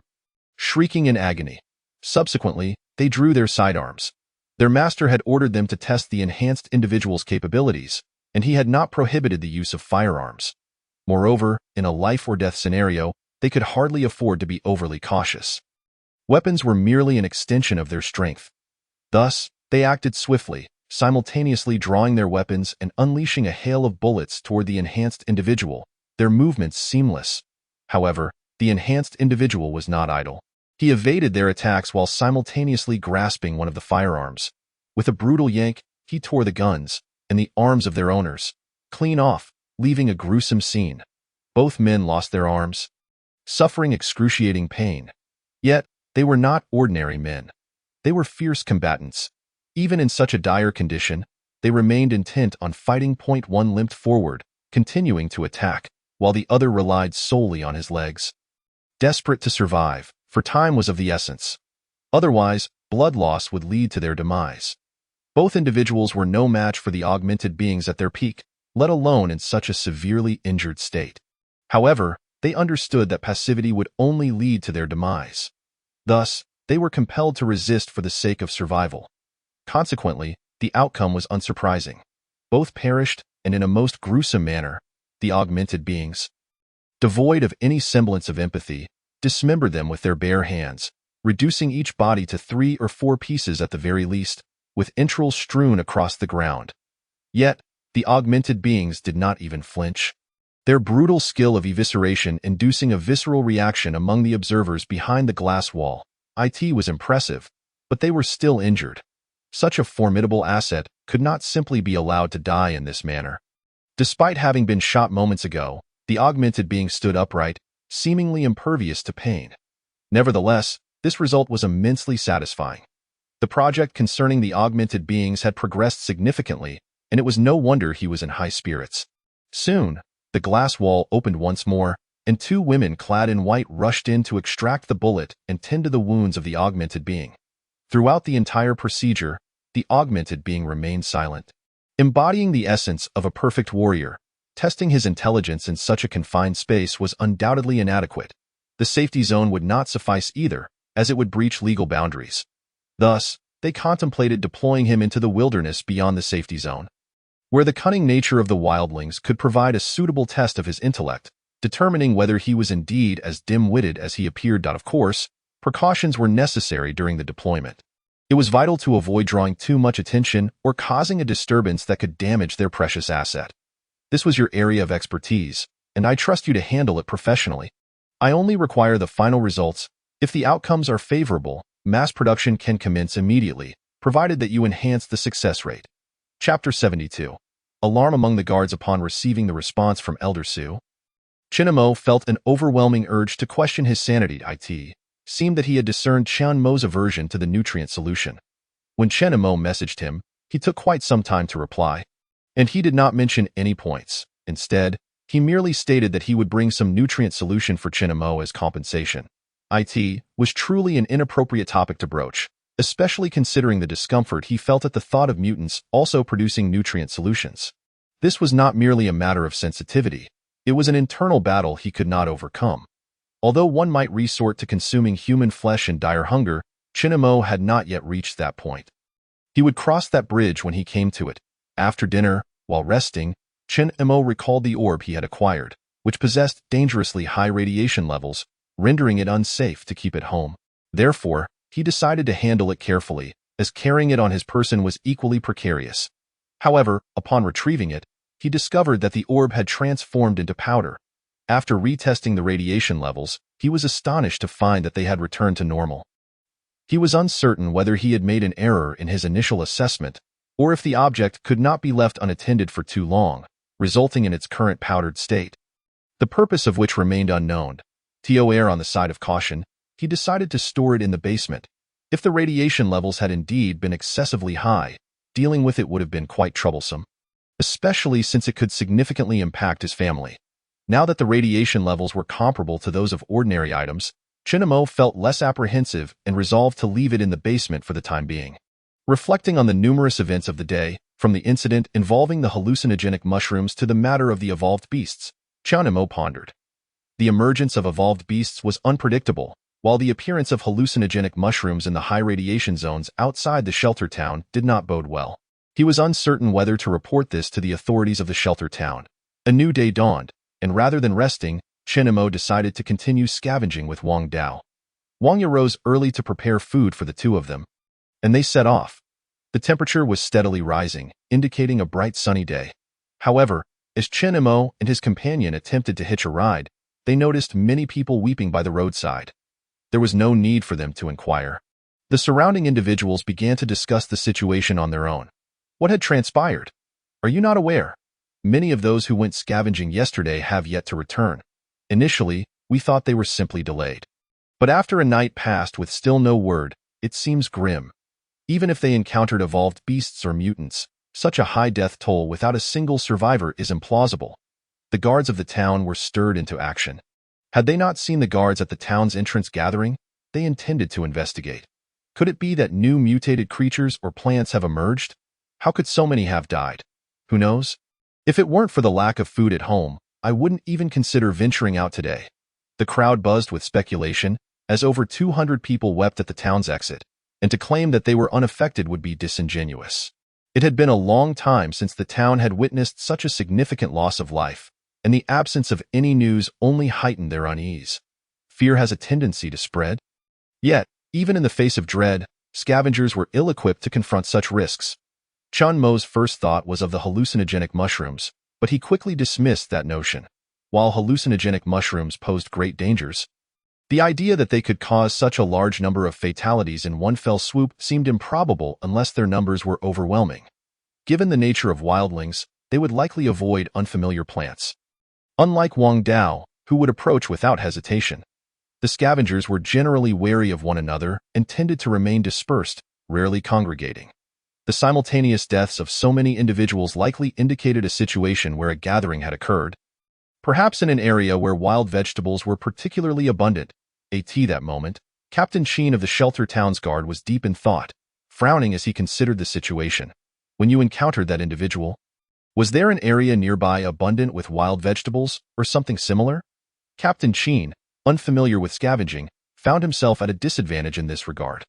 However, he reasoned that the deaths must have occurred in a populated area, as he could not fathom such a high number of casualties being spread out. There is a celery patch nearby.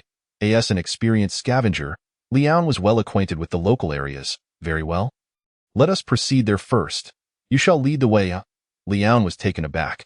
She had not anticipated the guards would insist on accompanying her, which filled her with trepidation. It was not just the fear of the guards, but also the uncertainty surrounding the fate of old Wang and the others.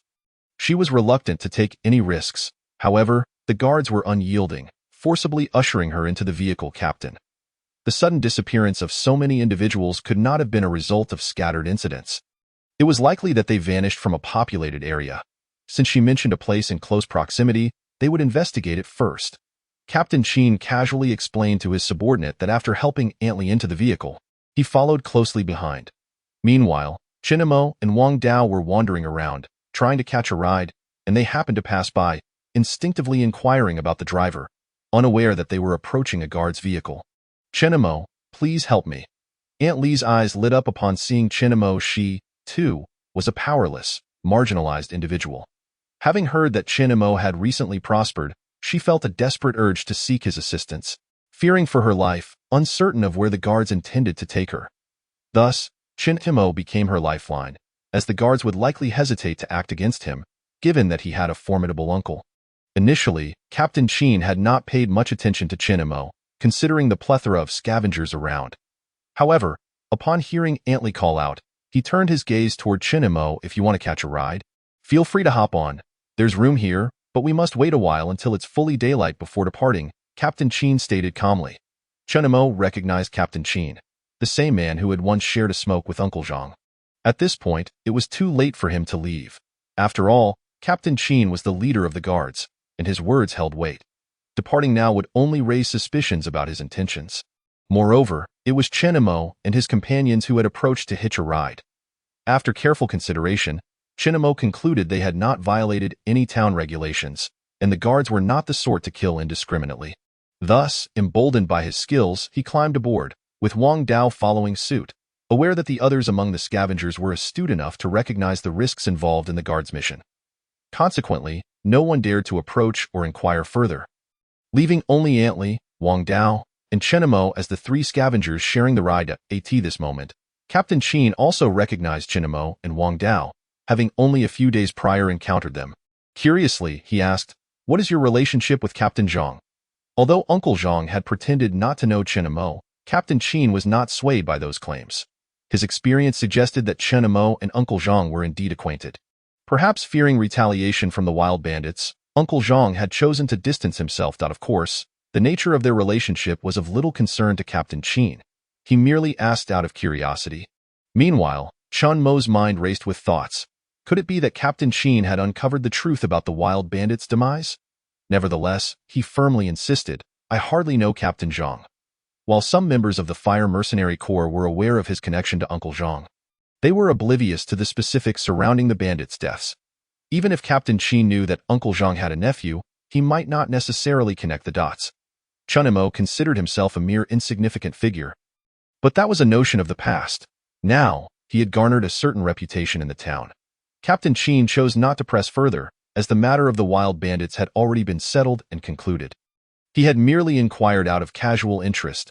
As dawn gradually broke, revealing the promise of another clear day, Captain Chin observed Chanimo closely, momentarily lost in thought. Realizing he was staring, he quickly regained his composure. "My apologies, I meant no offense. Seeing you felt like encountering an old acquaintance. Your resemblance is striking. You are Chinamo, correct? How fortuitous, I know another person with the surname Chun. Where is he now?" Chinamo, gathering his courage, asked, "Is he dead?" "He died several years ago. How should I put it? He was a good man, though in the wilderness, good men seldom live long." Captain Chin continued, "You may not be aware, but the tradition of allowing scavengers to hitch rides with mercenary groups around the town and its vicinity was established by him. Ironically, not a single scavenger knows his name, and even his death went unnoticed. Like weeds by the roadside, when they die, it is as if they never existed. He was a quintessential idealist, believing that good deeds would be rewarded, yet he met his end in such a manner." Captain Chin's rambling left his subordinates astonished, witnessing their leader lose his usual composure for the first time. What was happening today? Captain Chin seemed like a different person altogether. However, Aunt Lee's perspective differed. She speculated that Captain Chin was attempting to curry favor with Chung, as the leader of the guards. His deference was striking, especially after he had stared at Chinamo, likely recognizing the powerful figure behind him but choosing to remain discreet, offering a flimsy excuse about seeing a familiar face. What a clumsy excuse, akin to her own reasons for speaking with other wilderness dwellers, always beginning with the guise of familiarity. Given his astonished expression, it was evident that Chen Mo's background was far from ordinary, even prompting an apology from the town's guard captain. This showcased the weight of those within the safe zone, as for the discussion of good and bad. Aunt Lee found herself entirely lost. Good person. Such a foreign concept. Perhaps it was a term used in flattery, but its true meaning remained elusive. Aunt Lee thought to herself that Captain Chin, despite his official position, was inept at complimenting others. How could he use the term good person as praise? "Captain, are we ready to depart?" the driver inquired, interrupting the atmosphere in the vehicle as the dawn approached and the scavengers had mostly dispersed. Seeing that no one else intended to hitch a ride, Captain Sheen reluctantly instructed the driver to proceed. Chapter 74. The green carpet. Antley sat uncomfortably in the midst of the guards. Soon, she shifted her position to sit beside Chinamo, feeling uneasy around the guards, unsure if they would dare harm him. They had not traveled far when they veered off the main road. After all, the scavenging area was relatively close to the town. Captain Sheen had not indicated that they could disembark, and Chinamo dared not ask. Thus he continued to follow the guards. Under Antley's guidance, they quickly arrived at the spot where they had encountered Old Wong the previous day. They had to come to a halt, as the grass was too dense and tall, preventing the vehicle from advancing. Their arrival here was a result of reckless driving. Once everyone disembarked, Captain Sheen cast a suspicious glance at Chinamo, puzzled as to why he was still following, while Chinmo's reluctance to leave stemmed from Captain Sheen's earlier inquiry about his relationship with Uncle Zhang, which seemed to imply that he had Chinamo all figured out. There's a scent. Antley led the way, with Wang Dao and Chinamo trailing behind. Suddenly, Wang Dao spoke to Chinamo, causing him to become alert. They had only just arrived, yet he had already detected a smell. Did this indicate that the missing individuals were indeed in this vicinity? Wang Dao possessed not only keen eyesight but also a sensitive nose. Given his assertion, Chinamo, trusting his instincts, felt compelled to believe him. He was also curious. Based on distance, this location was alarmingly close to the protected town, a traditional scavenging area. What could have transpired to result in so many casualties? After a night had passed, the bodies should have been completely devoured by now. What happened? Antley suddenly shrieked, startling everyone. She pointed into the distance, her expression one of shock, upon traversing the thick grass. The landscape opened up before them. However, this newfound openness was not a welcome sight. It was instead obscured by a thick layer of green, resembling an extensive web. Amidst this greenery, there were splashes of red, like flowers blooming on a green carpet. Something is amiss. Isn't this supposed to be the vegetable patch? Where are the celery stalks? Antley gestured with her hands. The celery, tall and robust like bamboo, had vanished. The stalks were no longer edible, though the leaves remained consumable. It required considerable strength to bend the celery stalks to test the leaves, a labor-intensive endeavor. Moreover, this area was controlled by a small faction. Although it did not belong to any specific territory, newcomers faced all sorts of difficulties and bullying. Having followed her organization many times, Antley found the current scene utterly perplexing. There should have been neatly arranged celery, yet it had been replaced by this green carpet. She genuinely thought she had stumbled into the wrong place, but she was far too familiar with her surroundings. After scavenging for so many years, she could recognize even the slightest changes. Thus, she knew there was no such green carpet area in the vicinity, indicating that this green carpet must have appeared recently, or else she would have known of its existence. When Captain Sheen inquired, Antley hurriedly explained the situation. Captain Sheen scrutinized the vast expanse of greenery, furrowing his brows, though he detected no immediate danger. Could we have taken a wrong turn? That's impossible. There hasn't been such a region surrounding our protected town, Antley asserted. If they had indeed taken a wrong turn, she would have recognized the error, but this was not merely a matter of misidentification. She had never encountered such a sight. This realization had startled her. Lao Wan, go take a look, but exercise caution. The individual called upon was equally surprised and somewhat apprehensive. Yet, upon receiving the captain's command, he could not refuse. Time was of the essence. Captain Sheen's displeasure was evident, prompting the selected individual to proceed without delay. He cautiously sliced through the cobweb with a knife, discovering it to be surprisingly effortless, which emboldened him considerably. With a determined stroke, he created an opening. Leaning in to inspect, he felt a wave of reassurance wash over him, and turning back, he reported to the captain. There's no danger. It's merely a thin layer on top, and beneath it lies an expanse of emptiness. Although the ground below is covered with a thick layer of it resembles the remnants left after a fire. And it's dry inside. He had half expected that upon breaking through, some monstrous creature or mutated being would emerge, but he realized he had been overly imaginative. Although his subordinates reported safety, Captain Sheen was reluctant to take any risks. Continue exploring further to ascertain if it is indeed safe, he instructed. Perhaps sensing the absence of danger, Lao Wen felt considerably more at ease, yet he remained exceedingly cautious. Rather than advancing, he inched forward with trepidation. After all, each life is invaluable, and everyone harbored their own hidden agendas. People are individuals, and he could not defy the captain's orders. He could only proceed with utmost care, ready to flee at the slightest indication of trouble. Captain Sheen, naturally, did not urge him on, as he too was wary of taking unnecessary risks. Moreover, he was well aware of the caliber of his subordinates. For a few hundred points of monthly credit, what was worth risking one's life? The quality of the soldiers reflected the nature of their commander. Captain Sheen was no exception. When faced with a dilemma, he did not rush to the front, but rather skillfully designated someone to investigate. This was not his first encounter with such situations, which explained his proficiency in making swift decisions without hesitation. Fortunately, there was an element of fairness in his approach. He did not randomly select individuals, but rotated the responsibility. So if it was your turn this time, it would be someone else's next. At that moment, Chinamo and Wang Dao had become mere spectators, with no one paying them any heed as all attention was focused on the scout ahead. Is the scent emanating from here? Chinamo whispered, to which Wang Dao nodded, confirming that there was indeed something amiss. Did you notice anything? Chinamo asked. Although he himself had seen nothing, he was aware of Wang Dao's keen observation skills and sought his insight. To his surprise, Wang Dao affirmed with a nod, I can't shake the feeling that this green substance seems to be growing, spreading outwards. Though its pace isn't particularly rapid, I can't help but wonder if I'm imagining it. This is alive, Chinamo couldn't help but think. Chapter 75, The Green Scab. They cautiously moved forward for several meters without incident, and even Captain Sheen began to lower his guard. Just as everyone was preparing to advance, Lao Wen suddenly shouted and bolted backward, startling the group. However, after just 5 or 6 steps, he stumbled and fell to the ground. Captain, help me! His cries echoed, but they soon faded away. It was unclear what peril Lao Wen had encountered. After falling, he did not rise again. The green carpet was not particularly thick, yet it stood 3 to 4 decimeters high, creating the illusion of density due to the void beneath, as Lao Wen had mentioned, an expanse of ash below. The onlookers exchanged glances, instinctively distancing themselves from the green carpet. The span from Lao Wen's call for help to his subsequent silence was mere seconds. The speed of the incident was alarming.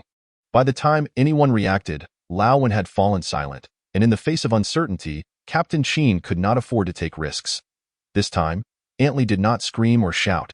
Having grown up in the wasteland, she was accustomed to death, but the sudden transformation of the green carpet had startled her. Of course, there was a hint of theatrics, a desire to maintain vigilance against the unknown.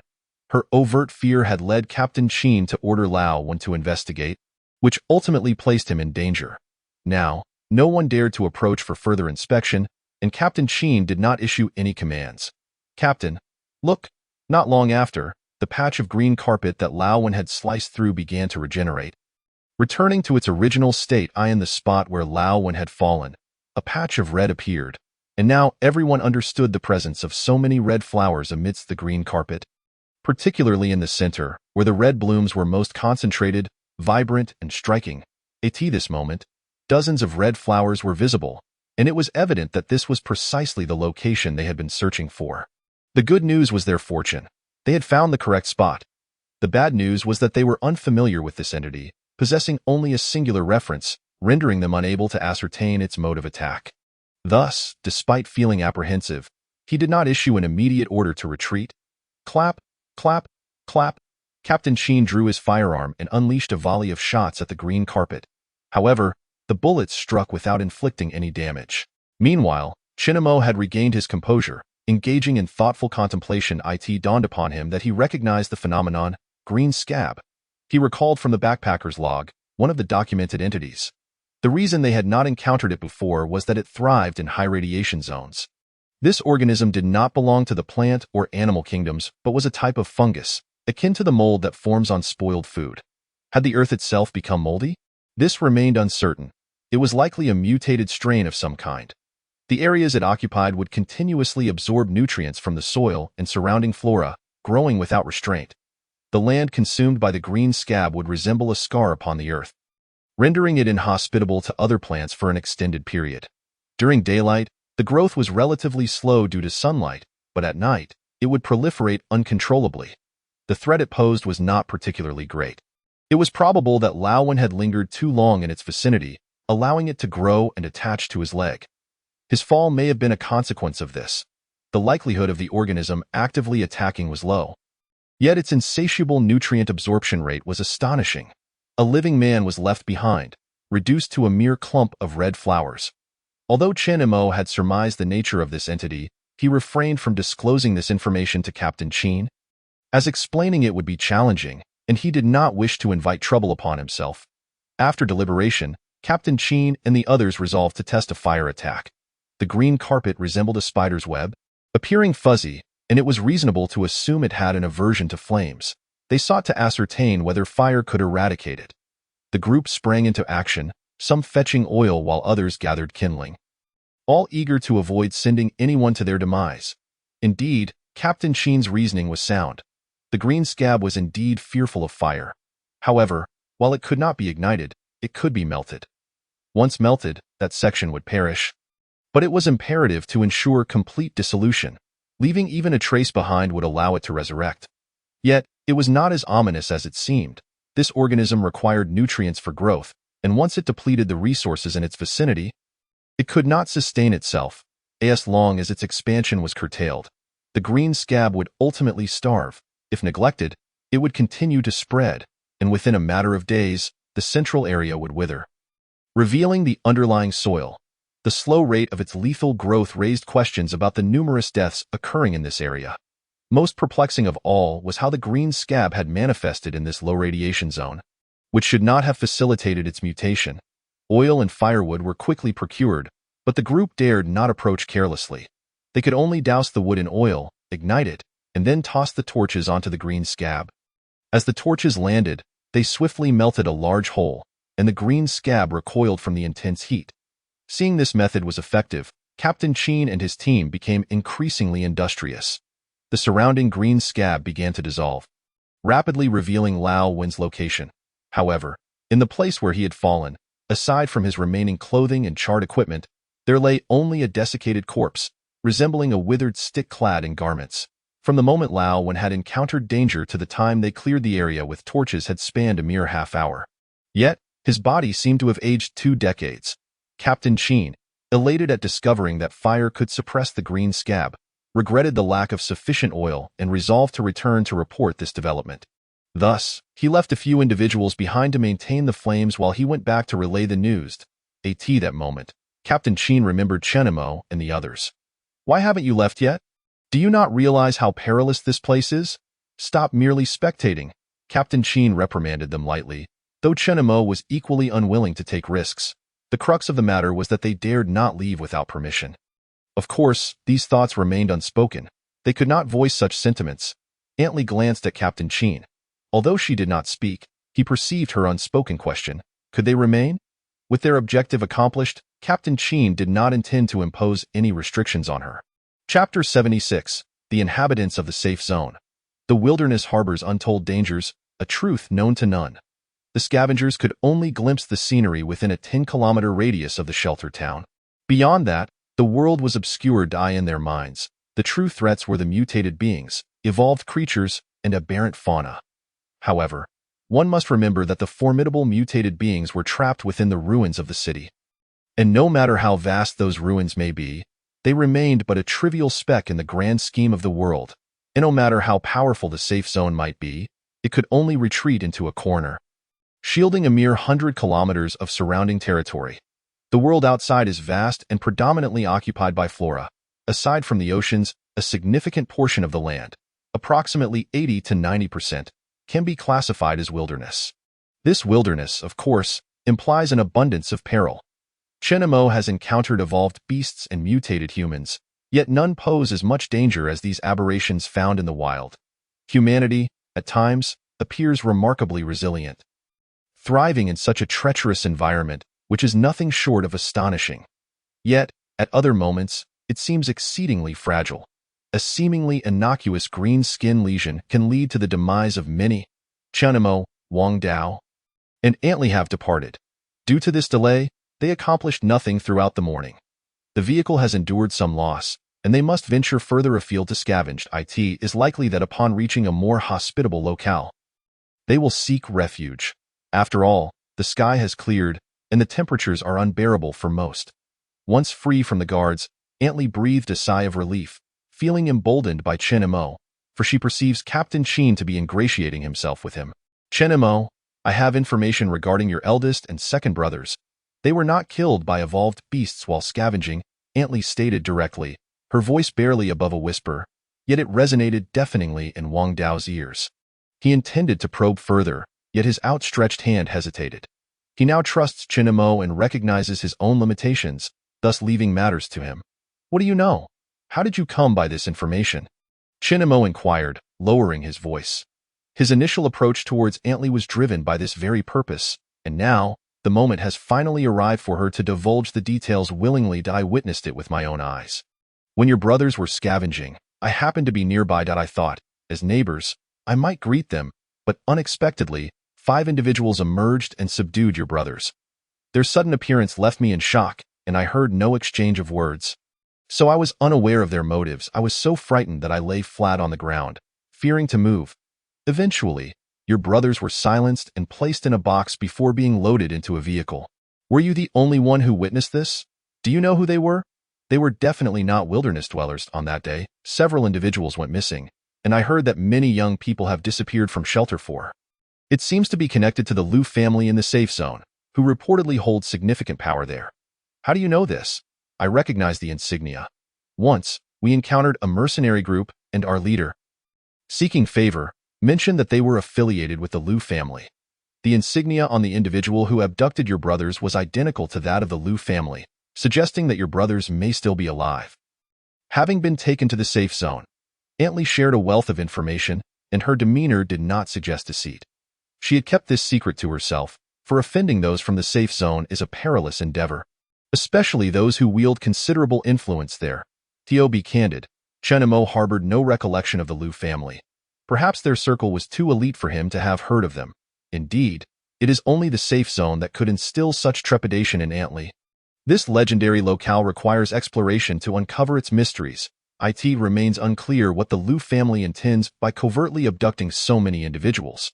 From the current circumstances, it hardly appears to bode well. However, with his limited understanding of the Liu family, dwelling on it further would yield no benefit. He must suppress this uncertainty for now and await a more opportune moment for inquiry. You must not disclose this information to anyone. Chen Mo admonished solemnly. Antley immediately assured him that she had not shared this news with anyone, for her own safety is paramount. She knows that uncovering such matters could easily lead to her silencing. From now on, I shall be your ally. I will heed your every word, Antley pledged earnestly. This, for her, signifies newfound security. Nevertheless, the statement felt somewhat awkward to Chen Mo, as he held no particular fondness for Antley, unless she were exceedingly wealthy. Unaware of the ambiguity in her words, Antley invited Chen Mo to the territory controlled by the Freemasons, revealing that they were hosting an event that day. Had it not been for these guards, I would have attended. You are also a member of the Freemasons. If all else fails, we could try our luck there. After a moment of contemplation, Chen Mo nodded in agreement. Previously, they had scavenged in remote and sparsely populated areas without a definite destination, their goals often being wild vegetables or other edible flora. Currently, lacking a clear aim and having squandered half the day, it would be prudent to explore this opportunity. Once again, Chen Mo strives to broaden his social circle, eager to engage with diverse individuals. While forming profound friendships may be unrealistic, establishing acquaintances is essential. Antley, feeling invigorated, relished the thought of wielding Chen Mo's influence to bolster her own standing. Who would not enjoy the limelight? Meanwhile, Captain Qin hastened back to the town, where the mayor expressed great delight at the swift resolution of matters. Reinforcing his trust in Captain Qin's capabilities, the unknown mutated entities posed a threat to the town, necessitating a cautious approach. It is not that they cannot be dealt with, but rather a concern for an incomplete resolution. Thus, the matter was reported to the safe zone, which took these dangers seriously and responded promptly. Professor E, engrossed in data analysis by the machinery, observed 2 young men in beds, their heads shaved and expressions vacant. Their bodies adorned with tubes while white-coated individuals administered red or green injections. The previously focused Professor E finally regained his bearings. Can we ascertain that these strains are indeed the ones leaked from the laboratory? While we cannot be certain, we have an 80% likelihood of believing that these are among the leaked strains. The alliance of evolvers is becoming increasingly audacious, stealing so much from the laboratory. Do they intend to unleash chaos upon humanity? What benefit would that bring them? These strains have significant utility, and what of the experimental subject? Has it yet to be located? Not yet. Should we deploy the military from the safe zone to search Shelter 3? The Safe Zone Committee would never consent to that. The previous searches of Shelters 4 and 1 were executed without prior approval, leading to their current preparedness. They are unlikely to agree to such a decision. Moreover, the evolvers are quite cunning. It is possible they leaked this information to divert our attention while they escape from Shelters 4 or 1. The Safe Zone Committee serves as the highest command authority within the safe zone, governing all operations through deliberation and voting. The Liu family represents a significant commercial force, particularly in the pharmaceutical sector, and is one of the principal financial backers of the Research Institute. Their influence extends beyond this safe zone, infiltrating others as well, with many committee members having received campaign funding from the Liu family. However, the Liu family cannot dominate completely. The title of emperor has long been abolished, and no one desires its resurgence, especially not the other committee members who are unwilling to relinquish their power. Thus, the committee retains its relevance. What shall we do now? An overt search is impossible. We should inform the Liu family, trusting that they will act discreetly. I hear their patriarch is gravely ill and in need of longevity and anti-aging medication from the 4th generation. The primordial strains stolen by the evolvers are precisely what is required for the new anti-aging and longevity formulas. They must recover them quickly and ensure they do not fall into the hands of the evolvers. As for the green skin lesion, its utility has diminished since it has already been utilized. We should assign personnel to manage the situation and mitigate any harm. Remember to bring back a sample and clean up the rest. Professor E sighed, lamenting the loss of such valuable research specimens to the evolvers. He felt a deep sense of regret. Who could have anticipated the evolvers' capability to steal right under their noses? The green skin lesion, initially intended for research on limb regeneration and reattachment, had become one of the essential items for study. The cataclysm has not only wrought disaster but also propelled technological advancements in physics, chemistry, and biology. For the majority, it is an apocalypse, yet for a select few, it is a veritable feast. For those engaged in research, calamity can indeed be a fortuitous event. It is said that the professor who founded the Alliance of Evolvers is mad. However, Professor E is not far behind, as their perspectives diverge significantly from those of the average individual. In a world where no secret remains concealed, news of the green skin lesion reached the safe zone concurrently with its dissemination to others. That moment, a middle-aged man in Shelter 4, upon reading the notification on his wristband, could not help but erupt in a tirade, this old Chun out of his mind. Wasn't it agreed to meet at Shelter 4? After waiting so long without a word. Having recently heard that he has sought refuge in Shelter 3, I find myself exasperated after waiting so long in Shelter 4, Shelter 3 it is, yet he brazenly appropriates our resources, seemingly unconcerned about being found. Now, he expects me to extract him before those in the safe zone can locate him. As an evolved being, venturing into Shelter 3 would be tantamount to courting death. Remarkably, he remains unharmed, and it baffles me that you are not wary of provoking his wrath. This individual vents his frustrations, having engaged in a battle of wits with the safe zone's inhabitants, which has left him in a state of fury. Yet, he cannot shirk his duty. The consequences of disobeying orders are too dire to contemplate. One of his companions has been gruesomely mutilated, with only his brain surviving in a container. A fate worse than death. In comparison, he would rather embrace mortality than endure such a torment. Brothers, why do we need to gather? The scrutiny in the safe zone is intense. Congregating like this could lead to our annihilation. You still recognize me as your leader, yet each of you vanishes when it comes to sharing resources. Always the first to flee. This time, I have a new mission for everyone. I expect you all to be alert. If you perform well, I will ensure your safe passage into the safe zone. Fail, and you may as well prepare to offer your heads as tribute. It is a matter of entering the safe zone. Will you choose to enter fully, or merely as disembodied heads? What nonsense are you spouting? Big brother? Our hesitance stems from the fear of dragging the safe zone's denizens into our troubles. We are merely considering your safety. Rest assured, big brother, we will heed your commands and ensure no trouble comes your way. A few rugged individuals convene via their wristbands, presenting a striking sight.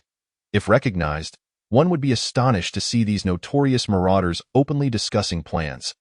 They exhibit a remarkable audacity, unperturbed by the possibility of being tracked via signals. 2 tasks await. The first involves locating an individual. Details will be sent for your careful perusal. The second task is to eliminate a mercenary and his entire family. How dare they provoke our Black Wolf Brigade? Perhaps our recent inactivity has led them to forget our fearsome reputation. This time, they shall learn the consequences of crossing us. If not for pressing matters, I would have personally taught him a lesson. Now, the timing is perfect for both vengeance and mission. A cruel smile spreads across the leader's face, as it is well known that these marauding individuals are formidable and wield deadly methods. A strategy to instill fear in their adversaries. Time has dulled their previous terror, necessitating a reminder of the ruthlessness of the marauders. The intention to eliminate a mercenary is no secret within the faction. And it hardly raises concern. After all, he is merely a mercenary. However, they are taken aback by the revelation that the target is an evolved being. Does that not seem excessive? Chapter 78, Lu Renyuan Chairman. This is the newcomer I mentioned a few days ago. One is absent due to some matters. Upon arriving at the designated location, Chunimo discovered dozens of individuals already gathered, resting in shelters, exchanging only fleeting glances with one another. Antley, evidently a person of some standing within this assembly, skillfully introduced Chunimo to a bespectacled gentleman who exuded an air of gentility. He appeared cultured and amiable, making a positive first impression. Adjusting his glasses, he approached Chunimo warmly. On this sweltering day, while others lounged lazily, he rose to greet Chunimo, eschewing any pretense of superiority. Seizing Chunmo's hand, he displayed genuine enthusiasm. Welcome, welcome. Our fellowship has gained 2 new members. This is a splendid development. I had long expressed a desire to meet newcomers, and I am delighted to finally fulfill that wish, especially with someone so young and promising. I am Lu Renyuan. Henceforth, we are family. Just call me Lu Gu. Chairman feels too formal. As Lu Renyuan shook Chunmo's hand. He enthusiastically patted the back of his hand, as though Chunmo were a person of great significance. Underscoring his esteem, he equally extended warm greetings to Wang Dao, showering him with praise. Antley beamed with delight, having always placed her trust in the chairman, especially with his endearing references to her Asli Jia, which heightened her spirits. Meanwhile, 2 aloof middle-aged men observed Chunmo and Wang Dao with cold indifference, choosing silence over engagement. These 2 are new family members. We must support one another and navigate these turbulent waters together. Can't you feel the heat? Quickly, make way for them. Show some initiative. Lu Renyuan nudged the 2 men, who begrudgingly shifted aside. Prior to Chunmo's arrival, only Lu Renyuan and these 2 had occupied the shelter, making it feel cramped with the addition of 3 more individuals. Lu Renyuan relinquished a more favorable position to Antley and Chunmo, settling for a more marginal seat himself. Upon seeing Chunmo, he felt an instant kinship, eager to converse, while Chunmo merely introduced himself. Chairman, regarding my situation. Although Antley was dazed by flattery, she retained her composure, being inherently pragmatic and somewhat opportunistic. Rest assured, I will attend to your affairs. Tomorrow, we will convene to discuss your concerns. Have I ever reneged on a promise? You know that the fellowship is not solely dictated by me. While the members trust me, I am merely an interim leader until a suitable replacement is found. Thus, my word alone does not suffice. We have moved beyond dictatorship. I am confident that you will succeed. With the chairman's assurance, Aunt Lee's smile widened.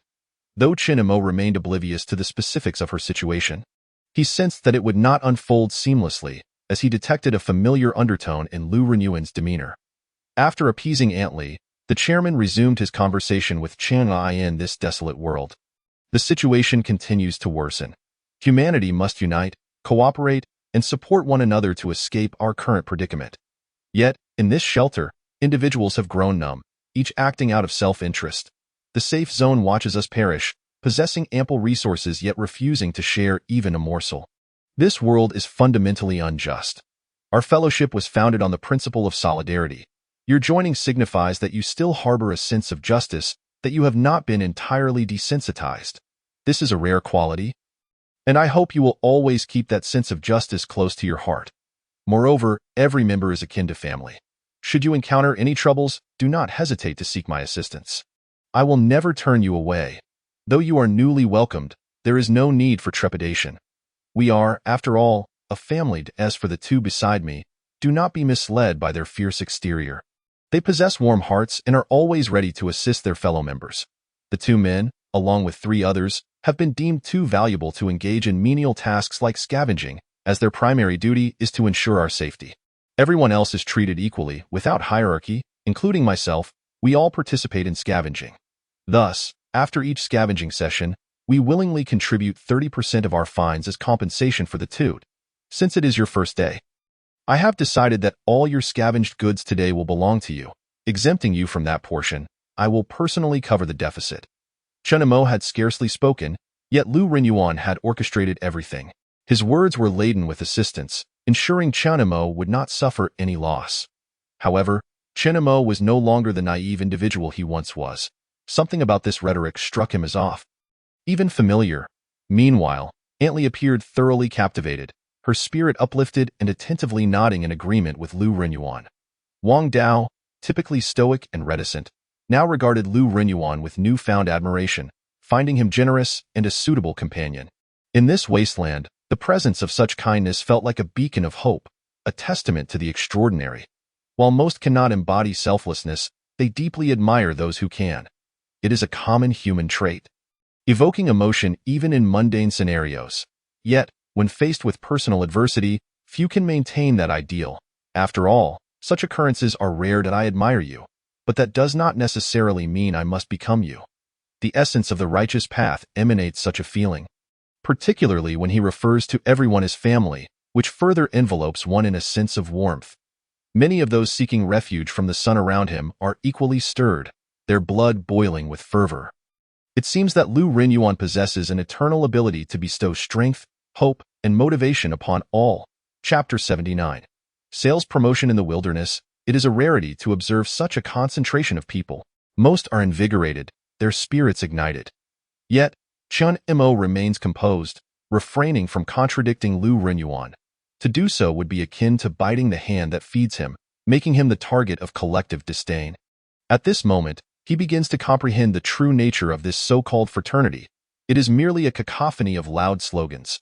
Rumor has it that this fraternity consists of over 200 members, and at present, perhaps 50 or 60 are gathered. Lu Renyuan motions for calm, expressing his delight in the addition of 2 new members, and announces a special benefit exclusively for the family present. As he speaks, he retrieves some transparent plastic tubes from his backpack, reminiscent of radiation inhibitors, yet devoid of any markings or labels. This is a radiation inhibitor, he declares, sourced from internal channels of the inhibitor company.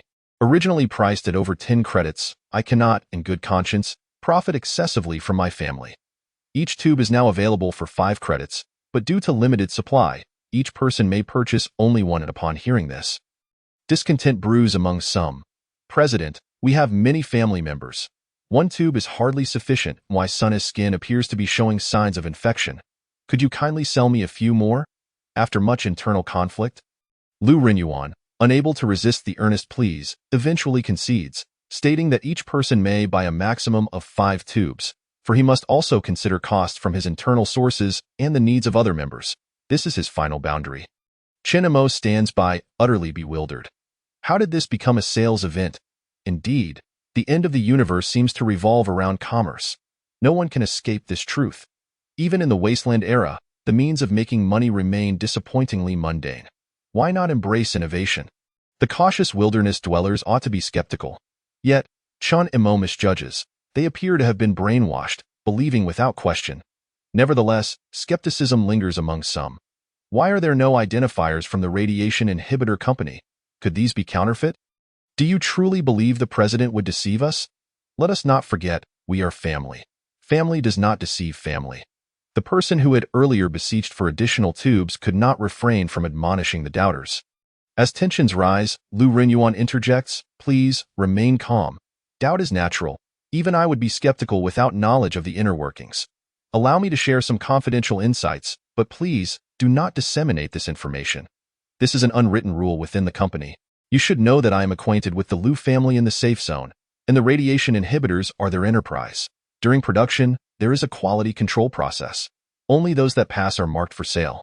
Those that fail are destroyed. A friend of mine oversees quality control. Should he tighten standards, the number of rejected products increases, leading to their destruction. He discreetly brings these rejected inhibitors to us, which are what you currently see. The contents are identical. They merely lack the aesthetic appeal or have minor discrepancies in quantity or packaging that render them substandard. Hence, no markings exist, they were smuggled out, and naturally, they dare not bear labels. These are for my friends, who cannot sell them directly, and due to our good rapport, they have entrusted me with this task. Initially, their price was set at 7 credits, but after negotiations, I have secured them for you at 5 credits. Selling them at cost with no profit. Lu Renyuan's calm demeanor fosters trust among the crowd. When faced with doubts, he refrains from argument, opting instead for a sincere explanation, even divulging internal matters. The appearance of the inhibitors, admittedly unappealing, with some distorted or misshapen, further persuades the audience. Coupled with Lu Renyuan's established reputation as a benevolent figure, his words resonate deeply.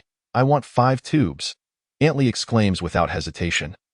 Eager to seize the opportunity before the imposed limit is lifted, Lu Renyuan beams with joy at the positive response. However, one elder remains skeptical. "President, I purchased 2 tubes from you last time, and my son, having some connections, tested one. The content was alarmingly low, and the effect was negligible. Were you deceived by your friend?"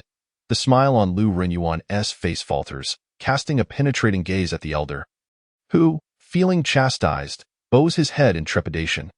Yet, Lu Renyuan does not succumb to anger. After a brief pause, he regains his characteristic smile and reassures the elder. "As I mentioned, these were clandestinely obtained from the defective batch, and it is possible that some truly substandard products were included. This is an oversight on my part, as defective and acceptable items are intermixed, and he could not afford to be selective. Bringing them all forth, here is what I will do. I will provide you with 2 additional tubes free of charge for testing. I believe this was merely a stroke of bad luck. It cannot be that every batch is compromised. Please test them, and if they are indeed substandard, feel free to expose me at the next gathering, or even confront me physically, for if I have deceived you, I deserve it. Should they pass your tests, you may pay me the 5 credits per tube afterward. No apologies necessary. It is indeed possible that genuine defects have infiltrated the batch. This is something I did not anticipate." Without allowing the elder time to respond, Lu Renyuan retrieves 2 tubes from his bag and places them directly into the elder's hands, not requesting any credits in return. He then turns to the assembly, reminding them, "You have all heard. There may indeed be genuine defects among them. I apologize for this oversight, and I assure you, should you discover any genuine substandard products, you may return them for a credit refund or exchange." Chapter 80. Investigating the truth. Lu Renyuan feels a twinge of relief, grateful for his prior preparations. Had he been unready, he might have faltered under the elder's scrutiny, as direct argumentation would only deepen suspicion. Now, following the commotion, he has fortified his position. For those with the inclination to test, they may exchange or receive a refund, mitigating any significant loss.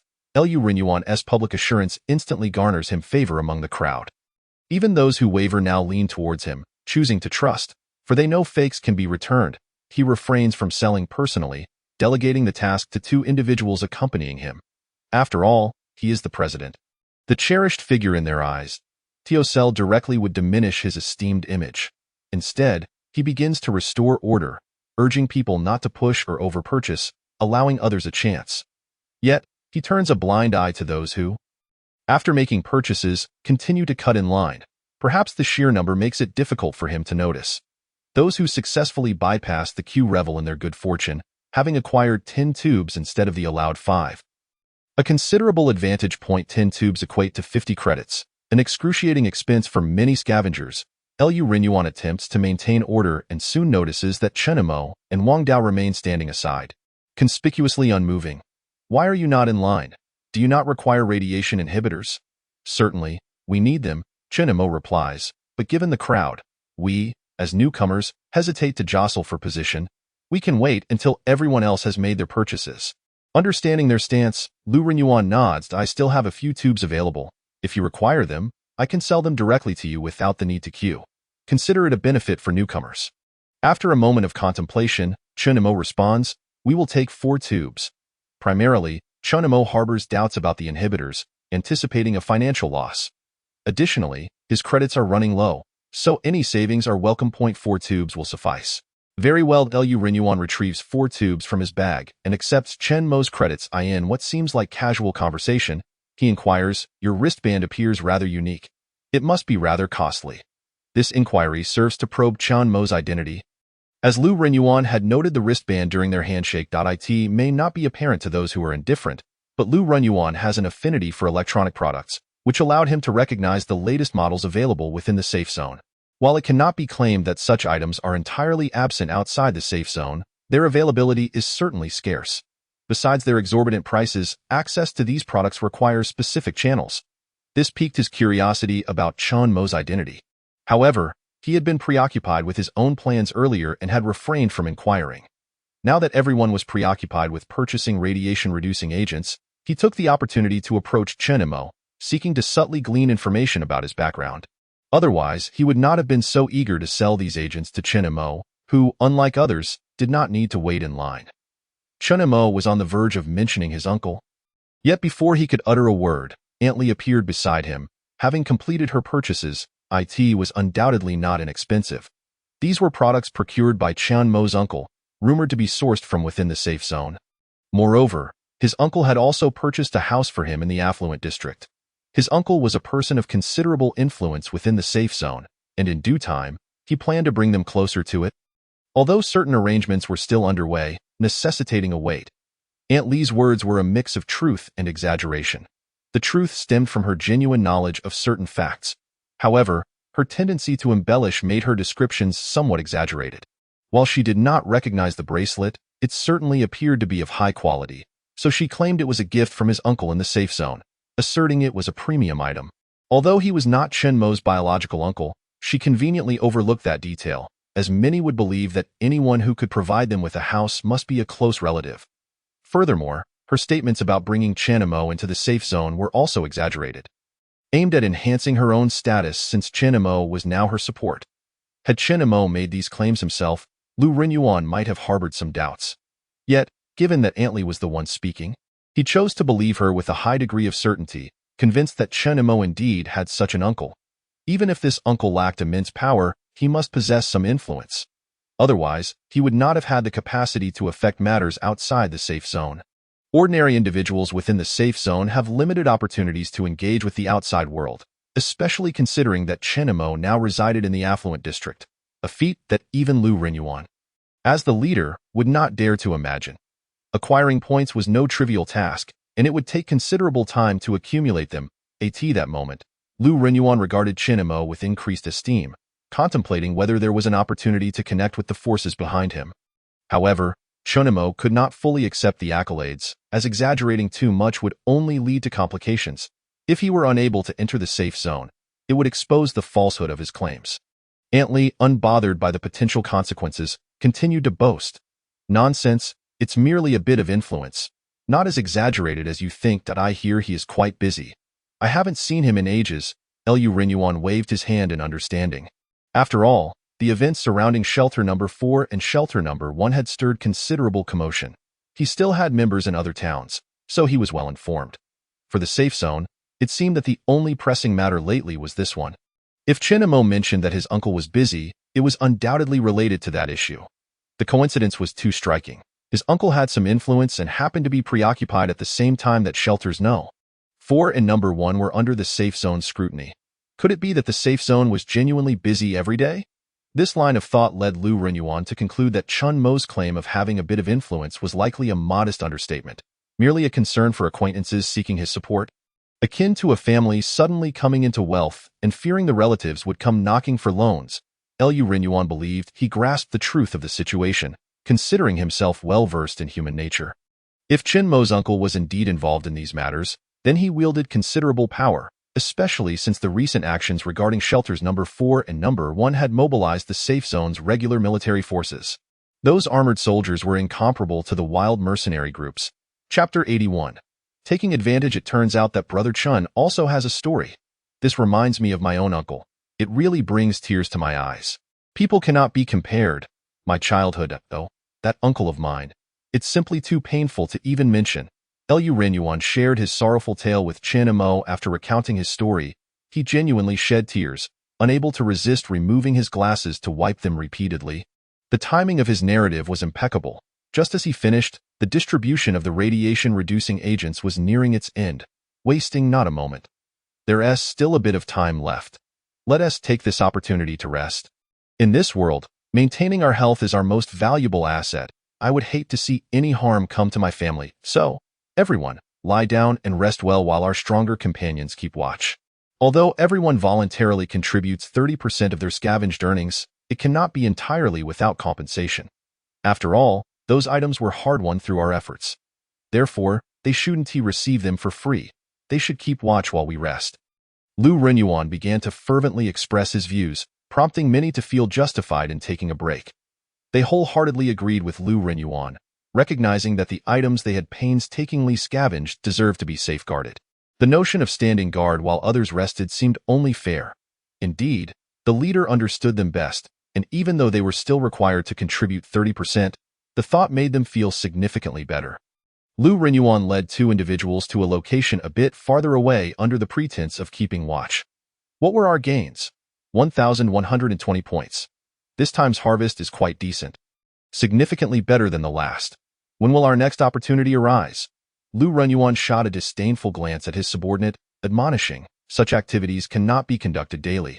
Overindulgence will lead to complications. Just like that old man today, who knows what circumstances await us next time? Too frequent engagement could be detrimental. They lack points, and if they accumulate too many, they may not be able to utilize them all. This could lead to private transactions or inspections, raising the likelihood of risks. Therefore, we must space out these activities and sell less to them, allowing them to use their points without the risk of leaking information. They wouldn't want to part with such low-priced internal goods. As for whether danger would arise, it was highly unlikely. After all, these were merely saline solutions. Unless the taste was off, he would have even considered mixing it with sugar water. The use of radiation-reducing agents is not frequent. If sold too often, it could lead to leaks, which would be detrimental to us and could result in losing people's trust. Thus, it would be prudent to wait 10 days to half a month before producing more. For now, a cautious approach is advisable. What about us? While radiation-reducing agents cannot be produced frequently, we can explore the option of nutritional agents. Currently, the price for nutritional agents has risen to 8 points each. So we will sell them for 3 points. Moreover, this product is more challenging to test. Nutritional agents can only sustain energy expenditure for a day but do not provide any sense of fullness. Hunger remains, making it difficult to detect any deception. Even if it were merely water, it would still be nourishing, unlike radiation-reducing agents, which are easily tested. Leader, how did your conversation with that newcomer go? They don't seem ordinary. They must be wealthy. It's not just their wristbands, but also their demeanor. Someone could not help but inquire, prompting Lu Renyuan to glance in Chen Mo's direction. Despite being a child, Chen Mo's demeanor and actions did not resemble those of an ordinary child. His aura did not align with that of a scavenger. He did not seem like someone in need of points, yet only purchased for radiation-reducing agents, displaying no greed. This was indeed intriguing. Keep your eyes peeled, and do not provoke trouble. That individual has an uncle with some influence in the safe zone. If we offend him, he could easily retaliate once he enters the safe zone. It would be all too simple. For the other scavengers, it's fine to maintain their fierceness, but we must exercise caution around him and avoid provoking him as much as possible. What about our earlier actions? Could we be detected? We cannot afford to offend him. It's not about turning down easy money. Radiation-reducing agents are hardly worth much. Why would he bother to conduct tests? They are harmless. Saline solutions have their own costs. Besides, the question of entering the safe zone remains ambiguous. You think it's that easy to enter? We must be cautious, at least for now, as he hasn't caused any issues yet. He has descended to scavenging alongside us. So let's observe before making any decisions. A little kindness can go a long way. We must not violate the principles of our fellowship. That is the foundation of our survival. Flattering him may not guarantee prosperity, but losing sight of our fellowship could lead to our downfall. In the past, when we were in shelter number 1, our eagerness cost us the support of our fellow members, which was fundamental. I cannot afford to repeat that mistake. Rest assured, leader, that we understand and will cooperate fully with you, ensuring no trouble arises. The two immediately nodded in agreement. After all, without the leader, they would still be fighting for scraps in the wilderness. Following the leader had afforded them a more comfortable life. So they were entirely obedient to him. Should we teach that old man a lesson? No need. We must avoid trouble. His son can test radiation-reducing agents. Who knows what his status is in the shelter? We are merely Freemasons. It is advisable not to provoke those whose identities remain unknown, lest one inadvertently steps on a landmine. Liu Renyuan is certainly not a fool. He possesses a keen awareness of his own needs and recognizes that the Freemasons are his foundation.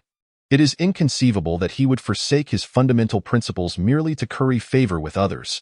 Such a course would render him vulnerable to manipulation. He once again removed his spectacles to wipe them, ensuring that he could discern each individual more clearly. Meanwhile, Antley continued to boast to Li Xia about her acquisition of 10 radiation-reducing agents, having saved over 100 points, which made her feel like she had struck a remarkable bargain and lifted her spirits considerably. She incessantly praised the president in front of Chinemo, genuinely believing him to be an exceptionally good person. Her only criticism was that he was overly kind to everyone. Were it not for the concern that everyone would recognize her and potentially be angered, she would have already queued up a third time to purchase more radiation agents. Chenemo did not dispute her, merely nodding in agreement with Aunt Lee's words. Chapter 82. Peanuts. Although he was uncertain of the authenticity of these radiation agents, Chenemo dared not use them himself. After a moment of contemplation, he discreetly offered them to Aunt Lee. Since she cherished them and could not forget them, discarding them would be a waste. Are you truly giving this to me? Aunt Lee remained incredulous, unable to fathom Chen Mo's generosity. Indeed, I am gifting it to you. That seems quite embarrassing. Aunt Lee expressed her embarrassment verbally, yet her hands were undeniably honest as she took them. Shall I supplement your points? No need. I have plenty at home and won't require so many radiation agents for now. Chinemo waved his hand dismissively, adding silently to himself, as long as you don't perish from them. I shall not be held responsible. However, he mused that even if Liu Renyuan were selling counterfeit products, he likely wouldn't dare to endanger lives, as he could not possibly harvest only this one crop. It was surely a long-term endeavor, and perhaps the agents were genuine, albeit diluted. Upon hearing that such fortune awaited her, Aunt Lee became even more excited. Shoo, let us keep this a secret. Otherwise, I might find myself in a difficult position. I understand. Aunt Lee was practically bouncing with excitement as she packed her items away. As the evening grew cooler, the crowd began to rest. With so many gathered here, they commenced a thorough search. The primary product sought was peanuts, though if any other edible wild vegetables were found, they would be examined as well. After all, while there were indeed many peanuts here, many had already exceeded radiation safety limits. And the ground was riddled with holes. A single peanut seed might have others within a square meter's radius. Even areas previously excavated could still harbor peanuts, which was an uncertain prospect. Due to the unspoken agreement among scavengers, they would only uproot wild vegetables, while crops like peanuts were left undisturbed. They searched solely around the peanut plants, and the same applied to gray vegetables. Otherwise, they would not have become a wild vegetable area. Drawing so many hopefuls. Although disturbing these resources in the wilderness was not illegal, it could easily provoke the ire of others. After all, gray vegetables could sprout new leaves, and peanuts could do likewise. Surrounded by hundreds, if not thousands, of peanut plants, the area had been excavated numerous times, yet scavengers still persisted in their luck-seeking endeavors. Who could say which plant might have sprouted anew? Moreover, after a heavy rain, mutated plants tended to grow at an accelerated pace, defying previous expectations. Imitating the others, Chinemo found a peanut plant that showed no signs of recent disturbance and promptly sat down to begin digging around its base. In just 2 or 3 minutes, he unearthed a solid object. Clearing the surrounding soil revealed a peanut, roughly the size of a fist. Resembling a gourd, he pulled it free, and upon opening it, discovered 2 peanut kernels the size of ping-pong balls. One advantage of the wasteland was that food had grown larger and more filling, perhaps a slender hope that the wasteland had left for humanity. While the radiation levels were indeed excessive, Chinemo felt reluctant to discard it. Yet, to avoid contamination from high radiation items, he ultimately cast it aside after much internal deliberation. He then picked up another peanut kernel, but this one was exceedingly hard. Left with no choice, he discarded it, as it had become petrified, similar to certain vegetables that had turned plastic. This was akin to the fate of some animals. Some mutated, while others evolved. The same principle applied to these peanuts. Although they were all peanuts, they had likely transformed, with petrification being one such outcome, rendering them ineatable. 5 minutes later, Chinamo found another peanut, still fist-sized and gourd-like. Upon opening it, he again found 2 ping-pong ball-sized kernels. Though not petrified, they still exceeded safety limits. Such occurrences were commonplace. After all, scavenging was no easy task. Some individuals would toil all day without reward. If it were so simple to obtain, the scavengers would not be facing hunger. Although this area boasted a plethora of peanuts, the acceptance rate was rather low, particularly for those meeting safety standards. Frankly speaking, if the levels were high, this place would not likely be occupied by an organization like the Freemasons. As the principle of holding wealth brings misfortune is well understood. However, the concentration of peanut plants here was quite remarkable. A vast expanse was visible at a glance. Others had come by, yet those who were alone kept their distance, wary of the Freemasons, who had designated protectors.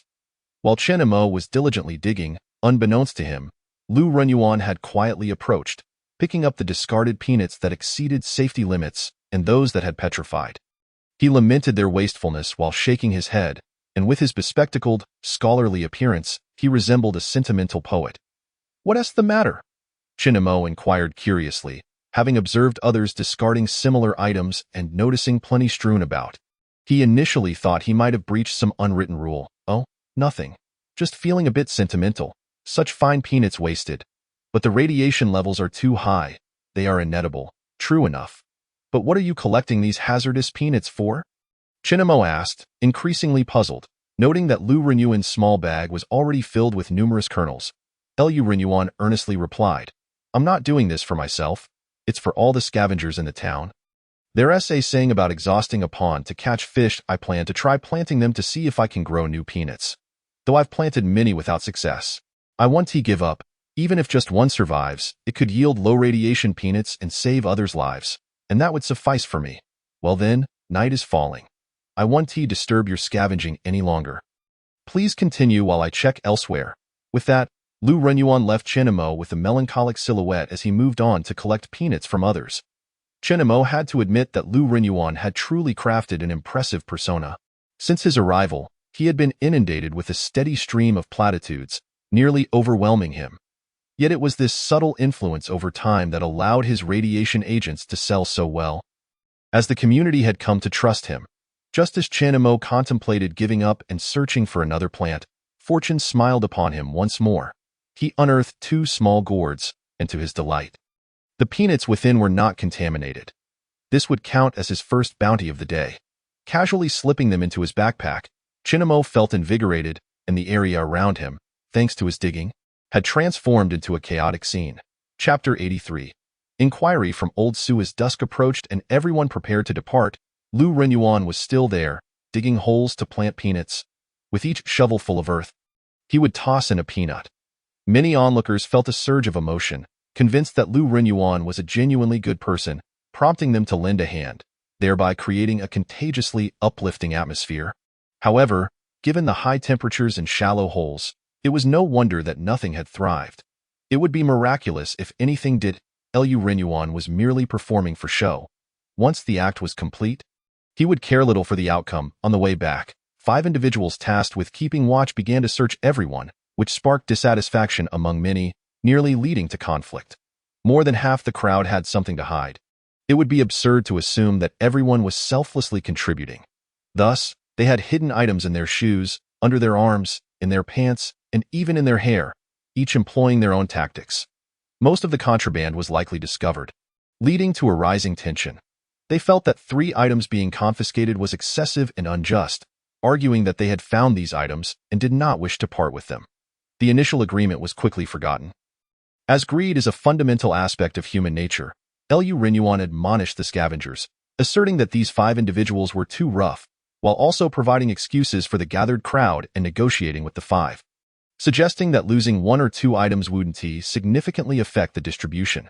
The 5 were equally obstinate, lamenting their own struggles to support families in need. If the situation could not be resolved amicably, Lu Renyuan would take responsibility for the excess, diffusing the immediate conflict. Some individuals, feeling ashamed, might voluntarily relinquish their contraband, while others with thicker skins were reluctant to concede. Nonetheless, gratitude towards Lu Renyuan was palpable. Although Chen Imo did not pay particular attention to Lu Renyuan, he noticed him picking up discarded peanuts and did not see him excavating.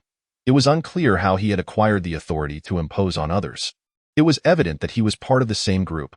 The fact that others believed in him spoke volumes about the fervent loyalty of his followers. They seemed to wear a filter that allowed them to overlook any unreasonable behavior.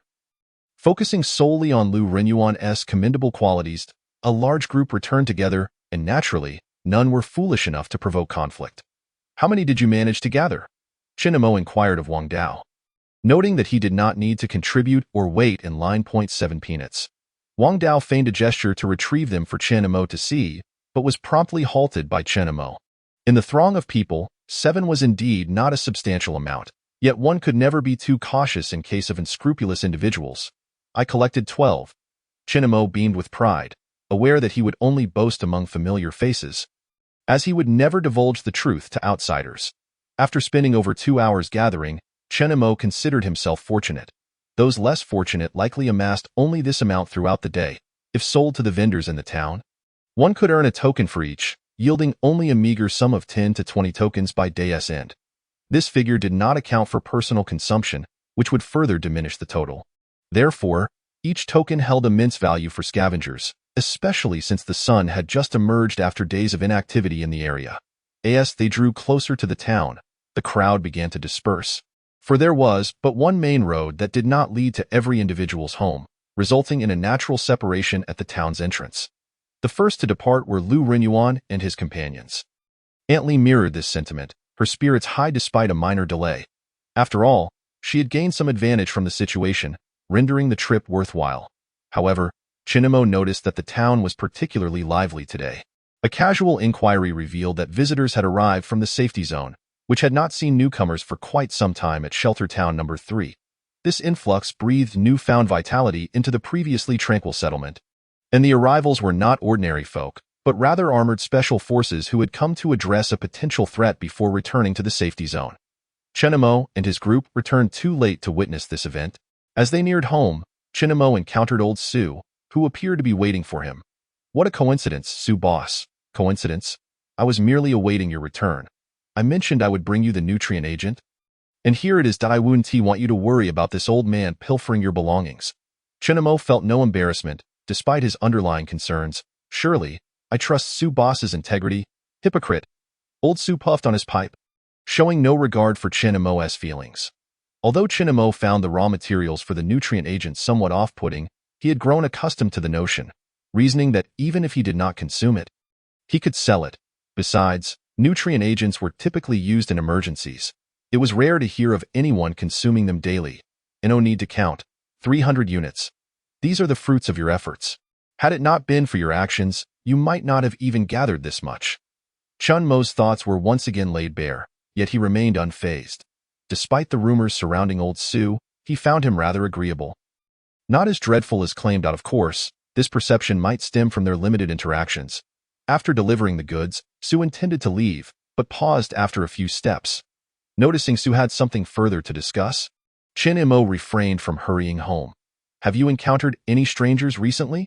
"Not at all," Chen Imo replied without hesitation, genuinely unaware of any unfamiliar individuals. However, he had forgotten about the deceased. Old Su appeared skeptical. Scrutinizing Chen Imo for a moment, his brow furrowed. Chen Mo's candid demeanor did not seem to suggest deceit. That raises some questions. The quick visit from Su, coupled with his waiting here, indicated he suspected something amiss. "So, where did you acquire the snake fruit?" Upon hearing this, Chen Imo recalled that, in terms of strangers, the corpse indeed qualified. However, he had already claimed ignorance, and changing his story now would seem suspicious. He speculated that perhaps old Su was aware that he possessed the snake fruit. If that were the case, it could lead to unnecessary complications, prompting him to steadfastly deny any knowledge. "When we found it at your place, you could see we had no knowledge of such a thing unless you mentioned it. We merely stumbled upon it, unaware of the circumstances surrounding it." "What's the matter? Has the owner of the snake fruit come looking for it?" Chen Imo feigned curiosity, yet old Su refrained from divulging specific reasons. Chapter 84. Selling meat. Do not concern yourself with the particulars. Regardless of whether you found it, do not speak of the snake fruit to anyone else. It would be wise to act as though you are unaware of such things. In the coming days, Shelter Town number 3 will experience increased activity. You should also alert your Uncle Zhang to remain vigilant against wilderness bandits. Chen Mo was taken aback. Would wilderness bandits truly target Shelter Town? No. 3. That would indicate a severe vendetta. Indeed. Chen Mo nodded in acknowledgement of his connection to Uncle Zhang. Given that Su had broached the subject, it was clear he was aware of their relationship. Despite Chen Mo's prior denials. However, since Su was already informed, acknowledging it seemed futile. Once Su departed, Chen Mo and his companions entered through the main door. Previously, Chen Mo had worn a complete set of clothing, along with a backpack, suggesting he might have been a backpacker. Could he have found the snake fruit in the same manner? As old Su walked on, deep in thought, the night had fallen, yet he navigated swiftly and steadily without need to observe the path. Earlier that day, he had dispatched bandits at the shelter, and later, he had slain a backpacker. How could he possess such prowess? Where did the backpacker acquire the snake fruit? Or was it discarded by the safety zone? Yet that seemed implausible. He could not have killed an evolved individual. If an evolved being had perished, who then was responsible for the green skin affliction? Was there a connection between them? The evolved ones, with their inflated egos, would hardly regard a mere scavenger, much less collaborate with one. If Chen Mo had slain an evolved being, old Su would find that utterly unbelievable. Those who escaped the safety zone could not be mere commoners. They were undoubtedly cautious individuals. Would such a person be outsmarted by 2 children? Hence, he formulated another theory, albeit without evidence. Perhaps a backpacker had stumbled upon an evolved being and was subsequently slain, resulting in the snake fruit being accidentally dropped. Chen Mo and his group then came across the corpse, scavenging and retrieving the snake fruit. This scenario seemed much more plausible, yet what connection did the liquor have to this matter? The situation was becoming increasingly convoluted. What was once thought to be a serene Shelter Town number 3 now appeared destined for turmoil. His visit was primarily to inquire about the snake fruit. Yet he regrettably left with no answers. Is everything well at home? A few individuals came by, wishing to barter for meat or purchase some, but I hesitated to open the door for transactions. Wang Ye was quite astute, maintaining a strong sense of vigilance. However, Lu Jun had ventured out today, seeking to scrounge food from the church and similar places. Lu Jun appeared quite anxious, evidently having received a reprimand from Wang Ye earlier. After all, times had changed. Previously, they had little to worry about, but now, with newfound prosperity, there was concern about potential threats. However, the house was not large enough to keep him confined indefinitely, and at his age, he was naturally restless, making it impossible to contain him. To speak frankly, he had companions outside to play with. Ideally, Chen Mo would prefer he not roam freely, yet this was merely a temporary solution. He could go out to play, but not too late, and he must remember to carry a weapon for safety. Lu Jun's eyes brightened, instantly regaining confidence. Did this mean he had permission to go out and play? What about me? Yu exclaimed excitedly, raising her hand, while the other 2 children looked on in confusion, mimicking her enthusiasm.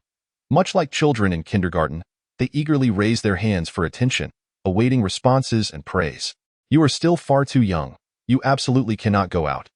Lu Jun was somewhat more mature, displaying cleverness. Besides, he was no longer a child, but Yu was only 9, a girl who could easily fall prey to danger. Yu felt a bit disheartened but quickly adjusted her demeanor. After dinner, Wang Ye returned to her needlework, unable to remain idle. She aimed to utilize her downtime to finish the cotton, for time was of the essence. The little ones were diligently learning to write, focusing intently on their tasks. Lu Jun seemed preoccupied, and the main noise in the house came from Wang Dao, practicing with his hand crossbow.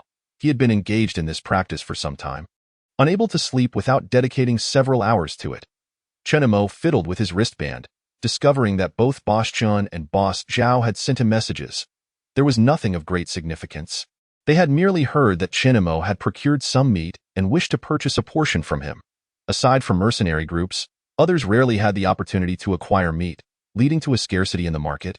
They are slightly better than the average scavengers. After all, they possess some points. However, with the onset of winter and the scarcity of food, everyone is hoarding supplies. Thus, they have lost their means to purchase meat. Since they have become acquainted with Chen Mo, they shamelessly wish to buy some from him.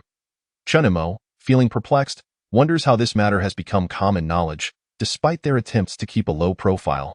It seems everyone is aware of their situation. Even Wang Ya, who stays at home, receives visitors wishing to buy meat. In contrast, the other two groups have not conveyed such news. One can only conclude that every scavenger is astute. Chen Imo and Wang Dao remain somewhat inexperienced, given their lack of outdoor scavenging experience. This knowledge requires time to accumulate, and having scavenged for only a few days, they cannot possibly compare to these individuals. After some hesitation, Chen Imo ultimately agrees to their trade request, firstly because these people owe him a favor, and secondly, they cannot survive on meat alone. They do not possess a mine at home. Nor do they have the means to indulge in meat every day. He requires other types of food. So he consents to the trade but requests no points, only other food items. Each of the two can trade for 10 pounds. They do not hesitate much, as meat is indeed a valuable commodity, and they lack other food supplies. Boss Chun offers 40 pounds of rice noodles, made from mutated rice that has been crushed into fine particles, along with some wild vegetables. Boss Xiao presents mutated potatoes and sweet potatoes, the origins of which remain unknown. It appears they have hoarded quite a bit of food. Chapter 85. The harvest is too meager. Good morning. Brother Chen. In the past, when he was not well known, Chen Imo went unrecognized wherever he went. Now, suddenly famous, it seems everyone feels particularly familiar with him, greeting him incessantly, even though he does not recognize them. There is a saying, when poor, no one cares. When rich, distant relatives come forth.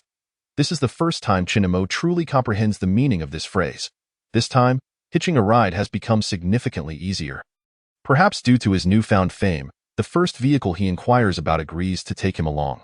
Yesterday, he relayed the warning from old Su to Uncle Zhang, but Uncle Zhang needs a few more days and cannot return just yet. They set off before dawn, and the mercenary group, perhaps eager to travel, did not linger long before disembarking. After leaving the small town, the atmosphere grew distant. They veered off the main road, quickly disappearing into the dense underbrush. As Chen Imo and Wang Dao prepared to depart, a scavenger approached them. Wang Dao, ever vigilant, immediately raised his hand crossbow. Upon noticing Wang Dao's weapon, the man halted, a sycophantic smile plastered on his face, and said, "Do not misunderstand. I merely wish to make a trade with Brother Chen." The man appeared aged, his face flushed, likely due to high radiation exposure, though not severely so, as there were no visible growths on his face. Under Chan Mo's scrutinizing gaze, he instinctively wrapped his cloth more tightly around himself. "I have discovered a prime location with an abundance of wild vegetables, devoid of other scavengers. I wish to sell this information to you. Would you be interested?" Without a moment's hesitation, Chen Imo rejected the offer, stating, "I am not interested." Was this not a statement of the obvious? The man himself bore signs of radiation excess. If such a place truly existed, why would he sell the information instead of exploiting it himself? Did he truly think Chen Imo was so gullible due to his youth? It was either a deception or a trap. Or perhaps there was some danger involved. He was not invincible. He could not tackle numerous dangers. Simultaneously, he had no desire to indulge in the man's sweet talk, so he turned to leave. The man attempted to follow but was repelled by Wang Dao. After weaving through the grass for a while, Chen Imo still felt uneasy and decided to venture further away, suspecting that there might be more than one person involved. Watching Chen Imo and Wang Dao depart, the man felt a twinge of resentment but dared not pursue them. He had not anticipated that Chen Imo would leave so abruptly, offering him no opportunity to speak, and furthermore, Wang Dao wielded a hand crossbow. The sun had risen, and they decided to scavenge in that spot. Once they felt they had distanced themselves sufficiently, Chen Imo and Wang Dao began their assessments. It was not that he did not wish to explore the peanut area. After all, it had been a few days since anyone had visited, and the harvest was decent. However, the concentration of scavengers in that area made it more likely to attract teams, inevitably leading to complications. Hence, as solitary scavengers, it was wiser to seek out less crowded locations, at least for their safety. The testing process was tedious and monotonous, akin to a repetitive assembly line task. Watching the red numbers on the instrument shift from regretful to ultimately numbing. Perhaps their luck had run out. Throughout the morning, they only managed to gather 2 pounds of acceptable wild vegetables, hardly sufficient to meet their household's daily consumption, especially with winter approaching and the need to stockpile food. No wonder they had not encountered any other scavengers that morning. The meager findings were pitifully scarce. "Shall we venture to the 5-kilometer area?" There is hardly anything edible in this 3 to 4 kilometer stretch. Wang Dao suggested. Although these plants grow rapidly, they cannot withstand the sheer number of scavengers. While there were long-distance scavengers, the farther one strayed, the greater the danger. Typically, teams dared to venture farther, with only the two of them. Chenemo felt it was too risky, thus he directly declined. Chenemo was now exceedingly cautious and valued his life.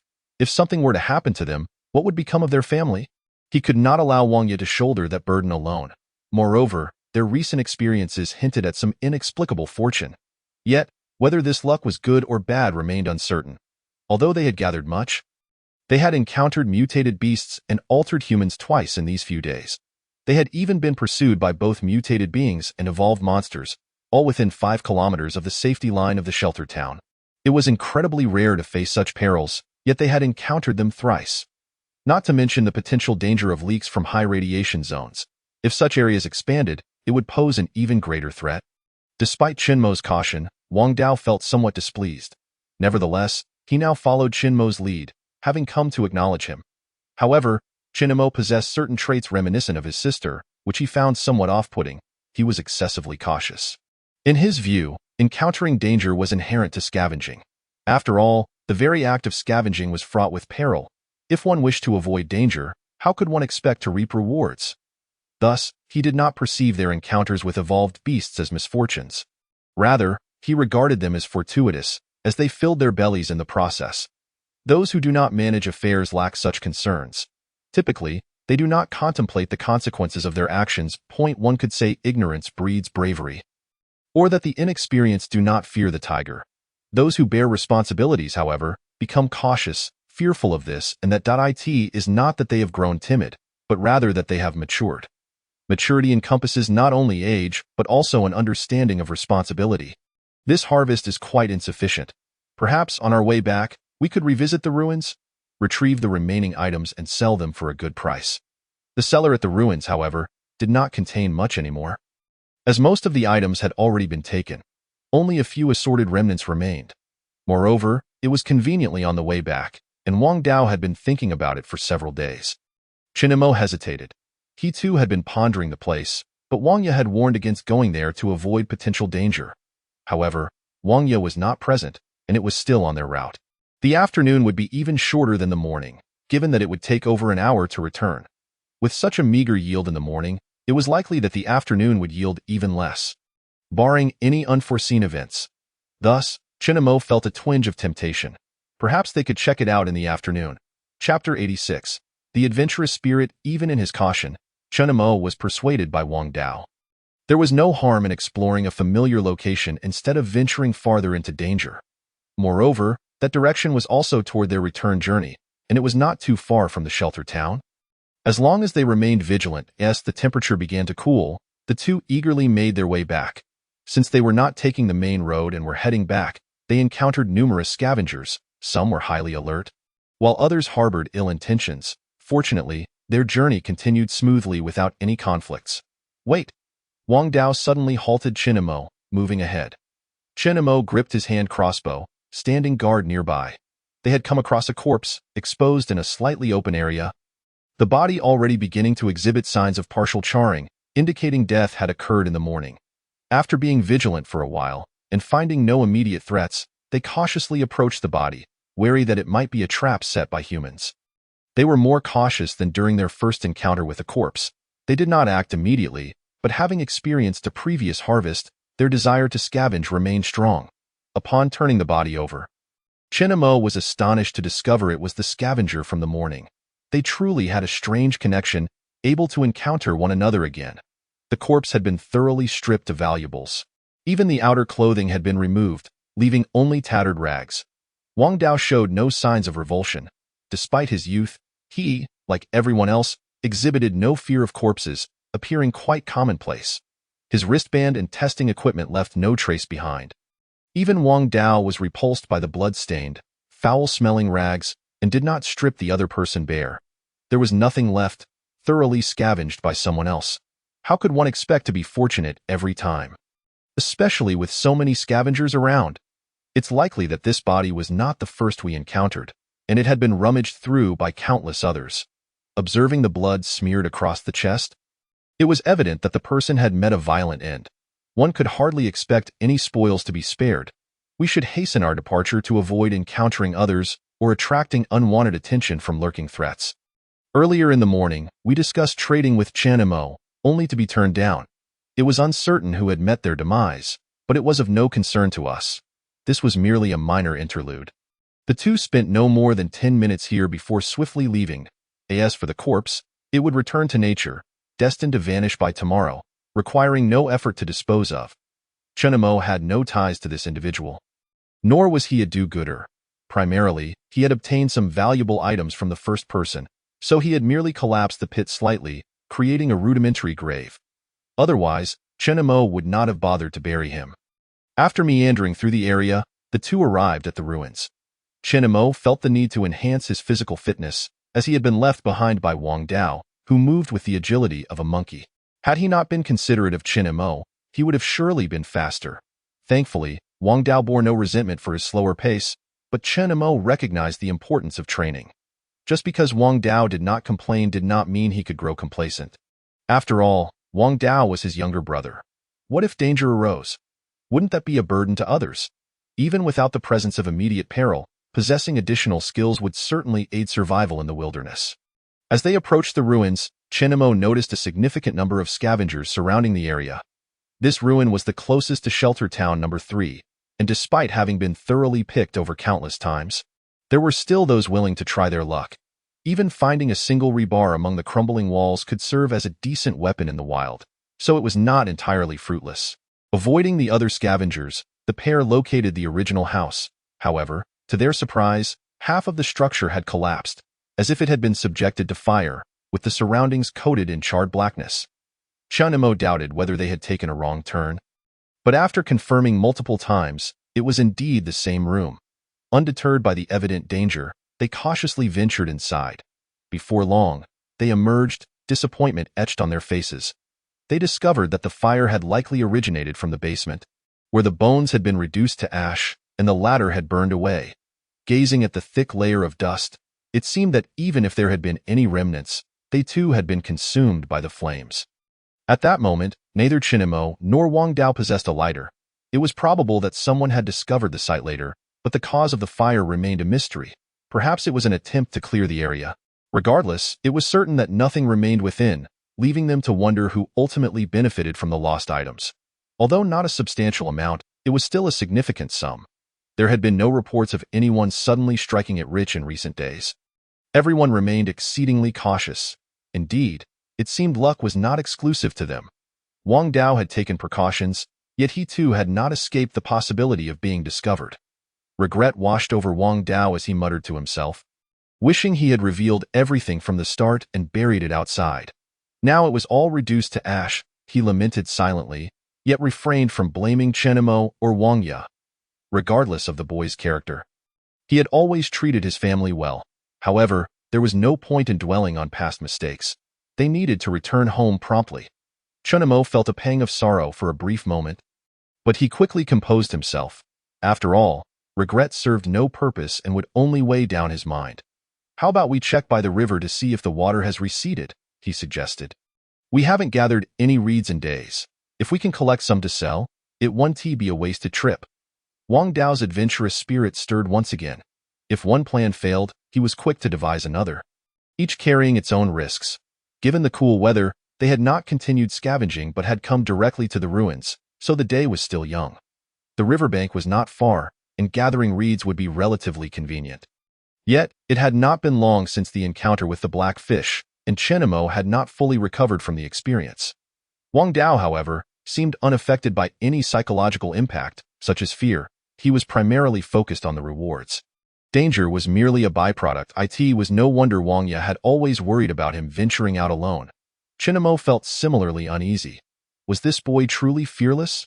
The sky had just cleared, and the waters could not recede so swiftly. The dangers lurking within the river remained unknown, and encountering another mutated fish would not bode well. Thus, perhaps it was best to postpone their plans and return in a couple of days. Chen and Mo had other matters to attend to and preferred to return home sooner rather than later, especially since there were children to care for. Chapter 87. the anomalies of the town returning home early. The sky had not yet darkened. The number of people arriving at the town was scant, but many had already set up stalls at the entrance, exchanging various tidbits of news as idleness bred conversation.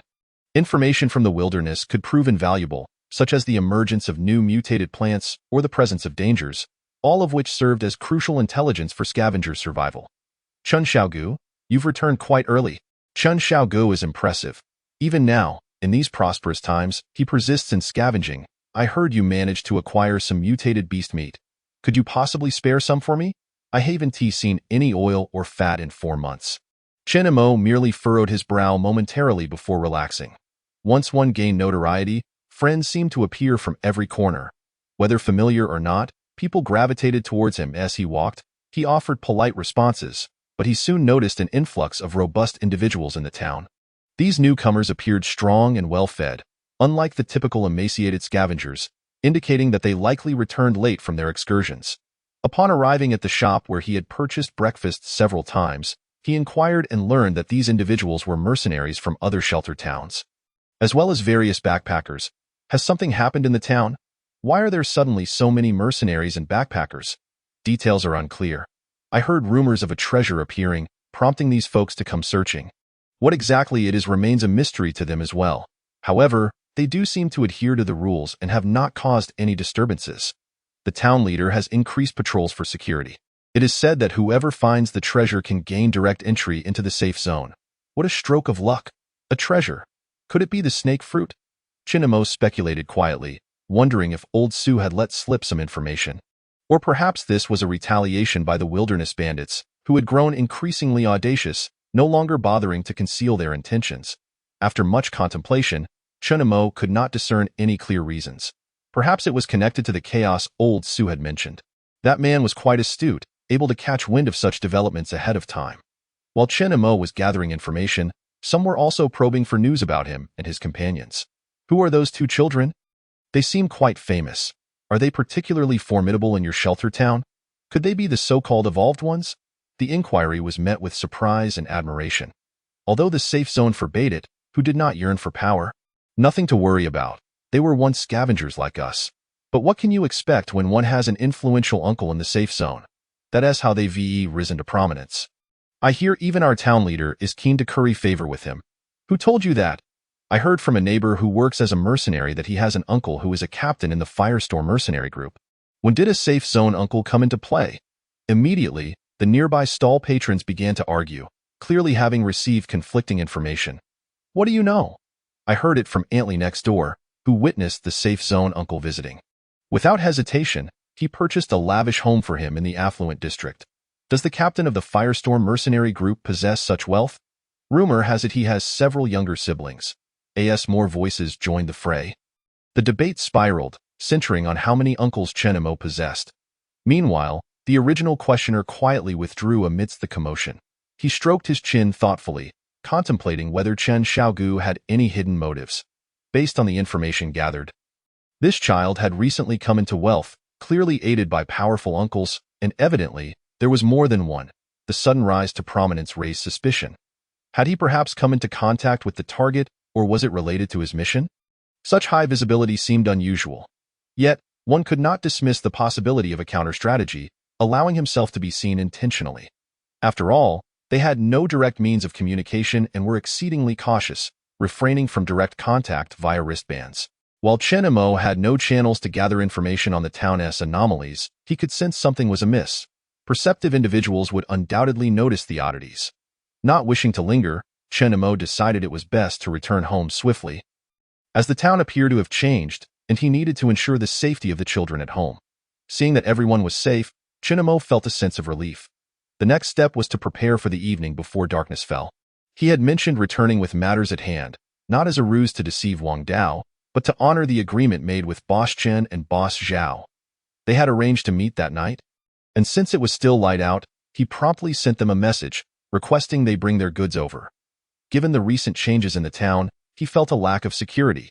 It was far better to conduct transactions right at his doorstep. Where no one dared to cause trouble before long, Boss Zhao arrived first, as he lived the closest. However, he did not linger for long. After a brief exchange of pleasantries, He left in haste, prompting Boss Chun to rush over. Boss Chin's business involved strenuous labor, and it was evident he was quite fatigued, as everyone struggled to make a living. Chunimo ordered 10 carts of firewood from him, indicating that delivery in a couple of days would suffice. There was no urgency at the moment, so they engaged in casual conversation. You mentioned that there were troops searching for something at Shelter Town number 4. What is the current situation? Have they found what they were looking for? Chinimo inquired nonchalantly, harboring doubts about whether the issues at Shelter Town number 3 were a continuation of those at number 4. However, he had not seen any formal military presence, only a mix of backpackers and mercenaries. I've been busy with guests from Shelter Town number 4 these past few days. It seems they have already found what they were looking for, and the troops withdrew yesterday. They even captured 2 evolved beings. Presumably members of the Evolutionary Alliance. I've heard they are notorious for their ruthless deeds, having taken over 30 lives. Those damned members of the Evolutionary Alliance have slaughtered countless innocents. Due to Chinmo's order, Boss Chun was in relatively good spirits. However, the mention of the Evolutionary Alliance made him grit his teeth.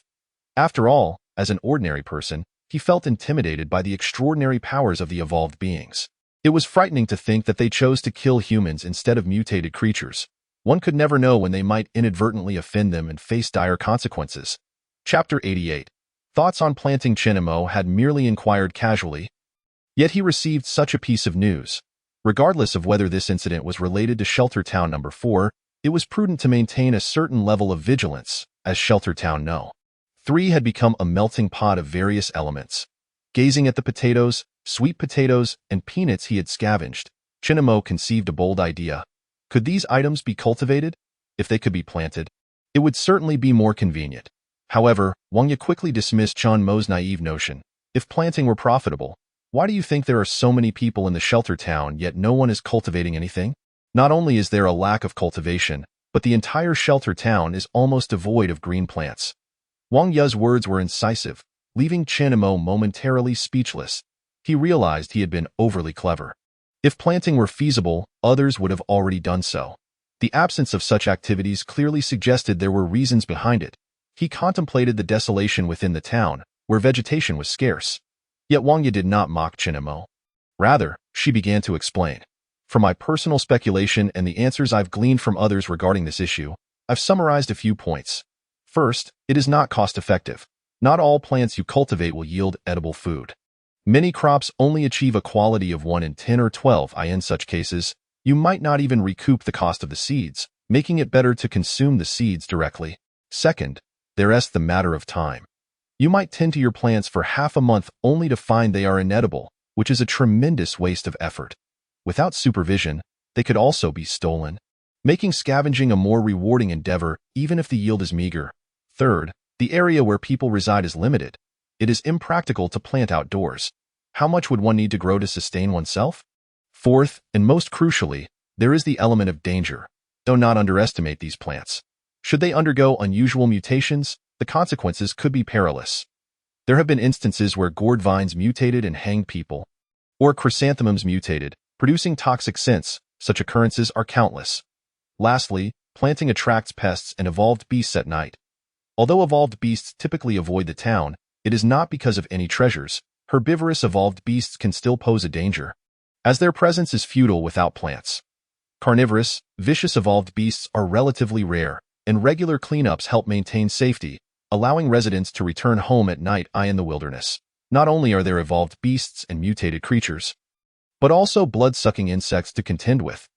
There may be other reasons, but from what I've gathered, these 5 circumstances explain why planting is illegal in the town and will be cleared by the guards unless done in the privacy of one's home. Chinmo quickly grasped the rationale. The people of the wilderness were not foolish, and years of experience had led to these conclusions. This was why no one dared to spend the night outside the town. It was not that staying outside was impossible, but rather that the risks were too great. The absence of plants, pests, evolved beasts, and mutated creatures in the town was not without reason. What seemed unreasonable to him might actually be the most logical and optimal choice in this era. If evolved beasts and insects were unwilling to approach, it indicated a level of safety, a straightforward principle that had proven effective. He also recognized another quality in Wang Ye, her ability to summarize information, showcasing her intelligence. Many might harbor similar doubts, but most would follow the crowd. However, Wang Ye had begun scavenging only after her elder brothers had gone missing, yet she displayed remarkable maturity, at the very least. Her theoretical foundation was solid, and she had long been prepared. Chen Mo had learned much about the wilderness from Wang Ye, as if she possessed knowledge about everything in that domain. "Why are you so impressive among the novice scavengers?" he inquired. "What are you working on?" Wang Ye was diligently jotting down notes in her small notebook, prompting Chen Mo's curiosity as he was preparing dinner. "I'm calculating the quantity of food we have and how long it will last. To survive the winter, I'm estimating how much we need and what additional supplies we might require. And how long can we last?" Chen Mo asked. "According to our current living standards, a maximum of 24 days. If we consider our previous living standards, we could last 36 days. We can also afford to part with 20 pounds of meat. Although meat is precious, our staple should primarily consist of vegetables, which we can sell when the time is right. If each person consumes a nutritional supplement daily, we would only need one meal a day, effectively doubling our food supply. However, we would require over 200 nutritional supplements in a month. Calculating for 2 months of winter based on previous standards, we would need 400 supplements. We are barely sufficient in that regard, but this winter may be prolonged, necessitating additional preparations." Chen Mo assessed that, based on previous standards, supplemented with nutritional aids, they could survive an entire winter. Although he felt a bit uneasy about the supplements, he had to admit they were essential for enduring the winter. After all, during winter, there wasn't much to do. One simply needed to consume some nutritional supplements and wait out the time at home. Whenever hunger struck, they could nibble on something small. However, the previous standards were hardly standards at all. They merely facilitated survival. The two little ones were so hungry they began eating insects. The current standards were not too demanding. Primarily, they had tasted meat, and with a bit of grease in their bellies, they suddenly felt an improvement in their quality of life. As the pot began to boil, the two little ones eagerly exclaimed, "Third brother, I want to drink rice flour porridge." Exine and Liang had been watching Lu Jun tend to the pot, busily handing him firewood and bickering over whose wood would burn first. As soon as the pot began to emit steam, they shouted out, fearing Chen Mo had not noticed.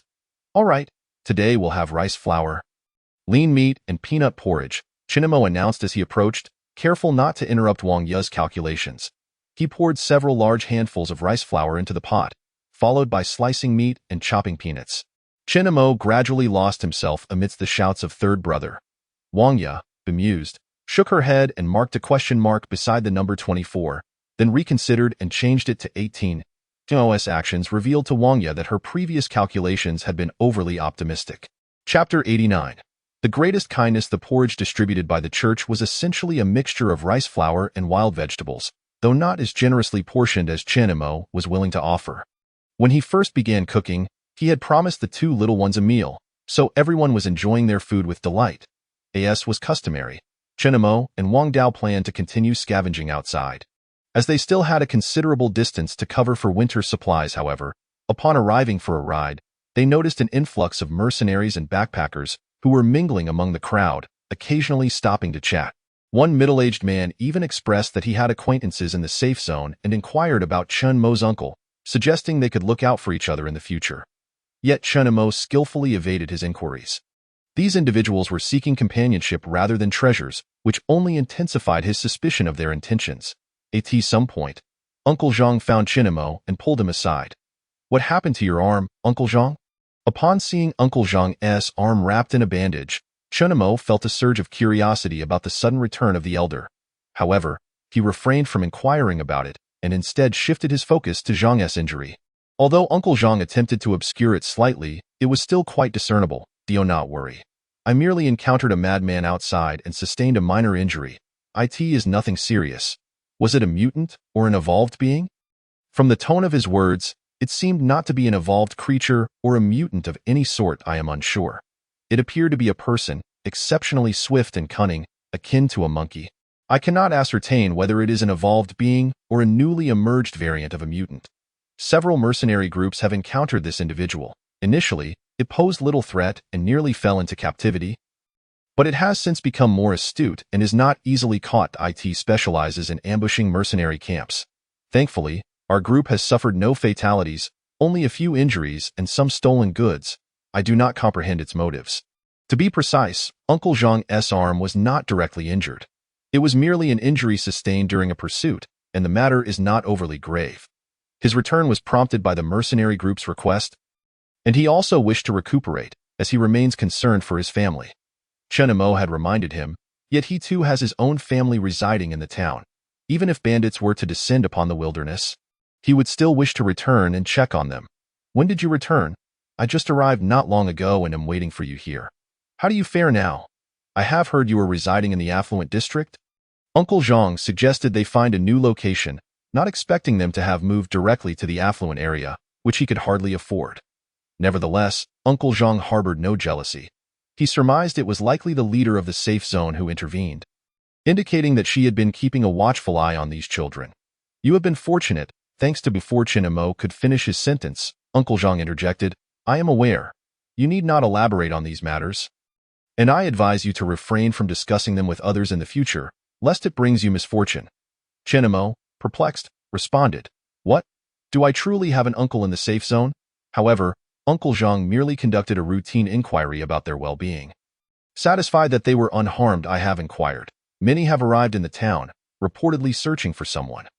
Thus, be vigilant during this period and avoid contact with strangers.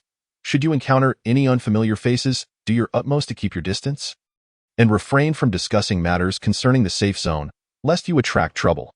Additionally, I urge you to prepare for the forthcoming harvest.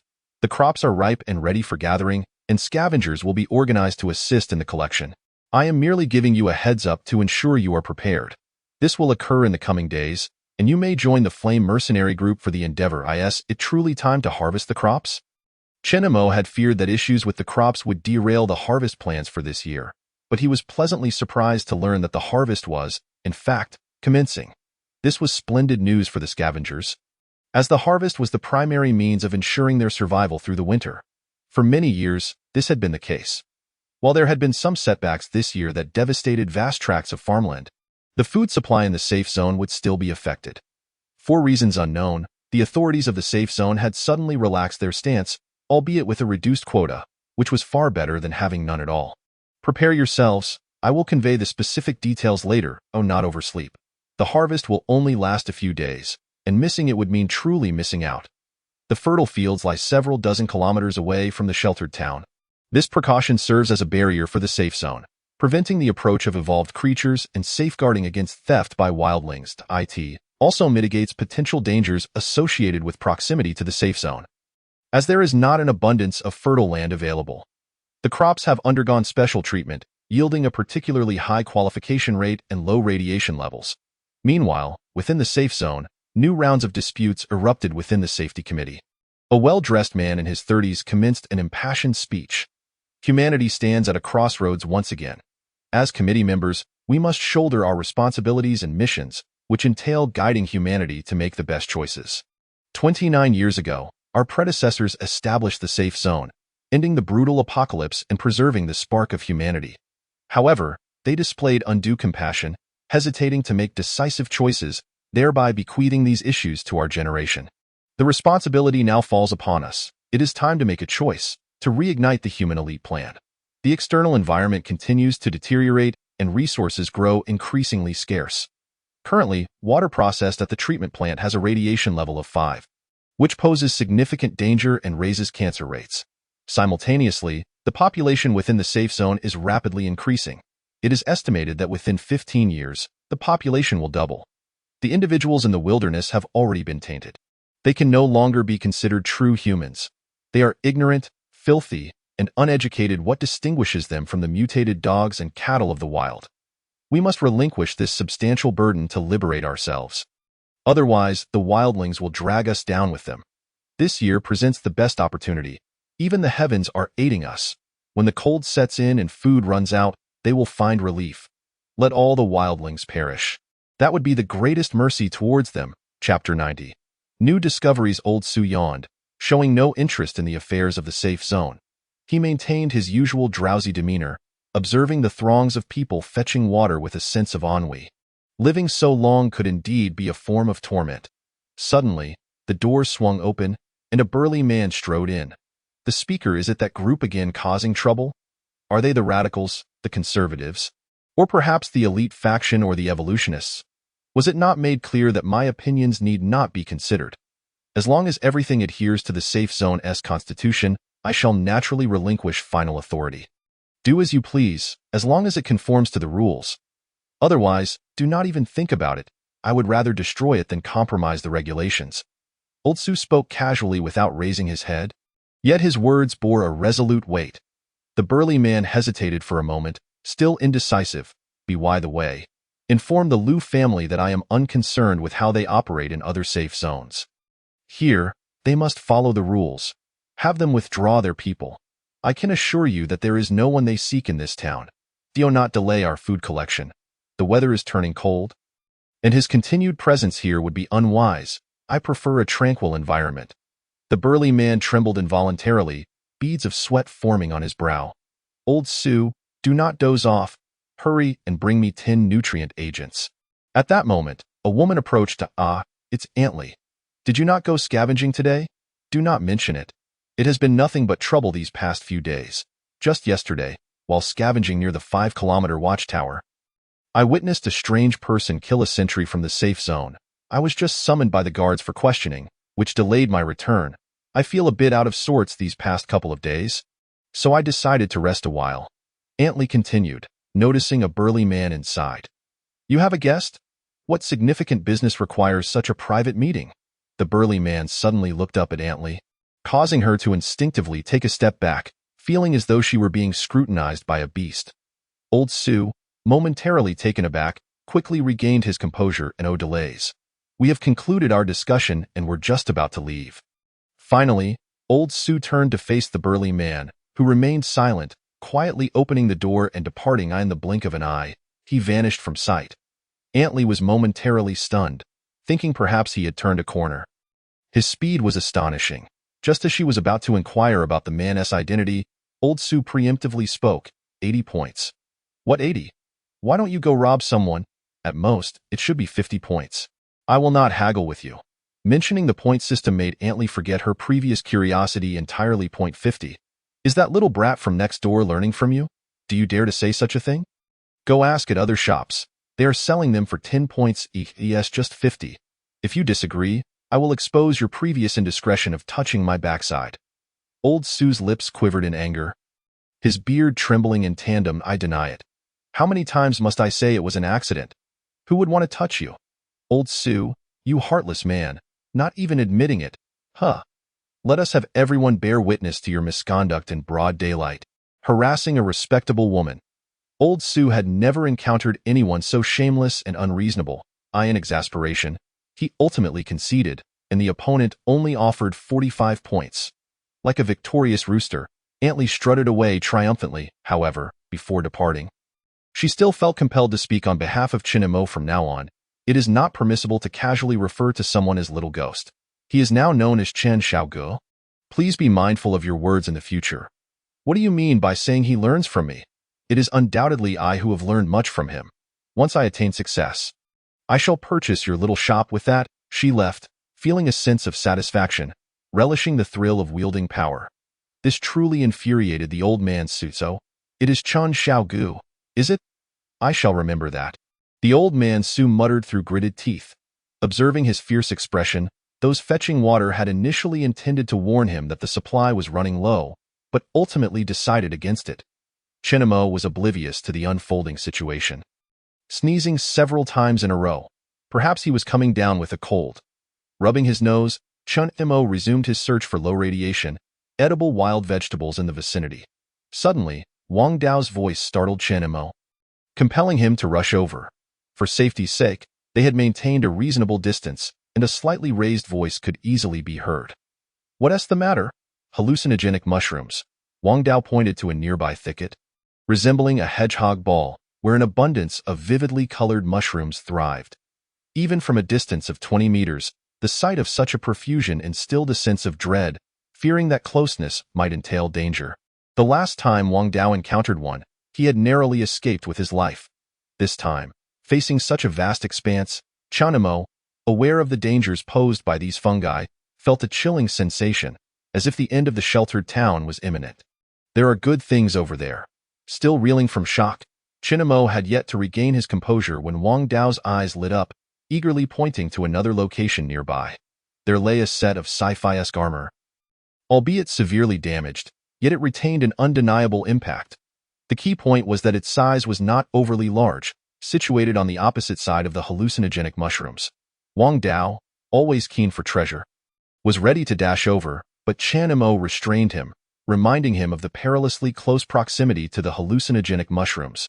Covering his nose, he insisted he would not touch the mushrooms. Generally, hallucinogenic mushrooms would only induce hallucinations if not directly consumed. As experienced by Wang Dao previously, however, Chinamo remained apprehensive about Wang Dao's safety. Furthermore, they were not far from the town. If there were no dangers, someone would have surely collected them by now. With so many scavengers venturing out daily, it was hardly unusual for one or two not to return.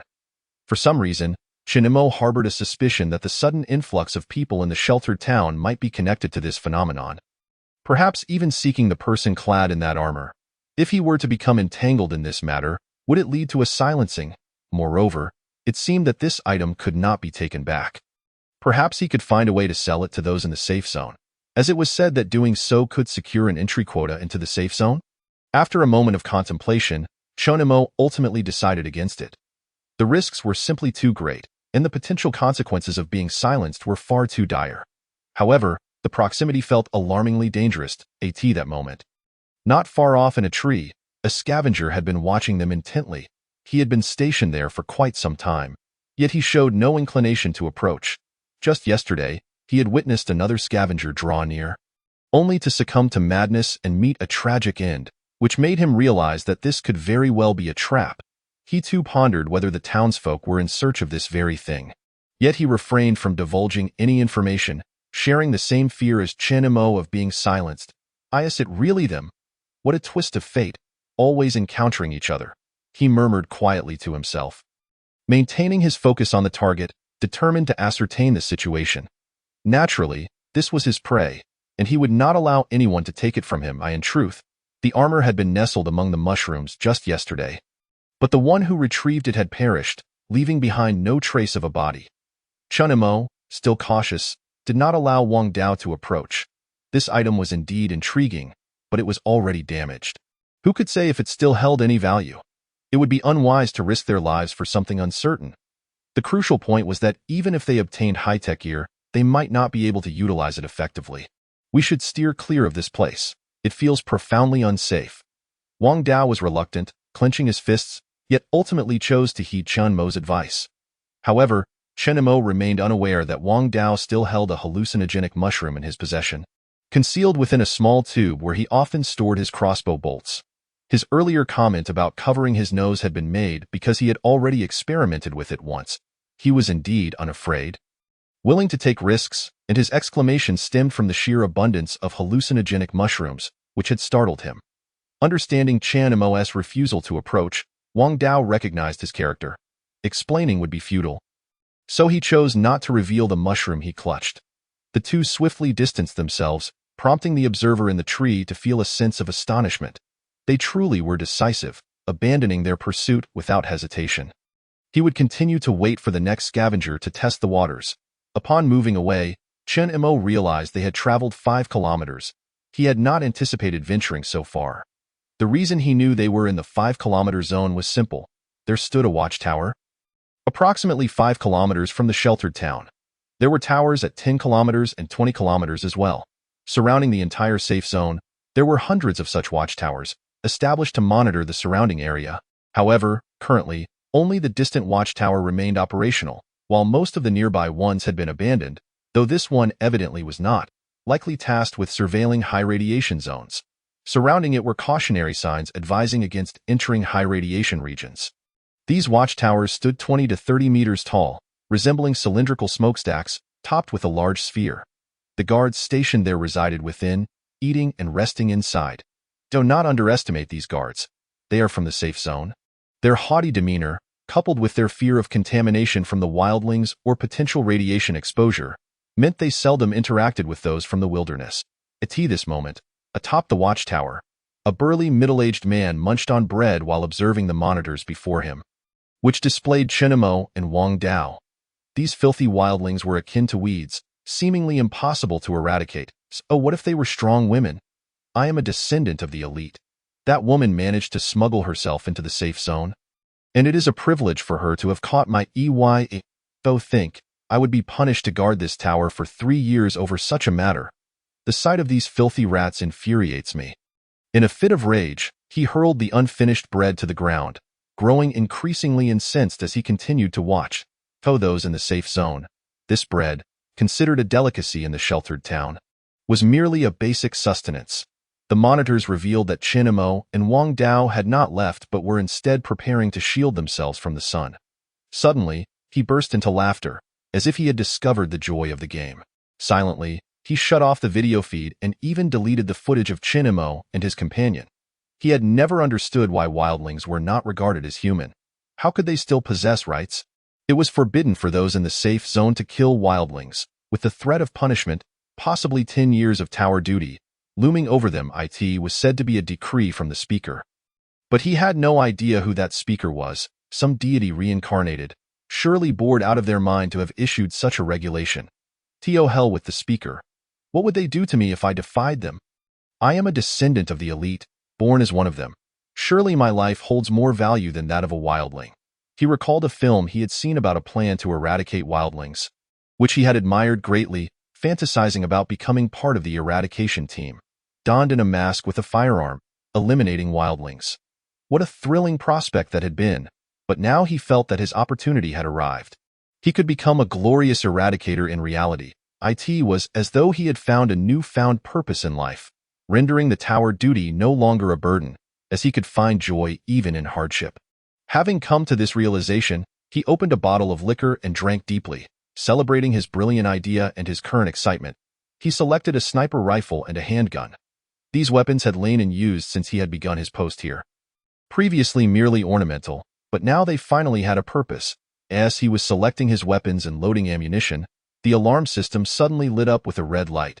He hurried back to inspect the surroundings, finding nothing amiss, as if it had been a false alarm. Eager to prepare for his game, he paid no mind to the playback.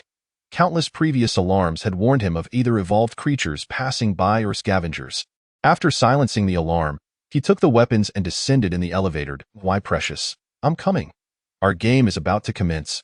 Ahead lay the high radiation zone, looking desolate, the earth having changed color. Chen Imo and his companions chose an open area to rest.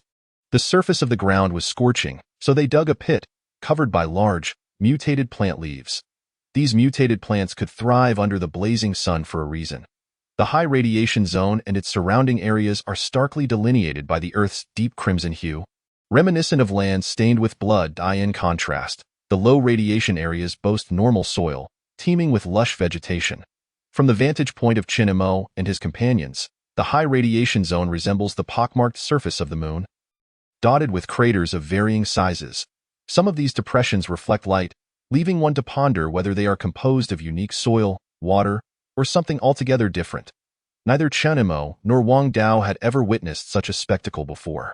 However, Wang Dao's interest lay not in the grandeur of the scene, but rather in the potential benefits it might yield. He deemed it utterly worthless, incapable even of providing the most basic scavenging opportunities. Unbeknownst to them, not far off, a pair of eyes was fixated upon their location. Unlike Chen Imo and his companions, this observer was cursing under his breath, overwhelmed by the sweltering heat, his body drenched in sweat, and his eyes barely able to open. His experience in the wilderness was virtually non-existent. He had not taken adequate precautions, believing it merely a matter of 2 gunshots, while he had observed them comfortably from above through a monitor. Descending revealed a starkly different reality. He could only see the foliage above, obscuring his view of Chen Imo and his companions. Thankfully, he understood one crucial truth. If he continued to wait, he would be broiling under the sun until after 3 o'clock in the afternoon. Such a lengthy wait would likely leave him thoroughly cooked. As he focused intently on Chen Mo's position, he failed to notice a figure in a nearby tree, regarding him with a puzzled expression. Hunt down the armed enemies in the wilderness was the command he had received, and he accepted it without question. As an enhanced individual deployed by the research facility, his mission was to assess his combat prowess in the wild without drawing attention or causing alarm. Thus, The order was to eliminate armed scavengers while ensuring his own safety. Had the directive been to kill all scavengers, he would have long since stormed the shelter town and likely met his demise. He was not invulnerable. After all, his capacity for learning was remarkable, and he had acquired a wealth of knowledge.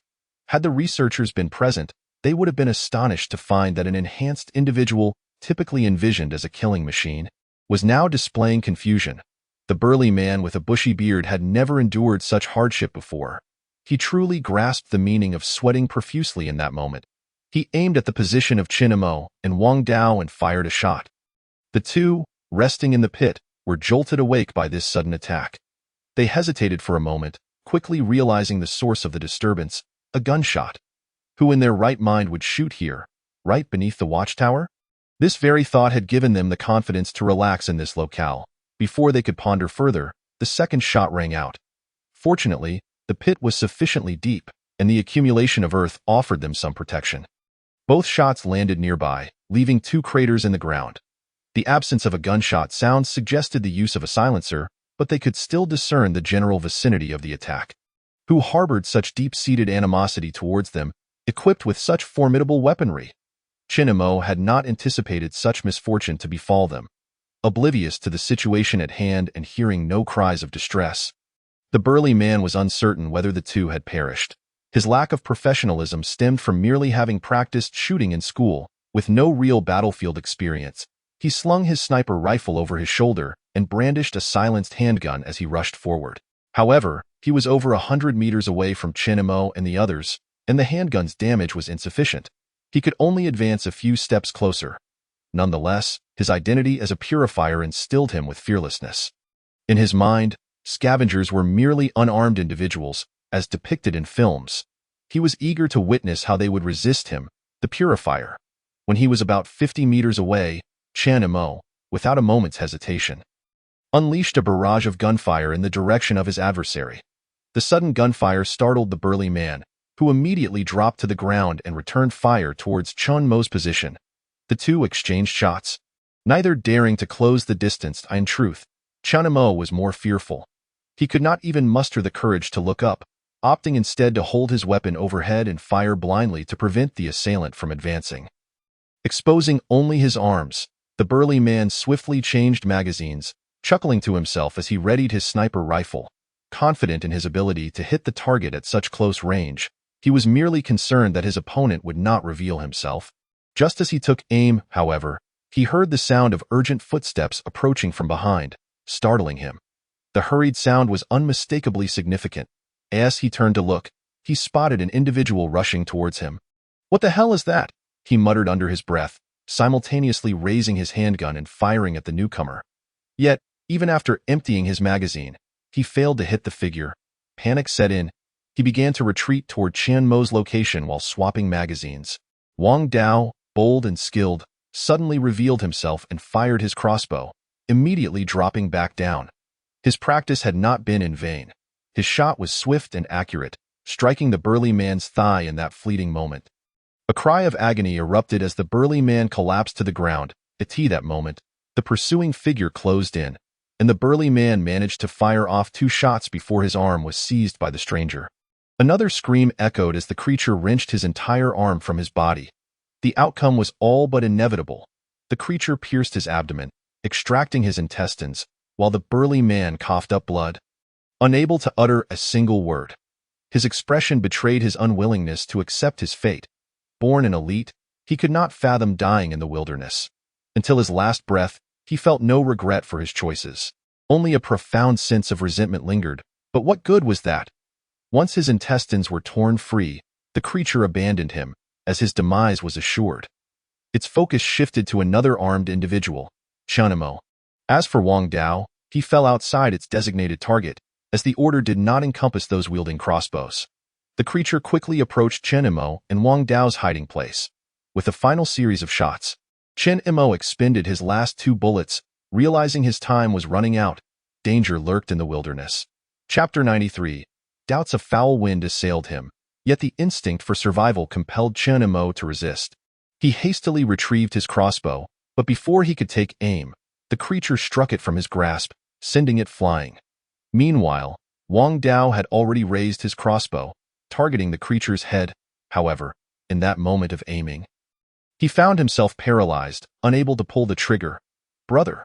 Wang Dao exclaimed, recognizing the figure before him, even as it had transformed into a bald, ghastly visage. This enhanced individual had swatted Chen Mo's crossbow aside and knocked him to the ground, poised to deliver a fatal blow when a familiar voice echoed, sending shivers down his spine. Simultaneously, Chen Mo turned to reveal his own face, delivering a blow to the enhanced individual's psyche. His pupils dilated, and for a fleeting moment, he forgot to continue his assault. Chen Mo, oblivious to the abnormality, was driven solely by his survival instinct, delivering a powerful kick to the creature's abdomen, which did indeed connect. The enhanced individual stumbled, but, owing to his enhanced physique, Chen Mo's full-force strike inflicted minimal damage. The fallen enhanced individual retained remarkable agility. As he hit the ground, he swiftly adjusted his position, half-crouching, casting a deep gaze at Wang Dao and Chen Mo before fleeing into the distance. His speed surpassed that of even the most elite athletes Chen Mo had encountered, and he vanished into the perilous high-radiation zone. "Brother!" Wang Dao wasted no time in pursuing, yet he could not match the enhanced individual's swiftness. After running but 20 meters, the enhanced individual had already disappeared from sight. After a moment of hesitation, even with his keen eyesight, Wang Dao could not determine where the figure had fled, losing all trace of him. Meanwhile, aside from a painful hand, Chen Mo suffered no significant injuries. Clutching his crossbow, he staggered forward to follow. "Are you out of your mind? The high radiation zone lies ahead. Entering it will lead to our demise." Not only was the sun scorching hot, but under its relentless glare, Chen Mo felt his skin cracking. The perspiration seeping from his pores was tinged with blood, and he desperately needed to find shelter. Exposure to the sun was unbearable for any being, human or otherwise, especially for mutated creatures that feared the midday sun. "Brother, I just saw him. That man is my brother? Brother?" Chen Mo mused silently, feeling little emotion. The sensation of being an outsider resurfaced, but he had not seen clearly, and his rationality swiftly regained control. "We must find a place to hide. Otherwise, we will surely perish from the heat." Chen Mo disregarded Wang Dao's thoughts, pulling him along to seek refuge. They labored to dig through the upper layer of scorching earth, finding relief in the cooler ground below. Wang Dao remained in a daze, unaware of what his brother had endured. Why he had become this way, or why he had fled, till last, Chen Mo found a moment to begin processing the events that had just transpired. The entire ordeal can only be described as bewildering. Even he himself has yet to comprehend who it was that sought to take their lives. However, a rough analysis of the events can be made. Initially, they were ambushed by an assailant, equipped with superior weaponry, who launched an attack beneath the watchtower. During the skirmish, a creature emerged. It was referred to as a monster due to its incredible speed, far beyond that of a human. This beast eliminated their attackers, with the anguished cries serving as irrefutable evidence. Subsequently, it turned its attention towards them, and in that moment, Chen Mo felt an overwhelming sense of impending doom. Yet, the creature paused momentarily, seemingly recognizing their identities. According to Wang Dao, this creature was an elder brother figure. If it truly was the elder brother and recognized them, then why did it not reveal itself?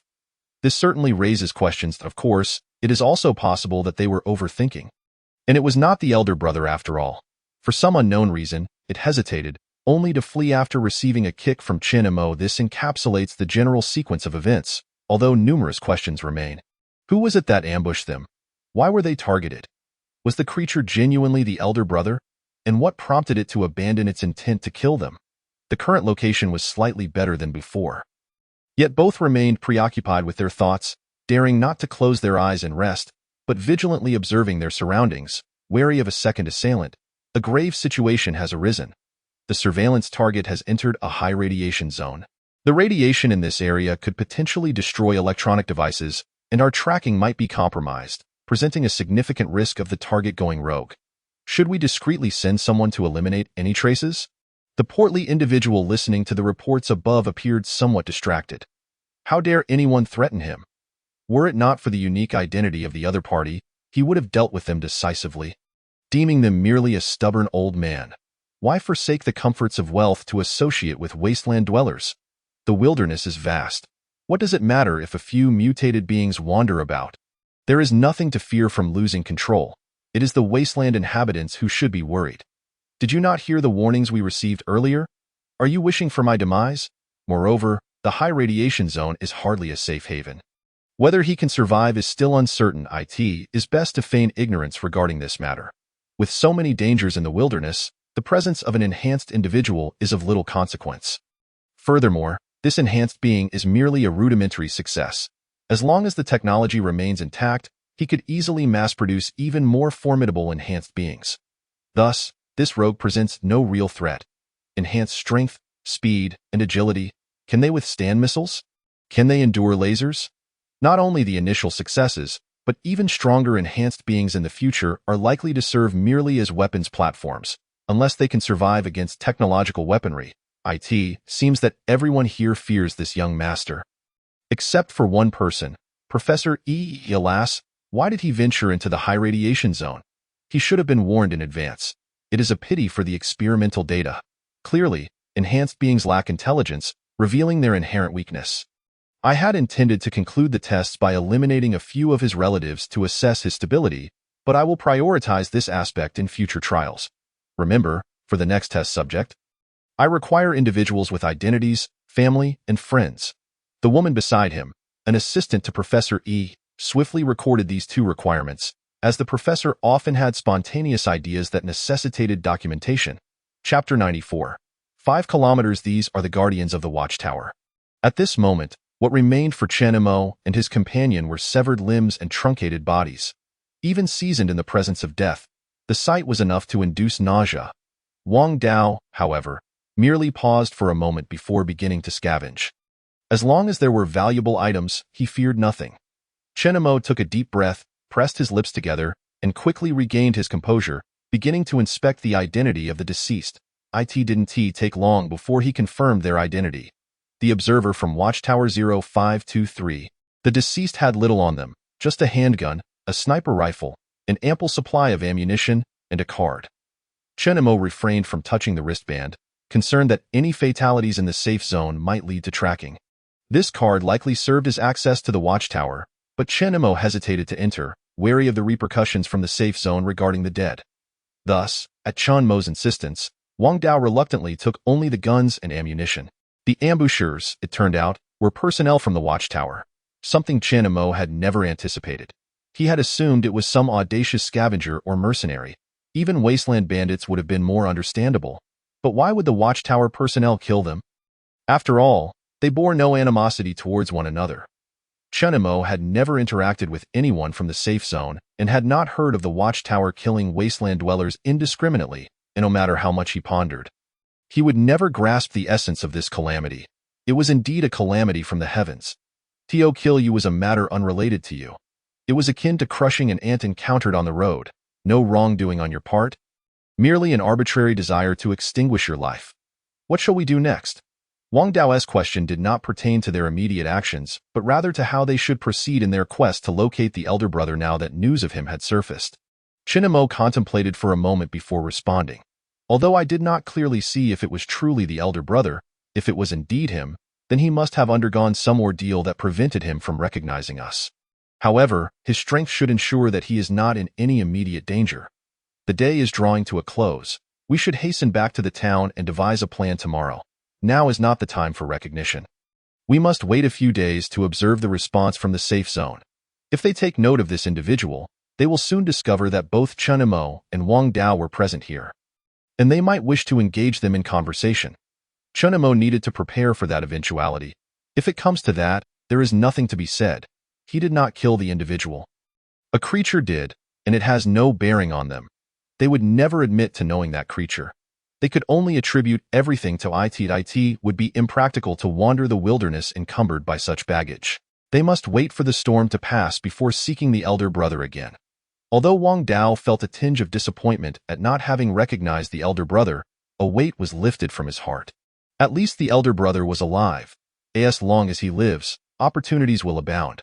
From this moment on, they must forget this incident. Under no circumstances should they mention that the individual was the elder brother.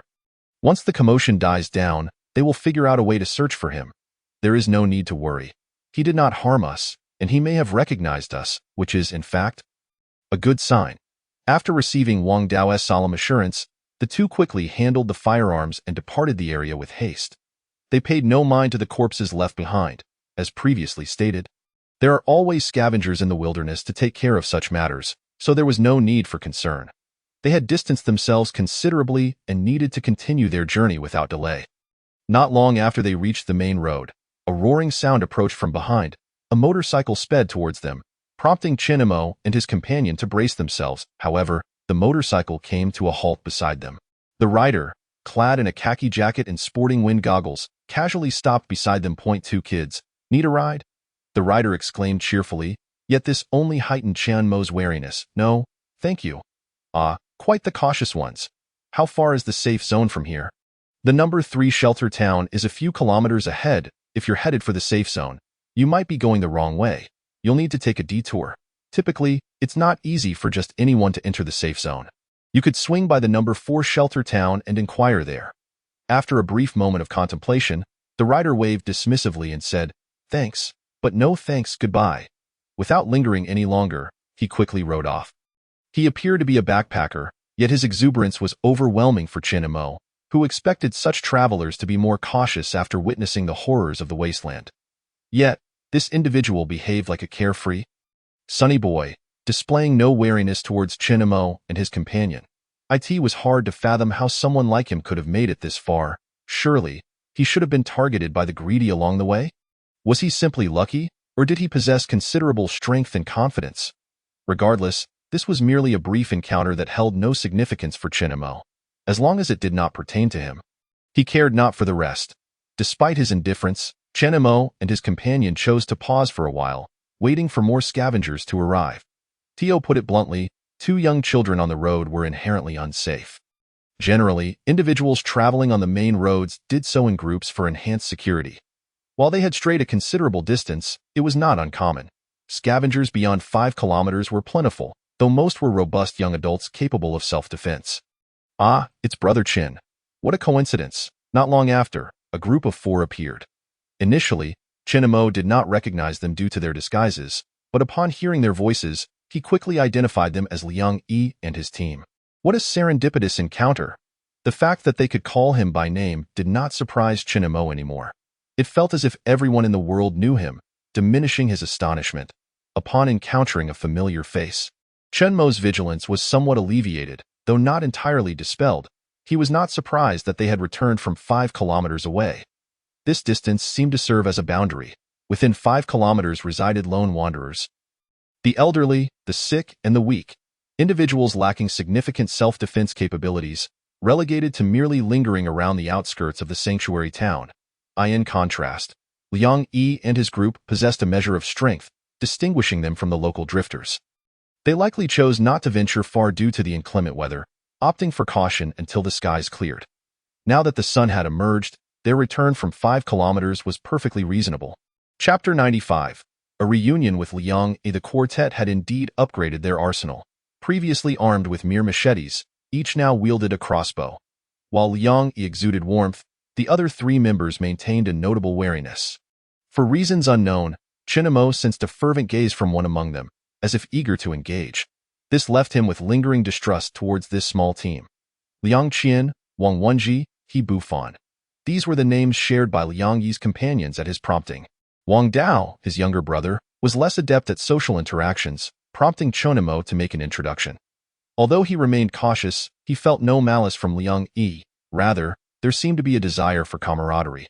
As the 6 of them worked together on their return journey, Chinemo realized that Liang Yi's overtures were likely motivated by a specific agenda, as he too sought to glean information. Moreover, Chinemo found Liang Yi to be a decent individual. At least thus far in the wilderness. The definitions of good and evil could not be simplistically applied. By such standards, one might conclude that no one was truly virtuous. During their walk back, the 2 engaged in casual conversation, primarily exchanging intelligence about the wilderness, which shifted rapidly, necessitating frequent updates on information. They also discussed scavenging experiences and potential promising locations to explore. These were rudimentary exchanges. Truly valuable discoveries would hardly be divulged easily, and Chenemo was particularly lacking in such foundational knowledge. After their lighthearted banter, Liang Yi finally revealed his intentions. I've heard that Chun Xiaoga has connections in the safe zone. Just how significant is that energy?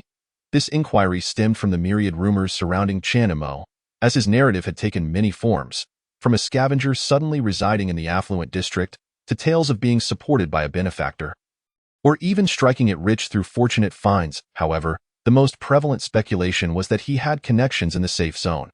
Anyone truly wealthy would not be so brazen, and it was inconceivable that one who had struck gold would still be scavenging.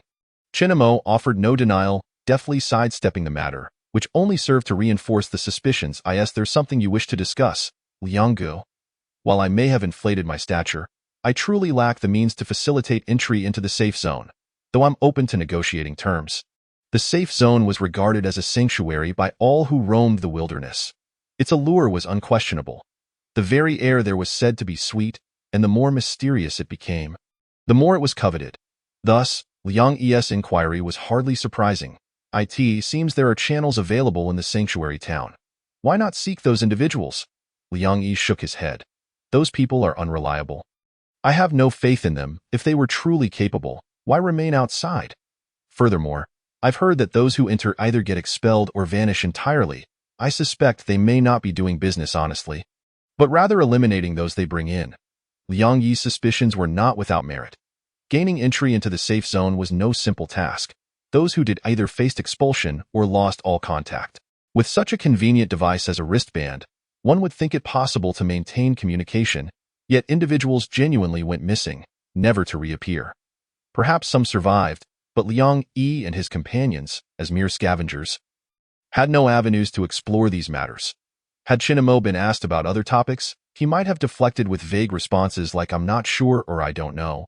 But when it came to entering the safe zone, he possessed some knowledge.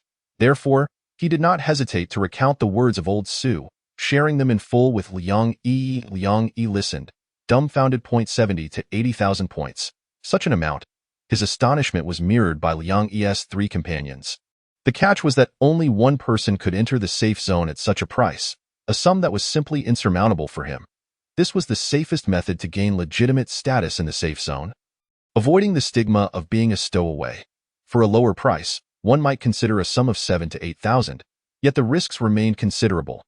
Even upon entering, should one evade the sanctuary's scrutiny, they would still be rendered as an undocumented individual, forever shunning the light of day. I can only offer these two options. The others you're wary of are indeed justified in your concerns. Many are colluding with the guards of the safe zone. Once you step in, you might be apprehended on the spot. Liang Yi's countenance grew grave. Although Chunmo's quoted price exceeded his expectations, for reasons he could not articulate, it paradoxically instilled a sense of trust. People often perceive expensive items as superior, a notion that, while not an absolute truth, held some validity in this instance. After a moment's reflection, Liang Yi realized his points had dwindled to just under 10,000. He had initially hoped to secure passage for both himself and his sister, but now, it appeared he could barely manage for one. And even then, they would remain undocumented, necessitating a lifetime of evasion. What then was the point?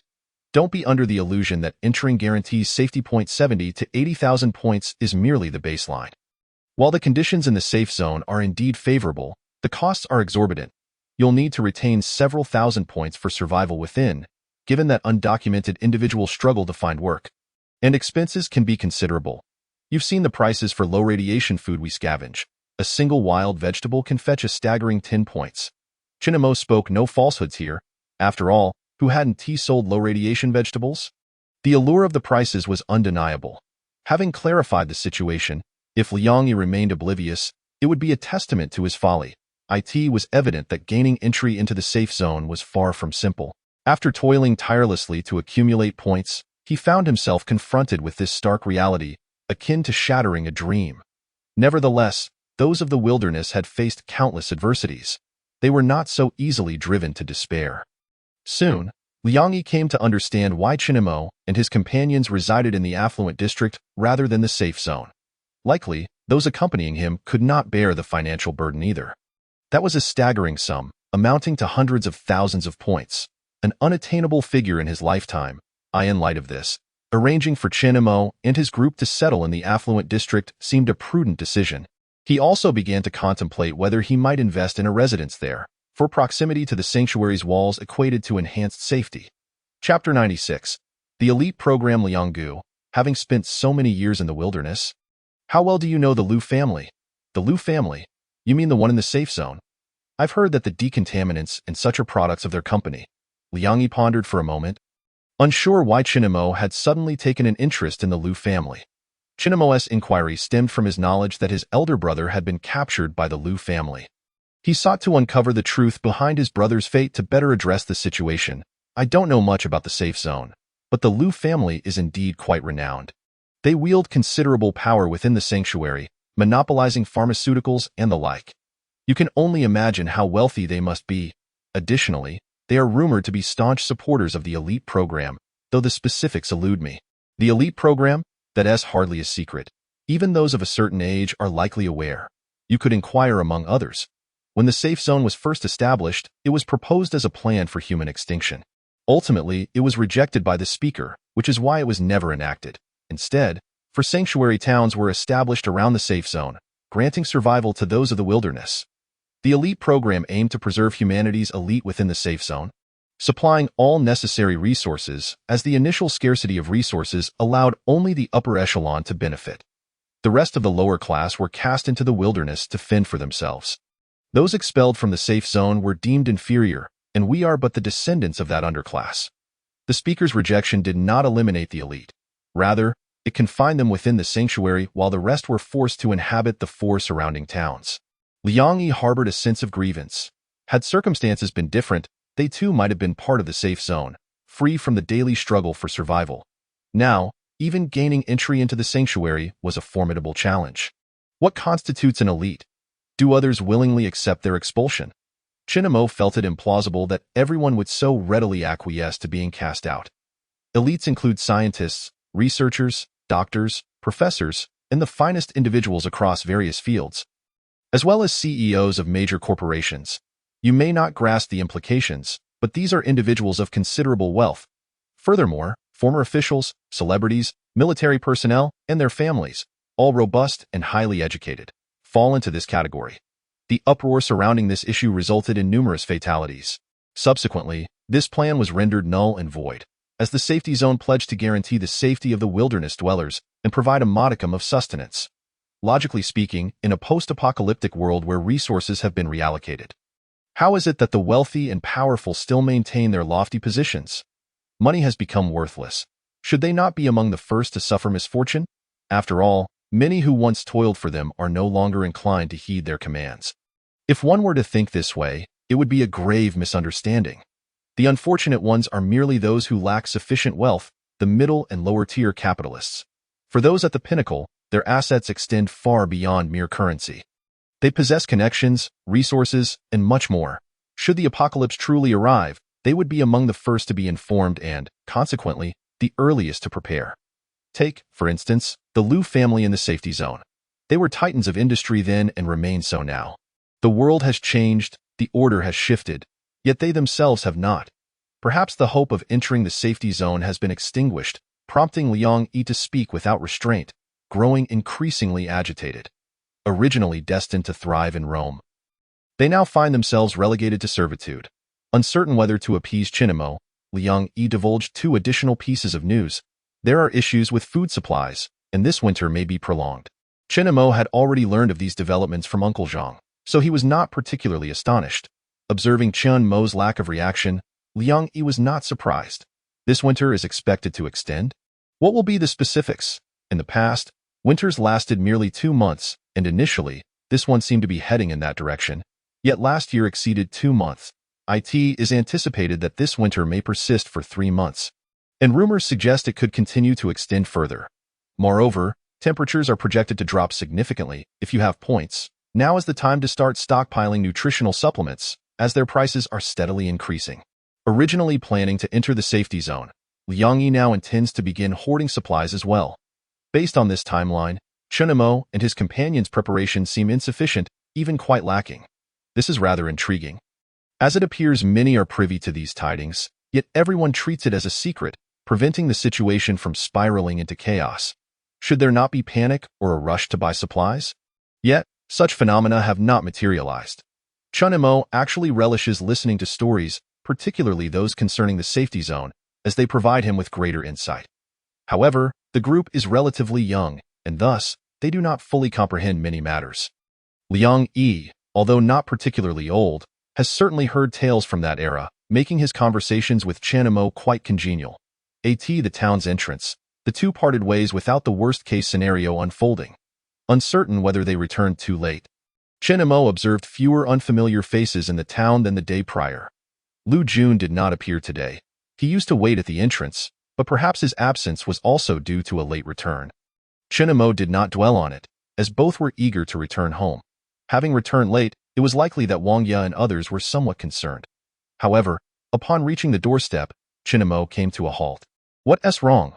Wang Dao inquired curiously, wondering why Chunimo hesitated upon arriving home. Yet, Chunimo did not respond.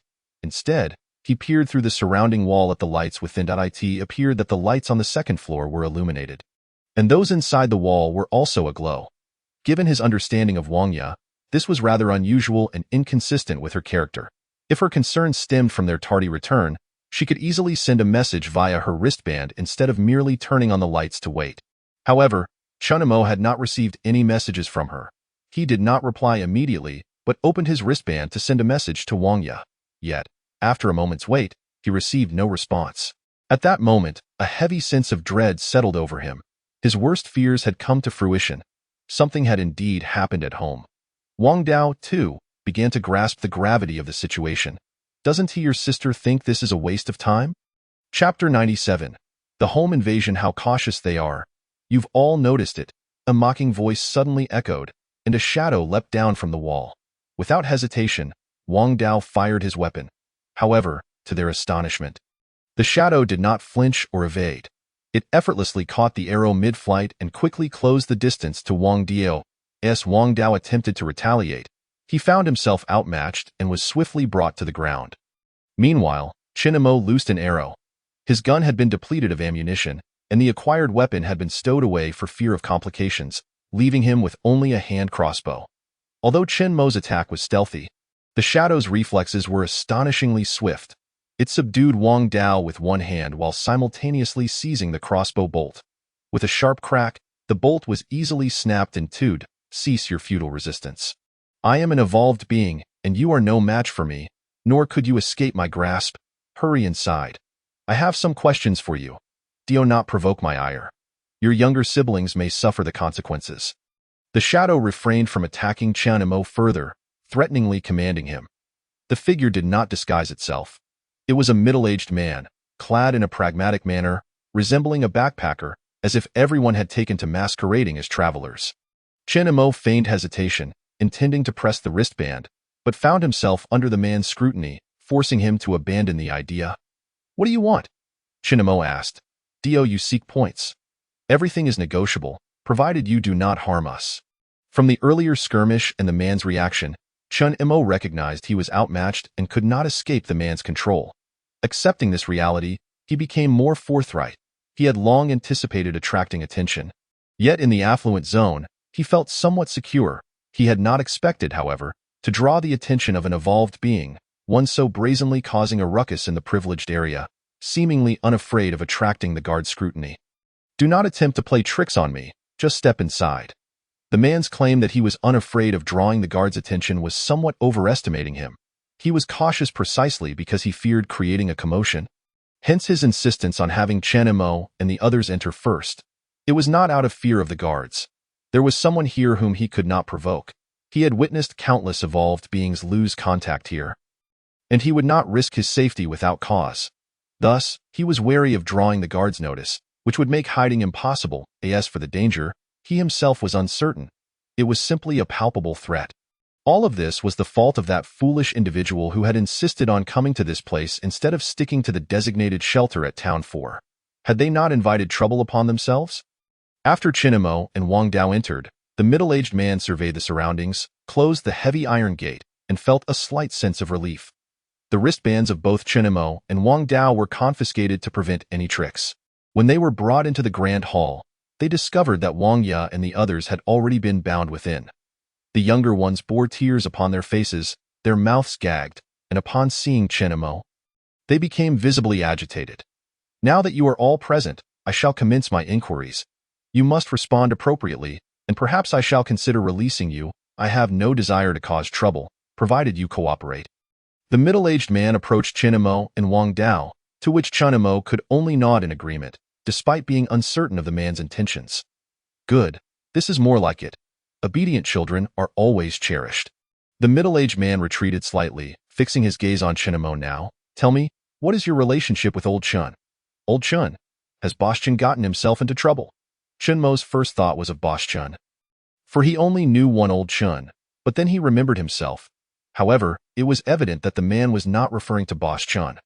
Who is Old Chun? Do not feign ignorance. Is this not Old Chun's property? As he spoke, the man tossed a short blade and a piece of clothing, both of which Chen Imo and Wang Dao had retrieved from a corpse. To his surprise, that individual was indeed Old Chun. Though Chen Imo had stripped him, he had at least buried him, sparing him from being consumed. Surely that could be considered a good deed, yet now it seemed to have brought him trouble. We truly do not know Old Chen. We acquired these from a corpse. Acquired from a corpse? The middle-aged man furrowed his brow, clearly skeptical of Chen Mo's explanation. He had escaped from the research facility and the safety zone. Could he have easily perished in the wilderness? Yet the middle-aged man was unconcerned with his fate. He was solely interested in the items. What about the possessions on him? Sold or consumed? Chen Imo replied directly. You ate them? The middle-aged man was taken aback, then shook his head in disbelief. Impossible. If you truly consumed them, you would not be alive. Did I not tell you not to play tricks on me? Do you think I am easy to deal with? As he spoke, the middle-aged man brandished the short blade, casting a menacing glance at Wang Ya and the others. Wait. We did consume the canned goods he left behind and a fruit. But that has already been sold. I believe it was called a snake fruit.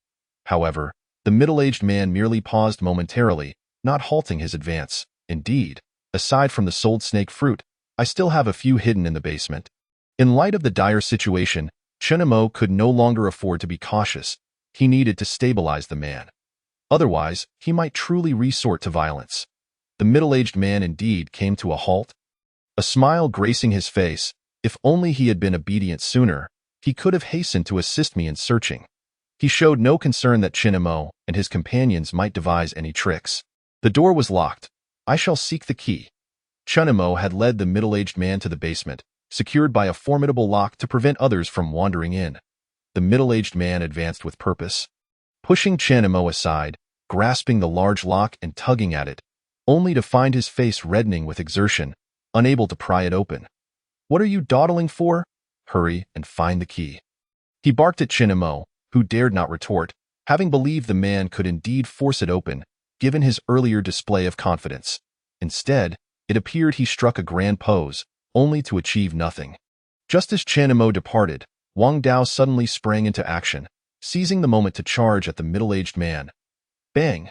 Unsurprisingly, Wang Dao was sent sprawling by a kick from the middle-aged man. With such feeble skills, you dare attempt a sneak attack?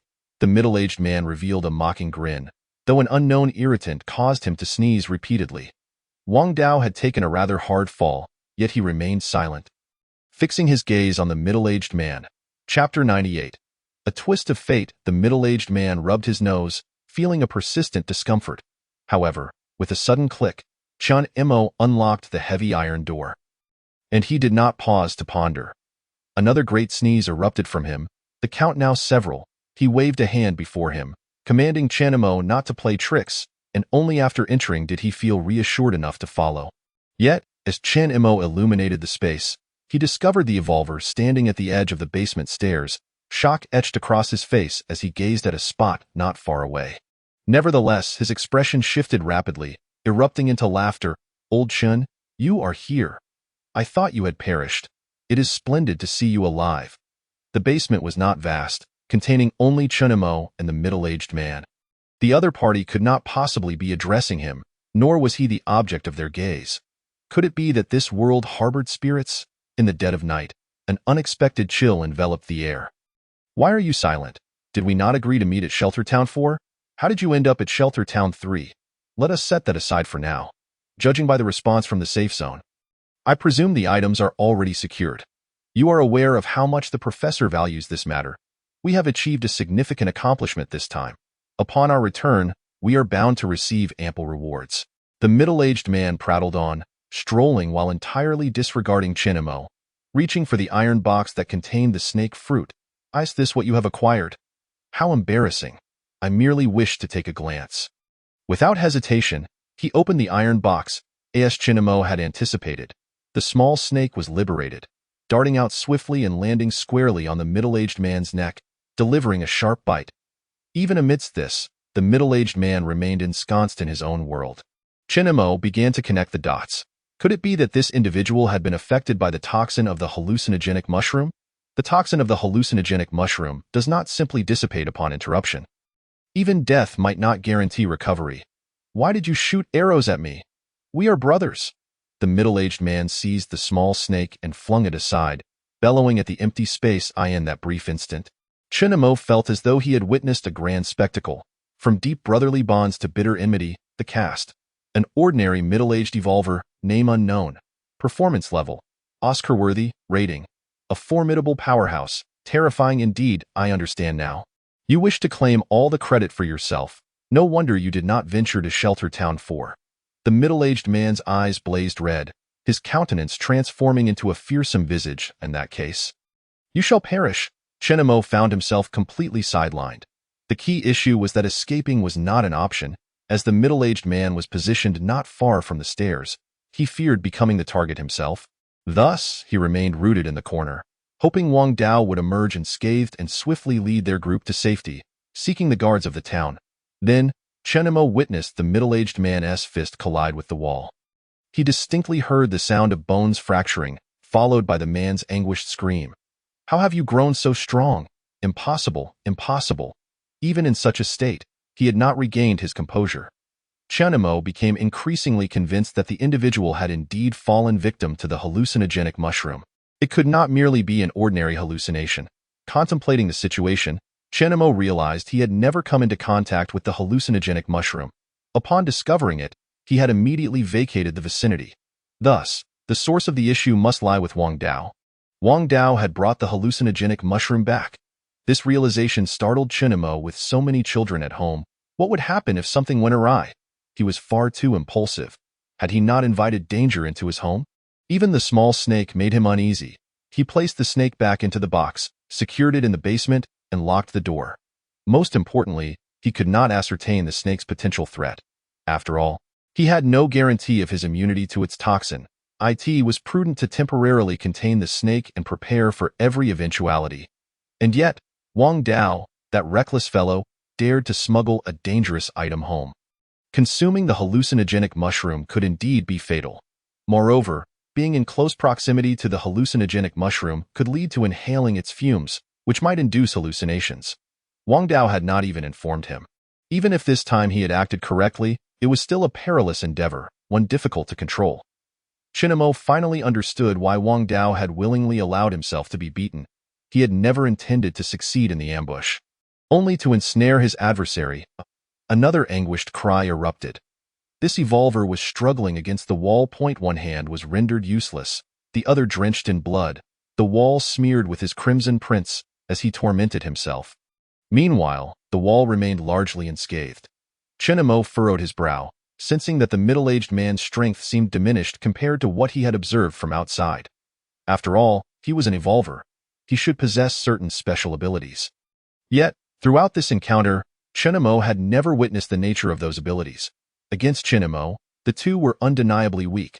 This was a fact that Chinamo conceded. Thus, they had not revealed any special capabilities. Now, in this disheveled state, the absence of any display seemed rather implausible.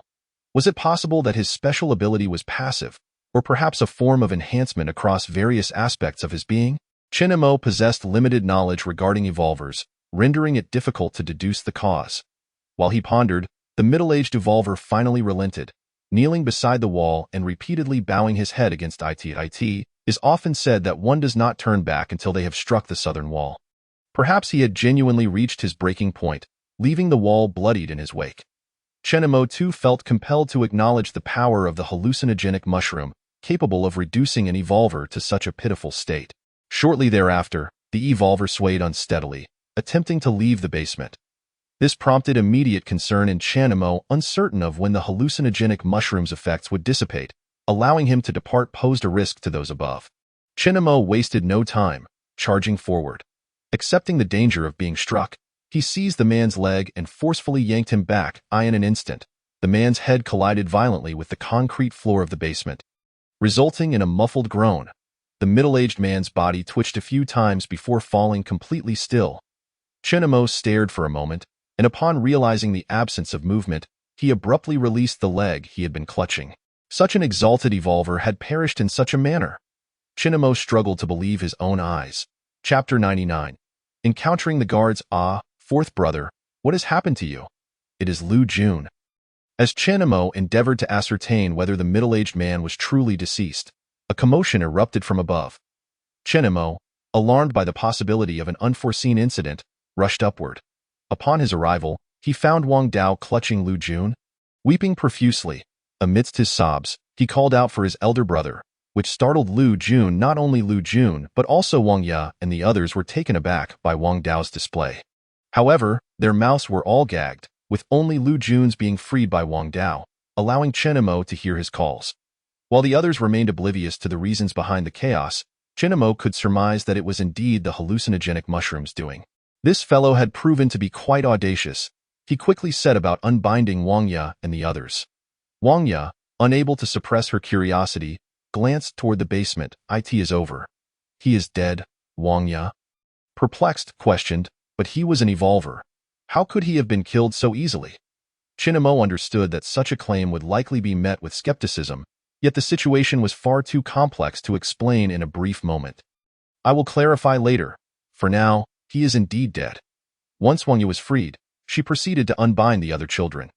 Chenemo approached Wang Dao, simultaneously working to free Lu Jun. Wang Dao, as if triggered by something, lunged at Chenemo with reckless abandon. However, Chenemo had experience in subduing him, as this was not their first encounter.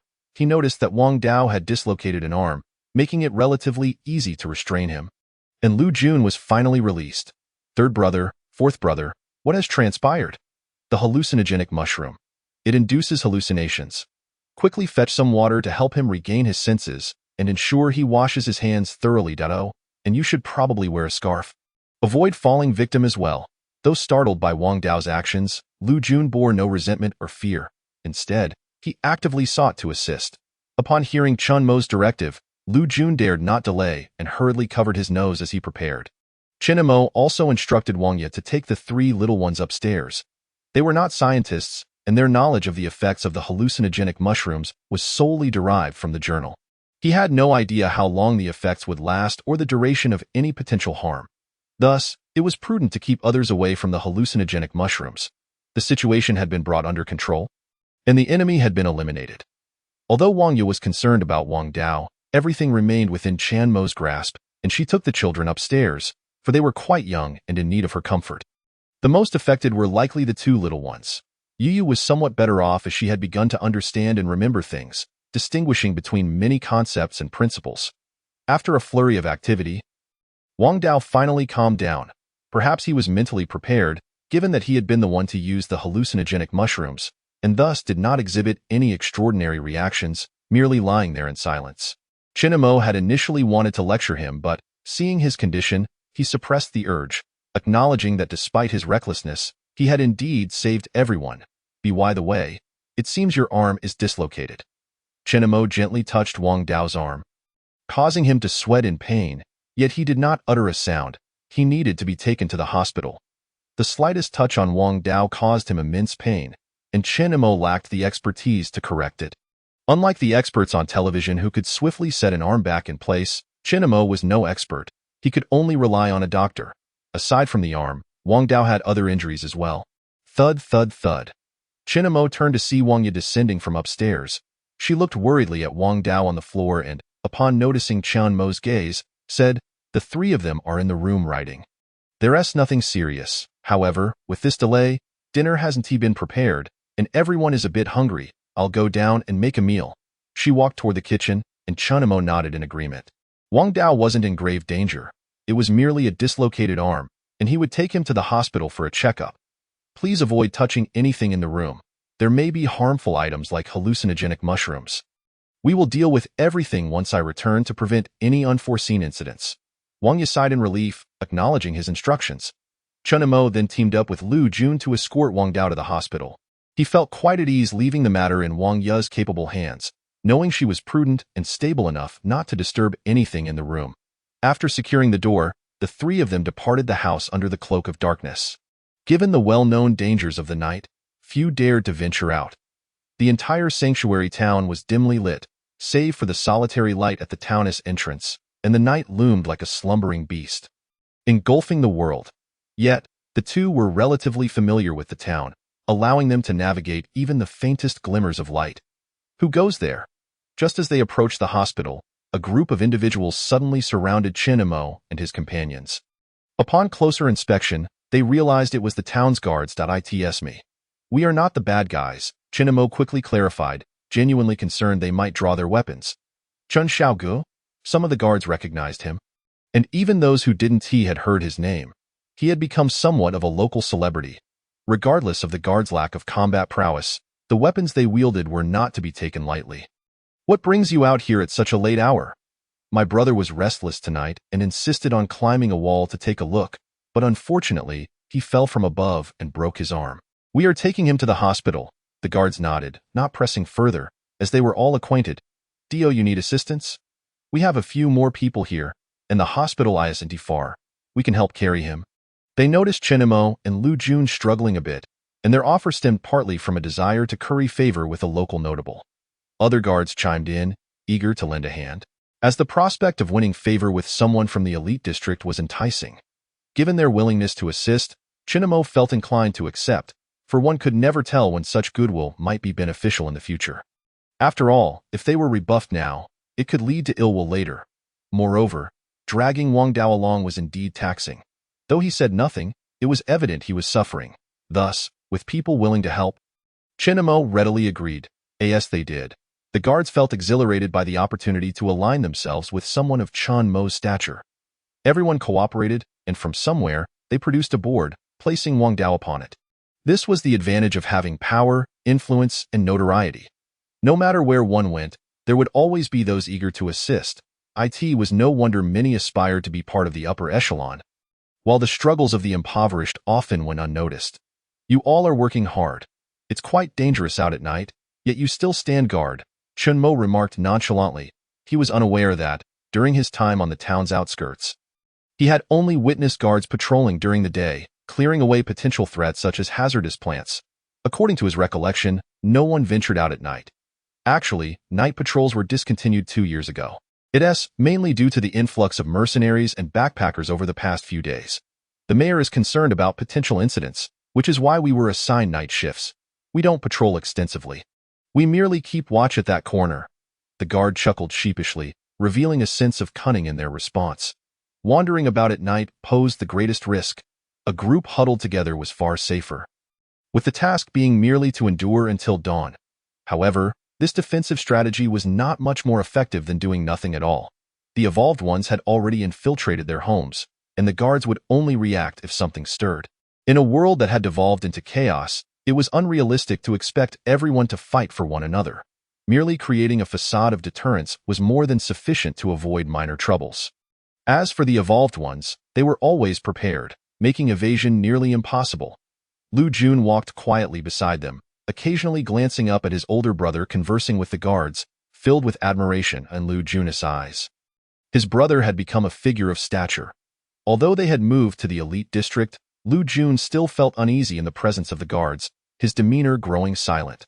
Yet, his brother remained composed, and the others continued to flatter him, which only reinforced the notion that he was indeed a person of significance. In Lu Jun's mind, a person of stature ought to command respect, their voice the loudest, their position centered, ensuring that others listened attentively. Chunamo, oblivious to Lu Jun's thoughts, continued to forge connections with the guards. Where is Captain Qin? I haven't seen him around. Captain Qin has been busy today. One of the guards at the watchtower died, and it was near the safe zone.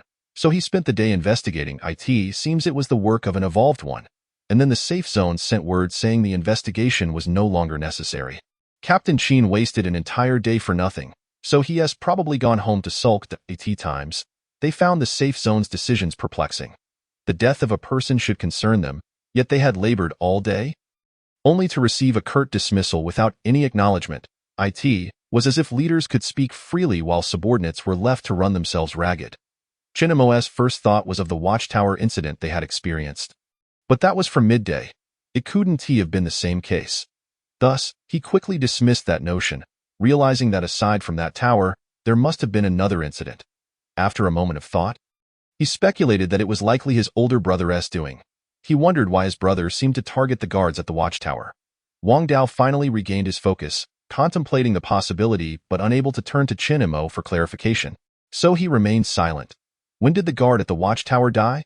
Yesterday. The cameras captured footage of a very fast individual. It was likely an evolved one, not a mutant. That goes without saying. It definitely wasn't the one from today. Chinamo asked a few more questions but gleaned little useful information. The nearby watchtowers were relics from decades past, their functions somewhat outdated, and the images were not particularly clear. Furthermore, the event had transpired too swiftly, and the distance was too great for anyone to notice. Given the rapid deterioration of items in this world, they couldn't ascertain too many specifics. Before long, they arrived at the hospital. The guards were enthusiastic yet rather abrasive. "Open the door! Open the door! Hurry up and let us in to save a life." The guards pounded on the door, and it swung open shortly after. Upon seeing the group of guards, the hospital staff felt a measure of relief. "Who are you?" "One person has a broken arm. Quickly summon the doctor to attend to him." "We didn't come here for a leisurely visit." The guards spoke with an air of authority.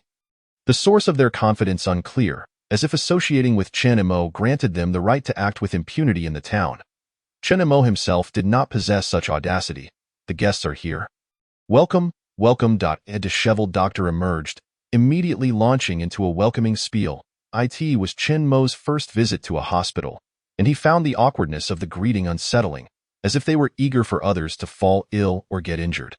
However, it was undeniable that hospitals were, indeed, in the business of healing. Several individuals carefully placed Wang Dao on the hospital bed, and just as they were about to depart, Chen Mo called out to them. "I truly appreciate the efforts of my brothers this time. Allow me to reward each of you with some points to enjoy breakfast tomorrow." The group exchanged polite words before graciously accepting Chan Mo's goodwill. Their faces alight with joy. To put it bluntly, a mere expression of gratitude holds little value. They certainly do not require his thanks.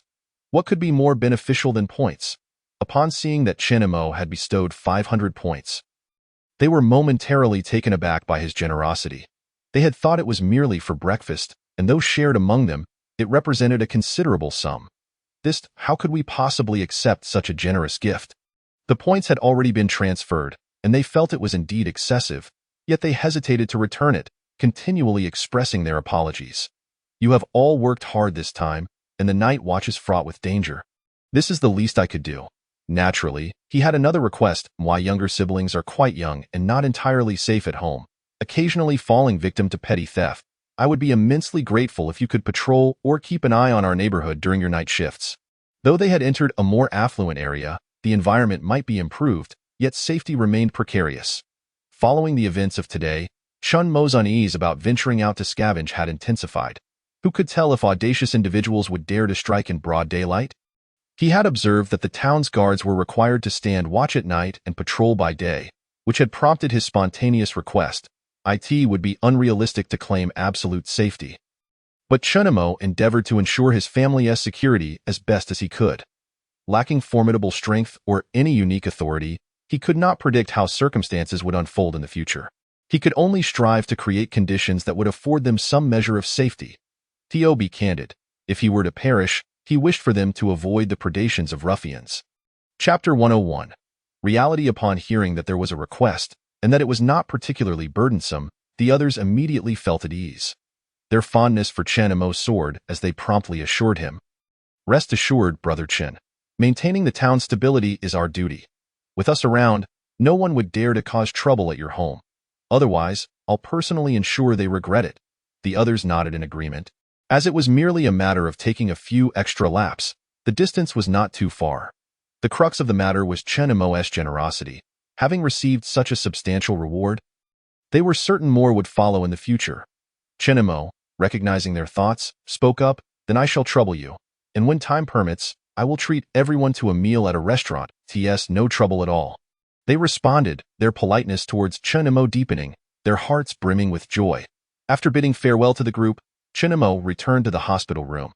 The doctor had already treated Wang Dao's arm and was in the process of wrapping it. It was not simply a matter of resting and recuperating. According to the doctor, there might be swelling for a couple of days during which he must avoid excessive movement and rest properly until the swelling subsides. The doctor also suggested hospitalization for closer observation. Tio put it charitably, the doctor was acting in the patient's best interests. Chen and Mo, reluctant to dwell on it, agreed to the hospitalization for Wang Dao. In truth, Chen and Mo had his own rationale for this decision. Wang Dao had ingested hallucinogenic mushrooms, and although it was said that minor inhalation posed no harm, Chen and Mo could not guarantee the absence of after-effects. During their previous encounter, he had no reason to monitor the situation. Now that they were in the hospital, if any after-effects were to manifest, the doctor could administer immediate treatment. Thus, when the doctor brought up the possibility of hospitalization, Chen and Mo readily acquiesced to the suggestion. Once Wang Dao's hospitalization was arranged, with Lu Jun staying to accompany him, Chen and Mo took his leave. After all, a multitude of matters awaited his attention at home, and he could not afford to linger. Although Wang Yu was composed, it was better to resolve issues swiftly to ease his mind. "Wang Dao, worry not. Focus on resting here. Lu Jun will keep you company." The doctor mentioned that the facility is not crowded, so there is no need for you to lie on the ground. "I'll bring you some food shortly. I must take my leave now." On his way back, Chen and Mo encountered the guards once more, exchanging greetings before returning home. "Hey, Brother Chen is kind and generous. Our town mayor has never even glanced our way. Careful with your words. I am just speaking freely. There are no outsiders around. Having accepted the points, we must work diligently in the future, especially regarding the tasks assigned by Brother Chen. Those points were not given freely. Rest assured, it's merely a matter of taking a few extra laps. I have time to spare, so I'll just stroll around his door. I won't be accepting these points without justification. Naturally not. Who knows, we might even earn more." Meanwhile, within the safety zone, the department responsible for the watchtowers had received alarming news. Another tower had ceased communication, suspected to be compromised. The recurrence of such incidents over the past 2 days was quite troubling. While the frontline towers could be understood, given the numerous issues arising there, with some being outright destroyed by mutated beings, this recent occurrence involved 2 towers within a 5-kilometer radius, a region classified as secure. Such an event had only occurred once or twice in the entire duration. There was no need for further deliberation. The higher-ups had already rendered a final verdict. This incident was indeed the work of mutated beings. The sequence of events likely involved the external surveillance being sabotaged, prompting the tower personnel to venture out for repairs, ultimately leading to their demise at the hands of the mutated beings. Although they had perished, their sacrifice was for humanity and the safety zone, and thus, they were to be posthumously awarded the title of hero, with the media to be informed accordingly. Supervisor, is that really appropriate? The investigation has not even commenced, and a conclusion has already been reached. Moreover, our back-end analysis indicates that the surveillance was not damaged. It was likely disabled intentionally. The reasons for this remain unclear. And they also failed to notify headquarters before leaving on their own, which is a blunder in itself. Furthermore, they are merely an accomplice of our criminals, not a regular soldier, and thus do not meet the criteria for the title of hero. A naive young man could not help but interject. This conclusion is fundamentally flawed. To suddenly elevate someone to hero status is a profound irony. However, upon hearing the young man's rebuttal, the supervisor's expression darkened, and he offered no explanation, curtly stating that this was the upper management's decision, allowing for any grievances to be directed towards them. He then turned on his heel and left without regard for the others' opinions. Once the supervisor had departed, those nearby began to explain. "Didn't I tell you? This matter is beyond our control. While we oversee the watchtowers, this individual is rather unique. His father is a member of the Safety Zone Committee and has close ties to the Liu family. Had it not been for the incident being blown out of proportion and used by opponents to criticize, he might have been released long ago. To avoid impacting his position, this matter was handled as a formality." stationed at the 5-kilometer watchtower, allowing for a reduced sentence while ensuring a measure of safety. Who could have predicted such misfortune, with issues arising even at the 5-kilometer watchtower? The supervisor is already furious. Do you think you can provoke him further? Bestowing a hero title serves as an explanation to that committee member. With this honor, they can fend off pressure from adversaries, and the supervisor can likewise have an explanation for the committee member. Otherwise, no one would come out unscathed. Thus, this situation is not one of fear of investigation, but rather one of inability. Should an inquiry be conducted, the truth would be revealed, and the supervisor would find himself in a precarious position. Since the upper management has made a decision, we must proceed accordingly. We are merely executing orders. How those orders are handled is a matter for the higher-ups. The young man felt a sense of discontent. In his heart and upbringing, heroes were those who made sacrifices for the greater good, such as fallen soldiers. Yet, upon entering the workforce, he witnessed how easily a criminal could attain the title of hero. Shattering his youthful dreams, he realized he had been naively idealistic, even questioning if the heroes he had once admired had risen to their status in the same manner. Perhaps this was the chasm between reality and idealism, a stark contrast where aspirations were grand, yet reality was harsh. Yet, reality is what it is. It cannot be compared to anything else, for such comparisons only serve to deepen the sense of futility. Chapter 102. Troublemaker. Upon witnessing the disarray within his home, Chinamo felt a wave of frustration wash over him. Particularly in the main hall, the remnants of hallucinogenic mushrooms left by Wang Dao posed a significant issue. After cleaning, he was still uneasy and rinsed the area multiple times. He then descended into the basement, contemplating how to handle the body, which proved to be a challenge for Cheng. As he rummaged through the belongings of the deceased, he examined the individual's identity, discovering only a single document, a pass, and no other identifying information was available. Currently, the only clues he had to work with were the words spoken by the individual while alive. He deduced that this person was an Evolver, a member of the Evolver Alliance, dispatched to carry out a mission, likely to rendezvous with someone named Lao Zhang. This Lao Zhang was presumably the individual the safety zone had been searching for, and quite possibly the very corpse they had encountered as for what they were seeking that remained uncertain. It likely involved more than just snake fruits. Chenamo began to suspect that the recent emergence of hallucinogenic mushrooms and green skin lesions might be linked to this individual. Ah, your luck is quite remarkable. You managed to survive this. As Chenamo was examining the corpse, he noticed that the small snake had once again slithered beneath the body. Perhaps aware of its own inferiority, the snake had retreated at the very sight of Chenamo, but it was swiftly captured by his quick reflexes. Regardless of its protests, he placed it along with the snake fruit into a tin box. Given that this evolved individual had not succumbed to poison, Chen Mo's fear of the little serpent diminished. Upon taking stock, he realized there was not much to salvage, merely a set of clothing, albeit excessively large, a wristband, a handgun with several bullets, a short knife, and 5 beads. It was the beads that caught Chen Mo's attention, for he had obtained one from the black fish during his last hunt. This time, from the middle-aged man's body, he discovered 1 green bead and 4 white ones. Naturally, while the other items could be disregarded, the corpse required careful handling. Otherwise, it would soon emit an unpleasant odor. However, the method of disposal posed a dilemma. The thought of dismembering it to carry away piece by piece was quickly dismissed. He was not a monster capable of such depravity. Disposing of it outright also presented issues. What if the bodies were discovered in the town? Chenamo had no intention of inviting trouble upon himself, nor did he wish to attract the suspicions of the Evolutionary Alliance.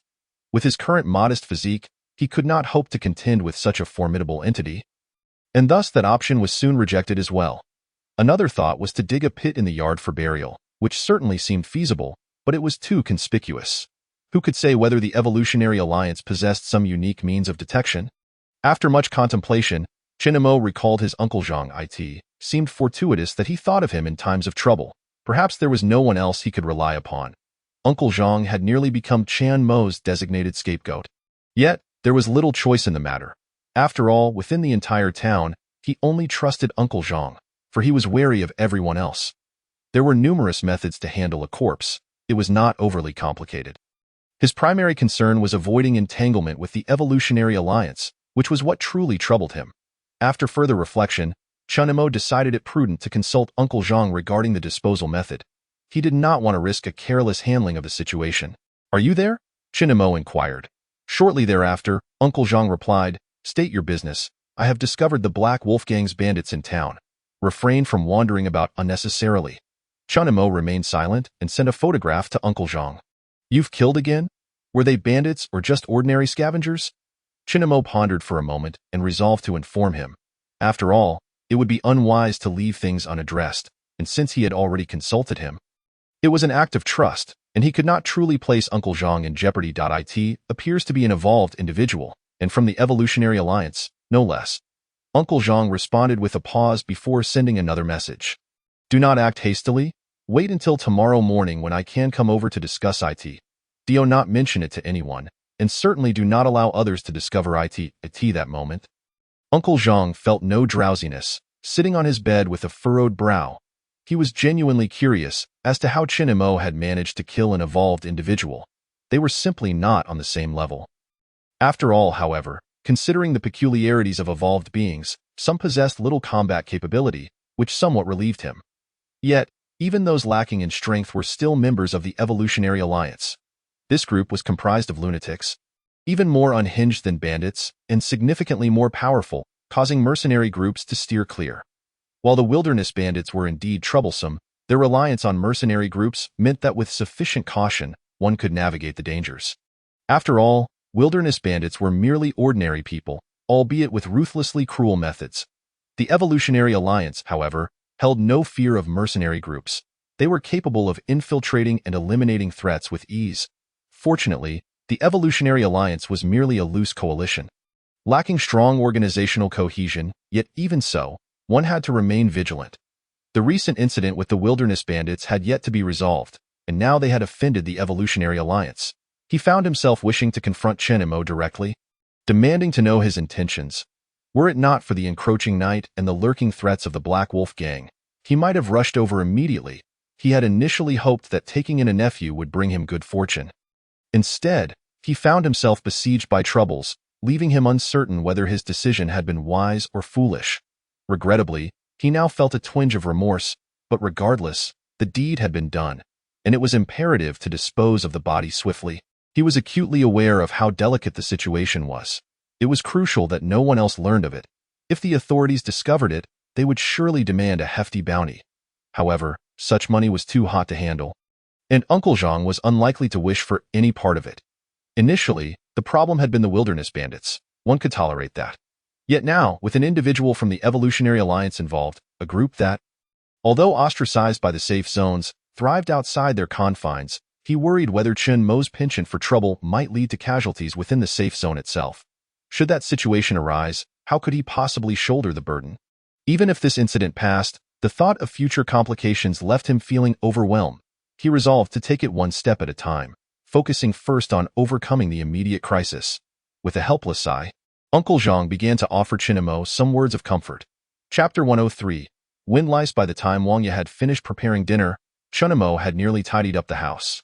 Aside from the corpse, which he had placed in an empty room, the basement had been sealed off, awaiting Uncle Zhang's arrival the following day to deliberate on their strategy. With the meal he had prepared for Wang Dao and the others in hand, Chinamo stepped outside. As he passed by the guards, they exchanged brief pleasantries. Chinamo engaged in a bit of small talk, knowing they recognized he was merely delivering food and thus did not delay him further. It was already past 11. The town was essentially deserted, and had it not been for Chinamo, the guards likely would not have dared to show their faces. "Be quick about it, Brother Chen. It's late and it's dangerous outside," they urged. Nighttime was indeed perilous, a consensus shared by all, with dangers stemming from numerous sources, rather than any specific threat. Chinamo had inquired about these dangers, but they were too numerous to count. Fortunately, he had yet to encounter any as he neared the hospital. A sudden gust of wind swept through. Dressed rather casually from his earlier tidying, he felt only a slight chill, hardly giving it much thought. Soon, he arrived at the hospital, where Lu Jun, his eyes red-rimmed, nearly burst into tears upon seeing Chinamo. "What's wrong? Has something happened to Wang Dao?" "No, it's just about our big brother. Fourth brother said he has been found and is not dead, but has transformed into a monster. Is that true?" It appeared that during Chen Mo's absence, Wang Dao had divulged their big brother's situation to Lu Jun, which explained Lu Jun's emotional state. He had feared Wang Dao was in trouble again. Enough with the tears. We have leads on Big Brother's situation, and that's better than his being dead. When the opportunity arises, we will search for him. I promise you, third brother will bring Big Brother back safely. The assertion that their big brother and second brother were akin to their rebirth parents was no exaggeration. Without their guidance, it was uncertain how many of the remaining survivors would endure. In this era, beggars could hardly survive, for Chen Mo had never encountered any beggars or homeless children. After offering some comfort, Chen Mo suddenly felt an itch on his neck. Rubbing it, he discovered a large lump had formed. This startled him and caught Lu Jun's attention. "Lower your head, Chen Mo. Let me see," Lu Jun urged, and upon inspection, he noted a lump the size of a quail egg on Chen Mo's neck.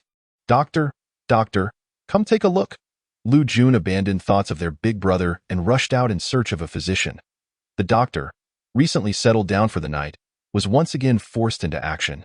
After examining the lump, he appeared remarkably calm. "It's nothing serious. You've just been bitten by a wind louse. We just need to cut it open and extract it." As he spoke, the doctor made an incision on the large lump, and aside from the itching, Chen Mo felt no pain. Before long, the doctor extracted a plump, wriggling creature covered in tentacles, squeezing it until it burst like a smaller blood bag, splattering blood everywhere. Chen Mo recognized the creature, having read about it in a journal. Unfortunately, it had been a mere textual description, and he had no way to connect it to what he now faced. Wind lice were not actually lice. Their precise nature was likely known only to scientists, possibly a mutated form of bacteria, as no distinct characteristics were apparent. They were named for their eggs, which drifted on the wind, incapable of moving independently. Upon encountering exposed skin, they would latch on and feed on blood, much like parasitic lice. Initially, the feeding was imperceptibly slow, and one would hardly notice until the itch escalated into a sizable lump. They could grow as large as a ping-pong ball before bursting and dying. Their lifespan was brief, as rapid growth led to excessive blood loss. A few instances were not problematic. One merely needed to remove them upon discovery. As these creatures were commonly encountered in the wild, their danger was relatively minor given the multitude of threats that existed in the wilderness. They hardly warranted significant concern. Moreover, this entity is exceedingly fragile.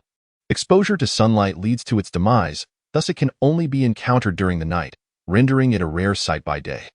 The survival rate is also notably low, even if dozens or hundreds come into contact with it. It is unlikely that a single one will endure. Furthermore, the vicinity of the town has been meticulously cleaned, suggesting that such a thing should not exist here. One cannot help but ponder whether Chen Mo is fortunate or unfortunate. He ventured out only this evening, neglecting to adequately protect his head and neck, and within the town, he merely encountered a gust of wind. The convergence of so many low-probability factors resulting in a fortunate outcome raises questions about his luck.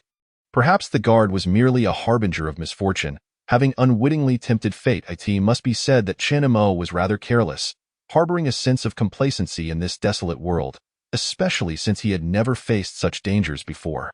Nighttime is universally acknowledged as perilous, yet he ventured out inadequately protected, effectively courting trouble. Such a mindset of recklessness is indeed undesirable. Fortunately, the issues he faced today were not grave, even without a doctor. It was nothing to be overly concerned about, as the wound would eventually heal itself. At most, he would suffer from excessive blood loss, nothing serious. This thought brought him some relief, as the sudden appearance of such a large swelling was undeniably alarming. 80 points. The doctor then instructed the nurse to apply some medication, immediately demanding 80 points. Chen Mo's expression darkened instantly. The medication had already been applied, leaving him no opportunity for regret. Was the medication exorbitantly priced? Not at all. A mere 5 points sufficed for a simple application, as it was merely some herbal concoction. The doctor, unfazed, patiently explained this to Chen Mo. Was the procedure of extracting the wind louse particularly costly? Not really. One could easily inflict a cut to remove it, and the issue was not substantial. If the medication was inexpensive and the cost of the procedure was low, how did the total come to 80 points? Did they truly regard Chen Mo as a fool, believing they could exploit him at will? This seemed excessively unreasonable. Even if one were to be exploited, such blatant disregard was unwarranted. You've disturbed my sleep twice tonight. Is it too much to ask for 80 points? As a doctor, I must take responsibility for my health. Insufficient sleep affects my mental state and may even result in dark circles under my eyes, posing a serious threat to my well-being. Would you not agree that demanding 80 points is excessive? Chapter 104. Smoke Rising. Chen Mo was not cowardly.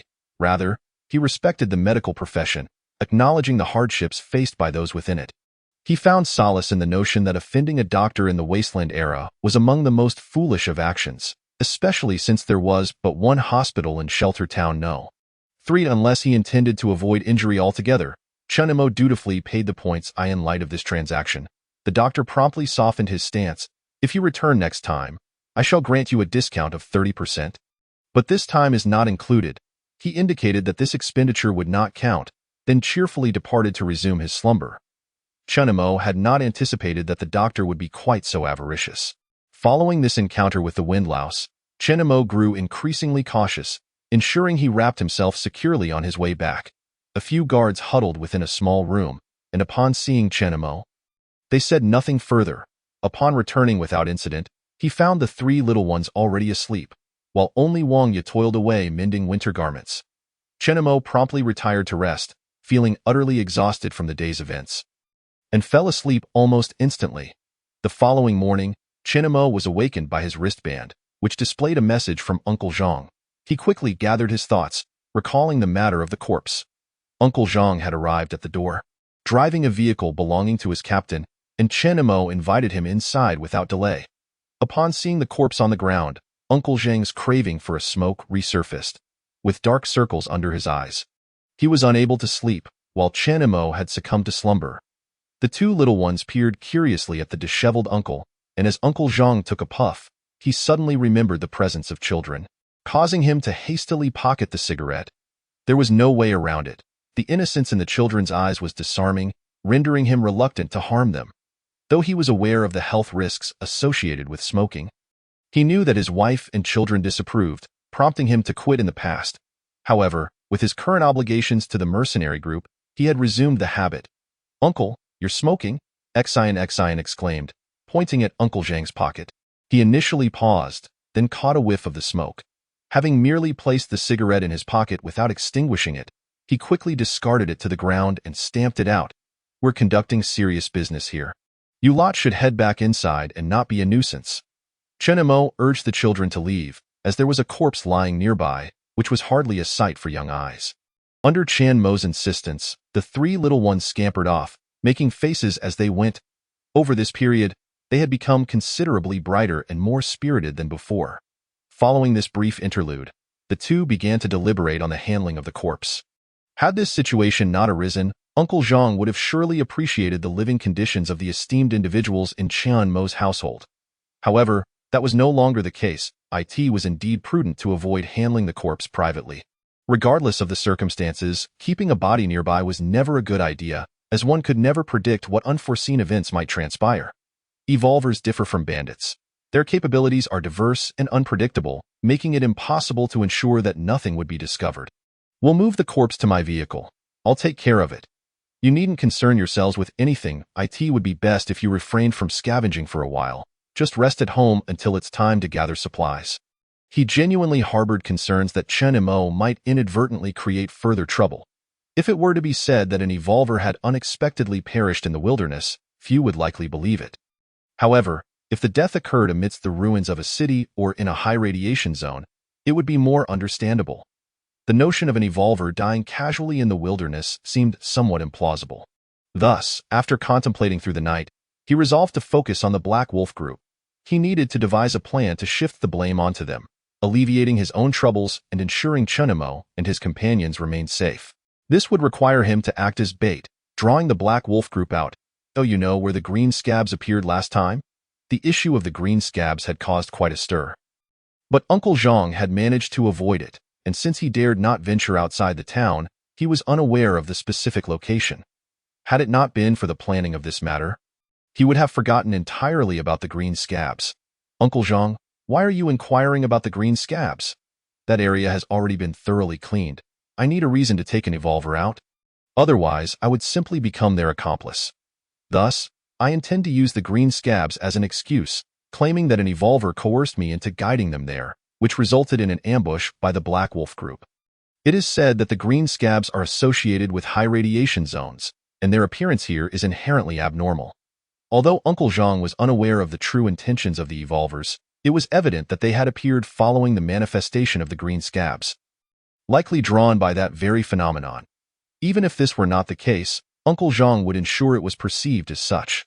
The town had remained quite tranquil, being a low-profile existence among the four shelter towns. The arrival of so many individuals surely had its reasons, particularly in light of recent events. Upon hearing Uncle Zhang's plan, Chen Imo began to ponder.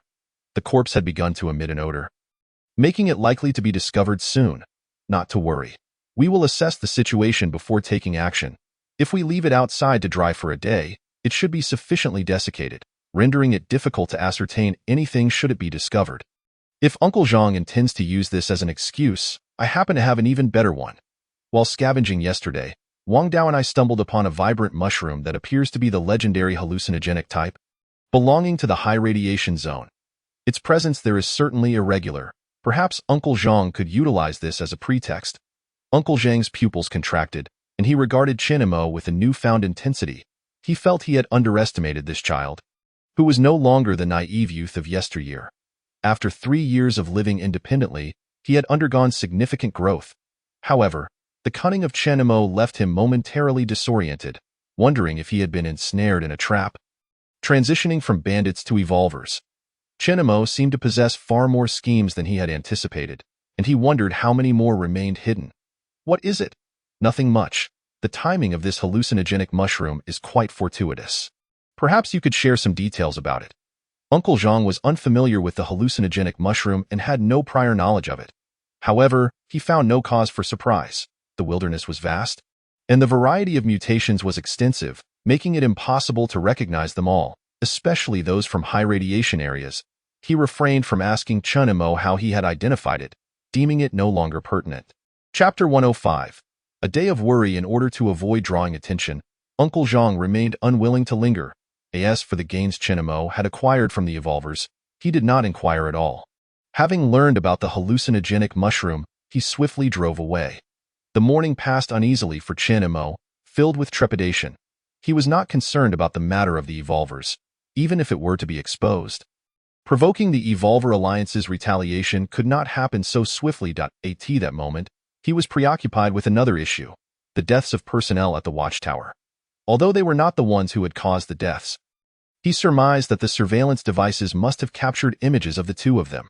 Regardless, if the safe zone were to intervene, the guards would undoubtedly come to inquire. He had already devised a plan. If the truth could not be concealed, he would place the blame squarely on his elder brother, as he was determined to maintain the family's stability. As for the specifics of how to shift the blame, he had not discussed it with Wang Dao. Firstly, he sensed that Wang Dao would be reluctant to harm their elder brother, and secondly, Wang Dao was rather straightforward. He understood his own temperament, hence he spoke very little in the presence of outsiders. However, should he inadvertently let something slip, it would pose a problem. He would also need to find a way to appease Wang Dao to ensure cooperation, which was hardly feasible at this juncture.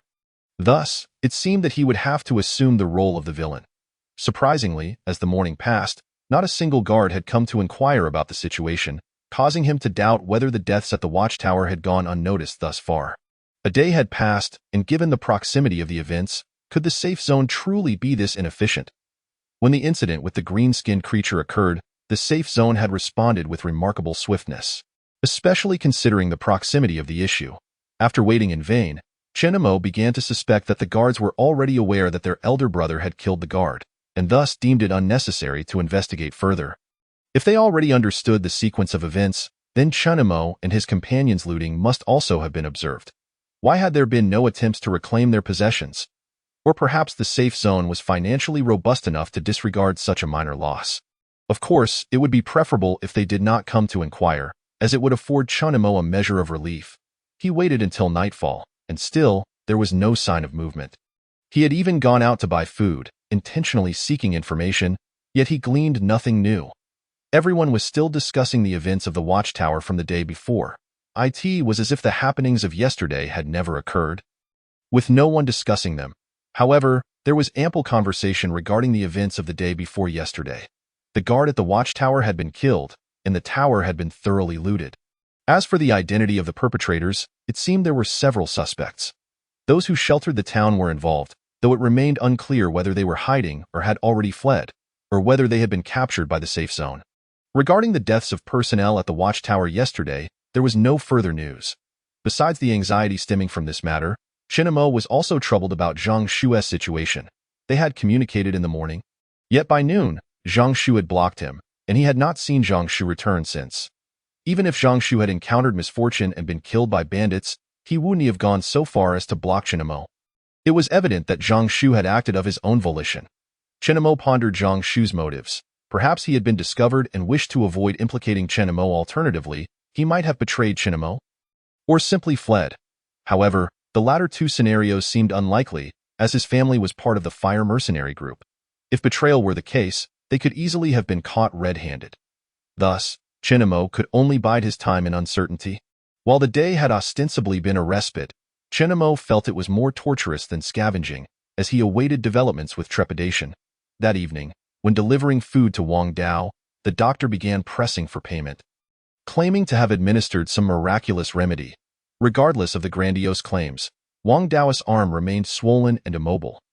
Chinamo soon realized that his points had dwindled once again, necessitating a visit to Old Su.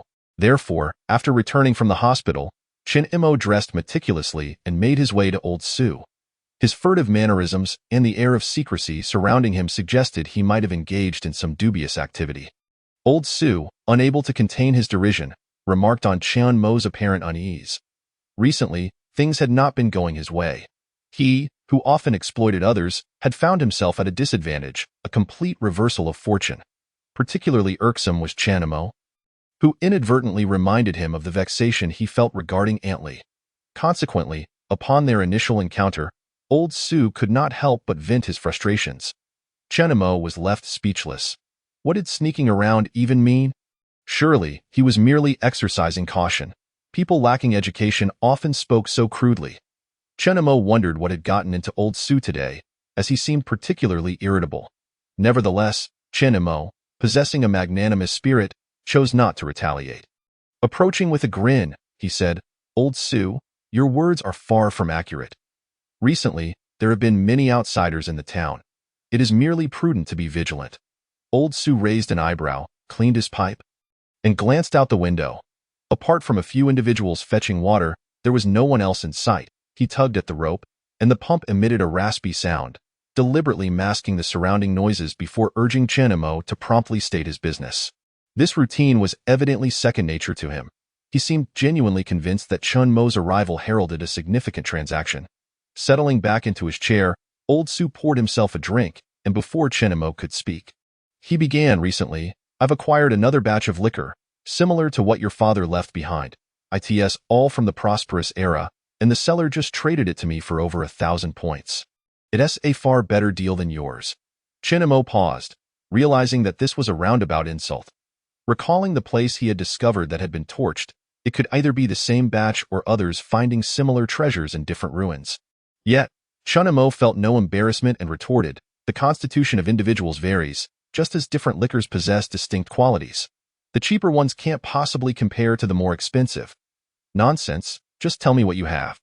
My time is precious," Chinmo thought to himself, nearly dozing off, as he had not seen a single customer. What was precious about it? If someone had cleaned out his shop, he likely wouldn't even notice. It was a widely accepted truth that Old Su, known for his stinginess, had managed to establish himself in the town largely due to his mercenary son. What was there to brag about being a mere leech? Chinmo could only mutter such thoughts internally, for he dared not voice them directly. After all, this old man still possessed considerable strength. He had already prepared a large amount of evolutionary beast bones and entrails before Chinmo could even react. Chapter 106. Evolutionary Stones. Recently, I came into possession of something quite remarkable, and I wish to show you something of great interest. Chinmo produced a bead, having only brought one to test its value while also seeking to discover its true nature. Given that it was something carried by an evolver, it could not be of ordinary quality. Upon presenting the bead, Old Su swiftly approached Chinmo, and Chinmo had not even noticed when he had risen. "Where did you acquire this?" "I stumbled upon it while slaying that large black fish evolutionary beast. I found it on its body by chance, but I have no idea what it is. I thought I would show it to you, as you are well versed in such matters. In a wonder. Old Sue murmured. This is a mutation stone, also known as an evolutionary stone. It is said to be a celestial artifact, one of the culprits behind the cataclysm. During a meteor shower, it brought forth countless stones like this, leading to widespread mutation, and of course, whether this is true is hard to verify. However, these stones are extraordinarily unique, containing vast amounts of energy. They are favored by both mutated and evolved creatures, enhancing their powers and facilitating further mutations or evolutions. All evolvers and mutated creatures possess such stones? Not necessarily. After all, there are multiple pathways to mutation. It is quite possible that the mutated or evolved creatures ingested them during their consumption. The round shape indicates it has been consumed for quite some time. Molded into this form by the evolutionary beings, it did not originally possess this shape. Furthermore, if one is fortunate, they can excavate such stones, though they are typically found in high radiation zones. Otherwise, why would everyone be so eager to explore those perilous areas? This is not only beneficial for mutated and evolved creatures, but can also be utilized in various contemporary technological products. The most straightforward example is the protective shield of the safe zone, which requires such stones. Their applications are vast, but you wouldn't understand if I explained further. However, these stones are not edible. If a normal person were to consume one, there is a 99% chance they would become a mutated individual, with the remaining fraction potentially becoming an evolver.